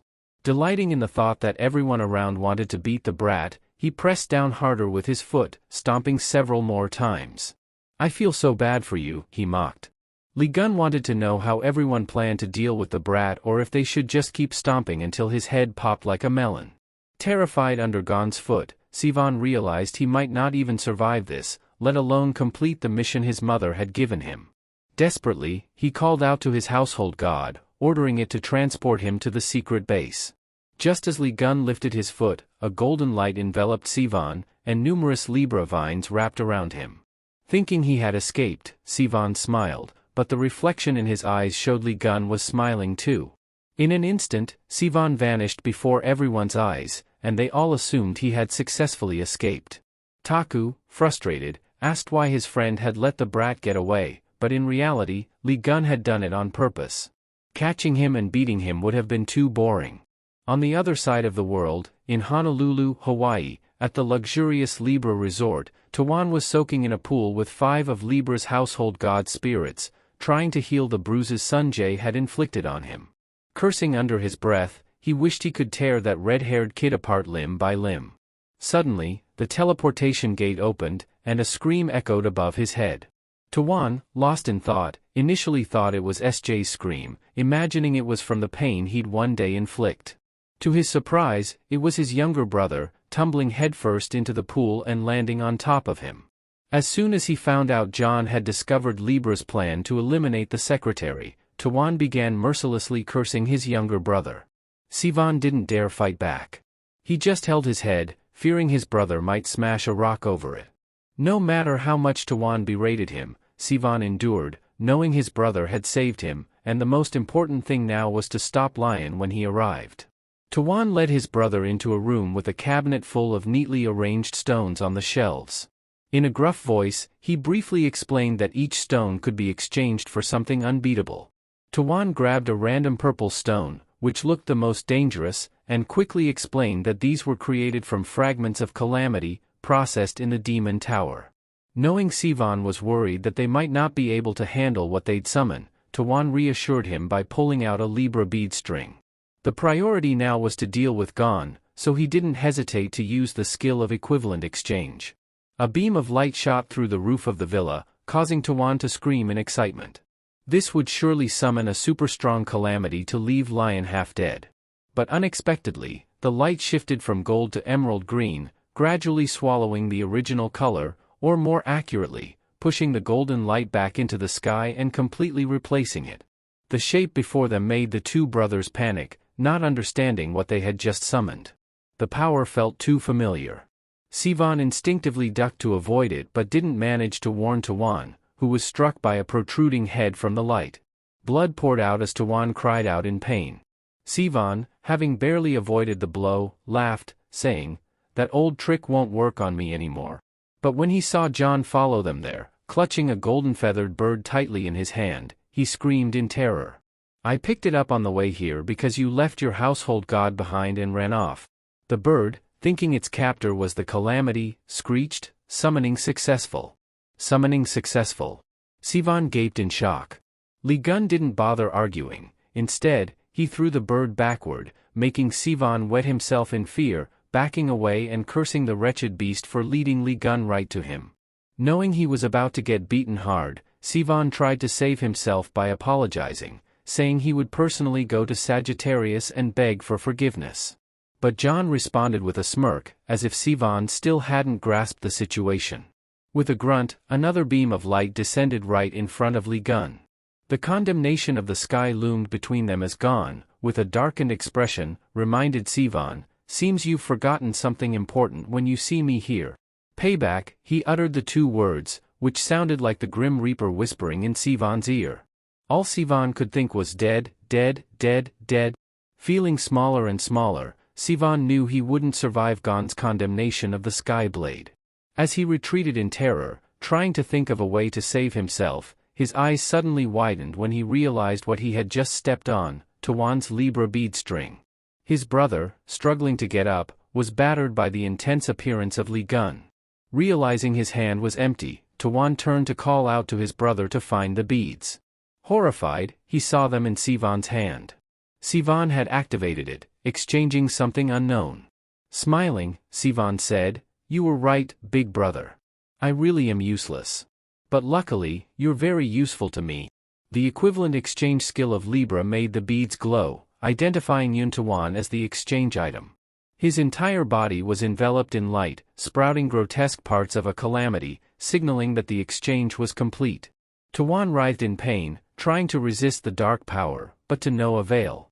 Before long, he had transformed into a hideous, grotesque calamity on Libra's scales. Gon, familiar with such heartless tricks, threw his head back and laughed maniacally, amazed that the younger brother had turned his older brother into a sacrificial offering. "What a piece of work. I've never seen anyone pull this trick before." His foot shone with the power of the Yucas constellation as he slammed it down forcefully, forming a fortress. Sean now grasped what true despair looked like, staring dumbfounded at the sight before him and muttering in disbelief.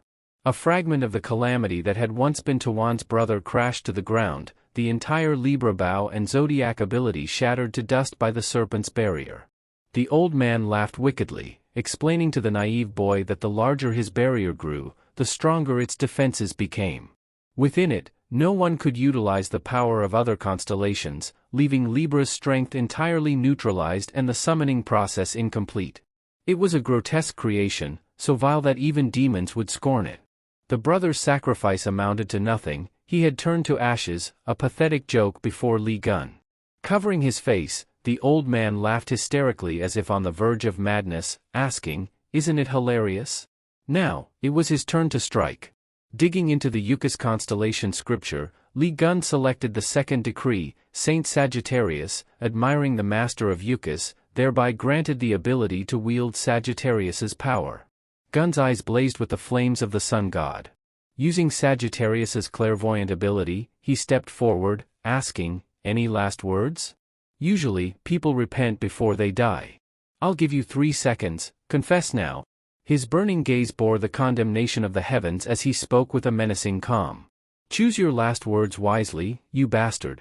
Sivan trembled uncontrollably, his body quaking as if in a seizure. Paralyzed by fear, even his curses came out disjointed and broken. Finally, he clutched his head and screamed, "Damn it!" He roared, "Who are you? Why do you keep haunting me? Is it because of what I summoned during the blood mist 10 years ago? But I was just a kid back then. Everyone makes mistakes, right? Or is it because I controlled the blood mist in Europe or attacked the Scorpus hospital? Those were orders from above. You've already dealt with the blood mist, haven't you? Those who died 10 years ago were saved, no harm done, right? So why are you making a big deal out of it? Didn't everything already get resolved?" The more Sivan yelled, the more desperate he sounded. "What do you want from me? After all of this, do you even know who I am? I'm Yun Sivan, son of Giselle Lawrence, the Saint of Libra." Playing his last card, Sivan shouted boldly, "If you mess with me, do you think my mother will just stand by and do nothing?" After his outburst, Sivan paused, stunned. Was Lee Gun actually dozing off, drooling as he spoke? "What? You done talking?" Lee Gun finally opened his eyes, yawning as he asked, "Anything else to add?" He gave Sivan a few more seconds before casually remarking, "Seems like you've got a lot of regrets. Why ramble so much?" Watching Sivan tremble and point at him in disbelief, Gun appeared unaffected. Though he had indeed nodded off for a moment, he had heard it all. More importantly, Sivan wasn't the only one who needed to hear it. Sagittarius's skill had broadcast Sivan's entire tirade live for the entire world to witness. At this moment, Sivan realized in horror that he had just confessed the truth about the catastrophic events to all of humanity. From city streets to remote mountain villages and even ships at sea, the confession aired in crystal-clear 4K.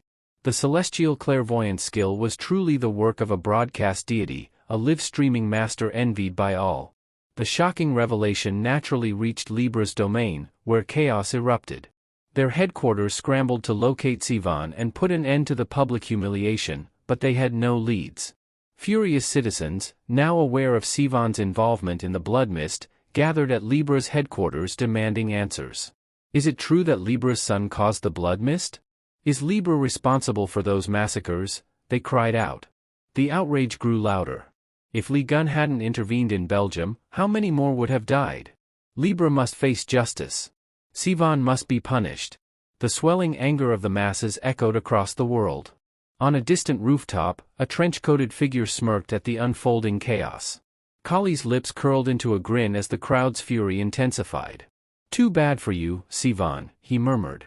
"Aside from getting your brother beaten, this is the end for you."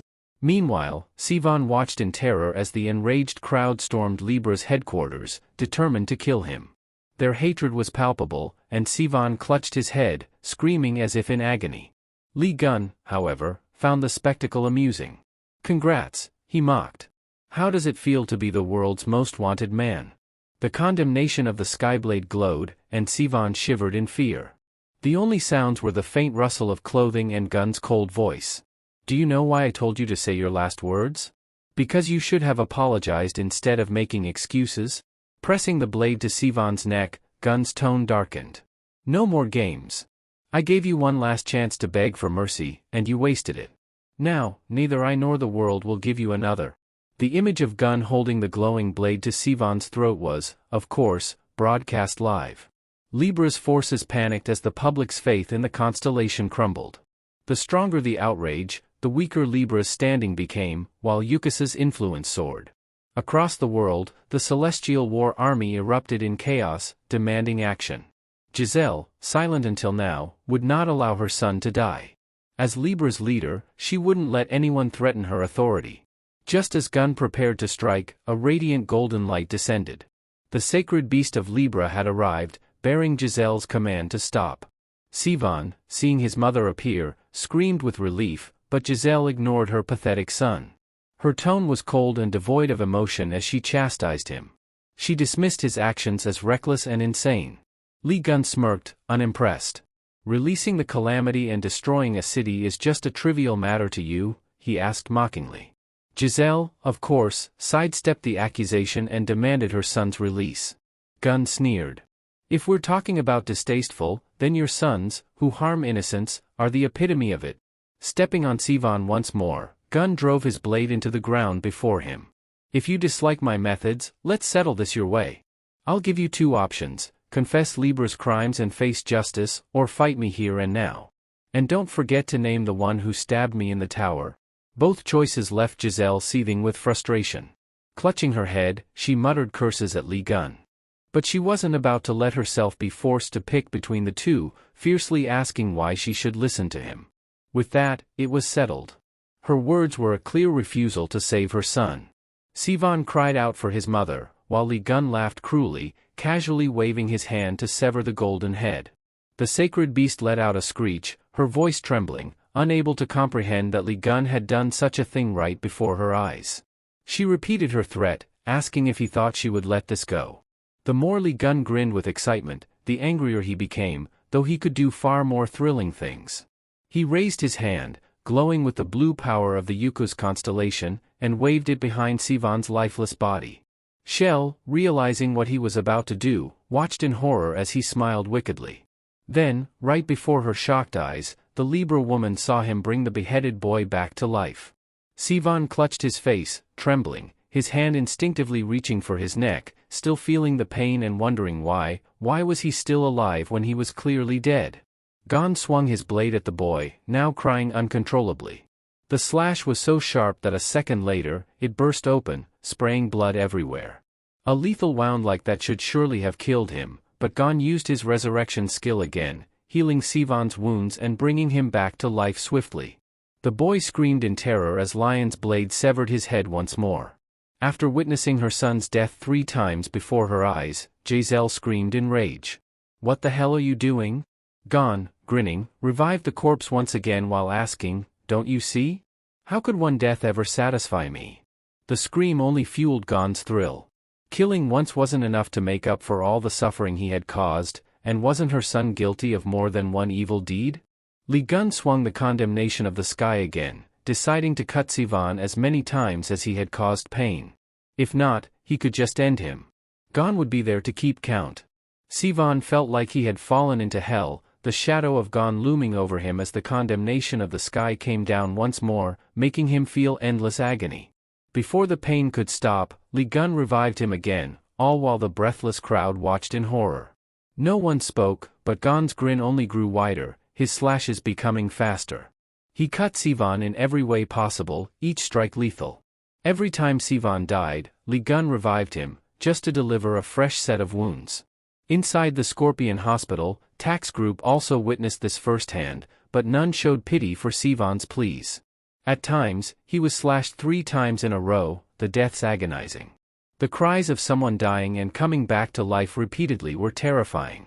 Sivan had endured over 20 deaths, yet Gon showed no sign of stopping.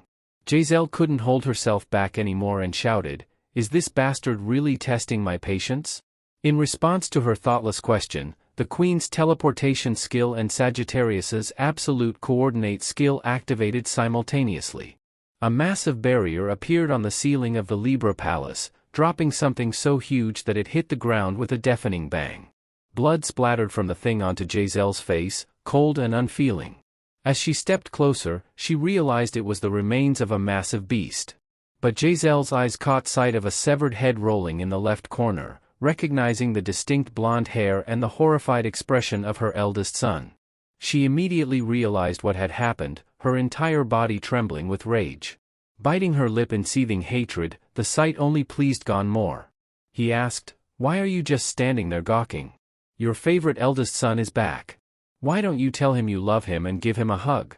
Her left eye darkened, veins popping on her face with each surge of fury as she clenched her fists. Giselle simply stated, "You will pay for provoking me," but no one had ever threatened him and walked away unscathed. Li Gun grabbed Libra's divine bird, pressing his face close to it with a wicked grin, provoking. "This isn't provoking, this is just my response to all the choices you've made until now, trash. I'll make anyone who stands in my way look like this." He momentarily ignored the boy, left scarred and behind, and whispered to Libra that he didn't care if they were chosen by the absolute god or from some mysterious civilization, even gods meant nothing to him. He wanted Giselle to hear that.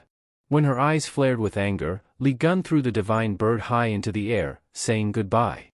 He smiled victoriously, telling her to prepare her neck for him to chop it off, just wait and see, Giselle Lawrence.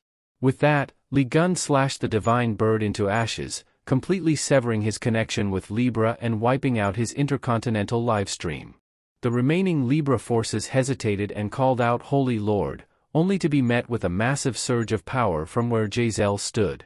Her roar, calling out Lee Gun's name in extreme fury, echoed far and wide, causing the city to tremble, as if an earthquake was imminent. Giselle no longer cared about the people. She screamed, "How dare you humiliate me? I'll tear you to pieces. I will definitely kill you all." With each of her screams, the city shook violently, nearly tipping over. Giselle called out his name in rage for what seemed like a very long time.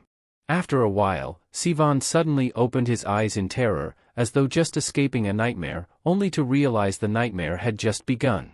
With the descent of the condemnation of the sky onto the ground, Lee Gun allowed the boy a moment of relief to regain consciousness, preparing to continue what he had started earlier.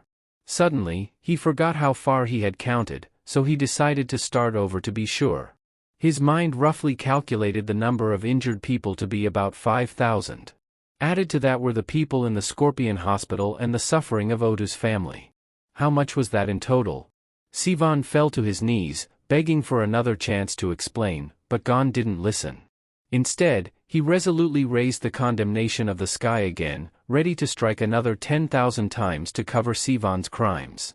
No amount of Sivan's tears could suffice. Hell had only just begun. As Gon's voice called out, 1. A few days later, at the Leo Coliseum, something heavy was slammed onto the ground, and Yue's hand was raised by the referee, declaring the vice-castellan victorious. The cheers from the crowd didn't bring a smile to her face. Yue's gloomy expression didn't escape the notice of the apostles, who wondered why she seemed so different.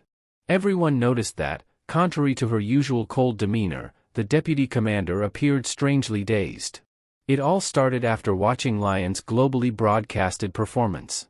Everyone was shocked, and so was Yue, but now her expression had turned into one of complete despondency, almost as if she were heartbroken.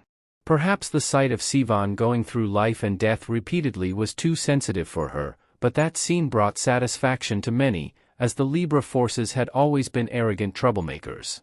Karma spares no one on the battlefield. The overly enthusiastic MC didn't notice Yue's face and shoved the microphone into her mouth, asking for her thoughts on the Unbroken's winning streak. "I've made up my mind," Yue suddenly declared, still maintaining her blank expression. She continued, "I'm leaving the Leo sect." Before the crowd could react, she added, "And then I'll join Uncle John's sect." Her emotionless face was broadcast everywhere, including on the TV in the hospital room where Stephen was recovering. The devotees wanted to change the channel quickly, fearing that the Holy Lord would have dark thoughts, but it was too late. Stephen had already fainted from heartbreak. Oliver walked into the hospital room to the frantic cries of the devotees, trying to wake Stephen. Feeling annoyed, both the Castellan and the Vice-Castellan were nothing but a disgrace to the sanctuary. The loyal subordinates kept trying to wake Stephen, but after being publicly humiliated by both Lion's uncle and the Vice-Castellan, he had no desire to regain consciousness. The TV switched to another news story, a high-level meeting of the human side. Right from the start, someone stood up and criticized Libra for deceiving the world. She had hidden the truth behind the blood mist and Sagittarius's mistake. Another representative immediately countered, arguing that there was no conclusive evidence and that Libra's position had not been verified, so no conclusions could be drawn. Moreover, it was clear that Lee Gun had set a trap for Libra and broadcast it widely. The representative's glee was obvious as he claimed it was a typical tactic of the Zodiac, provoking the young representative's anger. The two sons of Libra are dead, and it's clear the situation is dire, yet Libra's continued silence without any response seems oddly suspicious. Meanwhile, on the other side, they responded with mockery, as if Libra was simply trying to come up with a slow excuse. After watching the news for a while, Haley had to commend Kevin for his impressive media manipulation. "Besides poisoning food, do you also know how to do this, Virgo?" He laughed proudly. "Those things were easy, not like someone living in the Canadian wilderness, who wouldn't understand. And by the way, I didn't put poison in Gon's food, it was medicine, high-grade, rare medicine that can cure any drug effects you might have slipped into Leon's food." Scorpio immediately retorted, How ridiculous. My medicine is the cure to your cheap drugs. Do you have any idea how tiring it was to fix all the damage your drugs caused? The two bickered for a long time in front of Sagittarius like children. Did they really think no one knew they cared about Gon, which was why they did such foolish things? Suddenly, turning to Taku, Kevin asked, "Where's the guy who caused all this escalation? Why hasn't he come back yet? Is he still busy?" Indeed, he was busy. Libra's old base in Hawaii was covered in a huge construction sign, with trucks hauling everything away nearby. Amid a pile of fast food and chill music, Legion had rolled up his sleeves, munching away as food wrappers scattered around him. As he chewed, he checked what he could build for himself now that Libra's belongings were destroyed. He had also found the core of the Calamity Crystal Stones made from the essence of the Calamity he'd defeated in the Demon Tower.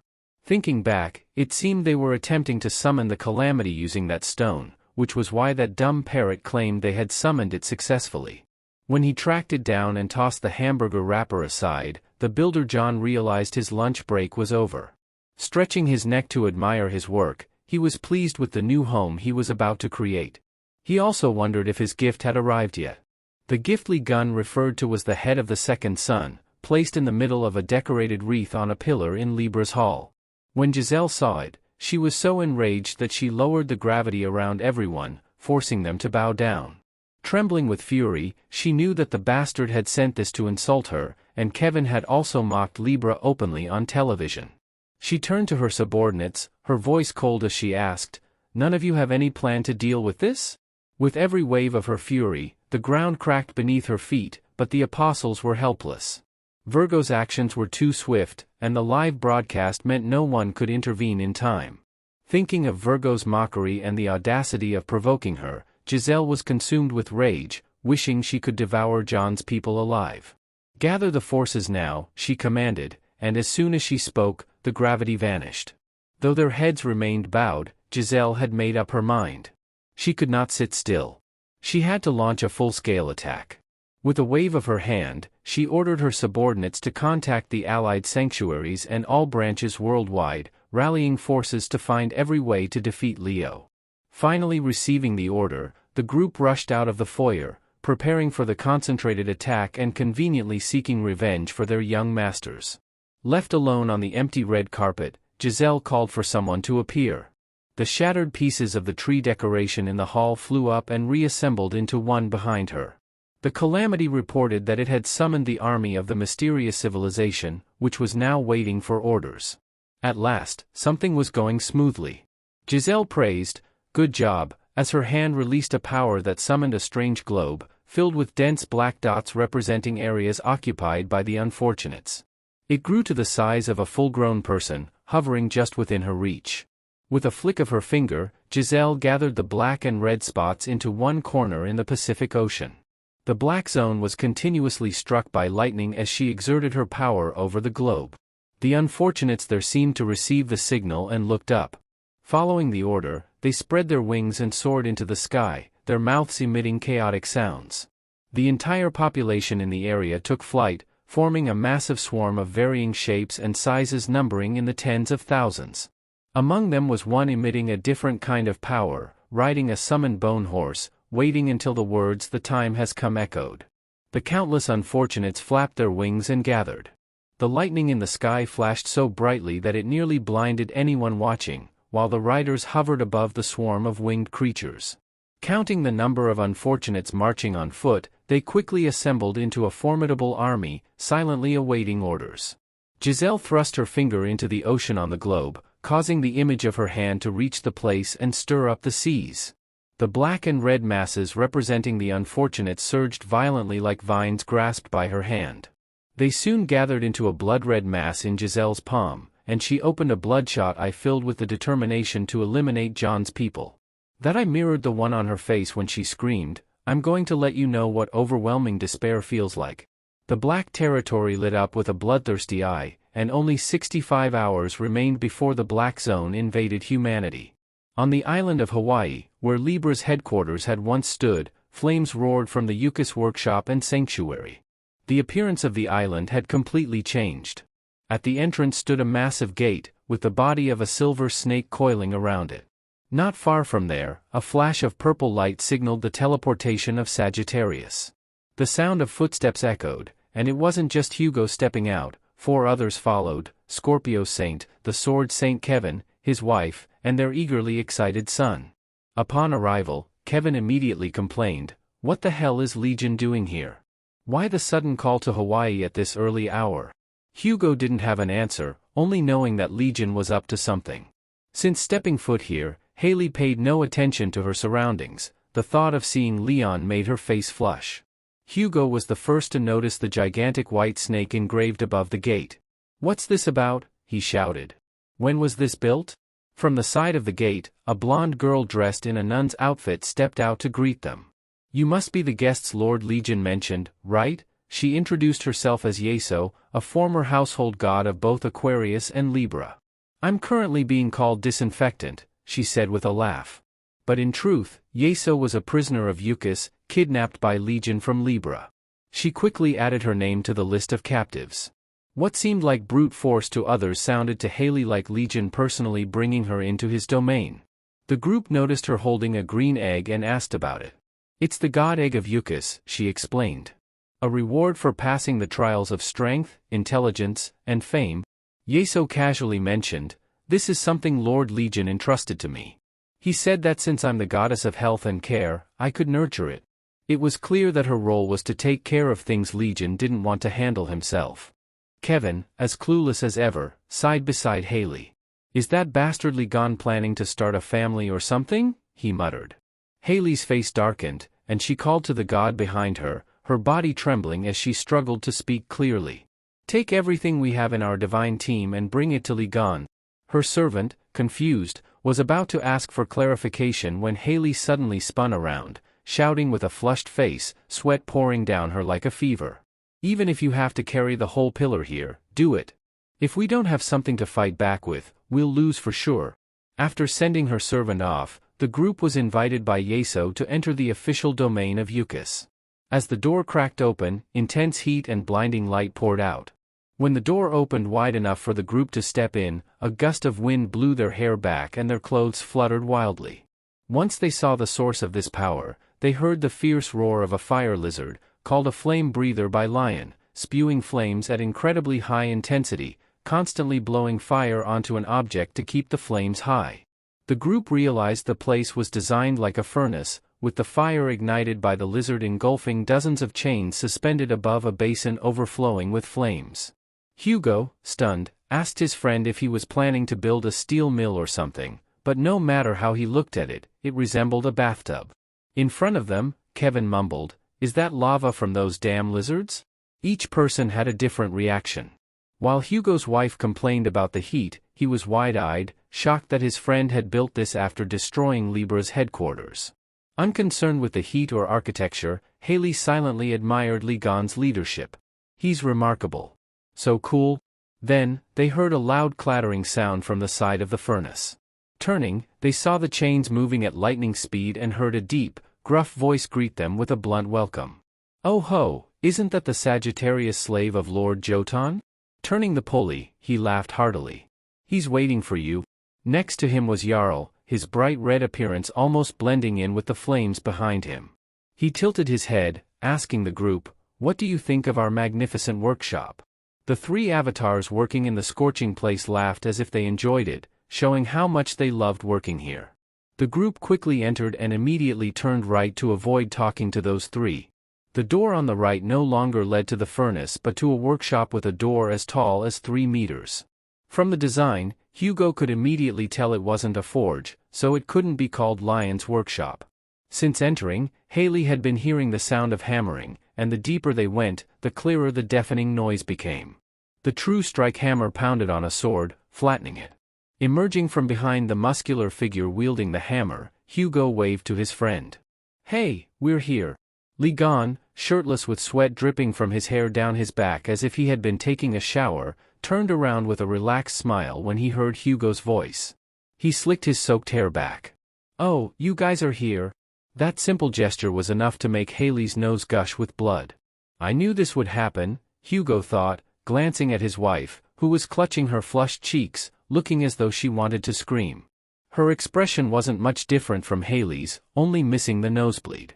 No wonder she had been a fan of Li Gan for 20 years. Before she could shout, Haley, overwhelmed with excitement, fainted to one side. Yeso quickly took on the added task of caring for the woman who had unexpectedly collapsed. Kevin had left a long time ago, unable to stand the heat. The sound of a can opening sharply echoed through the air as Li Gan popped open a soda and gulped it down as if he'd been parched for days, leaving his friend to wander around admiring the place. "Didn't you just destroy someone's house yesterday? How did you manage to build this place so fast?" Hugo asked. Li Gan let out a hearty laugh, turned, and grinned at his friend. "Well, I do have some pretty handy skills, you know." What Li Gan was referring to was the SSS-ranked gluttony skill he had recently acquired. By designating a target, Gan could devour anything and then recreate it. However, this could only be done if his divine power was at least 70%, and if the target was stronger than him, there was a chance it could fail. If it did, Li Gan would suffer side effects. But judging by his appearance, everything seemed to have gone smoothly. He let out a breath and continued, "Basically, I just combined the Serpent-Bearer Sanctuary with my workshop." Glancing at the hammer of materialization, he chuckled to himself. "It's been a while since I got back to my old profession. It feels kind of motivating." "True enough," Hugo agreed, happy for his friend. "You were originally a crafter, after all?" Gan now gulped down a can of soda, drained it completely. Hugo was about to say something when he suddenly felt a strong aura from his left. Glancing over, he noticed the power swirling in the air behind Gan, realizing his friend had detected the energy lingering in the atmosphere. Li Gan didn't bother to hide it. "This place is my sanctuary and hideout," Li Gan declared. "Plus, the forge and workshop can produce countless holy artifacts." He looked confident as he said this. "As long as I'm motivated, there are endless things I can create. Ever since I declared war, that trash won't have a moment of peace." Curious about what Gan was working on, Hugo wanted to ask, but before he could, Li Gan wagged his finger. "Oh, I'm making a weapon for Yua, as I promised her, and I'll make one for Sunjae and Jio, too." The mother and son pair squealed in delight, completely ignoring Hugo, who stood there pouting. Then suddenly, Gan stretched out his hand toward Hugo, leaving him confused. What was he asking for? Without any shame, Gan demanded Hugo hand over his royal holy artifact. Before Hugo could fully react to the audacity of the request, loud crashing noises erupted from outside. Spinning around, they were shocked to see even the mighty palace shaking. "Where's Haley?" Hugo wondered, as she had just fainted moments ago. She had completely disappeared. The group hurriedly threw open the doors and rushed outside to see what was happening. "Are we under attack? What's going on?" Unexpectedly, they were greeted by stacks of wooden crates piled at least 5 meters high. It turned out to be an urgent delivery from the Scorpion's headquarters. Standing before them was a trembling Haley, her teeth chattering as if they might collide with each other. "The sanctuary is basically just a god's home, so since you've arrived, it's kind of like a housewarming, right? Just think of this as a housewarming gift." She didn't look at anyone, thinking she had spoken very naturally, unaware that to everyone else, she seemed like a chicken caught in a trap. Glancing at the dumbfounded expressions of the crowd, Haley quickly opened a wooden crate next to her and rummaged through it, searching for food, money, or a divine artifact to give. Hugo immediately glanced at his dazed friend and sincerely wished him luck. "Haley seems really serious about you, man. Soon enough, you'll have a couple like me." Inside the crate Haley opened, there was no food or treasure, only a pile of something stacked on top of each other. They were letters, with various envelopes of different sizes, filled to the brim. As she picked one up, she saw it was clearly addressed to Li Gan, sealed with wax, indicating no one had opened it. Li Gan frowned with distaste. "Who would send me letters?" In his ear, the annoying voice of his friend teased, "What if it's a fan letter? You might open it and see, I love you, Li Gan." Pulling out a few envelopes, Haley skimmed through them, noticing that all had names written on them and wax seals clearly from the Lion Guild, leaving Li Gan completely puzzled. But before investigating the truth, he had to shut his friend's mouth to stop the nonsense. Suddenly, Sunjae chimed in. "That's right. There's been a big problem within the Lion Guild since my sister announced she would leave the sanctuary. Maybe that's why they're sending you these letters." At that moment, at the headquarters of the Lion Guild in the U.S., a towering 40-floor building stood on Main Street. Steven's broad hand slammed down hard on the table, furious. Why in the world would you make such an announcement? Steven smashed another table, his anger uncontainable. His words blended with the thunderous sounds surrounding him. This won't end just with you leaving the divine cadre. Do you have any idea how many people are abandoning their posts to follow you, Chua? Facing Steven's fury, the young girl stood tall, her hands behind her back, replying casually, "Yes, I know."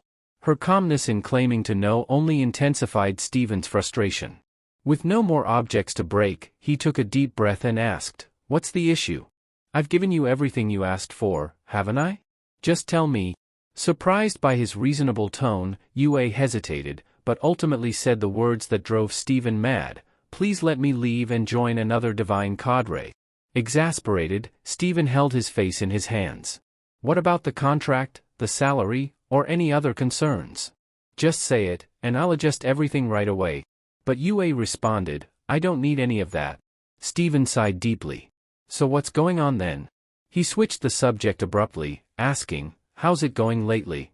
I mean, your arm?"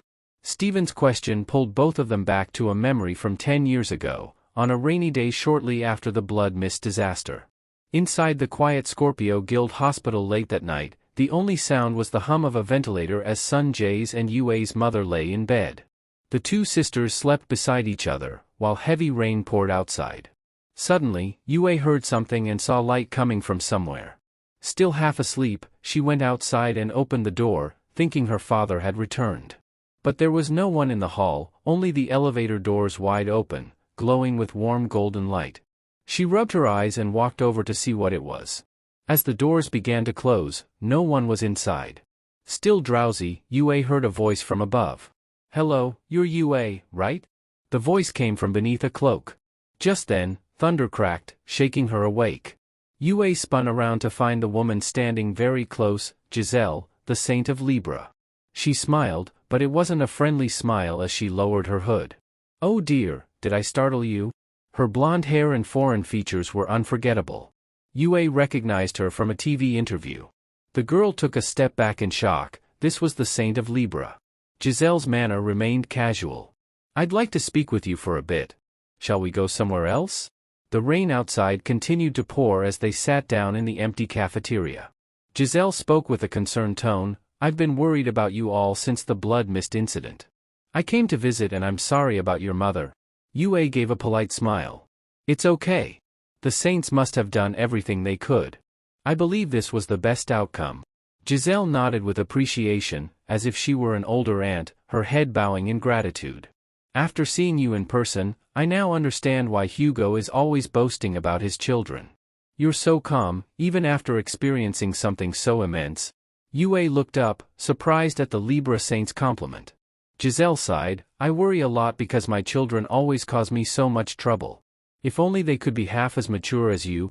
Yue chuckled awkwardly, unsure of how to respond. But Giselle continued, "They've caused trouble again, so I had to put them in the punishment room before I came here. Raising children is difficult, wanting them to be smart, competent, and well-behaved is not easy." She reached for a can of soap on the table, moved her beautiful hair, and added, "Just like you." Yue looked up, her golden eyes flashing dangerously. "Wouldn't it be wonderful if you were my daughter?" The creepy smile that followed sent a chill down Yue's spine. Her face went pale, stammering, What are you talking about?" The sound of thunder outside echoed as Giselle fell silent. The atmosphere grew eerie. After a long pause, she suddenly burst into laughter. "Haha, I was just joking. Look at your confused face." Her voice was laced with amusement. "After all, you're still just a child?" Unable to grasp Giselle's strange mentality, Yue stared blankly. After Giselle laughed to her heart's content, she waved her hand, creating a beautiful golden light above her head. "Sorry, Yue. I've been a bit mean, haven't I?" When Giselle opened her left hand again, two exquisitely crafted earrings fell into her palm. They were shaped like hearts trapped in golden cages, gleaming brightly and captivating Yue's gaze. Giselle dangled them in front of her, urging, "Take them as a keepsake of our meeting." Despite the earrings' beauty, the calculated smile on Giselle's face was impossible to ignore. Yue didn't understand the meaning behind the expression, but she knew better than to accept them. She firmly refused. I can't. We've only just met. I shouldn't accept these. Giselle's voice was sweet as she coaxed, take them. I brought them just for you. The empty hospital hallway echoed with footsteps, but Giselle was too absorbed in her persuasion to notice. Go on, take it. Or should I keep my hand out like this? Just then, Hugo, hearing the voice, immediately recognized it as Libra's. He stared in disbelief as the Libra saint, whom he had always been wary of, spoke to his daughter and placed something in her outstretched hand. Thank you, I'll accept them, Yue said, as the light from the earrings reflected in Hugo's stunned face.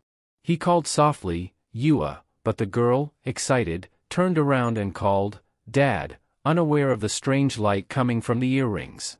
Just as the earrings were about to touch her hand, the saint's sinister smile spread. She let the dazzling earrings fall into Yue's hand with a thud, directly in front of Hugo, who was frozen in horror. He didn't care what the earrings were, but fear gripped him immediately. He knew that whatever came from Libra's hand, he couldn't accept, let alone let his daughter take it. The moment the earrings touched Yue's palm, a dark, ominous energy surged out. It enveloped her arms, tearing through the sleeves of her shirt. Hugo panicked, screaming, no, but it was too late. The malevolent force shot upwards, blasting through the hospital ceiling and into the night sky. From a distance, the explosion was visible, thick smoke billowing upward, resembling the aftermath of a gas explosion. People huddled under umbrellas in the pouring rain, noticing that the fire couldn't be extinguished and quickly calling for help. Among them stood Stephen Marker, looking up, frowning deeply at the scene. Hugo's voice rang out in agony as he saw his daughter clutching her arms, crying out in pain. The dark energy wrapped around her arms, leaving burning marks, as tears streamed down her innocent face. Unable to bear it, Yue collapsed to the floor, calling out, Dad, help me. Hugo, desperate, rushed to her side. His shirt tore slightly as he moved, the power of Sagittarius summoned too hastily. He reached out for his daughter, but as his fingers brushed her head, the dark energy sent him flying backward into the wall.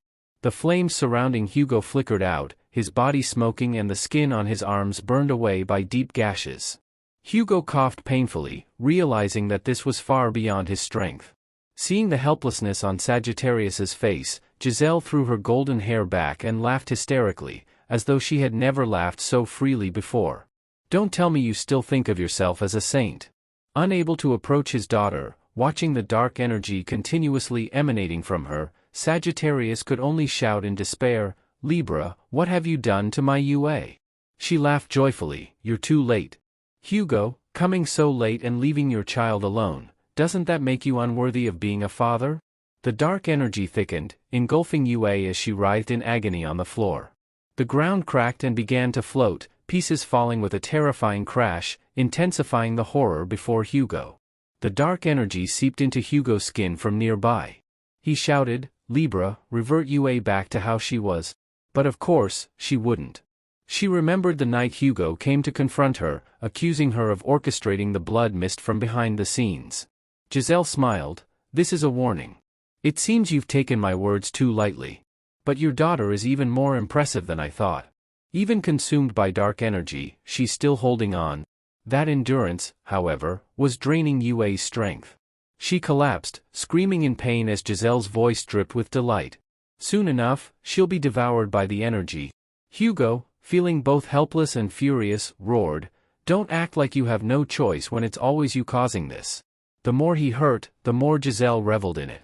She pressed a finger to her lips. Shoo, Sagittarius. We're in a hospital. You need to be quiet. If you don't want to give your daughter to me, why not become my subordinate instead? Covered in blood, Hugo glared at her in disbelief as Giselle's voice buzzed in his ears. Time to give up on Leon and come under me. I know your true value, Hugo.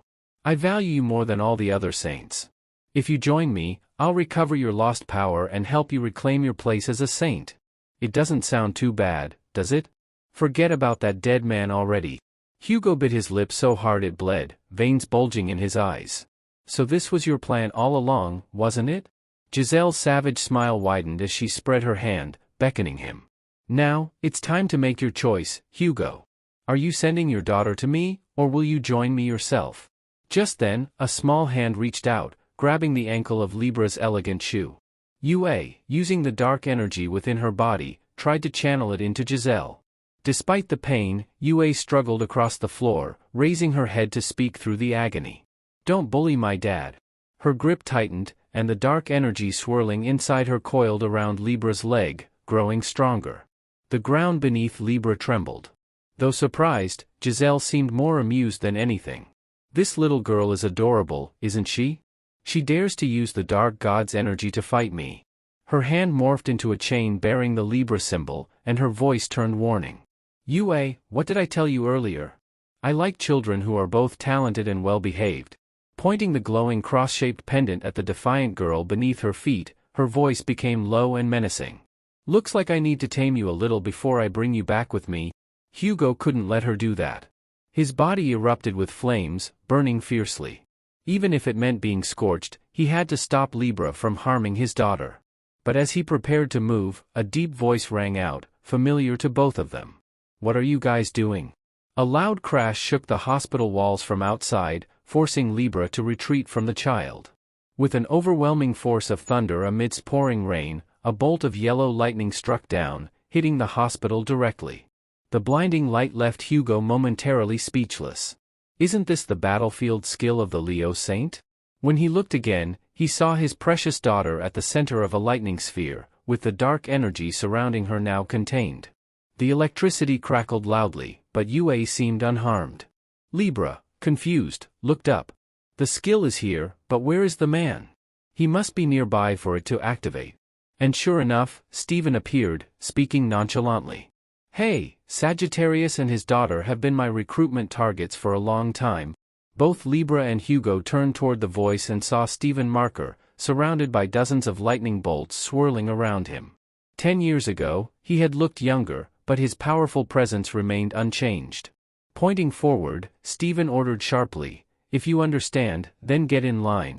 Libra, knowing he held the upper hand, saw Stephen casually slip his hands into his pockets, standing confidently against her. Glancing at Yue, who was drifting toward unconsciousness, Stephen noticed the dark entity trapped within the lightning sphere. "Libra, you've really been ruthless with this child, haven't you?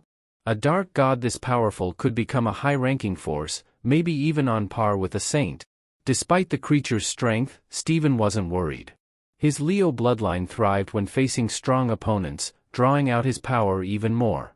A satisfied grin spread across his face. "The Leo Guild governs all fierce beasts. I'll just take this as the cost of trying to recruit a high-ranking member," he said, amused. "What are you talking about?" Libra screeched, enraged by his blatant attempt to steal her prize.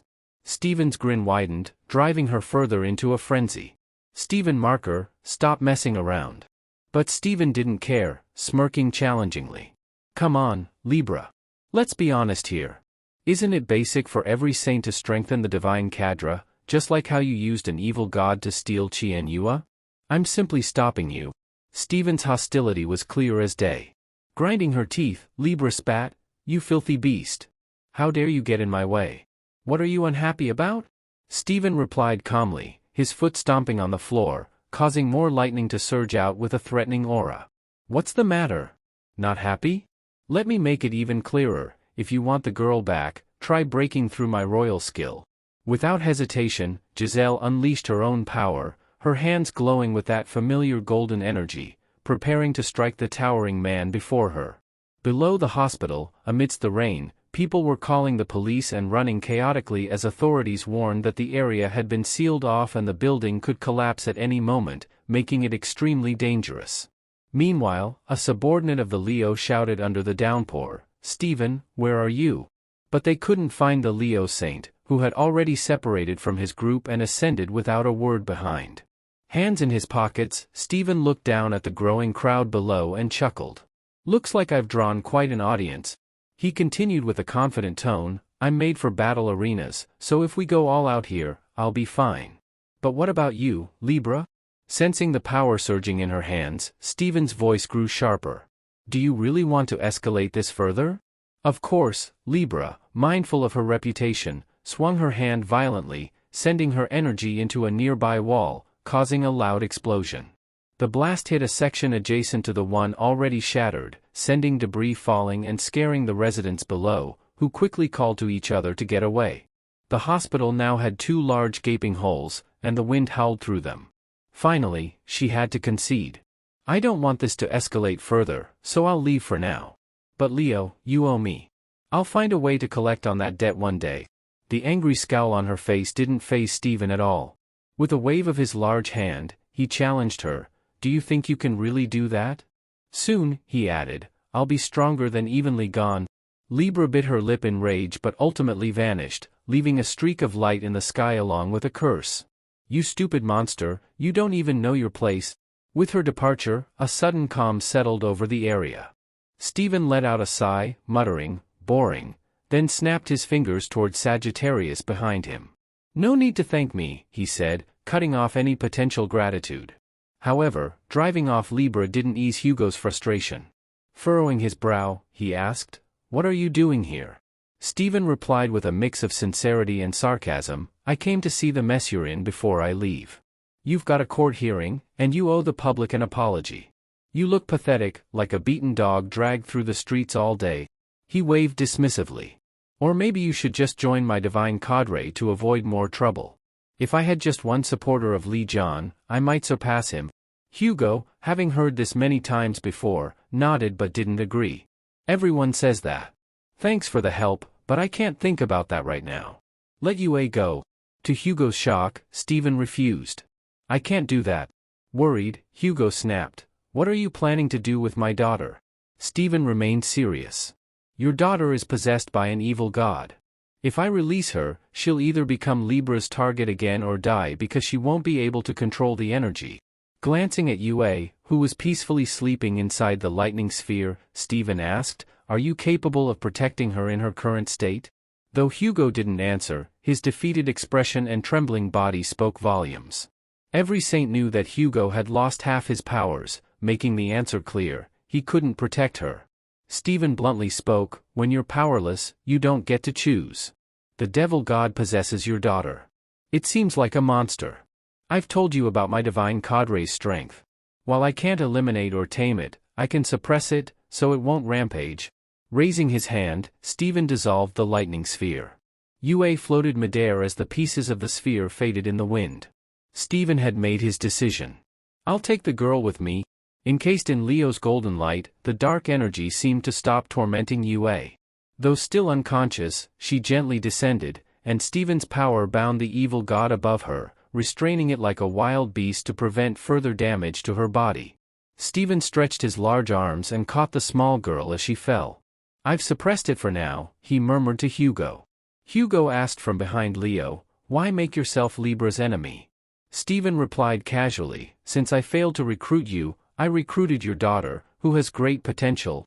This reason was something Steven had just come up with, but the real reason stemmed from the end of the battle at the Demon Tower. He vividly remembered Hugo's furious shouts as he lay pinned to the ground, yelling, You're all trash. How could you leave Leon behind in the tower and come out on your own? If you were after the Crimson Eye medal, you could at least have recovered Leon's body. At that moment, Steven had been standing at the podium, squinting down at the thrashing Sagittarius as he was dragged away. Despite being restrained, Hugo had continued to rage. After everything he did, you dare dishonor Leon's name? Do you even deserve to be called saints? Each word pierced Steven's heart, filling him with guilt. That was part of the reason Steven was here now. Looking down at the girl in his arms, he softly muttered, My conscience has been bothering me. After recalling the past, the flashback ended, and now Yue, calmer, spoke softly to the Leo saint. I'll always be grateful for everything you've done for me, but while I'm in Leo, my growth is stagnant.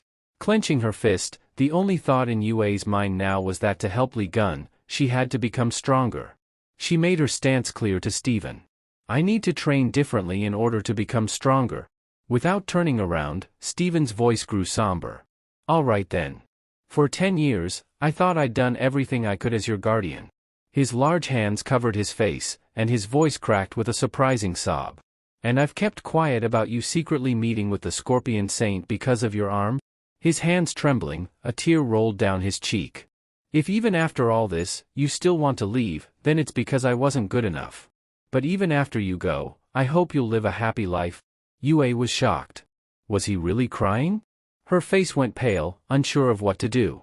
She wanted to approach and comfort him, but before she could, the door burst open. A large figure, Oliver, barged in shouting, "Chua, I heard everything. Fine, I like this. I've never liked you anyway. You've always treated divine cadre activities like child's play." Yue, used to Oliver's outbursts, sighed and let him rant. She dismissed him with, "Get out and don't even think about coming back." Before he could throw another insult, Steven spun around and barked in his face, "You idiot. The girl fell for my acting, and you're kicking her out? What are you thinking?" At that moment, Yue noticed the eye drops in Steven's hand, realizing this was one of his sneaky tricks. Unfazed, Oliver retorted angrily, "Are you seriously trying to keep this arrogant girl? She just openly said she's quitting and following Li Jian." Steven, unbothered, insisted, "I still consider Yue the Vice Celestial Lord. I need to hold someone like her back." Enraged, Oliver shot back, "What if I choose to quit then?" Steven wasn't sure why Oliver was pushing this, but he decided on the spot, "Fine, fine. If you want to go, then go. All of you." The words hit Oliver like a thunderbolt. His mouth dropped open in shock, realizing he'd gone too far, but unable to take it back. Steven yelled louder, "Why the hell are you in shock? I just said that in a fit." Seeing Oliver trembling with indignation, the younger man stammered, "I get it. You don't care if an SS rank like me leaves, but you want to keep CH on UA, an S rank." Steven hadn't meant it that way, but Oliver's frustration had reached its peak. He roared, "Both the Lord and the Vice Lord treat the divine cadre like a joke. Who could have imagined that a saint, the symbol of strength, would discard the principle of survival of the fittest?" Suddenly, Oliver was engulfed in powerful light, his body radiating energy with the unmistakable aura of Libra. Steven's brows knitted in disbelief. "Is that Libra power? Oliver, what have you done?" Strange changes began occurring in Oliver's body, the symbol of Libra spinning rapidly behind him. His voice now sounded deeper and more sinister. "This feels amazing. It's been so long since I felt this powerful. I'll teach all of you how the Leo should work with this true strength." Sensing the impending danger, Steven called out firmly, "Oliver, stop this. Do you even know what you're doing?" But Oliver no longer cared. A gust of wind swept past Steven, who instinctively went on guard. But before he could react, his right arm was severed from his body in one swift strike. Clutching his severed arm, Steven collapsed beside the shattered path Oliver had left behind. The pain from the wound at his shoulder was nothing compared to the seething rage building inside him. How could this have happened? His arm had been cut off. With a single strike, "Oliver, have you betrayed us and joined Libra?" he roared. The dark-skinned man let out a bitter laugh. "Betrayed you? Don't make me laugh. If you, the saint, had done your job, none of this would have happened. I'm simply trying to restore the value of our divine cadre. Survival of the fittest, that's what power means for Leo. Stephen Marker, you've lost sight of that." Oliver's voice was filled with years of pent-up resentment. "That's why you chose Chan Yua, an S rank, as the vice leader, while I, an SS rank, was right here, ignored despite my loyalty to Leo, my knowledge of the divine cadre, my rank, my accomplishments, and my skills. Everything I've done surpasses Chua in every way. So why didn't you choose me?" Fueled by his long-held grudge, Oliver shouted directly in Stephen's face. "This was never the will of the Leo Saint, who respects strength. This was your own decision, Stephen Marker, who always favored Qian Yua. You were so easily defeated by Li Jian, the Vice Celestial Lord, and neglected the divine cadre because she's infatuated with Li Gan. Do you really think that's how you should run the divine cadre? Do you even know what I did to the previous Vice Celestial Lord to become one?" Without waiting for Stephen to ask, Yue demanded sharply, "Oliver, what did you just say? Don't tell me it's connected to my teacher's death." At this, he had nothing left to hide. "Do you really think that person died because he was isolated and didn't get help? I was the captain in charge of our forces back then." The air around Yue seemed to freeze. In her mind, Stephen couldn't stop her in time. She dashed past him in her rage and slapped Oliver's enormous face. The moment her hand struck, Yue's fury unleashed the stone wall crush technique, pounding the ground beneath her foot, executing a divine speed move that combined her flames with her agility, sending the bastard flying back. Seizing the opportunity, she pummeled his face further. The rocks behind Oliver shattered as he was sent tumbling, but despite everything, he laughed heartily. Haha, how thrilling. Grabbing her small wrist, his voice now dripping with danger, he sneered, "Is this the special technique that Stephen Marker and Li Gon created together, called Stonewall Crush? Looks like that's the only thing Stephen Marker taught you." The Libra aura behind him surged with intensity as the crossbow insignia became more pronounced. Oliver's rage deepened, and he glared at the girl he despised for so long, chuckling darkly. "But this technique is still too weak to exact your revenge. If you want to hurt me, it has to be at least like this." Oliver's massive right arm rose like a boulder and came crashing down, sending dust and debris flying everywhere, obscuring the figures of the two combatants. With a single strike, he demolished the entire office floor, breaking through the gym floor below with explosive booms, almost 10 in a row, leaving a pile of rubble. No one could see where Yue had landed. The blow not only destroyed 10 floors of the building but also left Yue in agony, coughing up blood. She lay amidst the debris, wheezing in pain, but somehow managed to stand, much to the astonishment of the group from Leo, who gasped, "Vice Celestial Lord, are you okay?" Before she could even fully rise, Oliver's furious roar echoed from behind as he descended from above, determined to finish her off. "What a pathetic sight!" Oliver shouted gleefully. "Get up and fight back." His speed increased with every step, slamming Yue through 20 more buildings as he attacked her. Roaring with joy, he taunted, "Even your precious lightning chain can't compare to my newfound strength. You're no longer worthy to be my opponent. If you don't want to die, unleash the beast that sleeps in your arms and fight me." Oliver pummeled her relentlessly, while Yue could only use her hands and feet to block his attacks. The towering building of Leo reverberated with deafening crashes, eventually exploding in the middle with a loud bang, sending people below into a frantic scramble. But it didn't stop there. The trail of Oliver's power ended at the ground floor of the Leo building, just as the weapon Leon had made for his niece began to hum, emitting a strange aura, as if the wind was blowing through. He crushed the second can in his hand, smiling at the sign on the weapon. The energy within it was abundant, even though he had just finished it not long ago. "Well, it's time to hand this weapon over to Yue, isn't it?" At the sanctuary of Uchis in the creation workshop on the Hawaiian Islands, flames were still blazing fiercely. Taking a short break, Gon glanced back and called out, "Gio, I'm giving you your first task as a secretary, all right?" Both Gio and her husband looked at Li Gon confused but quickly understood the situation when he explained. "Yue now needs your help." Facing the giant, Oliver and Yue had now landed deep underground on the subway tracks. Oliver stomped around, relishing the overwhelming difference in power between himself and Yue. Every time his rage surged, the image of the scales on his back glowed brighter, always looking down on others, as if he were superior. He sneered.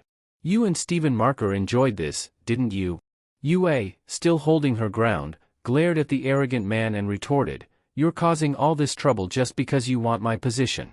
You're this excited just because you've gotten a bit stronger." Oliver scoffed at her. "Are you blind? I cut off Stephen Marker's arm, the one who was as tough as iron, with just a single strike. My powers work even on saints. I've just become the strongest." Oliver's declaration only made Yue laugh. "Strongest, you say? What have you even done besides pushing my teacher into a trap and secretly cutting off Stephen Marker's arm? You haven't taken anything from me, who's just an S-class. You're nothing like the strongest." He glared at her, who despite her battered body, had now taken off her jacket and tied up her hair, preparing for combat.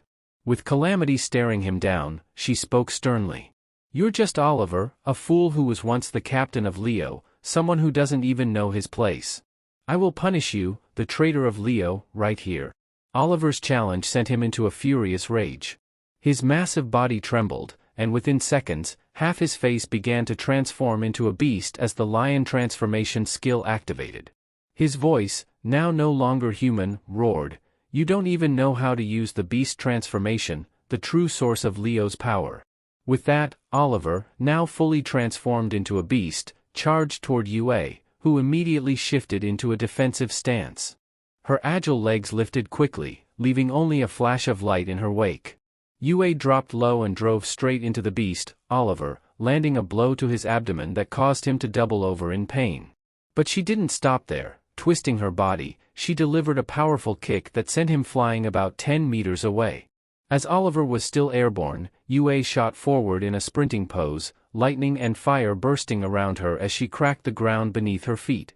In one swift motion, she lunged forward with divine speed, her fist full of power, driving it deep into Oliver's midsection. The impact made him bellow in agony, but Yue switched hands immediately, her lightning-infused fist striking his broad chest, hooking him upwards and slamming him into the wall, his massive body sticking there. Knowing he wouldn't fall that easily, Yue leaped up, aiming a knee at his stomach. But Oliver bent down, baring his teeth to block the blow, and her knee struck his hard surface, halting her attack. Oliver's large hand wrapped around her tightly as he shifted position, grabbing her like a toy and slamming her hard into the ground. The impact sent her crashing through the front of the subway car and into the wall on the other side, tumbling a few more meters before coming to a stop. Despite all of this, Oliver remained unharmed. Roaring, he tried to crush her fighting spirit. No matter how hard you try, it's useless. This is for you, Yue, his voice echoed through the subway tunnel. Yue, still reeling from the impact, lay not far from the subway car, the area now a battlefield from their skirmish. As she stood, she heard Oliver's ridiculous boast about how Libra Saint had ordered him to defeat her, taunting her about her inability to control the evil god in her arm. Exhaustion and anger crept in as Yue thought to herself, I'm so angry at myself for not being able to defeat someone like Oliver. If I keep this up, I'll never catch up to him or the strong people I've always admired. Her current goal was to surpass her uncle, Li Gun. That thought made Yue's eyes blaze with determination. But in that moment, Oliver noticed her brief lapse of focus. Seizing the opportunity, he grabbed the door of the subway train and his eyes glinted with danger. Chan Yue, what are you thinking about in the middle of a fight? We're in a train station, if you don't pay attention, the train's going to hit you. With a powerful throw, Oliver sent the entire subway train skidding toward Yue, who stood several dozen meters away. The force was terrifying, and the screeching sound of the wheels against the rails was deafening. The area wasn't large, and Yue knew she couldn't just jump aside. She had only one option, counter this attack head-on. Gathering her strength, lightning crackled in her palms as she focused all her energy into this moment. She refused to be defeated as she had been last time, when Libra had appeared and used demonic energy against her. She'd been powerless, reduced to tears as the dark force overtook her. Whether it was the Calamity Rock or the thousand-legged Calamity from the sea, she hadn't been able to overcome any of them. But now, remembering that she had to grow stronger to stand beside her uncle Li Gun, Yue swore she wouldn't lose again. I must win. I must grow stronger, she thought, pouring everything she had into the moment. With a loud roar, the strength that had been buried inside her for so long erupted violently. In that moment, she felt as if she could hear the faint sound of Li Gun's laughter. I like that attitude. Startled, Yue glanced around, but the overwhelming surge of power she just felt vanished in an instant. The train was less than half a meter away, hurtling toward her without slowing down. Just then, the train collided with something radiating bluish-white light. The entire glass panel shattered, and the train was squeezed between two immense forces, sparking wildly as it skidded along the tracks.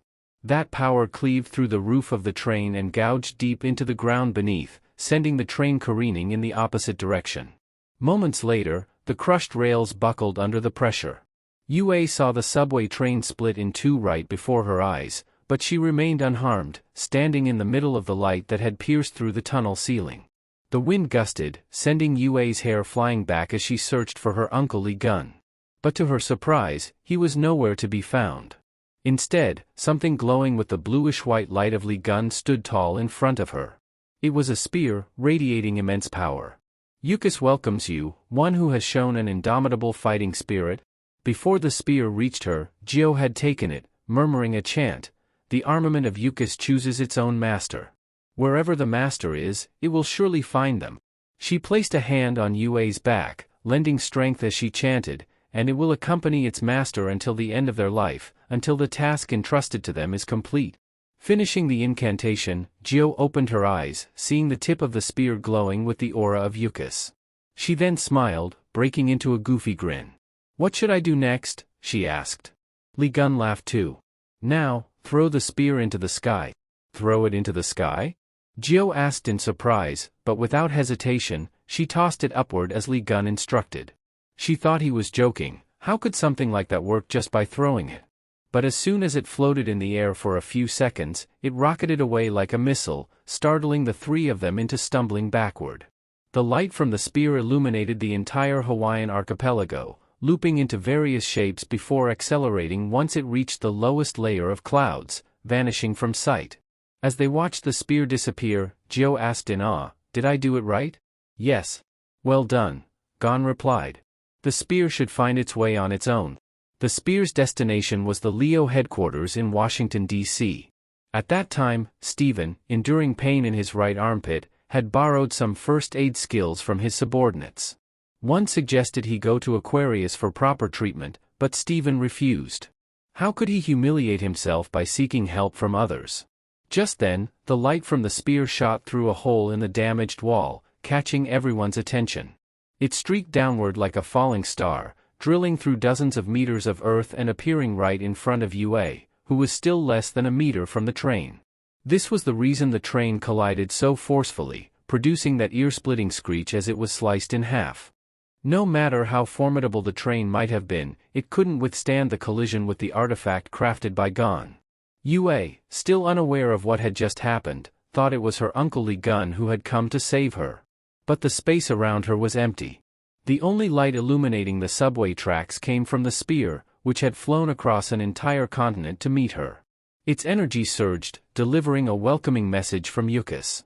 Before Yue could fully comprehend what was happening, the spear's tip lifted from the ground on its own, guiding the handle into her hands with a message: "You are required to prove your qualifications to join Yukis' mission." Proof of qualification. Would you like to be granted the power of immortality and slay all enemies before your eyes? Yue's scraped hands gripped the spear tightly, her face lighting up with joy. She immediately accepted the task assigned to her. In an instant, the brilliant light of Yukis erupted with a thunderous roar, enveloping Yue and bestowing upon her extraordinary power. From where Oliver stood, he could only see Yue's silhouette flickering in the blazing light. He didn't know what was happening, but he sensed a looming threat. Charging forward with heavy footsteps, he pounded the ground. "It seems you've been lucky enough to destroy the train, but that won't change what's about to happen." With his formidable form, Oliver roared like a raging beast, charging at Yue with a thunderous cry, "This ends here, once and for all." But Yue stood her ground, no longer intimidated. Her spear, now glowing with a fusion of lightning and fire, had taken on a new hue. Planting her bare feet firmly, she unleashed her skill, Lotus Flash, summoning 1,000 blooming lotuses that converged into a single strike aimed at the beast's abdomen. Oliver's thick hide absorbed the blow, and he let out a derisive laugh. "Didn't I tell you? Your attacks are useless now." Refusing to yield, Yue gritted her teeth and poured her remaining strength into the spear. A sudden notification flashed before her eyes, revealing that Oase's energy had infused the red lightning. At the same moment, the full power of the Yukis constellation surged into her hand, and she clearly heard the spear's voice urging her, "Thrust your iron into that bastard." Summoning every ounce of her will, Yue launched another attack, this time unleashing Lotus Katie, radiating a violent, dazzling blue light. The ground beneath the Leo headquarters trembled violently as the shockwaves rippled throughout the structure. Above, Stephen, nursing a gaping wound where his arm had been severed, steadied himself and peered below, puzzled by the chaos. Suddenly, the earth cracked open with a deafening roar, followed by a series of violent explosions that stretched across several kilometers. A blue light shot upward, creating a vortex that rattled Stephen and his companions, leaving them breathless with anticipation. "What kind of terrifying power is this?" Stephen muttered. When the dust cleared, the destruction was evident. The ground had split apart as if an earthquake had ravaged the city. Unable to wait, Stephen's impulsive nature drove him to leap from the building to witness the events firsthand. Landing below, the Leo Saint was shocked by the sight before him. Half of Oliver's mutilated body lay in the debris. Despite being reduced to a torso, Oliver's lips twitched into a bitter smirk. "Ridiculous, isn't it? I aim to be Castellan, but here I am, defeated by Chan Yue. Not even you." Stephen responded bluntly, "You lost because you were obsessed with titles. For Chan Yua, strength isn't a tool, it's her purpose. That's why she surpassed you and became vice castellan. Her alignment with Leo's principles is far stronger than someone like you, fixated on rank." Oliver's face contorted in defiance, but his gaze faltered momentarily. Abruptly, he muttered, "You still say that after I tore off your arm?" Stephen dismissed him with a glance, his focus shifting to the fractured ground. Has Yua always been this powerful? He wondered. As her name crossed his mind, Yua leaped up and landed before him, unharmed and as composed as ever. Seeing the Leo saint, Yua tilted her head inquisitively. Oliver, still seething with anger, grumbled, "Perfect timing. Listen to me." Stephen, uninterested, cut him off with a commanding voice. "Yua, what's going on?" Oliver tried again, "You both need to," but Stephen silenced him with another question, his voice booming over Oliver's. "Why is your energy not Leo's but Li Gun's?" Yua, unfazed, replied, "I already told you. I'm transferring to Uncle John's sect." Stephen's expression hardened. "No. I won't allow it. You haven't even sought permission from the absolute God." Confused, Yua asked, "Why would I need permission?" Meanwhile, Oliver, trembling in frustration, muttered, "Please, listen." But Stephen was focused entirely on Yua. "If you're serious, you'll have to defeat me here and now." He expected hesitation, but instead, a notification appeared before Yua, "Leo St. Stephen marker is blocking your path. Defeat him to proceed." Oliver, at his limit, roared in fury, drawing their attention. "Will you two listen to me already?" Stephen and Yua, glancing at him in disdain, retorted in unison, "Are you just Ash trying to talk, or the traitor Oliver?" Seizing their attention, Oliver rasped, "Don't think this is over. This is only the beginning. You have no idea what the existence of Libra truly means." His voice carried a malicious undertone as he added, "Do you realize what we've done?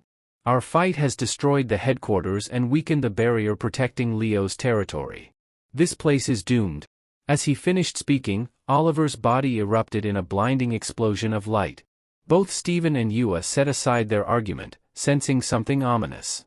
The explosion gave way to a summoning ritual, with energy gathering ominously in the air. Stephen's face darkened. "That bastard, Oliver. Is he summoning a calamity?" A massive claw emerging from the ground confirmed Stephen's fears. His heart sank as a colossal figure began to materialize. There was no mistaking it, the horned head, the blood-red eye in its forehead, and the towering body. It was the calamity they thought defeated in the demon tower. While civilians fled in terror, the creature unleashed a furnace-like blast of flame, incinerating everything in its path. As Yua froze in shock, Stephen leaped forward, using his remaining arm to shield her from the inferno.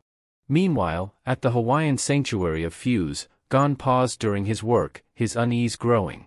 Peering out at the serene ocean, he twisted his bowstring and murmured, "Why do I feel so restless today?" Elsewhere, breaking news spread like wildfire. Calamities had simultaneously appeared across the globe, with confirmed sightings in the US, the EU, and South Korea. Among them was the red-eyed calamity from the Demon Tower, now wreaking havoc once more. In a press conference, Libra declared their intention to lead the fight against these calamities, pledging to work with allied divine cadres to protect civilians. However, they conspicuously avoided addressing the deaths of the Celestial Lord's sons. At the sanctuary, Gon and his group received word of the events. Haley sneered, "With such a convenient excuse, you know they'll come for us too. It wouldn't surprise me if Libra orchestrated these calamities." Hugo frowned.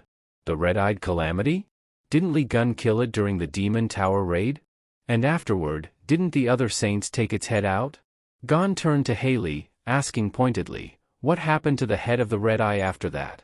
Haley closed her eyes, recalling the past. There was a dispute over who would claim it. The Sagittarius Order cut contact after the raid, so Hugo doesn't know. We decided to seal the head and bury it in the deep sea. That was Libra's suggestion. Her eyes widened in realization. It's insane, but could that Libra witch have retrieved it? Li Gun looked on, muttering, "Looks like we've got another mess to clean up. We have a rough idea of what's going on." His gaze was fixed on the fierce image of Reedy looming over the American city. Annoyed, he grumbled about wanting to beat that bastard, just to confirm if it was the same head he had killed before, or something else. Suddenly, he called out, "Hey, Scorpion." Haley's face flushed red as she leaned in close to him. Li Gun continued, "Our enemies may invade here. I need you to prepare the security systems for our sanctuary. After all, barriers and traps are your specialty." John's grin sharpened as he added, "You're the only one I can rely on for this." Haley didn't notice the edge in his smile. Her heart raced, and she felt overwhelmed by his proximity, making her tremble. She felt a strange mix of emotions, her thoughts clouded as she applied a filter, smiling back at Li Gun, who wore a pleading expression. "You will help me, won't you?" That smile made Haley feel as though she was surrounded by love, the air around her filled with 1,000 arrows of infatuation. Her face went crimson, and she chuckled foolishly. Without hesitation, she dashed off toward a pile of wooden crates she had just moved, rummaging through them as though frantic. "Just leave it to me, Li Gun. Even if I have to pull out the sacred pillars of my sanctuary, I'll make sure everything is perfect." The household god quickly spoke, "Princess, please reconsider your decision. If you keep going like this, our sanctuary will collapse." Haley shot back, "Who cares about that now? Li Gun asked for my help, and he said I'm the only one he can count on." In Haley's mind, Li Gun had asked her to enhance the sanctuary's security, meaning she needed to bring over many scorpion artifacts. Delivering them to the Yucca's sanctuary would mean they would live together. The thought consumed her, wasn't this like a proposal? The guardian replied, "No, you're overthinking it." Haley snapped back, "Silence. Stop getting in my way." John let her continue in her madness. Turning to OT, he asked, "What about you?" He crossed his arms, wanting to join his friend in taking down Reedy. But John shook his head. "No. I need you to go to Korea immediately." "What about UA? My daughter is in the US. I have to go there." Li Gun displayed an image of UA, crafted from the energy of the Yucca's constellation, for his friend to see. Smirking, he said, "Don't worry, I can still sense her energy. I'll take good care of her. Stop worrying about your daughter and head to Korea. I'm serious. If Libra tries any tricks over there, your divine cadre won't handle them alone." In South Korea, giant pillars of smoke were rising, threatening to cover the sky as the calamities appeared in overwhelming numbers. The elite forces of Sagittarius, led by God and Juan, fired arrows at them to protect the front lines, but unease was clear on their faces. Where the hell are these bastards coming from? Suddenly, a mad beast burst through the buildings behind God, its ferocity forcing everyone to turn and be on alert. Damn it. In the vast city of Seoul, overrun by hundreds of calamities, Sagittarius elite forces, only about 20 strong, formed a protective circle around each other. Enemies were everywhere, and it seemed like an endless battle. Then, a violent noise caught their attention, the sound of something blowing up the skyscrapers. The light beam got closer, blasting away more calamities, their painful screeches unable to stop the beam from tearing through the buildings. The Sagittarius elites turned around in shock, seeing the calamity that had threatened them moments before now with a hole punched through its stomach, its lower jaw twisted to the side, clearly dead. A deep male voice, mixed with laughter, echoed, "I can't believe you guys were struggling with such a weakling. This is an embarrassing sight." The voice belonged to Ivan Kruger, the Saint of Taurus, mocking them all. "I should have known better than to expect anything from the witless Sagittarians." After berating them, Ivan stood proudly like a superhero and asked, "Hey, archers, where's that idiot Hugo?" Got responded on behalf of the team, "Thank you, Sir Ivan, for your assistance. Our saint is currently away. If you have any messages for him, I'll pass them along." Ivan rushed over and grabbed Juan by the shoulder, chuckling as if they were old friends. "No worries, I'll wait for him. But you know what? I really hate anyone standing in my way." Before he finished speaking, Ivan had already thrown Juan into a nearby building like a rag doll. Got yelled at him, "What are you doing?" But Ivan just grinned smugly. "I went easy on him. He'll survive if he's lucky. Don't worry." Unexpectedly, Ivan heard a strong voice, the very person he had just thrown. "You came here to fight us, not the calamities, didn't you?" Thanks to the blessing of the Yucca's constellation hidden in his soul, Lejwin stood up unharmed from the rubble. "I knew it. There's no way you'd show up here without some bad blood with our saint." Ivan turned to face him, sneering. "Oh, you're pretty sturdy, huh? Working under Sagittarius is a waste for someone like you. Juan interrupted, you've been insulting our saint all this time. Please restrain yourself and don't speak of him that way. Ivan shook his head with a displeased look. That half-wit Sagittarian clearly doesn't know how to manage his subordinates. I really can't believe you lot are talking back to me like this. Look at the elite forces. Ivan no longer hid his intentions. Anyway, Libra told me I could crush all of you. Stomping his foot on the ground, Ivan unleashed the defensive power of Taurus. It's slaughter time, he said, eyes gleaming with excitement. Before the chaos in Seoul erupted any further, John's group stood outside the Yukis workshop, saying their farewells. Hugo gave his wife a few parting words. Make sure to contact me if you need any help. Understand? Jill beamed. Yes, don't worry. With Li Gun here, everything will be fine. The Saint of Sagittarius gave a helpless shrug but said nothing more, knowing Gio was right despite his annoyance. He used his saintly authority to return to the sanctuary, floating above as he waved goodbye to his wife. Gio asked her husband to send her regards to Sunjae and everyone else. Li Gun chimed in, go handle the situation in Korea. I'll be there soon. Defeating Wanchichan is done. As for the Bao Taku asked for, I'll send you a message when it's ready for you to pick up. Okay, buddy. Hugo nodded, and with that, he shot up into the sky like a shooting star. Watching his friend disappear, John chuckled and said to Gio, we should start getting ready too. She thought they were going to deal with Reedy, but to her surprise, Gon's face lit up with a mischievous smile. No.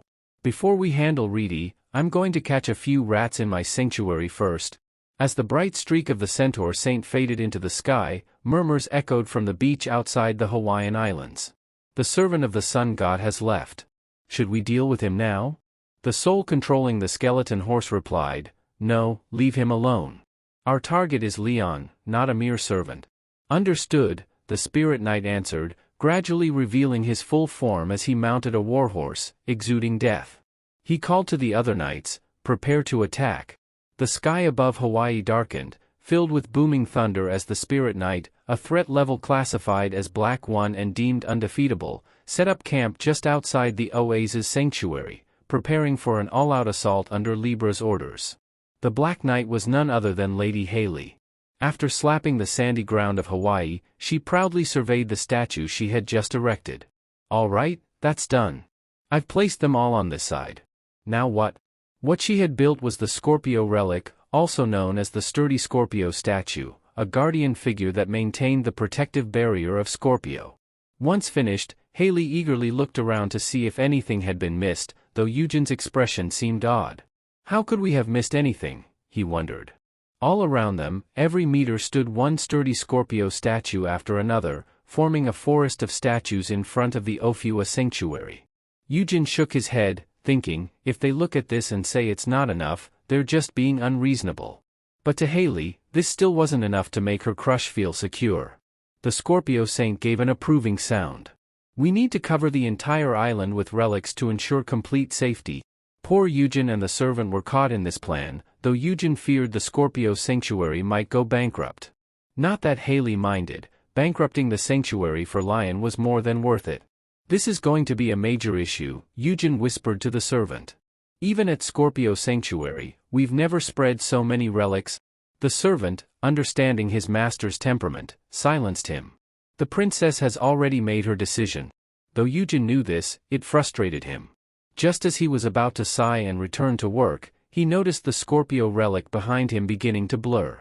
The ground trembled, causing the statue to wobble. Then a crack sounded, and a large section of the Scorpio's tail began to break off. What's going on?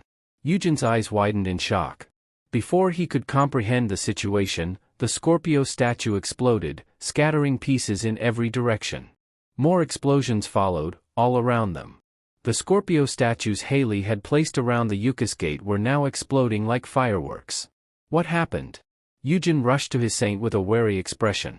He already had an idea, but hearing it from Haley was necessary for confirmation. It meant someone had arrived whom the statues couldn't withstand.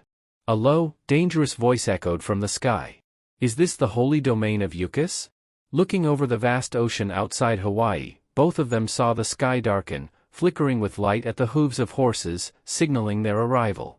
Though the voice came from one individual, what appeared before them was a whole cavalry of skeletal figures riding war horses. Leading them were infantry carrying various weapons, their shimmering light dazzling the sea. The figure in the center, wearing a horned helmet, sneered in contempt. "How shabby," he muttered, looking at the three figures before him. The Skeleton King raised his chin. "You there, human. Where is Yukis?" Eugen, furious on behalf of his master, was the first to speak. "Who are you?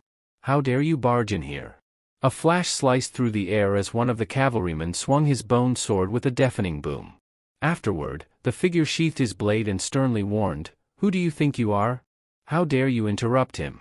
The Scorpion King's servant clenched his fist, shaking violently. The blow had been deflected by the servant, saving both Eugen and Haley, but it left a huge dent in his forearm. His arm trembled as he strained to speak.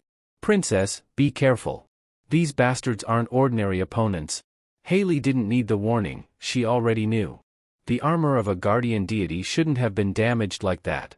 "Don't tell me this is the headquarters of that mysterious civilization's main force," she muttered. The skeletal soldiers squinted, recognizing something similar to what Haley had noticed. "These bastards, they give off an aura like ours, though they're hiding it." The Skeleton King tilted his head. "Could they be the traitors of our kind that Libra mentioned?" His voice was filled with disdain. "They are a disgrace to our race. Eliminate them." The cavalryman acknowledged the order clearly and charged forward, intending to strike at Haley's group. Naturally, the servant would not allow this. He swung his scorpion tail toward the insolent soldier, shouting, "You think I'll let you do that?" The cavalryman didn't respond but swiftly dodged, slashing repeatedly at the servant with his weapon. This was the first time Eugen had seen such a battle, and he screamed in terror, "Is the Avatar going to be cut down with a single strike like that?"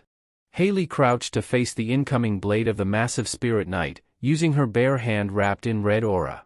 She glared fiercely at her opponent, who intended to kill her. "Die, you traitor to our kind?" The clash between the enormous sword and Haley's bare hand created a flash of sparks, but she remained unmoved.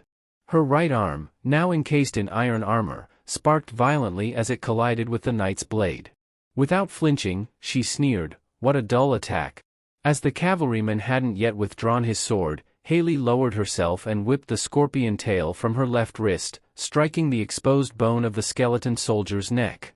With a burst of energy from the Yukis constellation, a powerful green glow enveloped her. Haley's demeanor shifted to her usual star-like poise. The Skeleton King, enraged, snapped the arrow in his hand. "You must be the Snake King Libra mentioned, huh? What are you? A lapdog of Libra?" Before John could respond, the Skeleton King cut him off. "Your mouth? I've heard from Libra about an upstart baby snake, but you seem too amateur to be a holy god." "How disappointing." John's eyes flashed. "What kind of bullshit is this? Why do I have to meet your expectations? Just answer my question, who the hell are you? Are you subordinates of Libra?" Another skeleton soldier stepped forward, replacing the one whose neck had been broken. He grabbed his sword and shouted at John, "Shut up. How dare you mock us?" Before the soldier could finish, Li Gun shot an arrow straight into his forehead, piercing his skull. After the knight died, Li Gun wore an annoyed expression.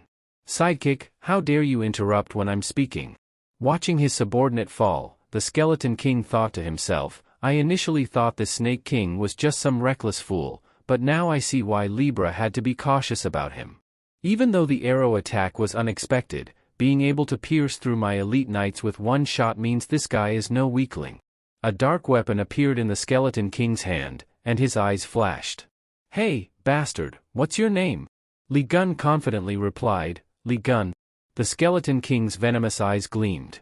"All right then, Lu Jon, Snake Master, I apologize for underestimating you. We are the Phantom Knights under the command of the Great Spearhead from the army of a mysterious civilization known as the Barren Helmet. We're here to exterminate all the foolish humans who worship the deceitful holy gods. We will eliminate you, Li Gun, the one who dares stand in our way." The Skeleton King pointed his sword forward, signaling his army to launch a full assault on Hawaii. John, unfazed, casually stood there, waiting for the attack. "You guys must be used to delivering these grand speeches while bringing calamities like this. I guess I've been underestimated, huh?" Between his furrowed brows, Li Gun's expression showed utter contempt. Exterminate and eliminate? You've got to be kidding me. I'll show you where you really belong. With those words, a declaration of war rang through the air as Li Gun prepared to face the entire Soul Cavalry. They charged forward like a storm, full of energy, as if an elite army. Their slogan echoed to the heavens, "For our great Lord." The louder they shouted, the more Gon wanted to settle things. He yelled, "Condemnation of the sky." Instantly, the gate to the domain behind him flew open like a flash of lightning. The legendary giant sword of Gon shot out with seemingly sentient precision. It cut through the skeletal soldiers charging in, turning them into shattered bones. A stubborn knight surged forward, having broken through the crowd, aiming to deal with Li Gun. Confident in his assault, he thought, "I'll pierce you for sure." But between the hollow eye sockets of his skull, an astonished look emerged as he realized what had happened. John had used his mortal body to embrace the attacking spearhead so easily. "You have no energy," John mocked. His muscles bulged, veins running across his body as he held onto the knight's weapon. With one swift motion, he spun both the knight and his horse through the air, shouting mockingly, "Why is your attack so weak?" The skeleton knight crashed to the ground, breaking his spine. A horde of skeletons rushed into attack, but John dodged right, slipped left, and ducked low, moving with blinding speed.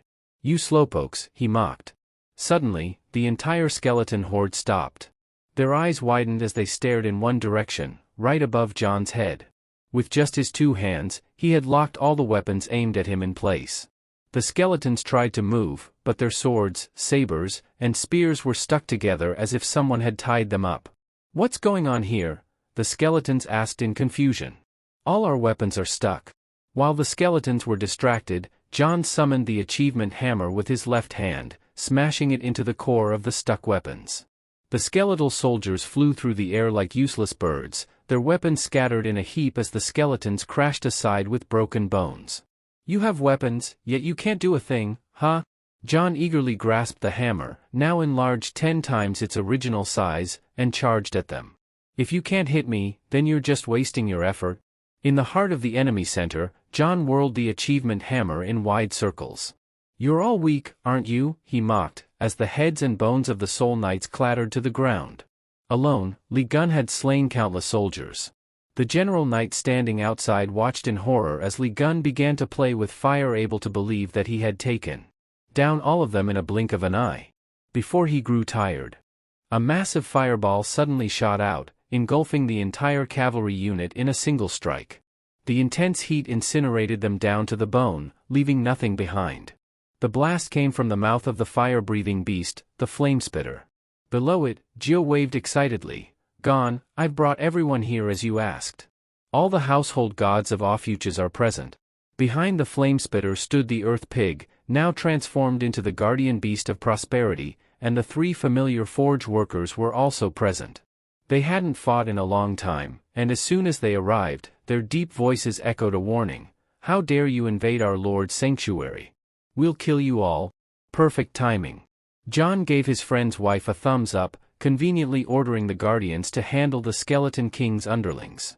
He slammed the condemnation of the sky into the ground, smiling confidently at the enemy leader. "Let's have some fun, shall we?" The skeleton king, enraged, hissed and charged at John. "I'll take you down with one slash." His weapon struck the ground with a flash of eerie light, and with a flick of his wrist, it roared toward John. From the blazing flames, the shapes of dozens of screaming skulls emerged, as if infused with captive souls. As the attack neared, John split it in half with a single strike from the condemnation of the sky. Too weak, John thought. Still, with time to spare, he raised his sword to block the king's downward strike. The skeleton king's hollow eyes widened in shock. "You actually blocked this?" Not only did John block the attack, but with a joyful grin, he swung his legs straight and kicked the neck of the horse the skeleton king was riding. The horse sputtered blood, staggering. But the skeleton king, seasoned in combat, cursed and gritted his teeth, thinking John had reached his limit. Little did he know, John was just getting started. With a diagonal slash from bottom to top, John cleaved the horse in half, forcing the skeleton king to leap into the air to avoid being cut. "Not bad, August. Let's see how you handle this," John sneered, before diving down with his sword tip swirling into a blue vortex in the sky. Flames erupted from the king's eyes and mouth as his sword spun like a propeller. "I'll cut you and your subordinates down with one slash." But before he could strike, John, standing on the shore, turned the condemnation of the sky upward. Instead of slashing, he threw it like a spear with the power of Ophiuchus. The sword accelerated with astonishing speed, reaching the skeleton king in no time. Rather than aiming for his face, it brushed past and collided with the wildly spinning sword, creating a horizontal vortex. The weapon landed among the skeleton soldiers charging toward John's guardians, crashing onto the ground with a deafening impact. An entire squad of skeletons was instantly blown away. The skeleton king was stunned. He diverted my attack with that throw, he thought, trying to figure out his next move. At that moment, a familiar red scorpion tail wrapped around his right ankle. Thinking it was just another cheap trick, the skeleton king grew annoyed, preparing to counterattack. But it wasn't just Haley. Gio and the retainers were also pulling him down, like reeling in a kite. Believing they were only creating a distraction, the skeleton king scoffed, "Fools, you're closing the distance, just like I want. You're seeking your own death." He raised his sword, ready to slash at Haley and her so-called suicide squad. But Haley's eyes gleamed with arrogance. "Got you," she taunted. It turned out that Li Gun had been waiting for this moment. He appeared behind the skeleton king in a flash, striking with the condemnation of the sky. More precisely, he drove his massive blade through the skeleton king's back, piercing through to his chest. Blood poured out, and the skeleton king screamed in pain. "Why are you yelling so loud? Isn't it exhausting?" John twisted the sword and pressed the king's body into the sand, causing waves to rise around them. The blow didn't kill the skeleton king, but it rendered him immobile. Standing on the king's dry, bony back, Li Gun mocked, "How pathetic." Looking around, the Soul Knights were all suffering under the onslaught of the Oasis guardians. Haley was happy to point it out. "All your subordinates have been defeated." Groaning under the scorpion's grip, the knight captain still couldn't believe it. "How could my knights be defeated so easily? What nonsense are you spouting?" John snarled, pressing the sword harder into the knight's back. "Let's get this straight, you're the one who took them all down. You might have killed more knights than I did." John added more force, causing the knight captain to tremble. "Maybe you should rename your squad to the Self-Slaying Knights. Has a better ring to it, don't you think?" The humiliation was unbearable for the knight captain. Finally, he twisted his skull around and roared in fury. A glowing sphere appeared behind John, emitting a blinding white light. Amidst the howling winds, the king's spiteful voice cursed Ophiuchus. In a brief moment of distraction, the knight captain grabbed Li Gun and pulled him into the glowing zone. "If I have to die, I'll drag you down with me."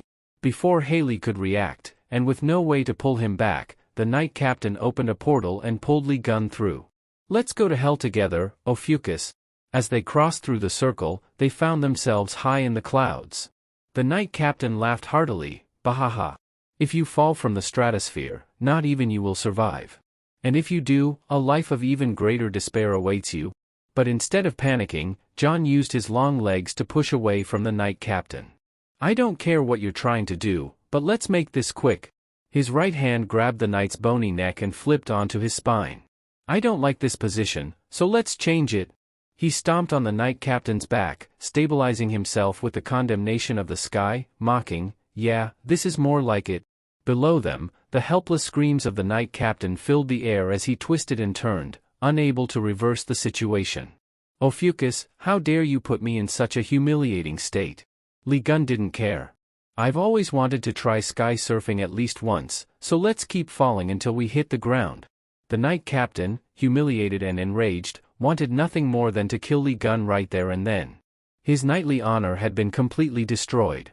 But what use was honor at this point?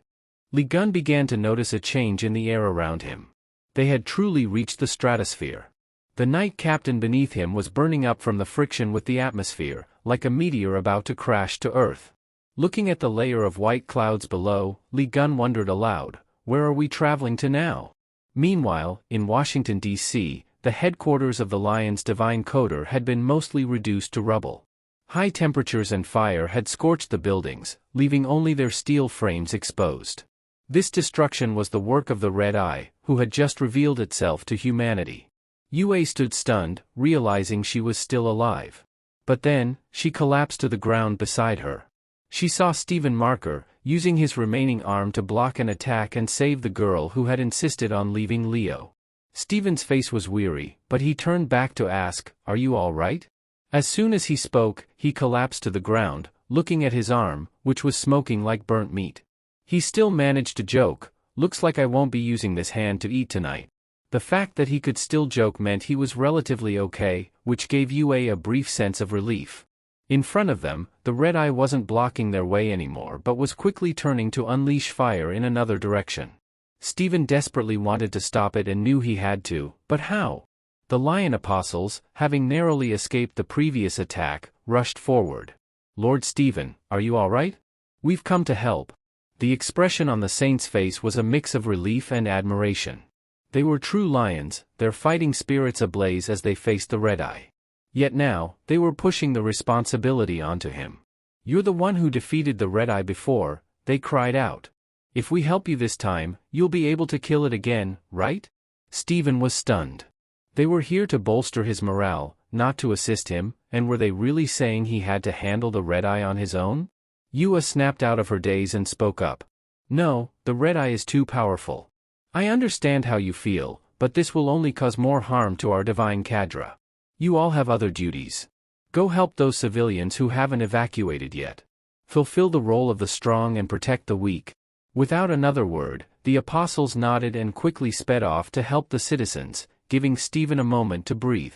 They were now on a single mission, to buy time for the Lord. Thanks to Yua's quick thinking, Stephen got a brief respite. She didn't expect any thanks from him, after all, he had blocked that previous attack. Before they could engage in any touching conversation, Yue resumed her task. "We still have the unfinished mission to move to other divine cadre. In short, I have to defeat you, so you need to stay alive until then."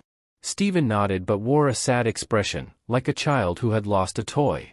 Standing beside Yue, she wanted to know how Stephen had defeated the demon before. "Will you show us the skill that beheaded the red eye?" she asked, her eyes focused on the calamity ravaging the city. Stephen sighed. "You already know the truth, so why ask? I didn't kill the red eye on my own. The holy face of the lion. Lion was the one who did it?" Now that Yue recalled, Stephen had told her this before. They probably wanted to kill him for killing the red eye alone. He had suspected it, but the issue was, Lion wasn't here now. Someone had to stop the disaster. Stephen's golden eyes glowed beneath his thick brows. "This time, I'm truly the only one who can do this. I will summon the divine descent." Yue was both surprised and worried. "If you summon the divine god, you'll have to use immense resources. Will you be all right?" "I'll be fine," Stephen replied. "We could lose everything Leo's accumulated up until now, but if we fail to protect the city and its people, we'll lose everything mankind has worked for." Charging forward, Stephen declared, "I've made up my mind. This is my chance to redeem myself for my pathetic behavior 20 years ago." Standing tall against the massive form and the burning city, he vowed, "This time, I, Stephen, will not back down like before." Bracing himself on the ground, the Lion Saint began to summon his immense power, recalling his first encounter with the red eye. He and the other saints had fled the demon tower, and the regret and dissatisfaction from that memory mixed with Stephen's resolve to start anew. He let out a deep, beast-like roar as brilliant light radiated from him, successfully drawing the red eye's attention. All resources, including the divine cadre experience points, would be used to summon the divine god. In that moment, he needed Yue to protect him while he summoned the divine god. As the red eye charged toward them, neither of them hesitated for a second. The moment its hand struck, it could end them. But Yue wasn't afraid.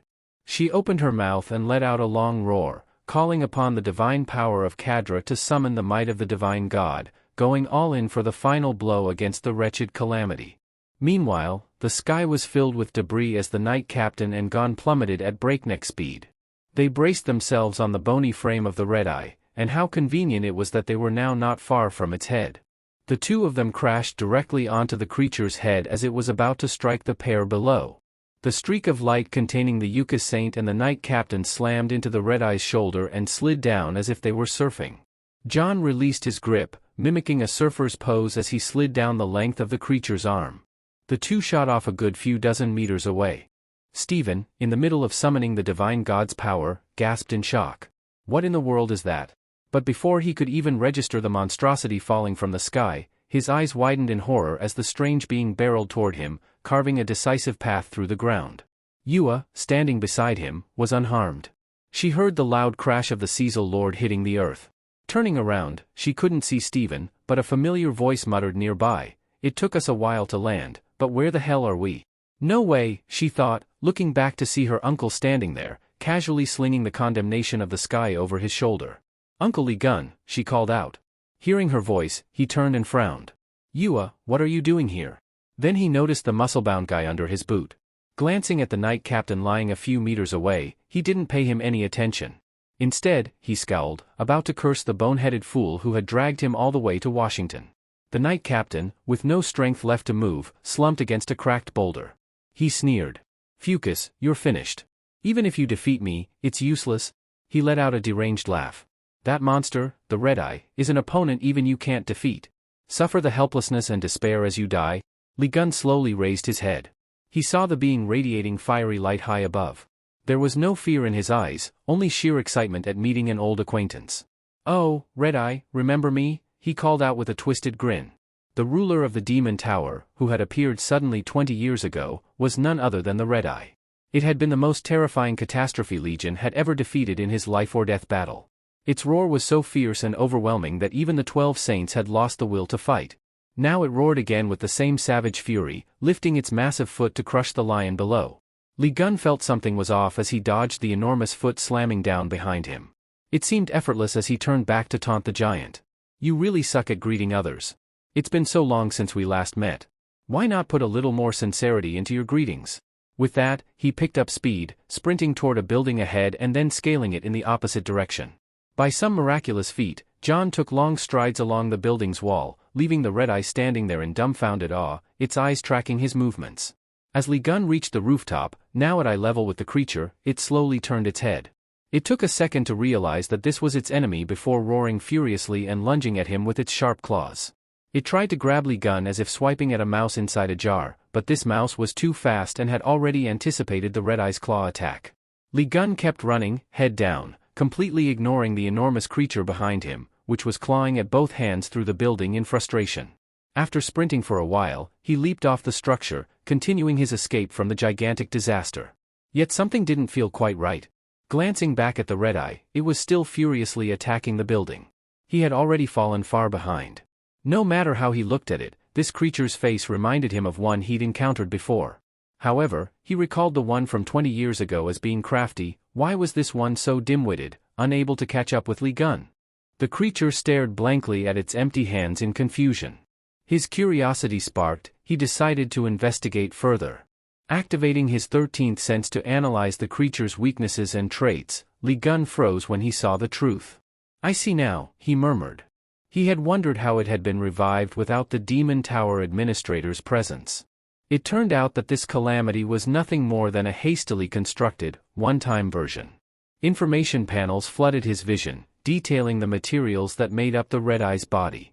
Aside from its head, none of it was original. His eyes also detected traces of energy from an unknown civilization, mixed with a significant amount of Libra's power. Meanwhile, in the Libra sanctuary, in Giselle's domain, her subordinate's concerned voice echoed, "Celestial Lord, do you think things will be all right in America?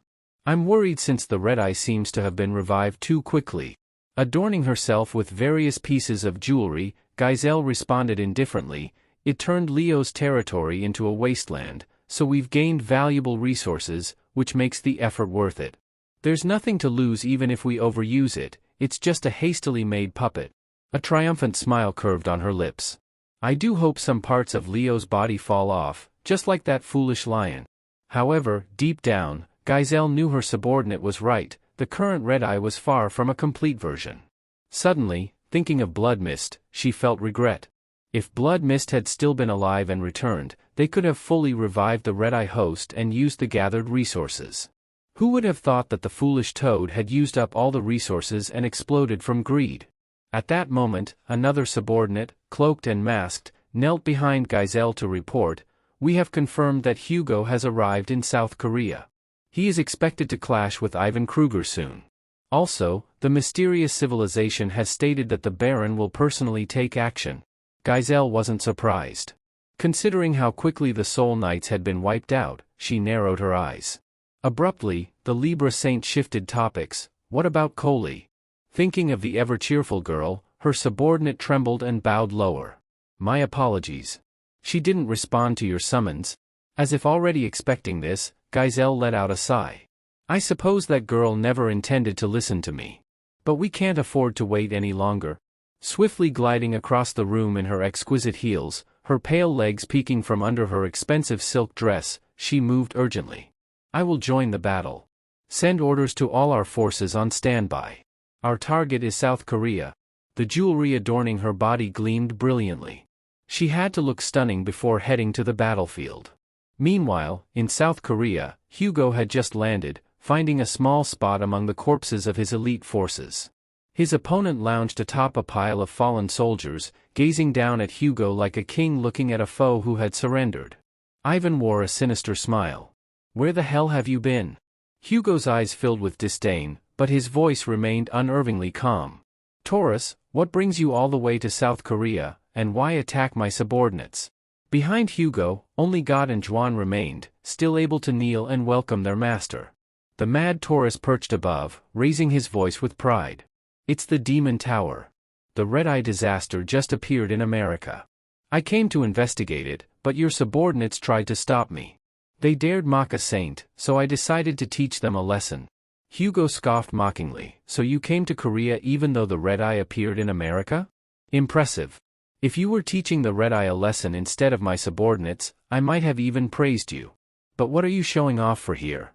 If you came to investigate the Demon Tower, does that mean you're too scared to go in? Ivan's face twisted as he held a cigar in his hand, sensing his weakness. Hugo mocked further. Just like 20 years ago, huh? Finally, Ivan's calm demeanor cracked. He bent over, glaring down at Hugo with a curse. You useless bastard, do you think you've regained your strength? His eyes narrowed with malice. Even so, you're still a fool without the royal relic. Have you forgotten who crushed your royal divine artifact back then? Ivan Kruger was one of those who pinned Hugo to the ground, ignoring his struggles and curses. You pieces of trash, how could you leave John behind in the Demon Tower? If you had time to collect the head of the Red-Eye, you could have at least saved him. Hugo's words exposed Ivan to the press all those years ago, and recalling it now, Ivan snapped, crushing the cigar in his grip. This time I'll destroy you, half-wit. The cigar flew from his hand as Taurus's brutal combat skill activated. A light resembling the divine god of Taurus emerged, propelling Ivan's muscular form forward. Recognizing the killing blow, God yelled from below, "My lord, watch out." In front of him, Ivan's eyes were wild with bloodlust, intent on going all out. Did you freeze up because you're scared, facing him? Hugo clenched a string of prayer beads and charged, launching a strike directly at the arrogant Taurus. The impact scattered the herd of bulls behind Ivan, as if they had lost their leader. The sound of shattering echoed loudly. Taurus's proud combat skill dissipated into the air. The elite forces nearby stared in shock, eyes wide, unable to blink, as Ivan's twisted face flew several kilometers away from Hugo's punch. Ivan's trajectory carved a long path, clearing buildings in his wake before finally crashing into a distant hill, lying limp amidst the wreckage. He coughed weakly, disbelief and rage in his voice. How? How could this be? Even that damn Leo couldn't block my direct attack. Standing at the top of the newly formed ravine, Hugo's voice rang out firmly. Did you misunderstand something? Who said I didn't have the royal divine artifact? The flames of the sun god flickered around Hugo for a brief moment before a fierce beam of light struck down from the sky, landing right in front of him. It emitted a powerful aura that threatened any enemy daring to approach. Hugo had just summoned the royal divine artifact from the domain of Eucus. Watching Ivan's jaw drop in horror, Hugo sneered. What's wrong? Where did that smug confidence of yours go? Holding the familiar object in his hand, Hugo smiled. What's the matter? Did you freeze up because you're too scared, idiot? In Hugo's grip was the Sagittarius Royal Divine Artifact, the brilliant light's trail of SS rank, radiating overwhelming strength capable of crushing any foe. Ivan stared in shock as the beam of light hit his eyes, accompanied by Hugo's assured voice. "Weren't you just boasting? What's wrong, little mutt?" Frozen in fear. The royal relic in the hands of the Sagittarius saint radiated with overwhelming power, casting a majestic aura. It had been a while since Hugo had laughed so freely, but his confidence barely lasted 2 seconds before the pieces of the SS-level artifact fell on him like scrap, leaving him looking as foolish as a clown performing tricks. Ivan, lying amidst the rubble a few dozen meters away, glared in disbelief. Had the brat's relic restored itself? Could it be that Hugo had planned this all along? Before he could find an answer, the Sagittarius saint stepped forward. "Don't be in such a hurry. I don't plan on using my relic just yet. I'm a bit annoyed that you dared to harm my subordinates, but let's set that aside for now. You and I have an old score to settle, don't we?" Hugo put away his relic and tied his hair back. "Using weapons in a situation like this seems a bit unfair, don't you think? Let's fight with our bare fists. That should feel great." His hair tied back gave him a more feminine look, but his face was filled with deadly intent. The straightforward intimidation made the muscle-bound Ivan tremble. "You halfwit. Even if you've restored your relic, how dare you look down on me?" Ivan shouted, but before he could finish, Hugo tossed aside his cloak and charged forward, delivering a flying punch to Ivan. The punch, heavy as 1,000 pounds, struck Ivan, leaving a long mark across Soul's corner before stopping halfway through a small mountain. Amidst the thick smoke and dust, Ivan and Hugo stood, their hands pressed together, feet planted firmly on the ground, testing each other's strength. "I recall you always boasting about your strength. Why don't you show me what you've got?" Hugo taunted. Ivan's muscles tensed, and the expression on the Sagittarius saint's face made him even more anxious. With a grunt, Ivan's leg was forced back as the two powers collided, creating loud bangs around them, like waves crashing against rocks. Pushing his face forward, Ivan began to shake as Hugo sneered, "You shouldn't underestimate an archer's wrist strength." Unable to bear it any longer, Ivan roared and headbutted Hugo, the impact causing blood to spray from his nose and mouth, and his golden hair whipped back. But Hugo's grip remained firm on Ivan's hands, a pleased grin spreading across his face. The metallic taste of blood filled Hugo's mouth, yet his expression remained that of a villain. "That does sting a little," he laughed, then with his left hand, tightened his grip and punched Ivan hard in the jaw, twisting his head to the side. Blood splattered as Ivan bent and swung an uppercut, forcing Hugo to spit out a mouthful of blood. Despite the upward blow, Hugo's gaze remained fixed on Ivan. Just before Ivan could land another punch, Hugo struck back at the insufferable face, sending another shockwave of light and force through the area. A beam of light shot into the trees behind them, tearing them apart from root to tip. With Ivan knocked senseless, he lost his balance and flailed backward. Hugo immediately grabbed Ivan's left thigh, pressed his foot onto it, and stomped down hard. Amidst cracking sounds and the rumbling of the ground, Hugo stood, chuckling. "Let's see how Taurus skin works as a sandbag." Ivan opened his mouth, cursing the Sagittarius with all his might, but before he could finish, Hugo kneed him in the face with a series of blows. The force was so intense that the mountain behind them seemed to shake with each strike, as if the entire area was being hit. The noise brought the elite Sagittarius troops to the area, unsure of what they were witnessing. Hugo, usually so gentle, thrashing Ivan Kruger mercilessly with his own hands. "Damn it! If this keeps up, he's going to beat me to death," Ivan thought, unable to endure the assault any longer. He immediately summoned his strength, fortifying his body to withstand Hugo's relentless strikes. He clashed with Hugo's blows, no longer relying solely on his bare arms. Hugo halted abruptly, glaring as he saw the smug smile on Ivan's face. Ivan's entire body was now covered in armor, and with a defensive layer in place, he flashed a confident grin, missing 2 teeth. "All right, I admit it. You've surprised me. But enough with the greetings. Let's get ready for the next round." Ivan sprang up, forcefully pushing himself to his feet, and quickly swung his right leg to kick Hugo away.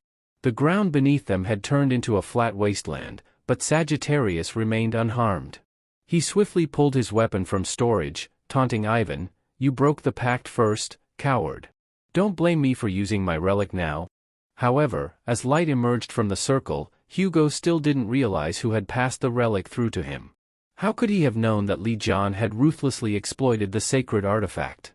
When Hugo took out his SS-ranked bow, all that was left were the broken bowstring and hand crossbow, now in pieces. "What the heck is this?" he muttered, completely bewildered. Meanwhile, Stephen Marker felt his body growing heavier, as though sinking to the bottom of the ocean. What just happened? He wondered.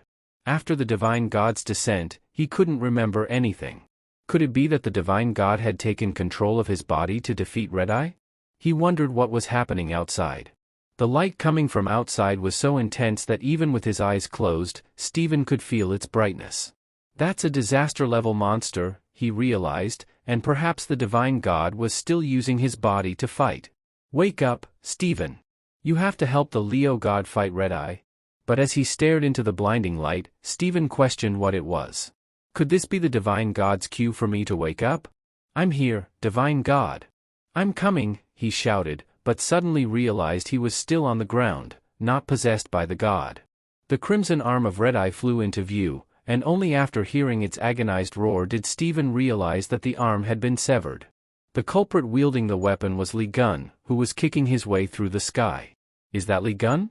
Is he the one fighting Red-Eye? Stephen wondered. Then why am I here? A soft voice from behind explained, "Well, you passed out and ended up here." John didn't care that the golden-furred cat had awakened. His weapon was already aimed squarely at Red-Eye's face, ready to strike. He drove the tip of his blade into the creature's collar, making it open its mouth to scream. Lee Gun grinned widely. "You're just a fake. If your head is real, then you should remember what happened at the Demon Tower, right?" Red-Eye's remaining arm reached out to grab John, but he slipped away as quickly as a squirrel. "No matter how many times I defeat you, the administrator will just resurrect you, won't they?" he yelled, glaring down at the vicious face below, but despite that, he found the easiest way to defeat it. "It's been a while since we last met, so chatting about the past doesn't feel right, does it? I'll finish you off in an instant and leave without any regrets." Though Red-Eye said nothing, its fury toward this man was evident as it opened its mouth, biting down hard on its own arm, trying to snap at Lee Gun. The strike missed, but in Stephen Marker's eyes, it was a dangerous move. Why was Lee Gun acting so recklessly? Wasn't charging toward the creature's open, glowing mouth, ready to unleash a blast, making it easier for the monster to attack? He wasn't just being careless, but heading straight into danger. Lee Gun raised his hand, summoning the giant hammer and swung it into Red-Eye's mouth. Light exploded out as the hammer hit, dousing the fire inside the creature's maw. "Who do you think you're belching at? You better swallow that back down." The hammer grew larger after embedding itself into Red-Eye's throat, blocking the fire that was about to burst forth. The hammer ignited, flames shooting straight into the sky, piercing through clouds. The spot where Red-Eye had been moments ago erupted with bright, fiery beams, looking like fireworks. After wreaking havoc, the hammer spun gracefully before returning to its master. Lee Gun proudly caught it. Perfectly roasted, absolutely marvelous. Before him lay the burnt remains of Red-Eye, a gaping hole in its mouth still sizzling. Though its head seemed genuine, the stench of its breath remained foul. Lee Gun crouched low and shot forward like an arrow, leaving the hammer behind. Next, he wielded the condemnation of the sky, and with a flash, severed the monster's head from its enormous body. "What can you do when you face me?" he declared. "This creature can't be defeated unless its head is chopped off." This time, Lee Gun openly killed Red-Eye in front of everyone. The massive head spun through the air, causing all activity below to halt. Even Stephen Marker stared, wide-eyed, frozen. On top of the crimson head was Lee Gun, descending with it. Yes, there was only one person capable of destroying Red-Eye. Stephen's face twitched with excitement, watching the man who possessed the very power he had always desired. Lee Gun turned his back on the crowd, his white t-shirt fluttering in the wind as he smiled brightly. "That concludes our lesson for killing Red-Eye, dear student," he called out. The legendary Calamity's corpse attracted a large crowd, eager to get a closer look. Its belly was sliced open, and Lee Gun beckoned Yue and Stephen inside. Beneath the creature's remains lay a crystal stone, gleaming with golden light, catching their attention. Lee Gun, however, knew exactly what it was. "It's another Red-Eye," he explained. "The Red-Eye monster is just a vessel for the Black Dragon. It's a parasite until it matures." Both were stunned. Red-Eye was merely a vessel? Stephen asked how Lee Gun knew so much. Lee Gun casually recounted, during my time trapped in the Demon Tower, the administrator kept resurrecting calamities, including both Red Eye and the Black Dragon. I fought them for 20 years, so I learned a lot about them. The two stared at Li Gun, their eyes wide. Now they understood why he could decapitate the monster so effortlessly. Li Gun gazed at the crimson head, remarking, "I think the giant fused the head and body of the calamity together while the Black Dragon was inside the Demon Tower.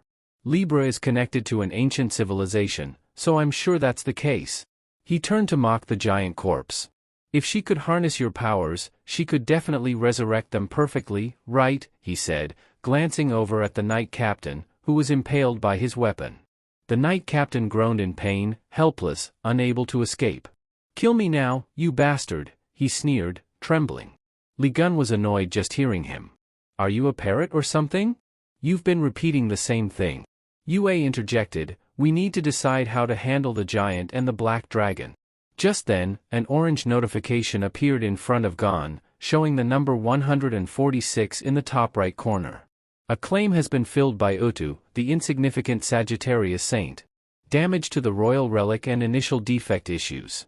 146 unread messages? What the heck is this? Gon mumbled, looking at the notification. The bow is broken? How can that be? He recalled the moment he took it out and swung it toward the bone soldier. He realized the notification wasn't entirely wrong.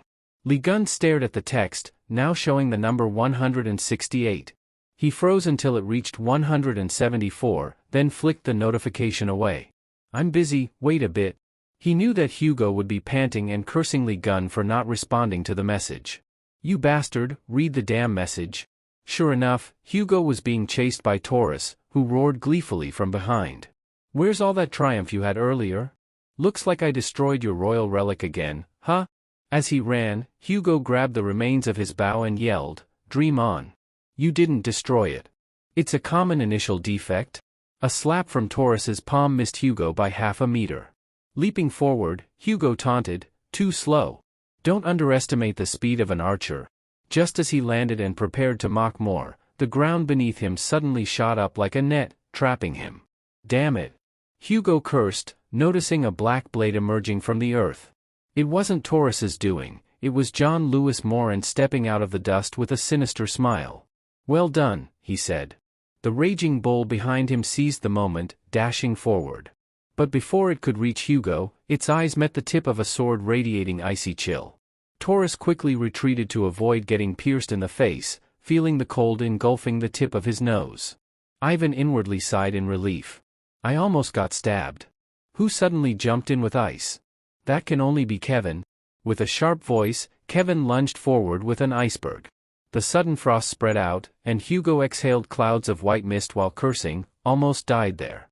"What the heck is this, Ice Mountain?" Ivan Kruger's face was frozen within the newly formed ice peak, his silver hair barely settled when Kevin spoke. "Terrible state, Sagittarius." Virgo's relaxed demeanor quickly turned to disdain. "Why are you always trembling when I see you? Weren't you just fighting Taurus? Do something, will you? No wonder Leon doesn't trust you." Before the blonde could respond, Kevin moved on. "Hey, Sagittarius, you should pay attention to defending your holy domain too. Don't you see the bugs swarming around your walls?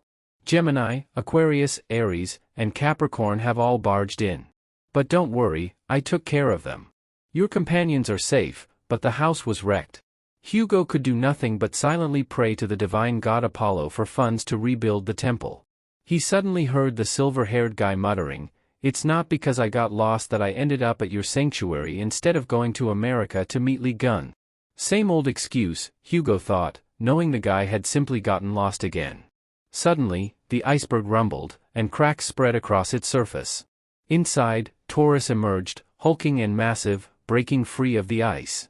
He leapt forward and landed in front of them with a menacing growl. "I was wondering who it could be. Turns out it's the pony bastard. You think these childish tricks can hold me?"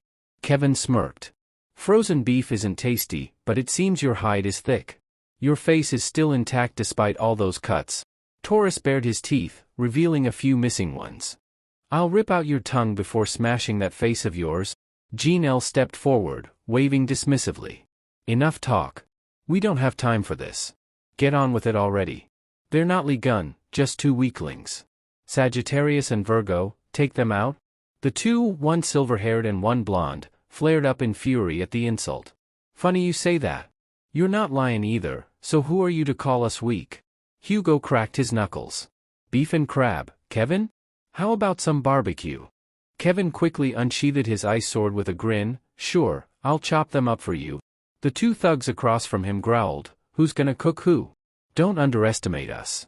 We're in a hurry, so no holding back. As both sides were about to clash, a woman's voice rang out, filled with irritation. You all seem to get along well. A golden light shimmered from the long, jewel-encrusted legs that appeared. Libra Saint Giselle Lawrence stepped forward in a stunning outfit, her golden hair shining like an angel descending from the heavens. Despite her grand entrance, her eyes held a deadly gleam as she glared at the men before her. How delightful to see you all. It's been a while, hasn't it? Sanjay let out a weary sigh.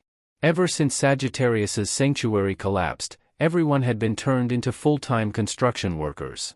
The fluffy bunny Yang, aside from being useless, loved adding fuel to the fire. Why did you do all this?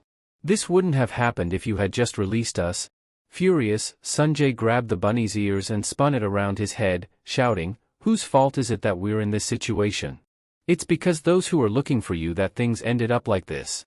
Jim tried to intervene but couldn't. Suddenly, a loud whooshing noise came from the sky, drawing their attention upward. A dark shadow zipped by across the ruined roof, and on closer inspection, it was clearly a European-style dragon with broad wings flying like a missile from the mountain where the four saints had gathered. Golden streaks spread out, overtaking the daylight. It was Giselle Lawrence, the Libra Saint, descending with a beauty that could make anyone hold their breath. Yet, her face wore a deadly expression as she greeted those present. Hugo and Kevin, standing close together, immediately went on guard. Is she coming here personally? Ivan and Jean, standing behind nervously, called out to Libra, why are you here? We haven't lost yet. She didn't respond but simply raised a delicate finger to her lips, signaling for silence. Suddenly, golden rings of Libra rose from the ground, multiplying gravity and forcing all four men to their knees, struggling to hold up their own bodies. The power was terrifying, even among saints. This strength was on an entirely different level. Jean-Louis resisted, shouting, what are you doing, Libra? Why are we also getting pressed down? She glanced at him with disdain. Jean-Louis Morin, I granted you control over the sanctuary lost to the saint, yet you couldn't even bring down Sagittarius's domain. What is that if not failure? The gravity on him intensified, leaving Cancer speechless. Ivan Kruger, I did not expect you to fail so miserably. You couldn't even subdue Sagittarius? Don't ask why I'm here. Instead, you should be thanking me for coming to see you one last time before your death. I can no longer trust or entrust you with anything. This is your punishment. Reflect on it. With that, her heel struck the ground in front of Hugo, her face appearing with pure contempt as she looked at the two before her. Now, what should I do with these little toys? Should I swap the positions of your heads and limbs or turn you into a calamity like Lily Gunn once did? The light from her hand transformed into golden ropes, pinning both Sagittarius and Virgo to the ground. No one knew that wretched feeling better than Kevin, for he had once lost an arm to Libra's constellation skill, equivalent exchange. Since when had both of them been hauled onto the scales?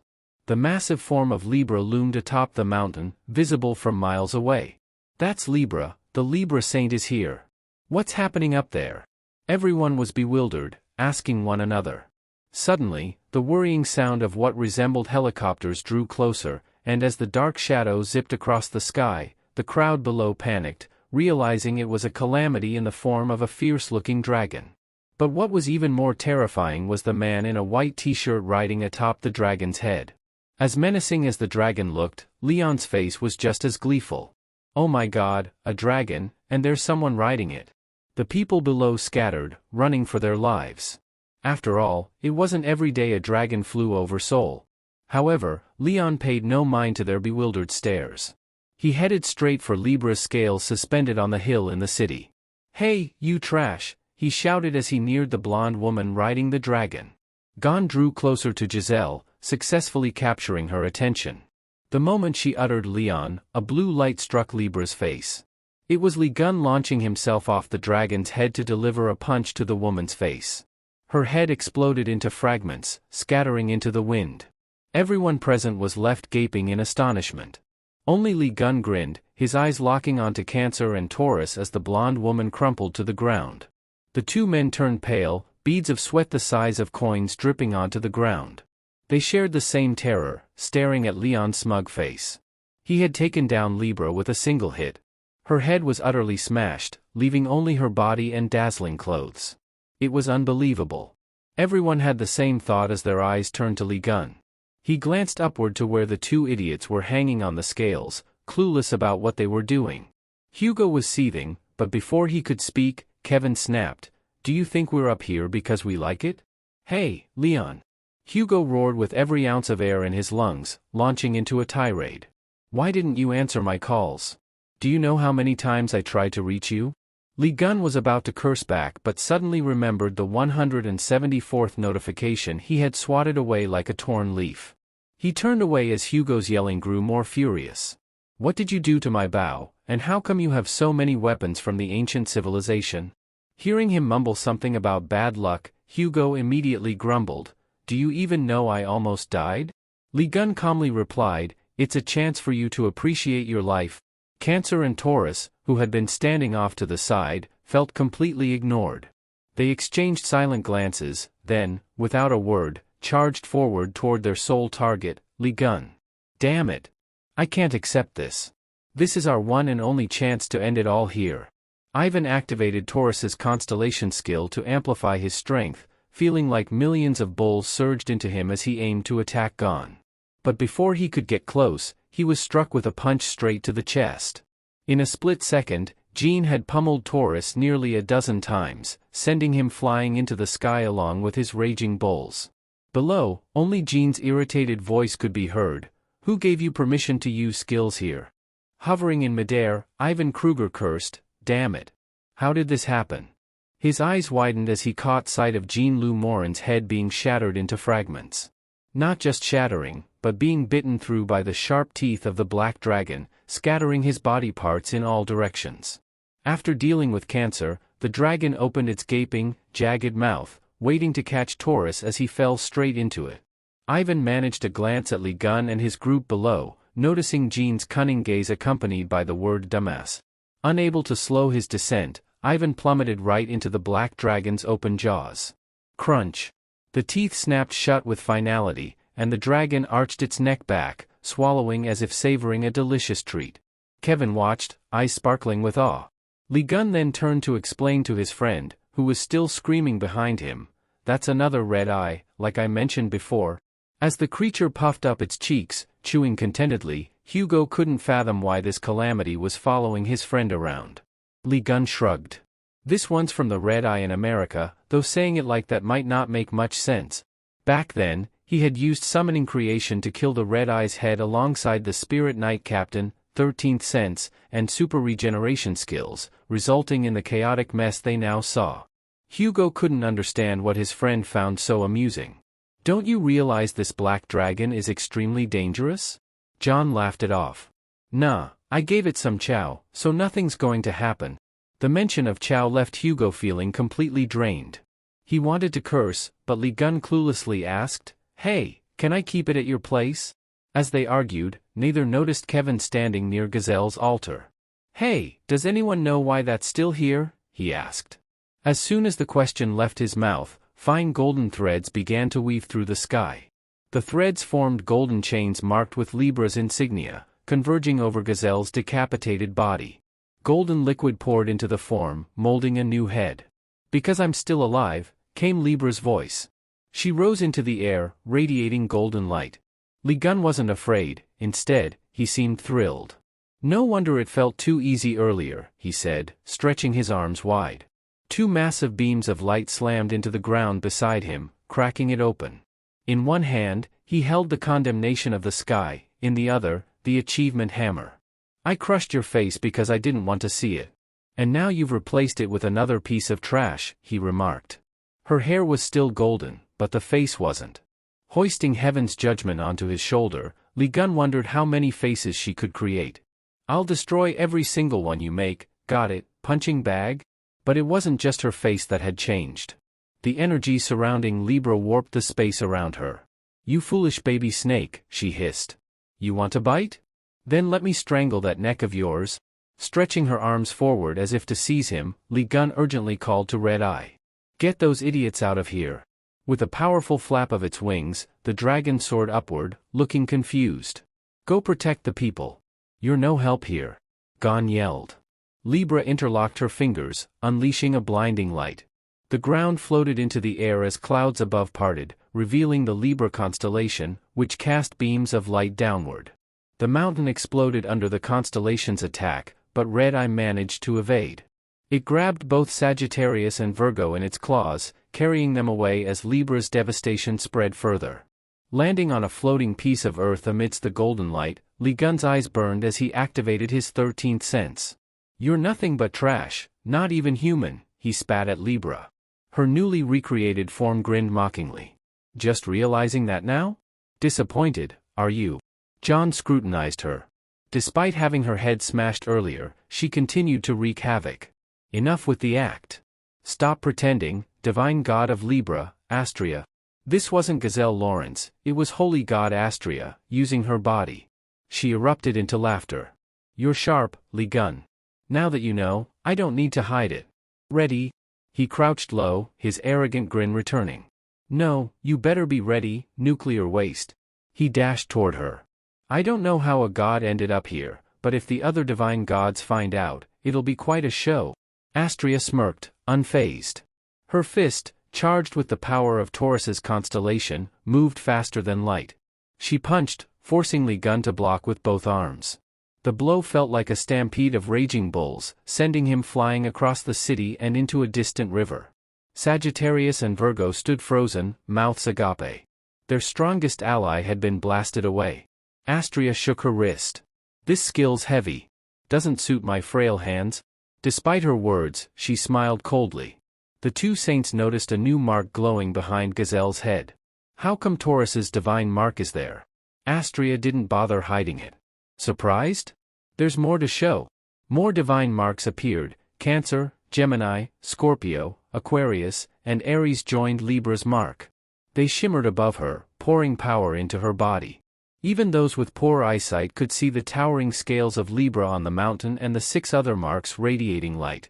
Li Gun rose from where he'd been thrown. So, the divine gods already colluded, huh? He didn't need Astrea's confirmation, the marks made it clear. She wore a smug expression. Of course. The wrath of the divine gods who lost their saints has erupted. Now I represent 7 constellations, including Libra. Even you can't stand against this power. Li Gun's face twisted in anger. So, the divine gods, playing tricks again, deserve punishment? Astrea laughed chillingly. Why do you hate the divine gods so much, Li Gun? If you wanted, you could rule this world. But alone, there must be a limit. You talk too much. What do you want? He growled. Astrea raised her hand. I dislike you, but I must acknowledge your strength. Join me, and you'll rule the world. Refuse, and you'll be erased by us. The proposal made Li Gun laugh. Ridiculous as ever. I refuse to choose and don't want to hear more. He raised heavenly punishment, its tip aimed at her. Your options are nonsense, and I don't care about anyone's safety. Astrea sneered as red lightning flashed in the sky. I didn't think you'd care. So I'll destroy this city first? Waving her hand, Astrea summoned the power of Ares, heavenly armament. Hundreds of massive swords appeared in the sky, poised to strike. Meanwhile, whirlwinds from Aquarius's constellation rose into tornadoes. Using Cancer's power, she created clones to wreak havoc. Golden chains wrapped around Li Gun, pinning him to the ground. The Libra circle formed beneath him as Astrea pointed at him. Go forth. The swords rained down like falling stars. Bound tightly, Li Gun roared, is this all you've got? Cheap tricks with ropes. With a swift twist of his body, the golden chain snapped, and he deftly evaded, just as the tip of Ares' sword came close to piercing him. You think these ropes can hold me? He mocked. The sword, as large as a 100-story building, missed its target and crashed into the busy highway, exploding on impact. The woman was clearly trying to destroy the whole city. Following the first strike, the second sword chased after him, forcing Gon to use heavenly punishment to block it. Astria laughed maniacally. This is a summoning skill, empowered by the divine gods. You think it's that easy to break? I haven't even shown all my cards yet. Enjoy. Hundreds of Ares swords rained down, carving through the ground around him. Gon struggled to block the second sword, gritting his teeth under the overwhelming force. Suddenly, an opposing force repelled them, leaving only a blinding light where John had stood. You haven't even finished summoning all your swords, and you're down already, Astria taunted. Come out and accept my sincerity. Astria shrieked, flying wildly in the wind. If you don't stop these swords, they'll fall and ravage the city. Dozens of swords rushed toward John while others struck buildings in Seoul, causing massive destruction. The city descended into chaos, citizens fleeing for their lives. Reporters, still trying to cover the event, barely escaped as a giant sword plunged into a nearby building. This time, even the cameraman wouldn't make it out alive. Luckily, Kevin's boots pounded the ground as he created an ice block, deflecting the sword's path. But it wasn't enough to stop it entirely. He could only freeze part of the sword. Hey, Sagittarius, aim for the frozen spot. Kevin shouted. Before he could finish, a massive flame hurtled toward the sword's tip, shattering it to pieces. The reporter and cameraman realized they had just been saved. Their legs buckled, and they collapsed. Damn it, even this wasn't enough to scratch it. How did Leon break that sword? One of them gasped. Sagittarius landed beside Virgo, comforting him. At least we can work together to destroy it. Get out of here. This place is too dangerous. This power is stronger than any divine cadre skill I've ever known. If we don't unite, we won't stand a chance. Hugo grumbled, looking at Astria, who radiated power. This isn't the strength of a saint, it's that of the divine gods. And she's getting support from other divine gods. If this keeps up, we won't win. Kevin sighed. In the end, we need to end this fight. But the only way we can help Leon is by saving the citizens. At the start of the fight, John insisted we couldn't help him. That bastard even said a red-eyed beast would be more useful, which pissed me off. But now, I think he was right. And it makes me angrier. Suddenly, a familiar rumbling sound echoed. They turned to see a massive wave rising over the buildings, ready to crash down on Seoul. At first, they thought it was a tsunami but quickly realized it was the Han River surging up, forming a towering wall that reached higher than the buildings. How could an evacuation even be possible? People fell to their knees, helpless, praying to the gods. Please, divine God, save us. In that moment, Kevin had an idea. Hearing the people's prayers, he stabbed his ice sword into the ground and prayed earnestly. O Master of Virgo, I know you are watching. I beg you, lend your strength to Leon so we can overcome this disaster. Leon stood under the stormy sky after striking away a sword. He was fine, but Astria's plan to drown the city with river water complicated matters. This is getting tricky. Should I use the divine god's instinct within me to end this fight? He pondered. Suddenly, a silvery light flashed behind him. Realizing what it was, he grinned. These guys are clever, aren't they? Astria, who controlled the river, awaited the moment Legon would surrender. Still stuck, or are you too scared to come out? She mocked. Thanks to Aquarius, I control the river. If this continues, the water will flood the city. I'm eager to see how many people die. As the waves surged, ready to crash, a brilliant light flashed beneath them, transforming into a massive beam that struck Astria's face. It was Virgo's frost crescent, freezing the river in place. Astria's clone nearby saw the freezing river. Could this be Leon's doing? He's still alive, she realized.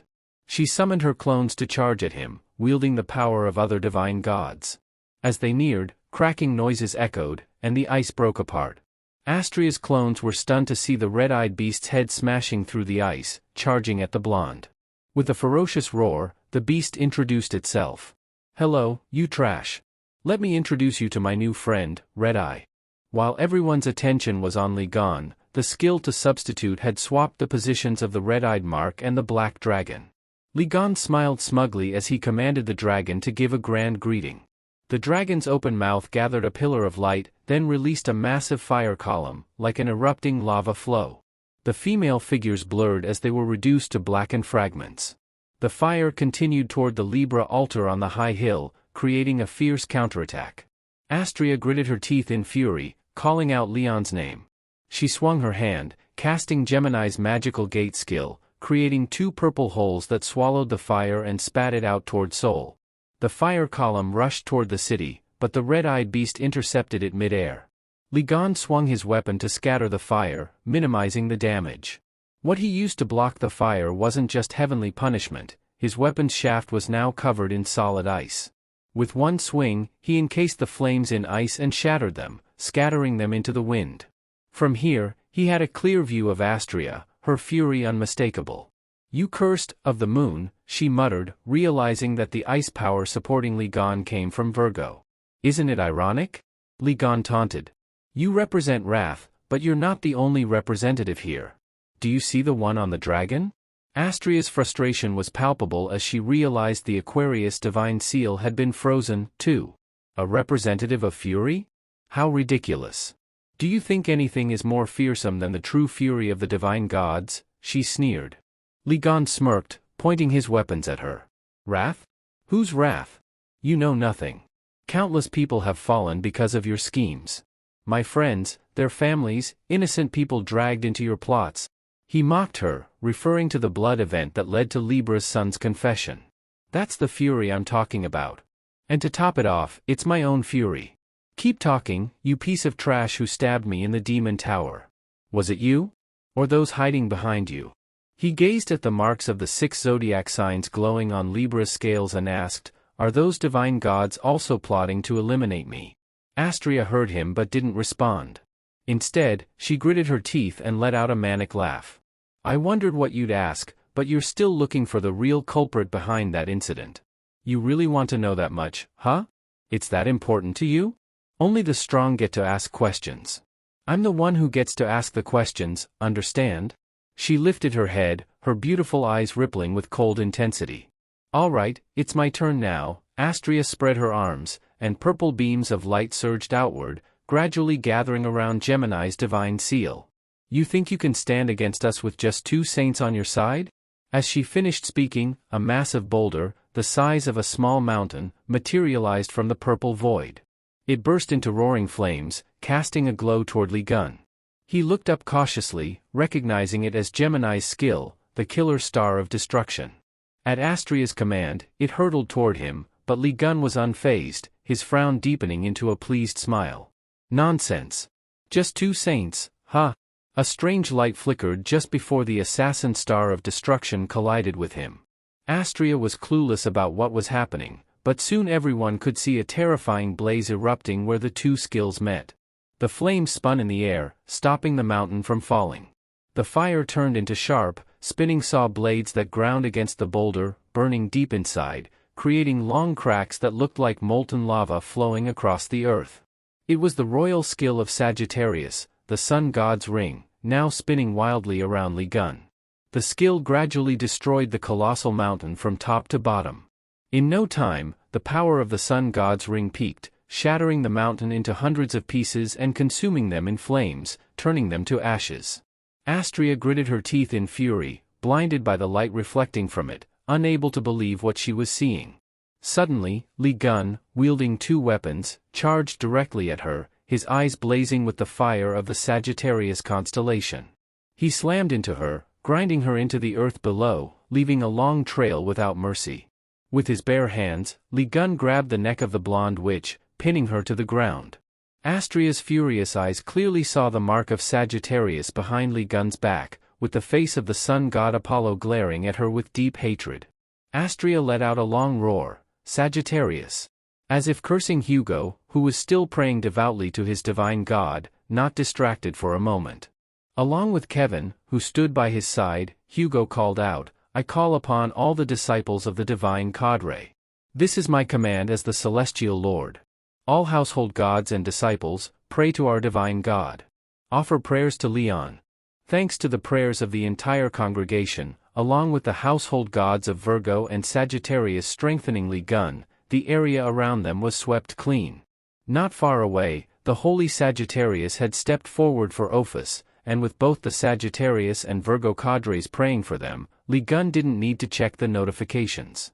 The raging power flowing within him only caused his smile to widen. "You trash," he snarled. I told you, didn't I? Countless people are furious because of you, not just the divine cadre, but also the people of the city, caught in the vile acts of you divine gods. The people of Seoul watched the battle between Lee Gun and the divine gods, quickly choosing sides. Countless prayers for Ophis poured in, and his divine power accumulated at an astonishing rate, pushing Astria far away from his altar. Lee Gun clenched his fists with the power of Ophis and roared, "You only have the wrath of 7 divine gods. We have the wrath of at least 1 billion more." Astria's face cracked like dry land even before the punch landed. Not over yet. Lee Gun roared as his devastating fist slammed into her face. The ground beneath them couldn't withstand the strength of their blows, exploding upward and creating a bizarre and terrifying scene. But Lee Gun didn't stop.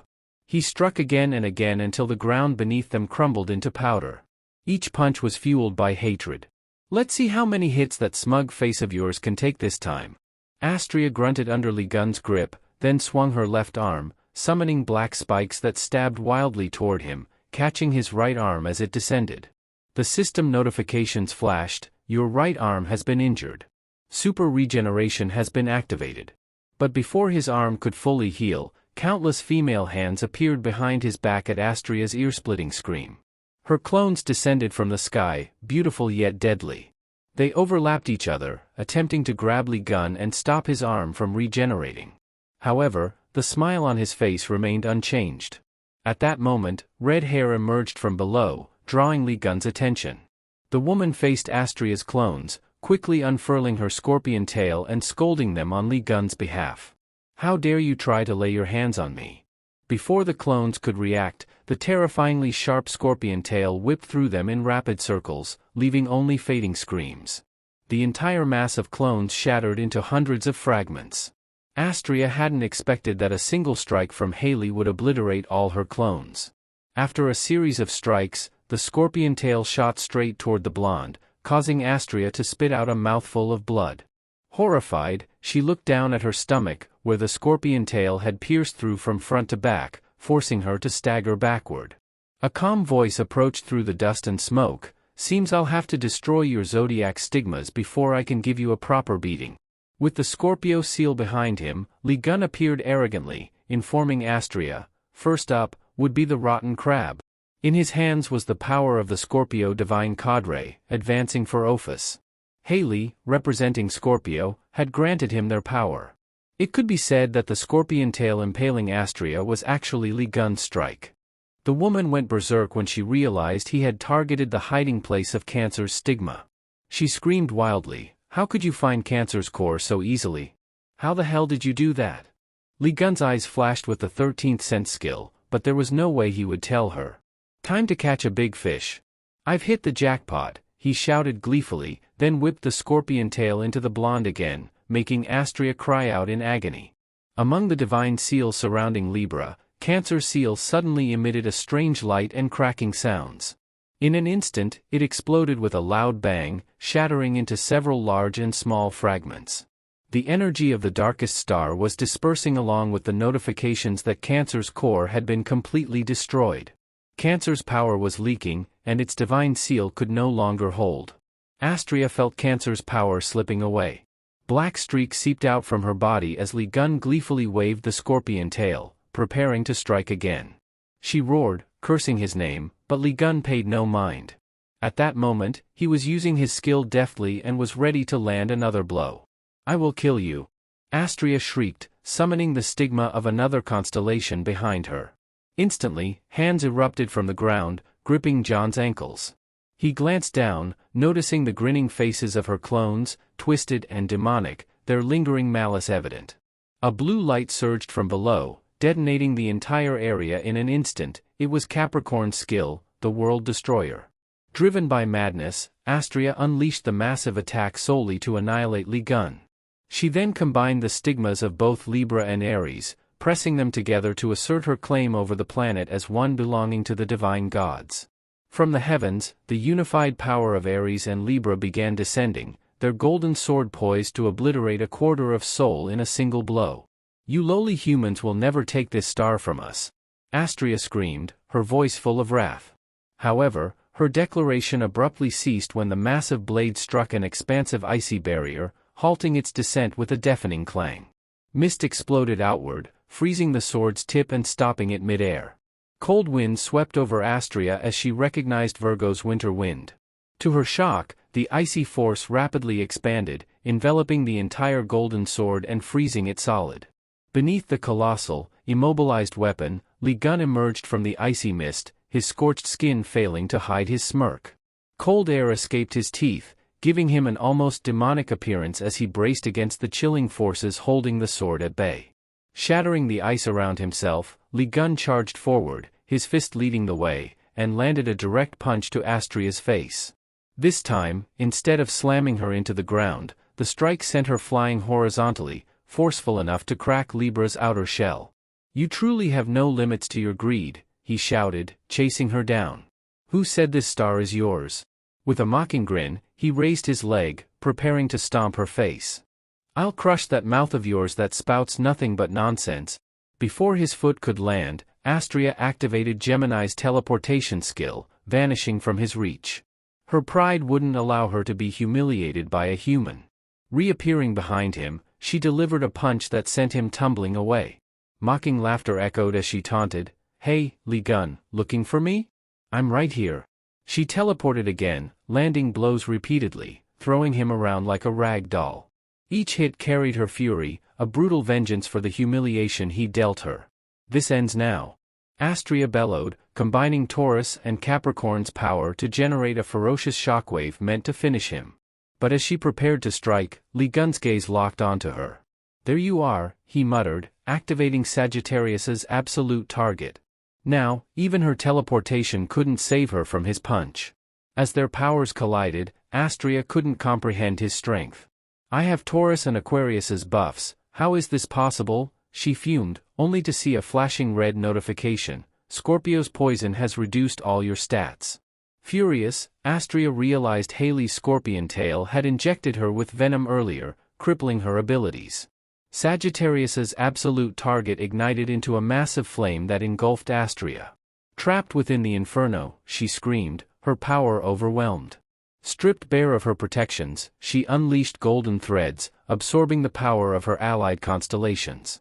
These golden chains drew in energy from the insignias, forming a dazzling, multicolored vortex.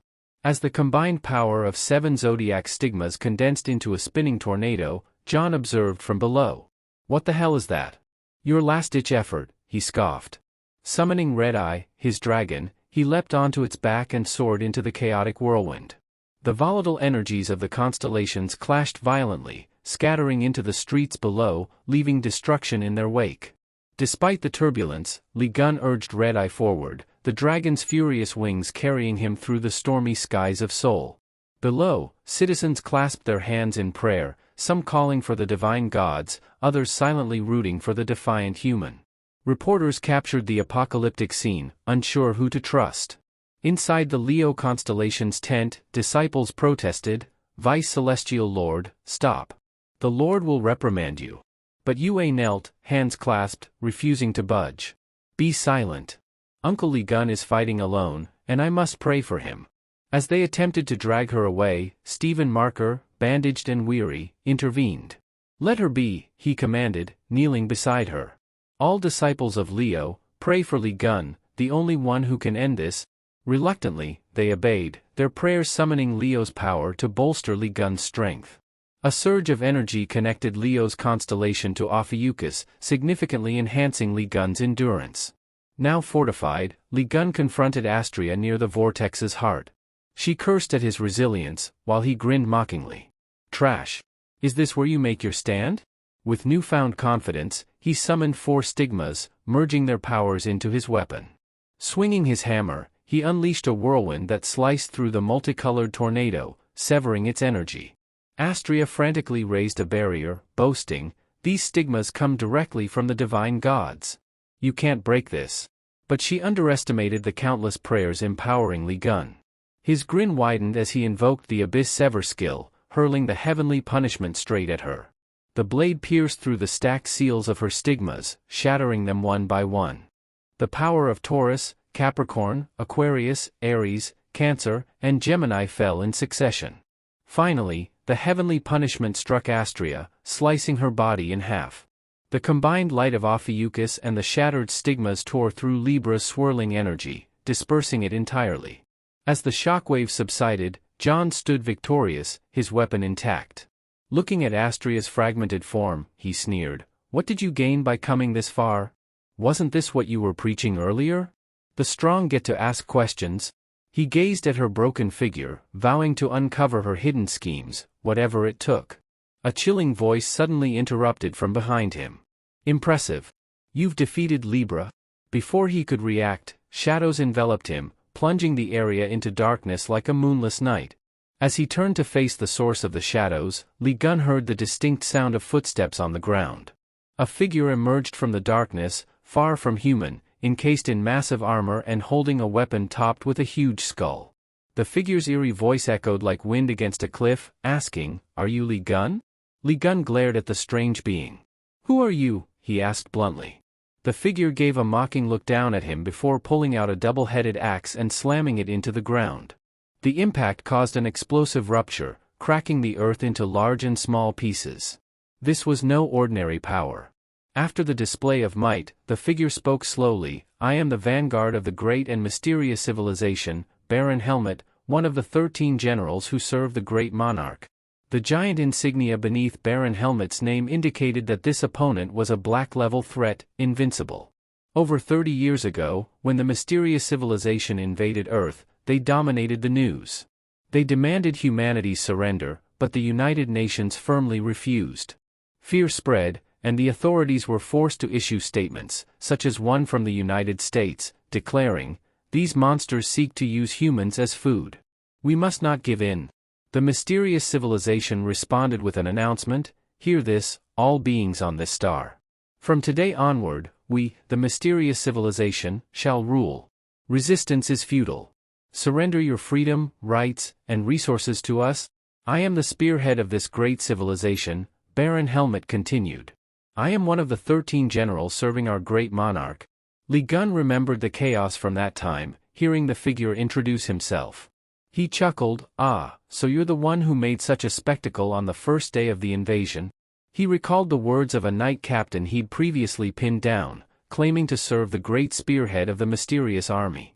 Li Gun laughed and pointed at the man. "So, what brings you here? Here to avenge your minions?"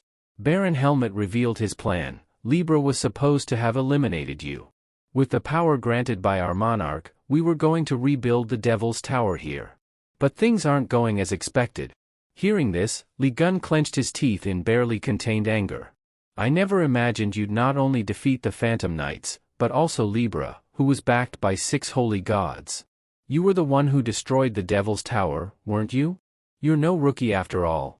I'll have to revise my plans." With that, Baron Helmet released a torrent of killing intent, clearly intending to annihilate Li Gun. Hearing that someone had come to destroy him, Li Gun laughed, unfazed. "I suspected there was more behind Libra than just the divine gods. You've come to the right place. I was just planning to hunt you all down." All the zodiac stigmas released from behind Li Gun, creating a violent storm. Without further words, he stomped hard and charged toward the armored figure, swinging heavenly punishment with great force. To his surprise, Baron Helmet blocked the attack. "No matter how strong you are, you're still just the servant of a constellation. The power of constellations can't compare to the might of the mysterious civilization. Before the power of our monarch, your constellations are nothing but prey." Li Gun felt his strength draining as though it were leaking out. He recognized the sensation. It was similar to when he was stabbed by the dagger in the Devil's Tower. "This energy, is it the power of the monarch?" he thought. The dagger had been infused with this same dark power, exuding an aura that even holy gods feared. The system's warning blurred before his eyes, and the mysterious space seemed to isolate him from the real world. The wind howled through the zodiac insignias, scattering them like dust. A broken message flashed: "You have lost the connection with the constellations that granted you their divine marks."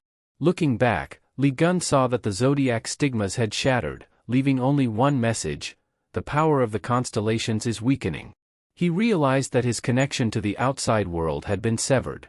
The space around him was dark and oppressive. He wondered if he was in the same mysterious space that had trapped him during the incident with Virgo. A sinister black aura touched his shoulder, leaving soot-like marks as it corroded his power. Suddenly, a weary female voice called out to him. He hesitated, not daring to turn his head. When he finally did, his eyes widened in shock. A woman with short hair looked at him curiously, asking, "What are you doing here? We were supposed to leave together. Don't tell me you forgot?" Li Gun's face turned pale, realizing he was slipping into a nightmare. The voice continued, "Why are you looking at me like that? What's in your hand?" Before he could respond, a loud thud echoed, and blood sprayed from his body, nearly filling the screen. Baron Helmet's deep voice followed as he thrust his hand through Li Gun's body from back to front, causing blood to pour out. "Got you," he whispered in Li Gun's ear. Li Gun stared at the blood, realizing it was his own. Each time someone was struck by this skill, they became utterly helpless. Blood gushed from Li Gun's mouth, and his body trembled. Baron Helmet whispered gleefully, "This is my disaster misfortune skill, Nightmare. It replays the memories you most wish to forget. Your divine power is leaking, and you can't resist. Is this enough for you, Libra?" The question was directed not at Li Gun, but at the golden power flaring up behind Baron Helmet. A familiar female voice, one that sent shivers down his spine, emerged behind him. It was Astria, grinning wickedly. "Li Gun, I didn't expect you to drive me to this state. I admit, you're remarkable, but I won't let things end here. I plan to take your body and your power." Seeing Astria, Li Gun sneered, coughing up blood. "So, you intend to use my body as a vessel to resurrect yourself? You'll regret this." Astria floated closer, her upper body moving toward Li Gun. She shrieked with delight, transforming into a golden streak that darted at him. "Is that all you have to say? How annoying." With sudden speed, she stabbed into his face, leaving a golden trail as she burrowed into his eye socket. Li Gun's body fell backward and then slumped forward, motionless. Baron Helmet mocked him, "I heard this one was reckless and impulsive, but I didn't expect him to give up so easily. How boring." Deep within Li Gun, a system panel appeared. "You have become the master of Yukis." Upon realizing he was the master of this unique zodiac sign, Li Gun pondered his newfound abilities. He understood that the changes within his body were due to super regeneration. Yet, he had never heard of any other saints encountering anything like this. Initially, super regeneration was merely an F-rank skill designed to heal injuries and regenerate a new body. However, it came with a slight drawback, a 50% reduction in physical abilities and a cooldown period of 1.32 hours. Familiar panels appeared before his now blurred vision, indicating the penalty was the cost for creating a new body. Fortunately, the duration had significantly reduced, it now lasted just 1 minute and 52 seconds. During his youth, Li Gun once heard a voice ask, "Hey, do you really admire the 12 gods that much?" Turning around, he laughed loudly and confidently, "Of course. Do you even need to ask?" The boy sighed as the girl next to him muttered, "See? You've triggered his rant again." Li Gun eagerly pointed at a screen displaying the words for humanity, full of excitement as he told his two friends, "Look at them. They're the protectors of humanity. Isn't it amazing? They're going to save us all. How could I not respect them? I even donated to support them yesterday. Guided by the 12 gods," he added, "if we unite and put in the effort, we can easily defeat those monsters. It won't take long before we drive away the mysterious creatures and reclaim our triumph." Hearing about his donation, his two friends were at a loss for words. "You donated? You literally sent $37, one said flatly. Li Gun turned back with a wide grin. "Anyway, it's such a beautiful day. How about we head to the department store for snacks? It's on me, order whatever you want." But that radiant smile soon vanished, replaced by tears streaming down his face and a trembling body as he collapsed to his knees amid the rubble. His eyes fixated on his friend's hand, or rather, the severed arm lying in a pool of blood. The news that day reported, "This afternoon, a disaster misfortune struck the heart of Seoul, targeting a department store. Thanks to the swift response of sect strike squads, the disaster was successfully eliminated." The droning television filled Li Gun's ears as he wept even harder. The moment replayed in his mind, watching helplessly as his friend was devoured by the misfortune. "Stop it. You didn't do anything," he whispered. Above him, the adult scoffed, looking down at the crying boy. "Lucky us. It seems the curse left before we arrived." So, what about the kid? He's just a hassle. Let's ignore him and say we didn't see anything. We'll show off a little and collect the reward. That day, the news concluded. Thanks to the efforts of the 12 sects, humanity can rest assured under their protection. Back then, Li Gun knelt on the ground, sobbing. You couldn't save anyone, he shouted. These fragmented memories, buried deep within, were now unearthed by Libra, who delighted in molding them. Ah, so this is why you despise both the disaster misfortunes and the sects? How predictable. Your story is nothing but a cheap melodrama, she sneered. So, because of this childish past, you ended up hating both sides? How utterly trivial. Astria laughed maniacally. Letting anger consume you blinds you from the truth. No matter how strong your rage, it can never surpass my divinity. This is the end, Li Gun. Be silent and let me consume you for my resurrection. Astria began to absorb his existence, preparing to take over his body. But suddenly, a glowing sign materialized before her, startling her. Warning, the divinity gap between Ophiuchus and Libra is too vast to allow absorption. Another message followed. Ophiuchus holds greater divinity than Libra. Astria's fury erupted. The more she tried, the more warnings appeared, blocking her actions. After repeated failures, she roared in frustration, impossible. My divinity can't be lower than his. At that moment, a faint blue light appeared above her, a sight far too familiar. She looked up and saw a massive clock, ticking steadily. Its face displayed Roman numerals, nearing 12 o'clock. The clock was larger than Astria herself, and its long tail coiled around the cosmos like a snake. A dark black hole appeared near her, resembling a pupil staring straight at her. Astria's confidence wavered as she realized it was the eye of Ophiuchus, a massive snake circling the clock, marked with Ophiuchus's divine seal, slithering through a star-filled universe. No. This divinity. It's incomprehensible, she screamed, clutching the sphere containing Li Gun. The sphere in her hands began to crack, releasing a radiant light. A notification appeared. Penalty on Ophiuchus will soon lift. Time remaining, 25 seconds. The sphere hardened, fissures forming across its surface. Snapping sounds grew louder as the countdown continued. Astria panicked, wondering what the punishment could be. When the sphere shattered, Li Gun stood within, glaring at her. How dare you meddle in someone else's memories, he demanded. Prepare yourself. As the sphere disintegrated, the timer dropped to 17 seconds, and his physical abilities halved. Yet, Astria failed to grasp the situation, still dismissing it as mere resistance. When the clock reached 8 seconds, she noticed its hand nearing 12 o'clock, and panic set in. How could you have gained such power? She shrieked. Li Gun rose, fists clenched with overwhelming force. It doesn't matter, he said, leaping forward. With these hands, I will crush all of you. His fist slammed into Astria, shattering her grotesque form. The power of Ophiuchus erupted, catching Baron Helmet off guard. Before he could react, Li Gun had already punched Astria out of existence, treating her as nothing more than worthless debris. As the Baron stood frozen in shock, Li Gun's left hand restrained him, while his right formed a fist. The penalty lifted, and Ophiuchus's divine mark gleamed on Li Gun's forehead. His eyes shone with the constellation's power, and all his stats surged to their peak. You have taken your first true step as a holy god. Thank you for watching. If you enjoyed this recap, don't forget to give it a thumbs up and subscribe to the channel for more manhwa recaps every week. Hit that bell icon so you never miss the latest chapters and stories from your favorite manhwa series.